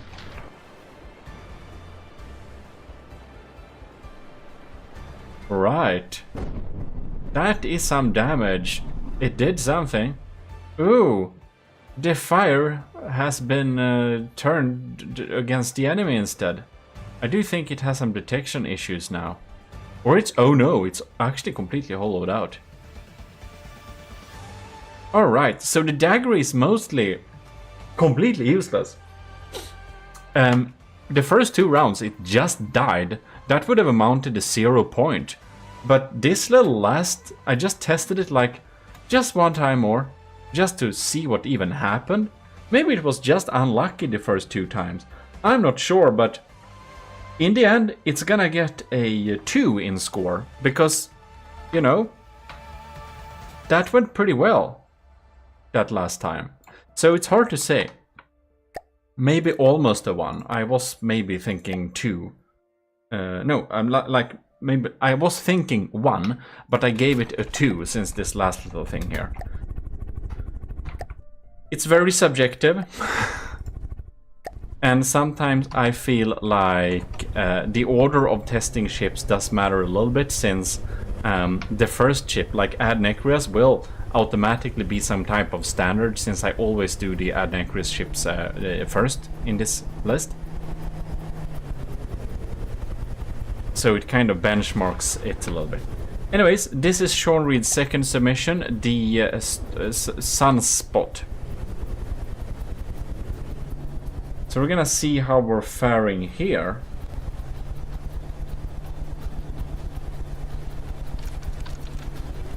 Alright. It doesn't get hit by the lasers much, does it? I don't know why. We are getting hit by some other stuff, however.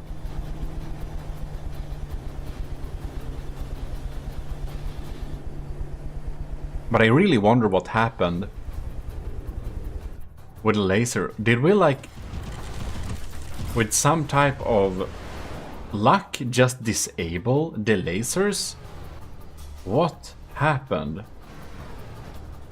We're trying to lock on those missiles, but we are not doing a very good job at that here. This thing is not dealing much damage. How about this swarm? They just won't hit. Now we just followed the wrong shot. No? Oh, I was just zoomed out. That's why I unlocked on weirdly. Well, with the Horus laser disabled, it's gonna do a very good job at surviving this thing. So we're gonna do a rerun and see if we get any different results, or if this is truly just a 5 out of 5 by disabling the enemy's firepower. And there we go.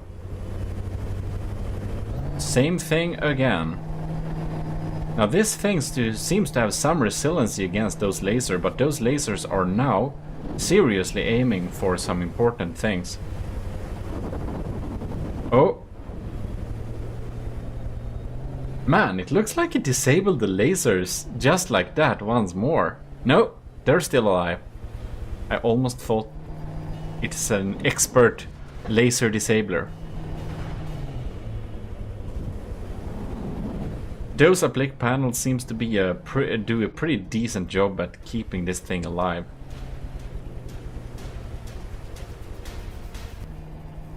Still alive and well. Yeah, those applique is a great addition to survive on this thing. And another attack round. Well,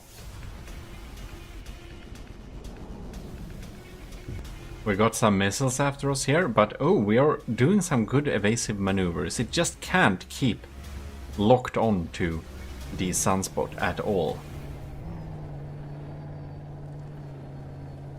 While it doesn't usually seem to be able to take out the horror very easily to just not die, it does have some great survivability.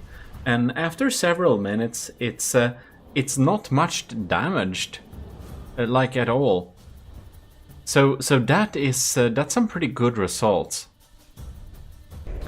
Yeah, I do think this is a 5 out of 5 in survivability, actually. Very nice, very nice. We're gonna move on to Sean Reed's next submission instead, the third one, since there are 4. Here we have Sean Reed's Jin. Definitely a flying sorcerer type design. We're gonna see how flame resistant this thing, since it's already burning, I'm not... I don't think it will survive very well. But it is going to go very high, so it has that strategy. So perhaps it will be enough to not die. Who knows though? Because it has some wooden parts. I don't know if that means they will burn. We're just sitting here forever and that laser just doesn't hit. And I haven't seen any missiles popping up here either. I think it's just 2. It just has 2 high altitude. And it's getting slowly bombed from there. So being at this distance does indeed put us at a very good survivability, it seems. Well, we're gonna do this round once again and see if we got some other results. But from this first one, we can definitely say 5 out of 5. And as a bonus, it killed the enemy. Alright, second time around. We're gonna see if this laser manages to set something on fire before we get out of reach. But it's going pretty quickly, just straight upwards. I wonder if things stop burn when you go high enough, like there isn't any oxygen too high up, so I don't know if that's a thing from the depth, but it could be. And no, it didn't destroy anything in the beginning here. And now I think we are going to be back where we were last time, just hovering above it, those lasers dealing too little damage, hitting too rarely to even count. So I think it's pretty safe to say actually that this is indeed a 5 out of 5. I don't think we need any further testing than that, because we just know that those missiles won't reach it and those lasers will have a very hard time hitting anything really. Indeed. So that means we can move on to Sean Reed's last-ish submission. Oh, it looked like it died too. Which, if you are very tuned in to this little series, is the aspirant helicopter. I'm gonna spawn that on the side, since I did that for all the other ones, basically. The timer is going, and the aspirant helicopter is bobbing up and down here. Dropping some missiles to be fired. It just uses so much smoke too. Yeah, that laser doesn't seem to be doing much damage. Just bobbing up and down a little bit there. I think we should follow one of these ones just to see what we're up to. Oh, impact! It's been almost a minute, which didn't cause much damage, and it didn't get much damaged. It's staying pretty safely around that distance, actually. Look at that, the lambs are trying to shoot on these missiles. They're kind of sitting in the water, like mines, looking just evil. That's a little bit scary. Don't go too close. I didn't expect it to do this well, actually. It is surviving extremely well. Well, as we can see, surviving 3 minutes is no problem for this thing. It's basically unharmed, and yeah, it has survived great using this distance and all. So, we are going to restart this one and see if it was just luck. Alright, here we go. Helicopter is in the air. The horror is zapping it, but not doing much.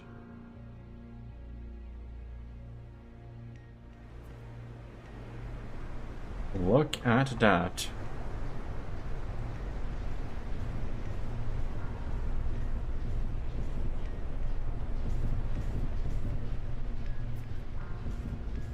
No.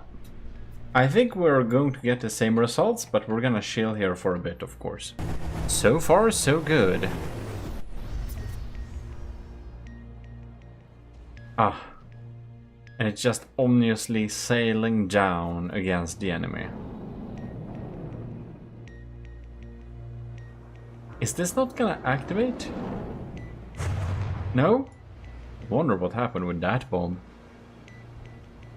The aspirant helicopter does remind me a little bit of a comet. Well, it's moving like this in a cloud of smoke, I mean. Anyways, we are surviving 3 minutes, no problem at all. This is a 5 out of 5 as well, which means we're going to check out Shotgun's design instead and see how it survives. Here we have Shotgun's Dart, which does look a lot like a Twin Guard design. More so than a AOG design due to the emphasis on yellow and white instead of gold, black, white and brown. Well, we're targeting it pretty nicely there. We're getting bombarded by these lasers, but it seems not to have caused too much damage. Now, we got hit by some EMP. Oh! Did that cause some disruption? Not sure. We maneuvered a little bit weirdly there. Oh no! Oh, it got down in the water. What happened there? Oh no! It seems that the EMP possibly disabled something. Is it no? It's hard to say. Or do we just have some severe maneuverability problems affecting our survivability score? Will it get up or will it stay here? It looks like it will stay here. It doesn't have a chance. The dart is disabled almost instantly, and now it's even burning a little bit. Well, this thing is pretty dead. I don't believe it's gonna recover from it. Or will it?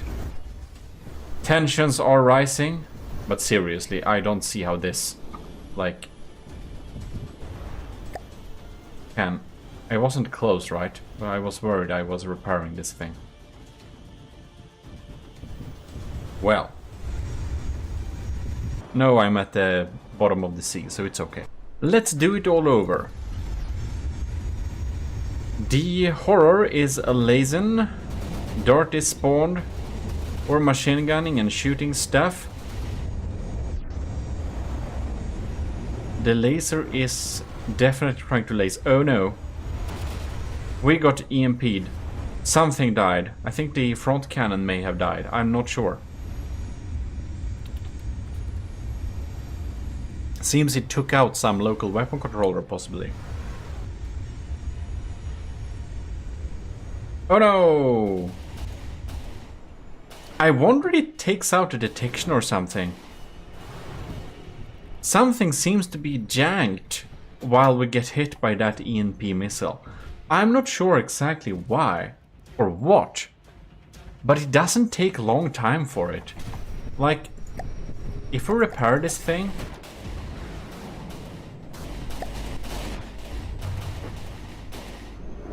I don't know. Does it even get out of... Okay. It does get out of the water when fully repaired. Let's just repair this thing. There it does some maneuvers.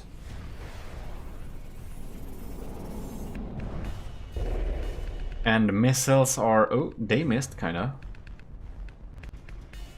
Oh no! And there it just dives down like that. I do wonder what's happening with it.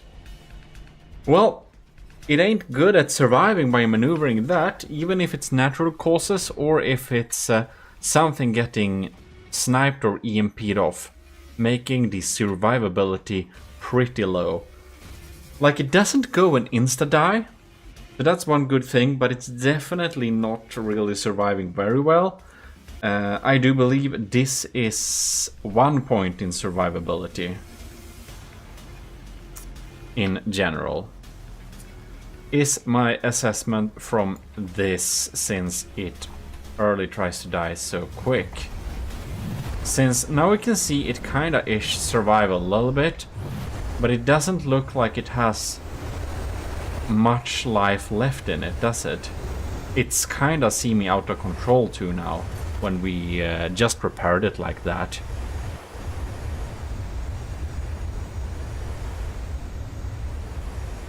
I'll just look at it a tiny little bit here and see what it... Oh no, it's kinda very wasted. It's kinda very wasted. So that's indeed your very tactical GMODism desperately trying to pick out a good bomber. Do you have a super cool suggestion for what the next season of AOG trials will be? Post them in the comments and I'll think of it, because I have some ideas too, but I want to hear some ideas from you too.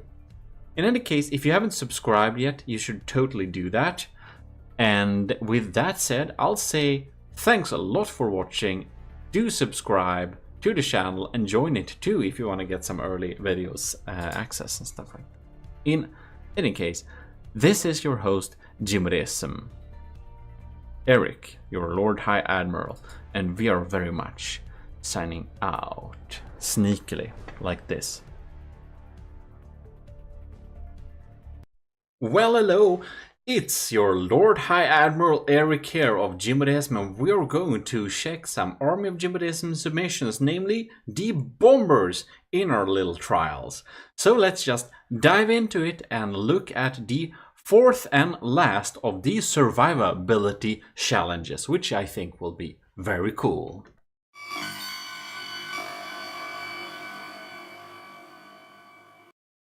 Alright, so here we are.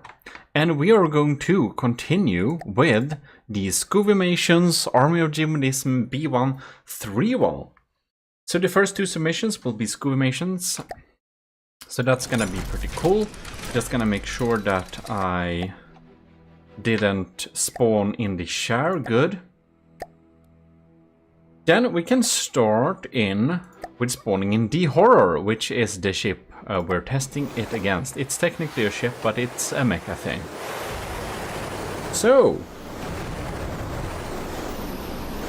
very nice. The laser is lasing there. We are having a pretty fat and slow design here.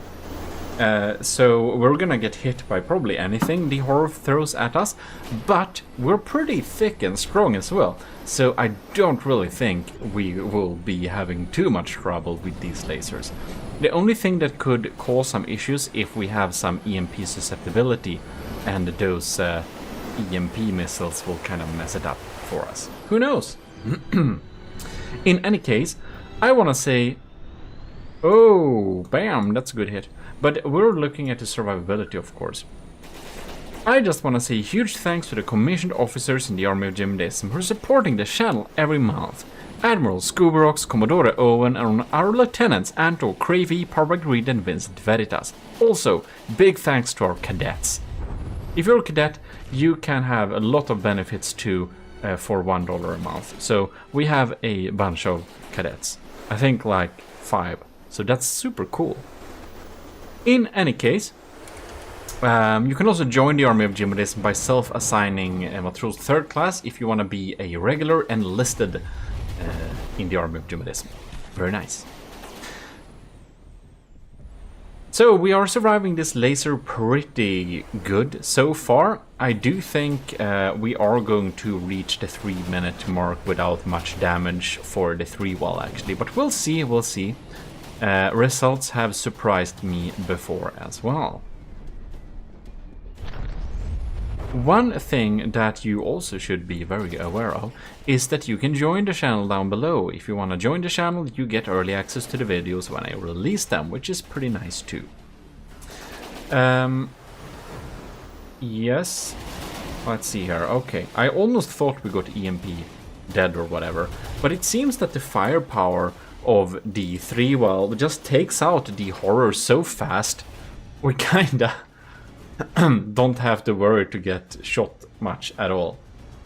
You know what we're gonna do? We're going to do this all over again, just to check if it was just lucky or if this is the standard performance the 3-well will deliver against the horror. Yeah, we just have so thick armor here, so I think Scuvimation's done a pretty good job. And I will be surprised if this doesn't end up with a 5 out of 5 in survivability. Now we got some misses there, we got EMP. And we seem to be pretty protected enough against EMP here. That's some good work there. And it seems we're able to take this thing out. Look, it's burning! The fuel engine and the fuel storages has been fried very much fried.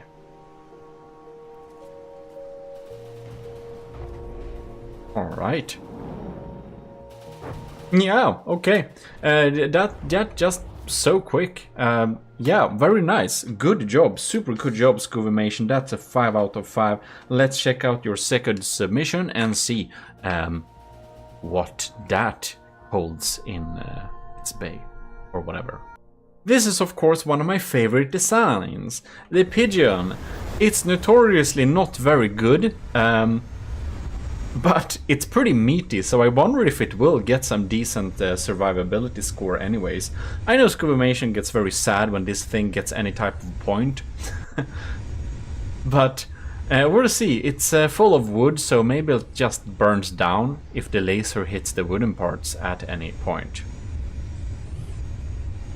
I'm actually suspecting it will have some pretty decent survivability.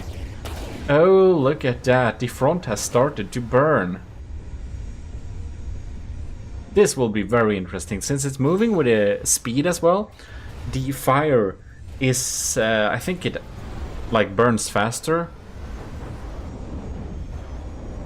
Not 100% sure actually. Does it burn faster, or does it just add like magic oxidizer, or does it just add intensity? I have to check that up. You can see it doesn't burn very far or long. Sad the AOG decals are gone though, but if this design wins, Scuvimation will have the ability to fix that. Not that I think that it will win this challenge, dependent on the scores it has gotten so far, but you never know. Maybe it just excels in the later challenges. It looks splendid though. But it doesn't burn as much as I would have hoped. I scratched that as much as I would have expected. It's only been like 1.5 minutes, but not too much is happening. But oh, look at that! We have a fire in the back of it. Oh Lord, it's burning! New fires all over the place. Oh man, it just gets hit by anything the horror throws at it. It's just too slow and cumbersome. It's dead. It hasn't even been 3 minutes. It took some time for it to die, so it's not 0, but we're gonna relaunch this battle and see if we have any different results. There we go, second time around. Laser is targeting some wooden blocks there. That will result in a fire. Oh yeah, it's caught on fire already. So we're gonna see with the fire update how much this impacts, because remember, like, wood is like only one material per cubic meter, and it got a little health buff too with the fire update, so it's not completely useless. But I don't know if wood has been nerfed due to the fire update. You would assume so, but with the health being buffed too, I'm not too sure that's actually the case. Well, so far it doesn't seem that this thing does perform much better than last time. It's in case it's able to take out the horror before it deals too much damage. That can happen too. Oh man, just like all the missiles almost hit. Not even the game thinks this is a exciting battle. It just knows the outcome, so it doesn't play that stressful battle music much. Well, it can clearly take a pretty big beating due to it have like a full layer of metal beneath it. But it can take a lot, and that fire is burning and it's too slow, all the missiles are hitting. So while it takes some time to grind it down, it's basically just going to die. It's dead in the sky. Dead in the sky, not dead in the water. Did you hear me there? I'm so intelligent. This is 1 point, because it takes some time to kill it, but it's basically, yeah. I'm kind of surprised though that those anti-missile guns actually shoot down a substantial amount of those incoming quick missiles. I think that's pretty cool. Well,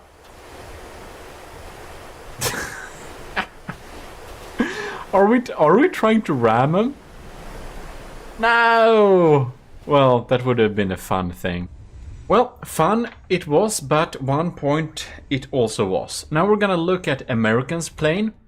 So we are going to spawn in the horror here and see how American's AOG bomber is faring in this little challenge.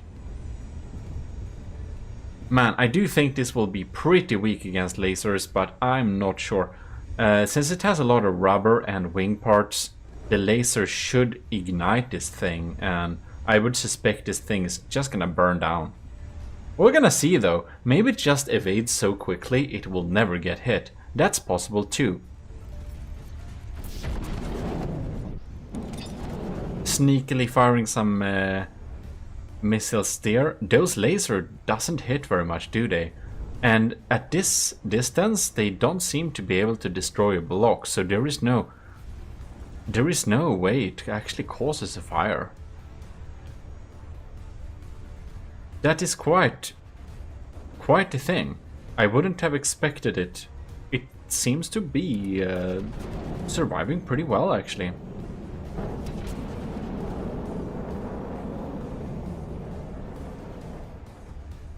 All right.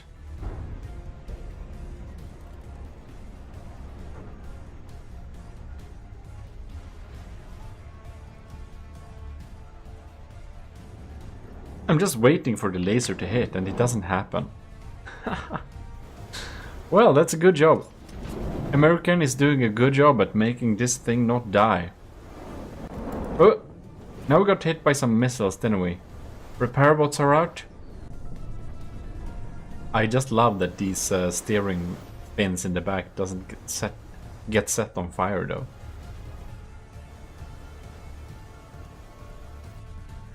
Oh, are the diff guns finally gonna get its... No. It is dealing some damage though. Look at that. The horror is looking very, very sad. Oh my god. That's a good point. Let's see if that was just luck or if this is the performance we can expect from American's AOG bomber. Here we go again. Laser is popping in there. We are destroying blocks here, but it doesn't set things on fire. It seems to have a plick panels all over the place. Oh, we got hit by some EMP. Is it protected against EMP? Wow, that's nice. It's a pretty compact and small design. Getting hit by an EMP missile for a compact, light, fast design is usually the end of the story. And then we can talk about dead in the water and not dead in the sky. It's not funny, GMODism. Your humor is lame. Anyways, the diff guns seem to have some troubles actually firing this time around. I wonder if the EMP possibly damaged the local weapon controller controlling the diff guns. That's possible too. Now we get some missiles popping in there, but they turn somewhere else. But I am a little bit surprised that we haven't seen... Oh! We haven't seen a fire on it yet. But now we can see a fire has been started here in the rubber, which is very flammable, but it actually put out itself. So that is kind of surprising actually.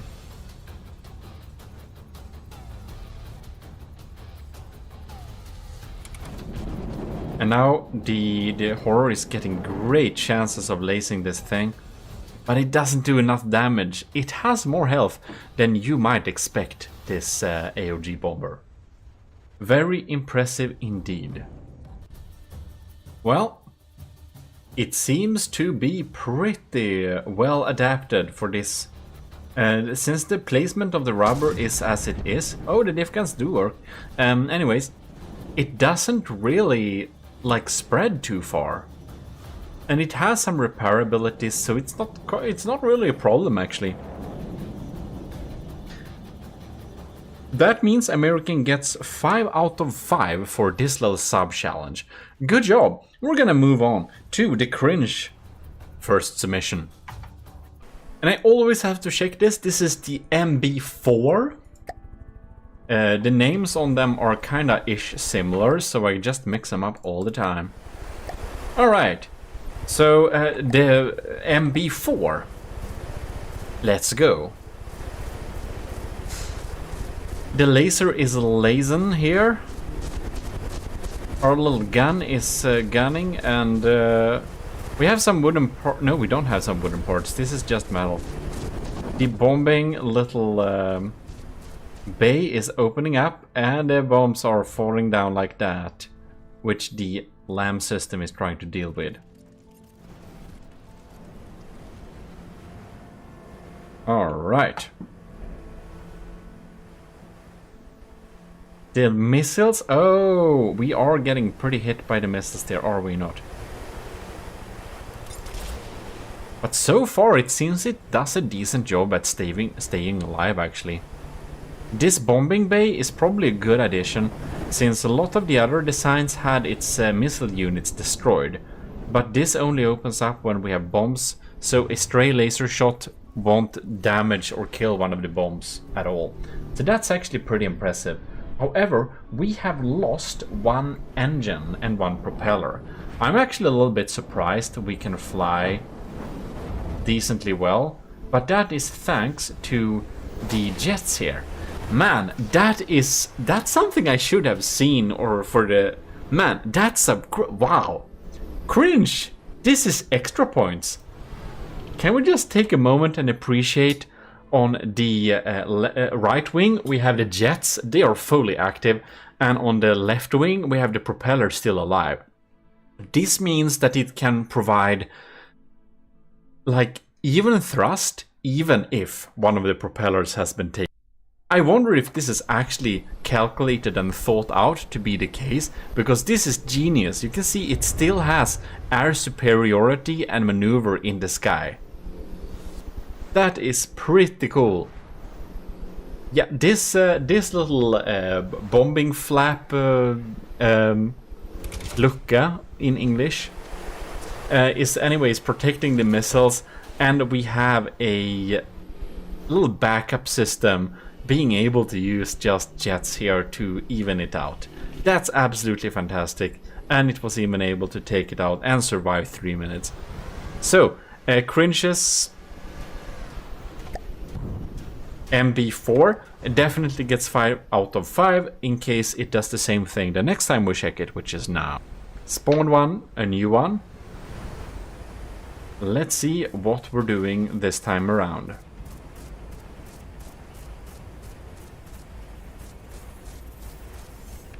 Wow, yeah, that's a good detail.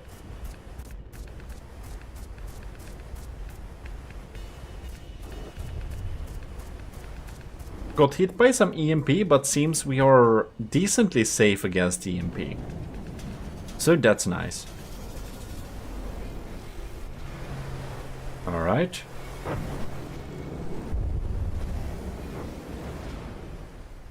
Oh! We got pretty darn damaged there. Damn, that didn't take too long. Oh man. It's too slow, so it gets damaged. Oh wow. So if we just repair this a little bit quickly to be nice, we're gonna see if it takes itself out of the water. It does.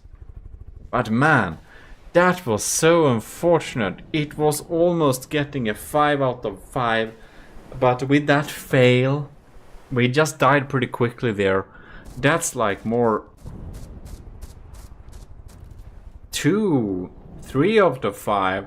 So together that would probably amount to a 3 out of 5 score, but due to the engine backup, that we can actually have another engine to even out the propulsion and still keep it alive even though our propeller is dead, gives us an extra point. So I will put Cringe's first submission to a score of 4 instead of 3, just because I like that a little bit. A lot, actually. Anyways, we're gonna move on to the other submission Cringe comes with. Now it died again. But it was pretty close to the enemy, so it of course was able to deal more damage than if we have respawned them in the third round. So, and I really like that backup thing with the propellers. That was so cool. This thing, however, looks a lot cooler. I like it has like hidden jet engines inside of there. When you hide jet engines like this, it looks like you don't want to have jet engines actually. And if you don't really want jet engines, stand still. I would like probably go in here and just say like uncheck this thing like that, so it kind of looks like it's only propeller. You don't see that plumes. Anyways, we're gonna test this thing against the horror, so let's spawn it in and see what is happening. Let's see here. This is something with 5, I think. Missiles popping in. All right. Oh, dealing some decent damage there. Is this MB5 possibly? Yes, this is the MB5. Let's see how we're doing.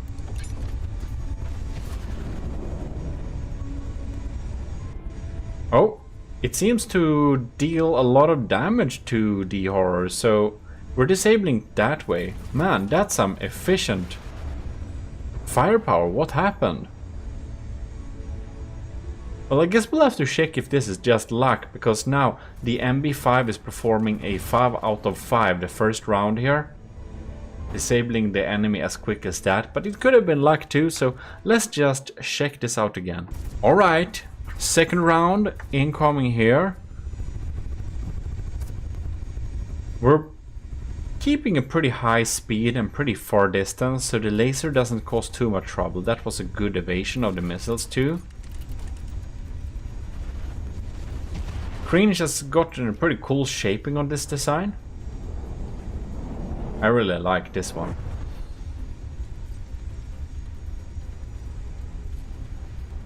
And we're trying to spiral a little bit to cause some more damage. We're really maneuvering away from these lasers. That's a pretty good job.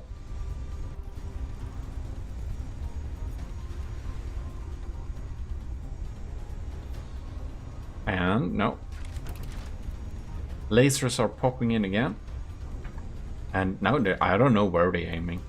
I don't know what's happening. Wonder if this thing is loaded with some EMP and we just snipe the detection or whatever, because this is just... yeah, the laser just doesn't work right now.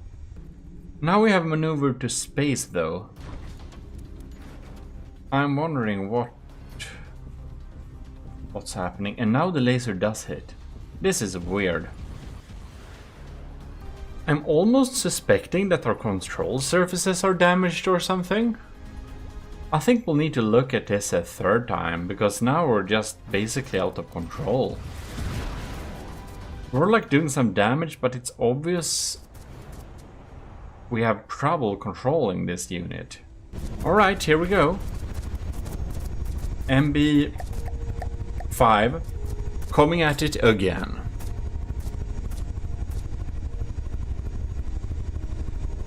No. We got EMP'd a little bit there. Seems like one thumb thing got taken out.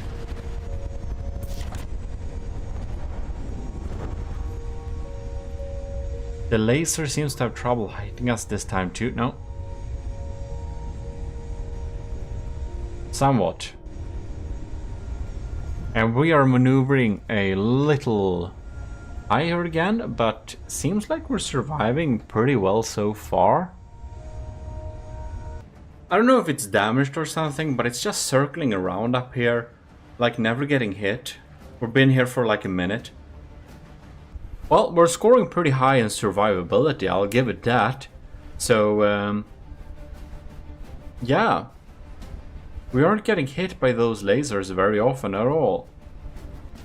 All things considered, I think this is indeed a 5 out of 5. It has a pretty good score there. It just survives. It just isn't too damaged by the lasers, and it's definitely never hit by those missiles very often.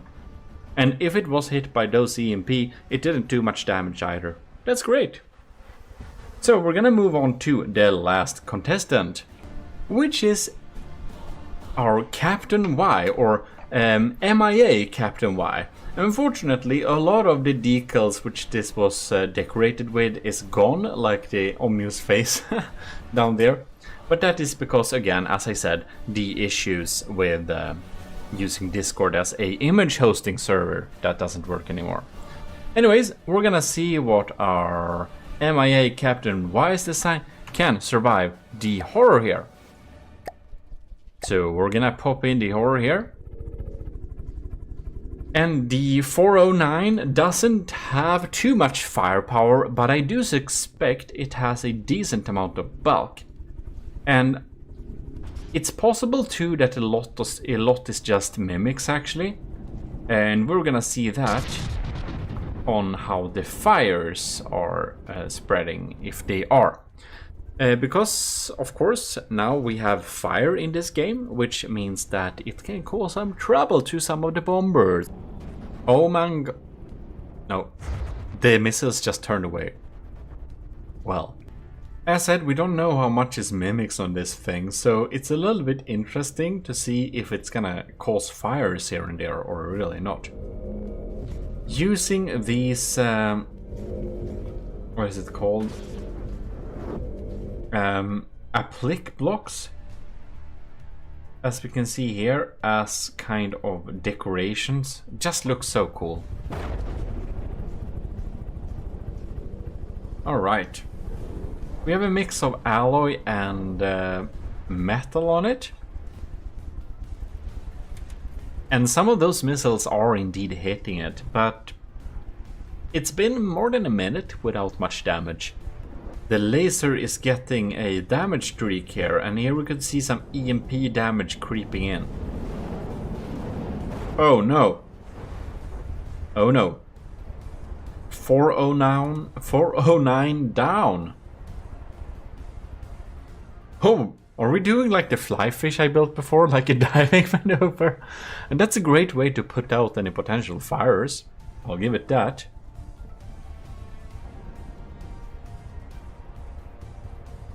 Indeed, okay. Finally, it tries to deal some damage too. But it's slowly getting, slowly but surely eaten up by this laser. I'm gonna see if it causes functional issues, because I feel like these diving into the water is a new behavior. And we are ascending, and oh yes, normal plane behavior. I'll be very scared if an airliner I'm aboard tried to do something like that. Also probably very dead if it tries to do something like that. Planes are not supposed to dive, except the fly fish. That's supposed to dive, which is already in the second chapter. Neat. Well, it's been 3 minutes and it has done a okay job at ish staying alive, except kinda now. It's kinda dead. This ain't too good. So it kinda doesn't survive 3 minutes. Right, so we're gonna rerun this battle and see if we get any different results. Look at that. Fire. Alright, let's test this again. And I'll need to restart the timer. There we go. And there we can see, okay, the laser is trying to target it. It's moving pretty slowly but surely, so the laser is doing a pretty scary job. It's just blasting, every time it hits, it just blasts something out. It's a little bit worrying, and those missiles, they hit too. It does, however, take a very long time to beat the B409 down to any type of non-functional mode. So it's absolutely not useless on survivability. It has pretty decent survivability. It has some serious trouble at dealing damage, however. It doesn't deal damage very much. That's really not something we're measuring in this time, but if the plane is able to deal damage to the horror so that it can't damage it anymore, well, that's a good work too. That's how Adnecreus could get really high scores too, I believe, I remember correctly.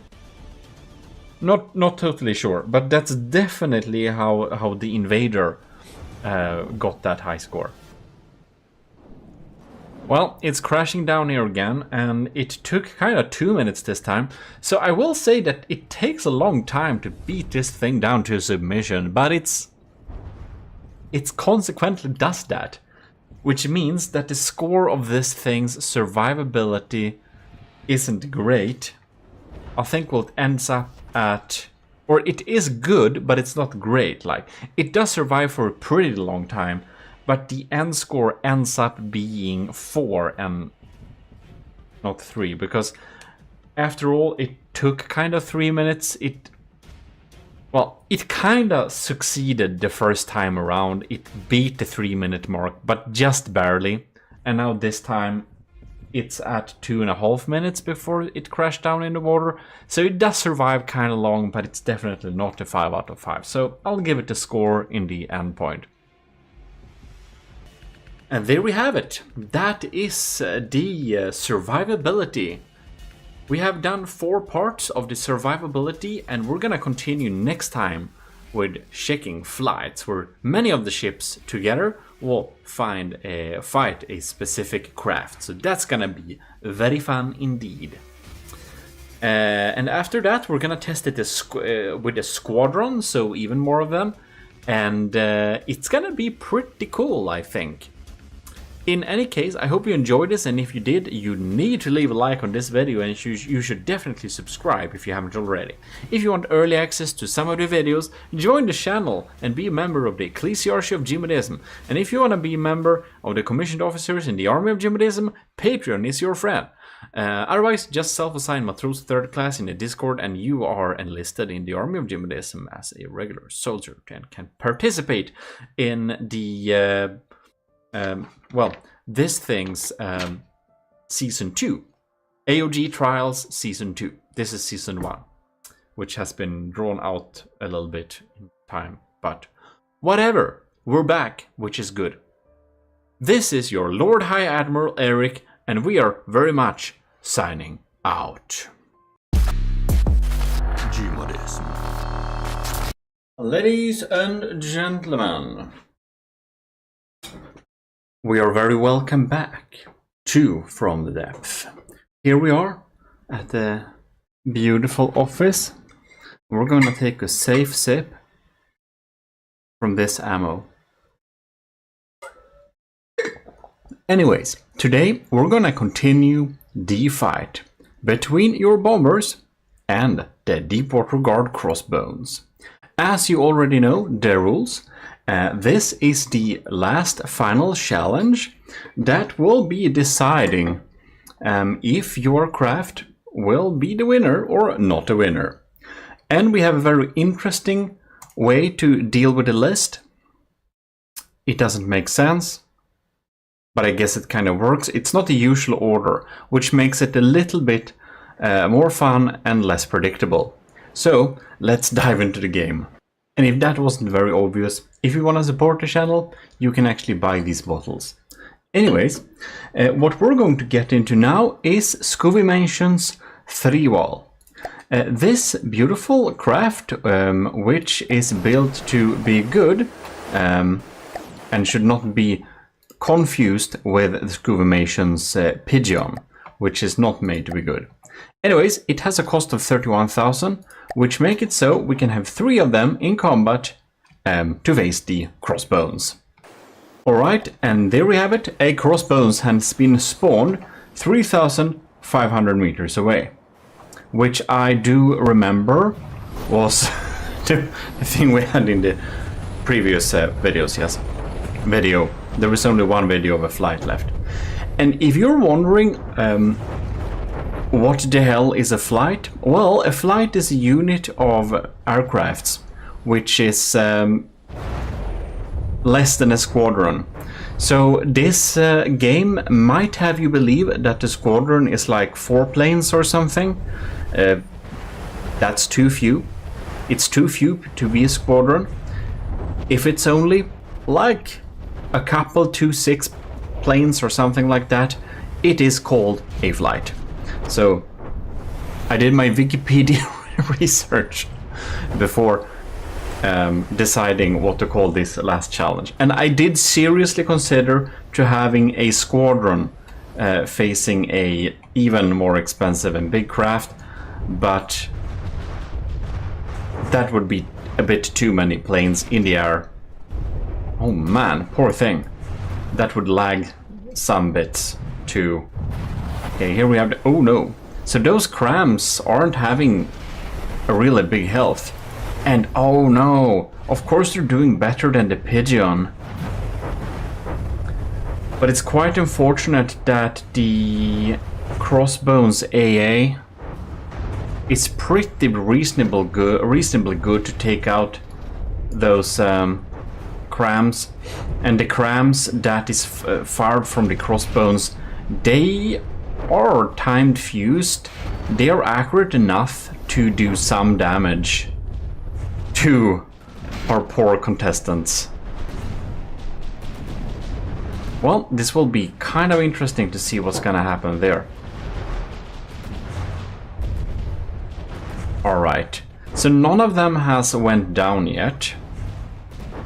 That's good to know. But the Crossbones is still at 93%, so it doesn't really look too good, does it? Fun fact, I actually got the Pigeon now in my folder We might make a AOG craft out of the shape of it, but make it a tiny little bit better. So thanks to Scuvimation for sending over the hollowed out pigeon that we're gonna have some fun with at a later date. Alright. Oh no! That's a bad hit. The first pigeon is down. No, when the other... I kind of missed that the other two are already shot down.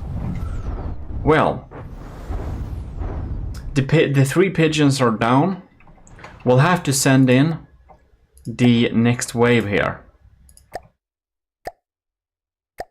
So, maybe that was a tiny bit too close actually, but it will only be in the pigeon, what am I saying? It will only be in the 3-wall's favor. This is not the pigeon, this is the 3-wall. I'm sorry for mixing them up. The pigeon is a joke and these are not. And the first submission here, the 3-wall, has some pretty good points in earlier challenges. So we know for a fact that they do have teeth. Alright. But oh no. They're getting a little bit too close. They are getting hit by crams there. And oh. We had a cram bomb hitting there, I think. You can see many of those cram bombs are... Oh, that missed the mark. But many of them are shot down. That's the most common way they won't get out of there. Did you know we have a Army of GMODISM official shirt? If you want to get it, you can too. I haven't been very good at trying to sell any merch, but it is there. And eventually I hope I will be able to work out some kind of, I don't know, nice way to integrate it in videos, but it's not that important. So let's see here.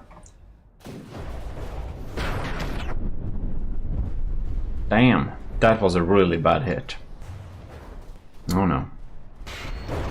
Oh no.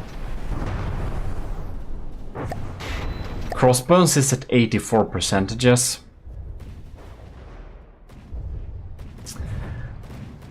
Looks like the 3-wall isn't doing very well actually. We can see it shoots down there, it goes up and down, but it gets hit by those crams. They can shoot upwards. So they have a cool movement scheme in the air. But they're just not dealing enough damage, and those ships here, their time is pretty limited. Do we have any main guns left? No.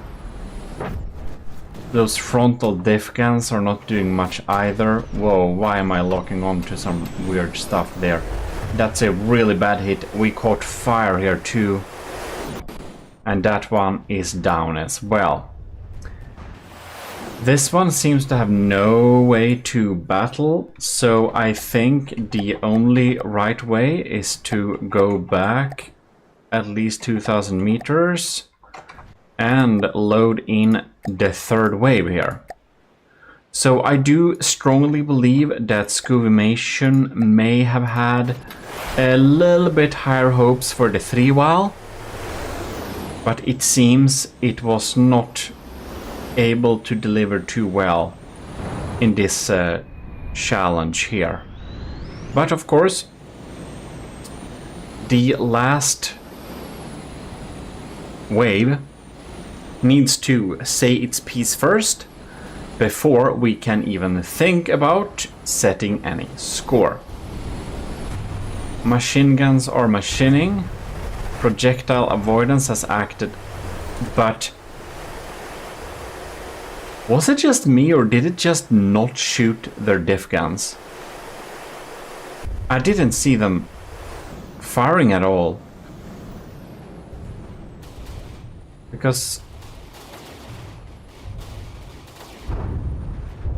It's kind of weird. Or are those... Because the crams are... Yeah, they're like from under there. So I don't know what's up with these diff guns. Did an update bork them or something, or what happened? Or are they set up in a weird way to not target stuff? What's happening? Oh, bam! That was a really bad hit on our flight mate there. Well, we'll see. We'll see what's happening here. Cram bombs are dropping down, of course, but ooh, look at that! The cross bonus is down to 75%. It has still some combat capabilities, but you can see there is a lot of surface damage all over. Some of the turrets seems to be disabled in the back there, and everything is pretty damaged. So by now, the crossbones has taken some pretty heavy damage. It truly looks like it's not gonna be able to recover at all from this.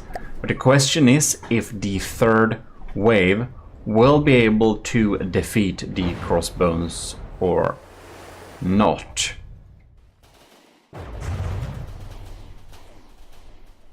It looks like it's gonna be a real tight challenge here. It all depends on how the crossbones crams hit, basically. Because if they are shot down, if the 3 walls are shot down here, well, there ain't gonna be a fourth wave, and we'll have to look at the health points of the crossbones and make a decision from there. Oh. But indeed, those front guns, those diff guns, I wonder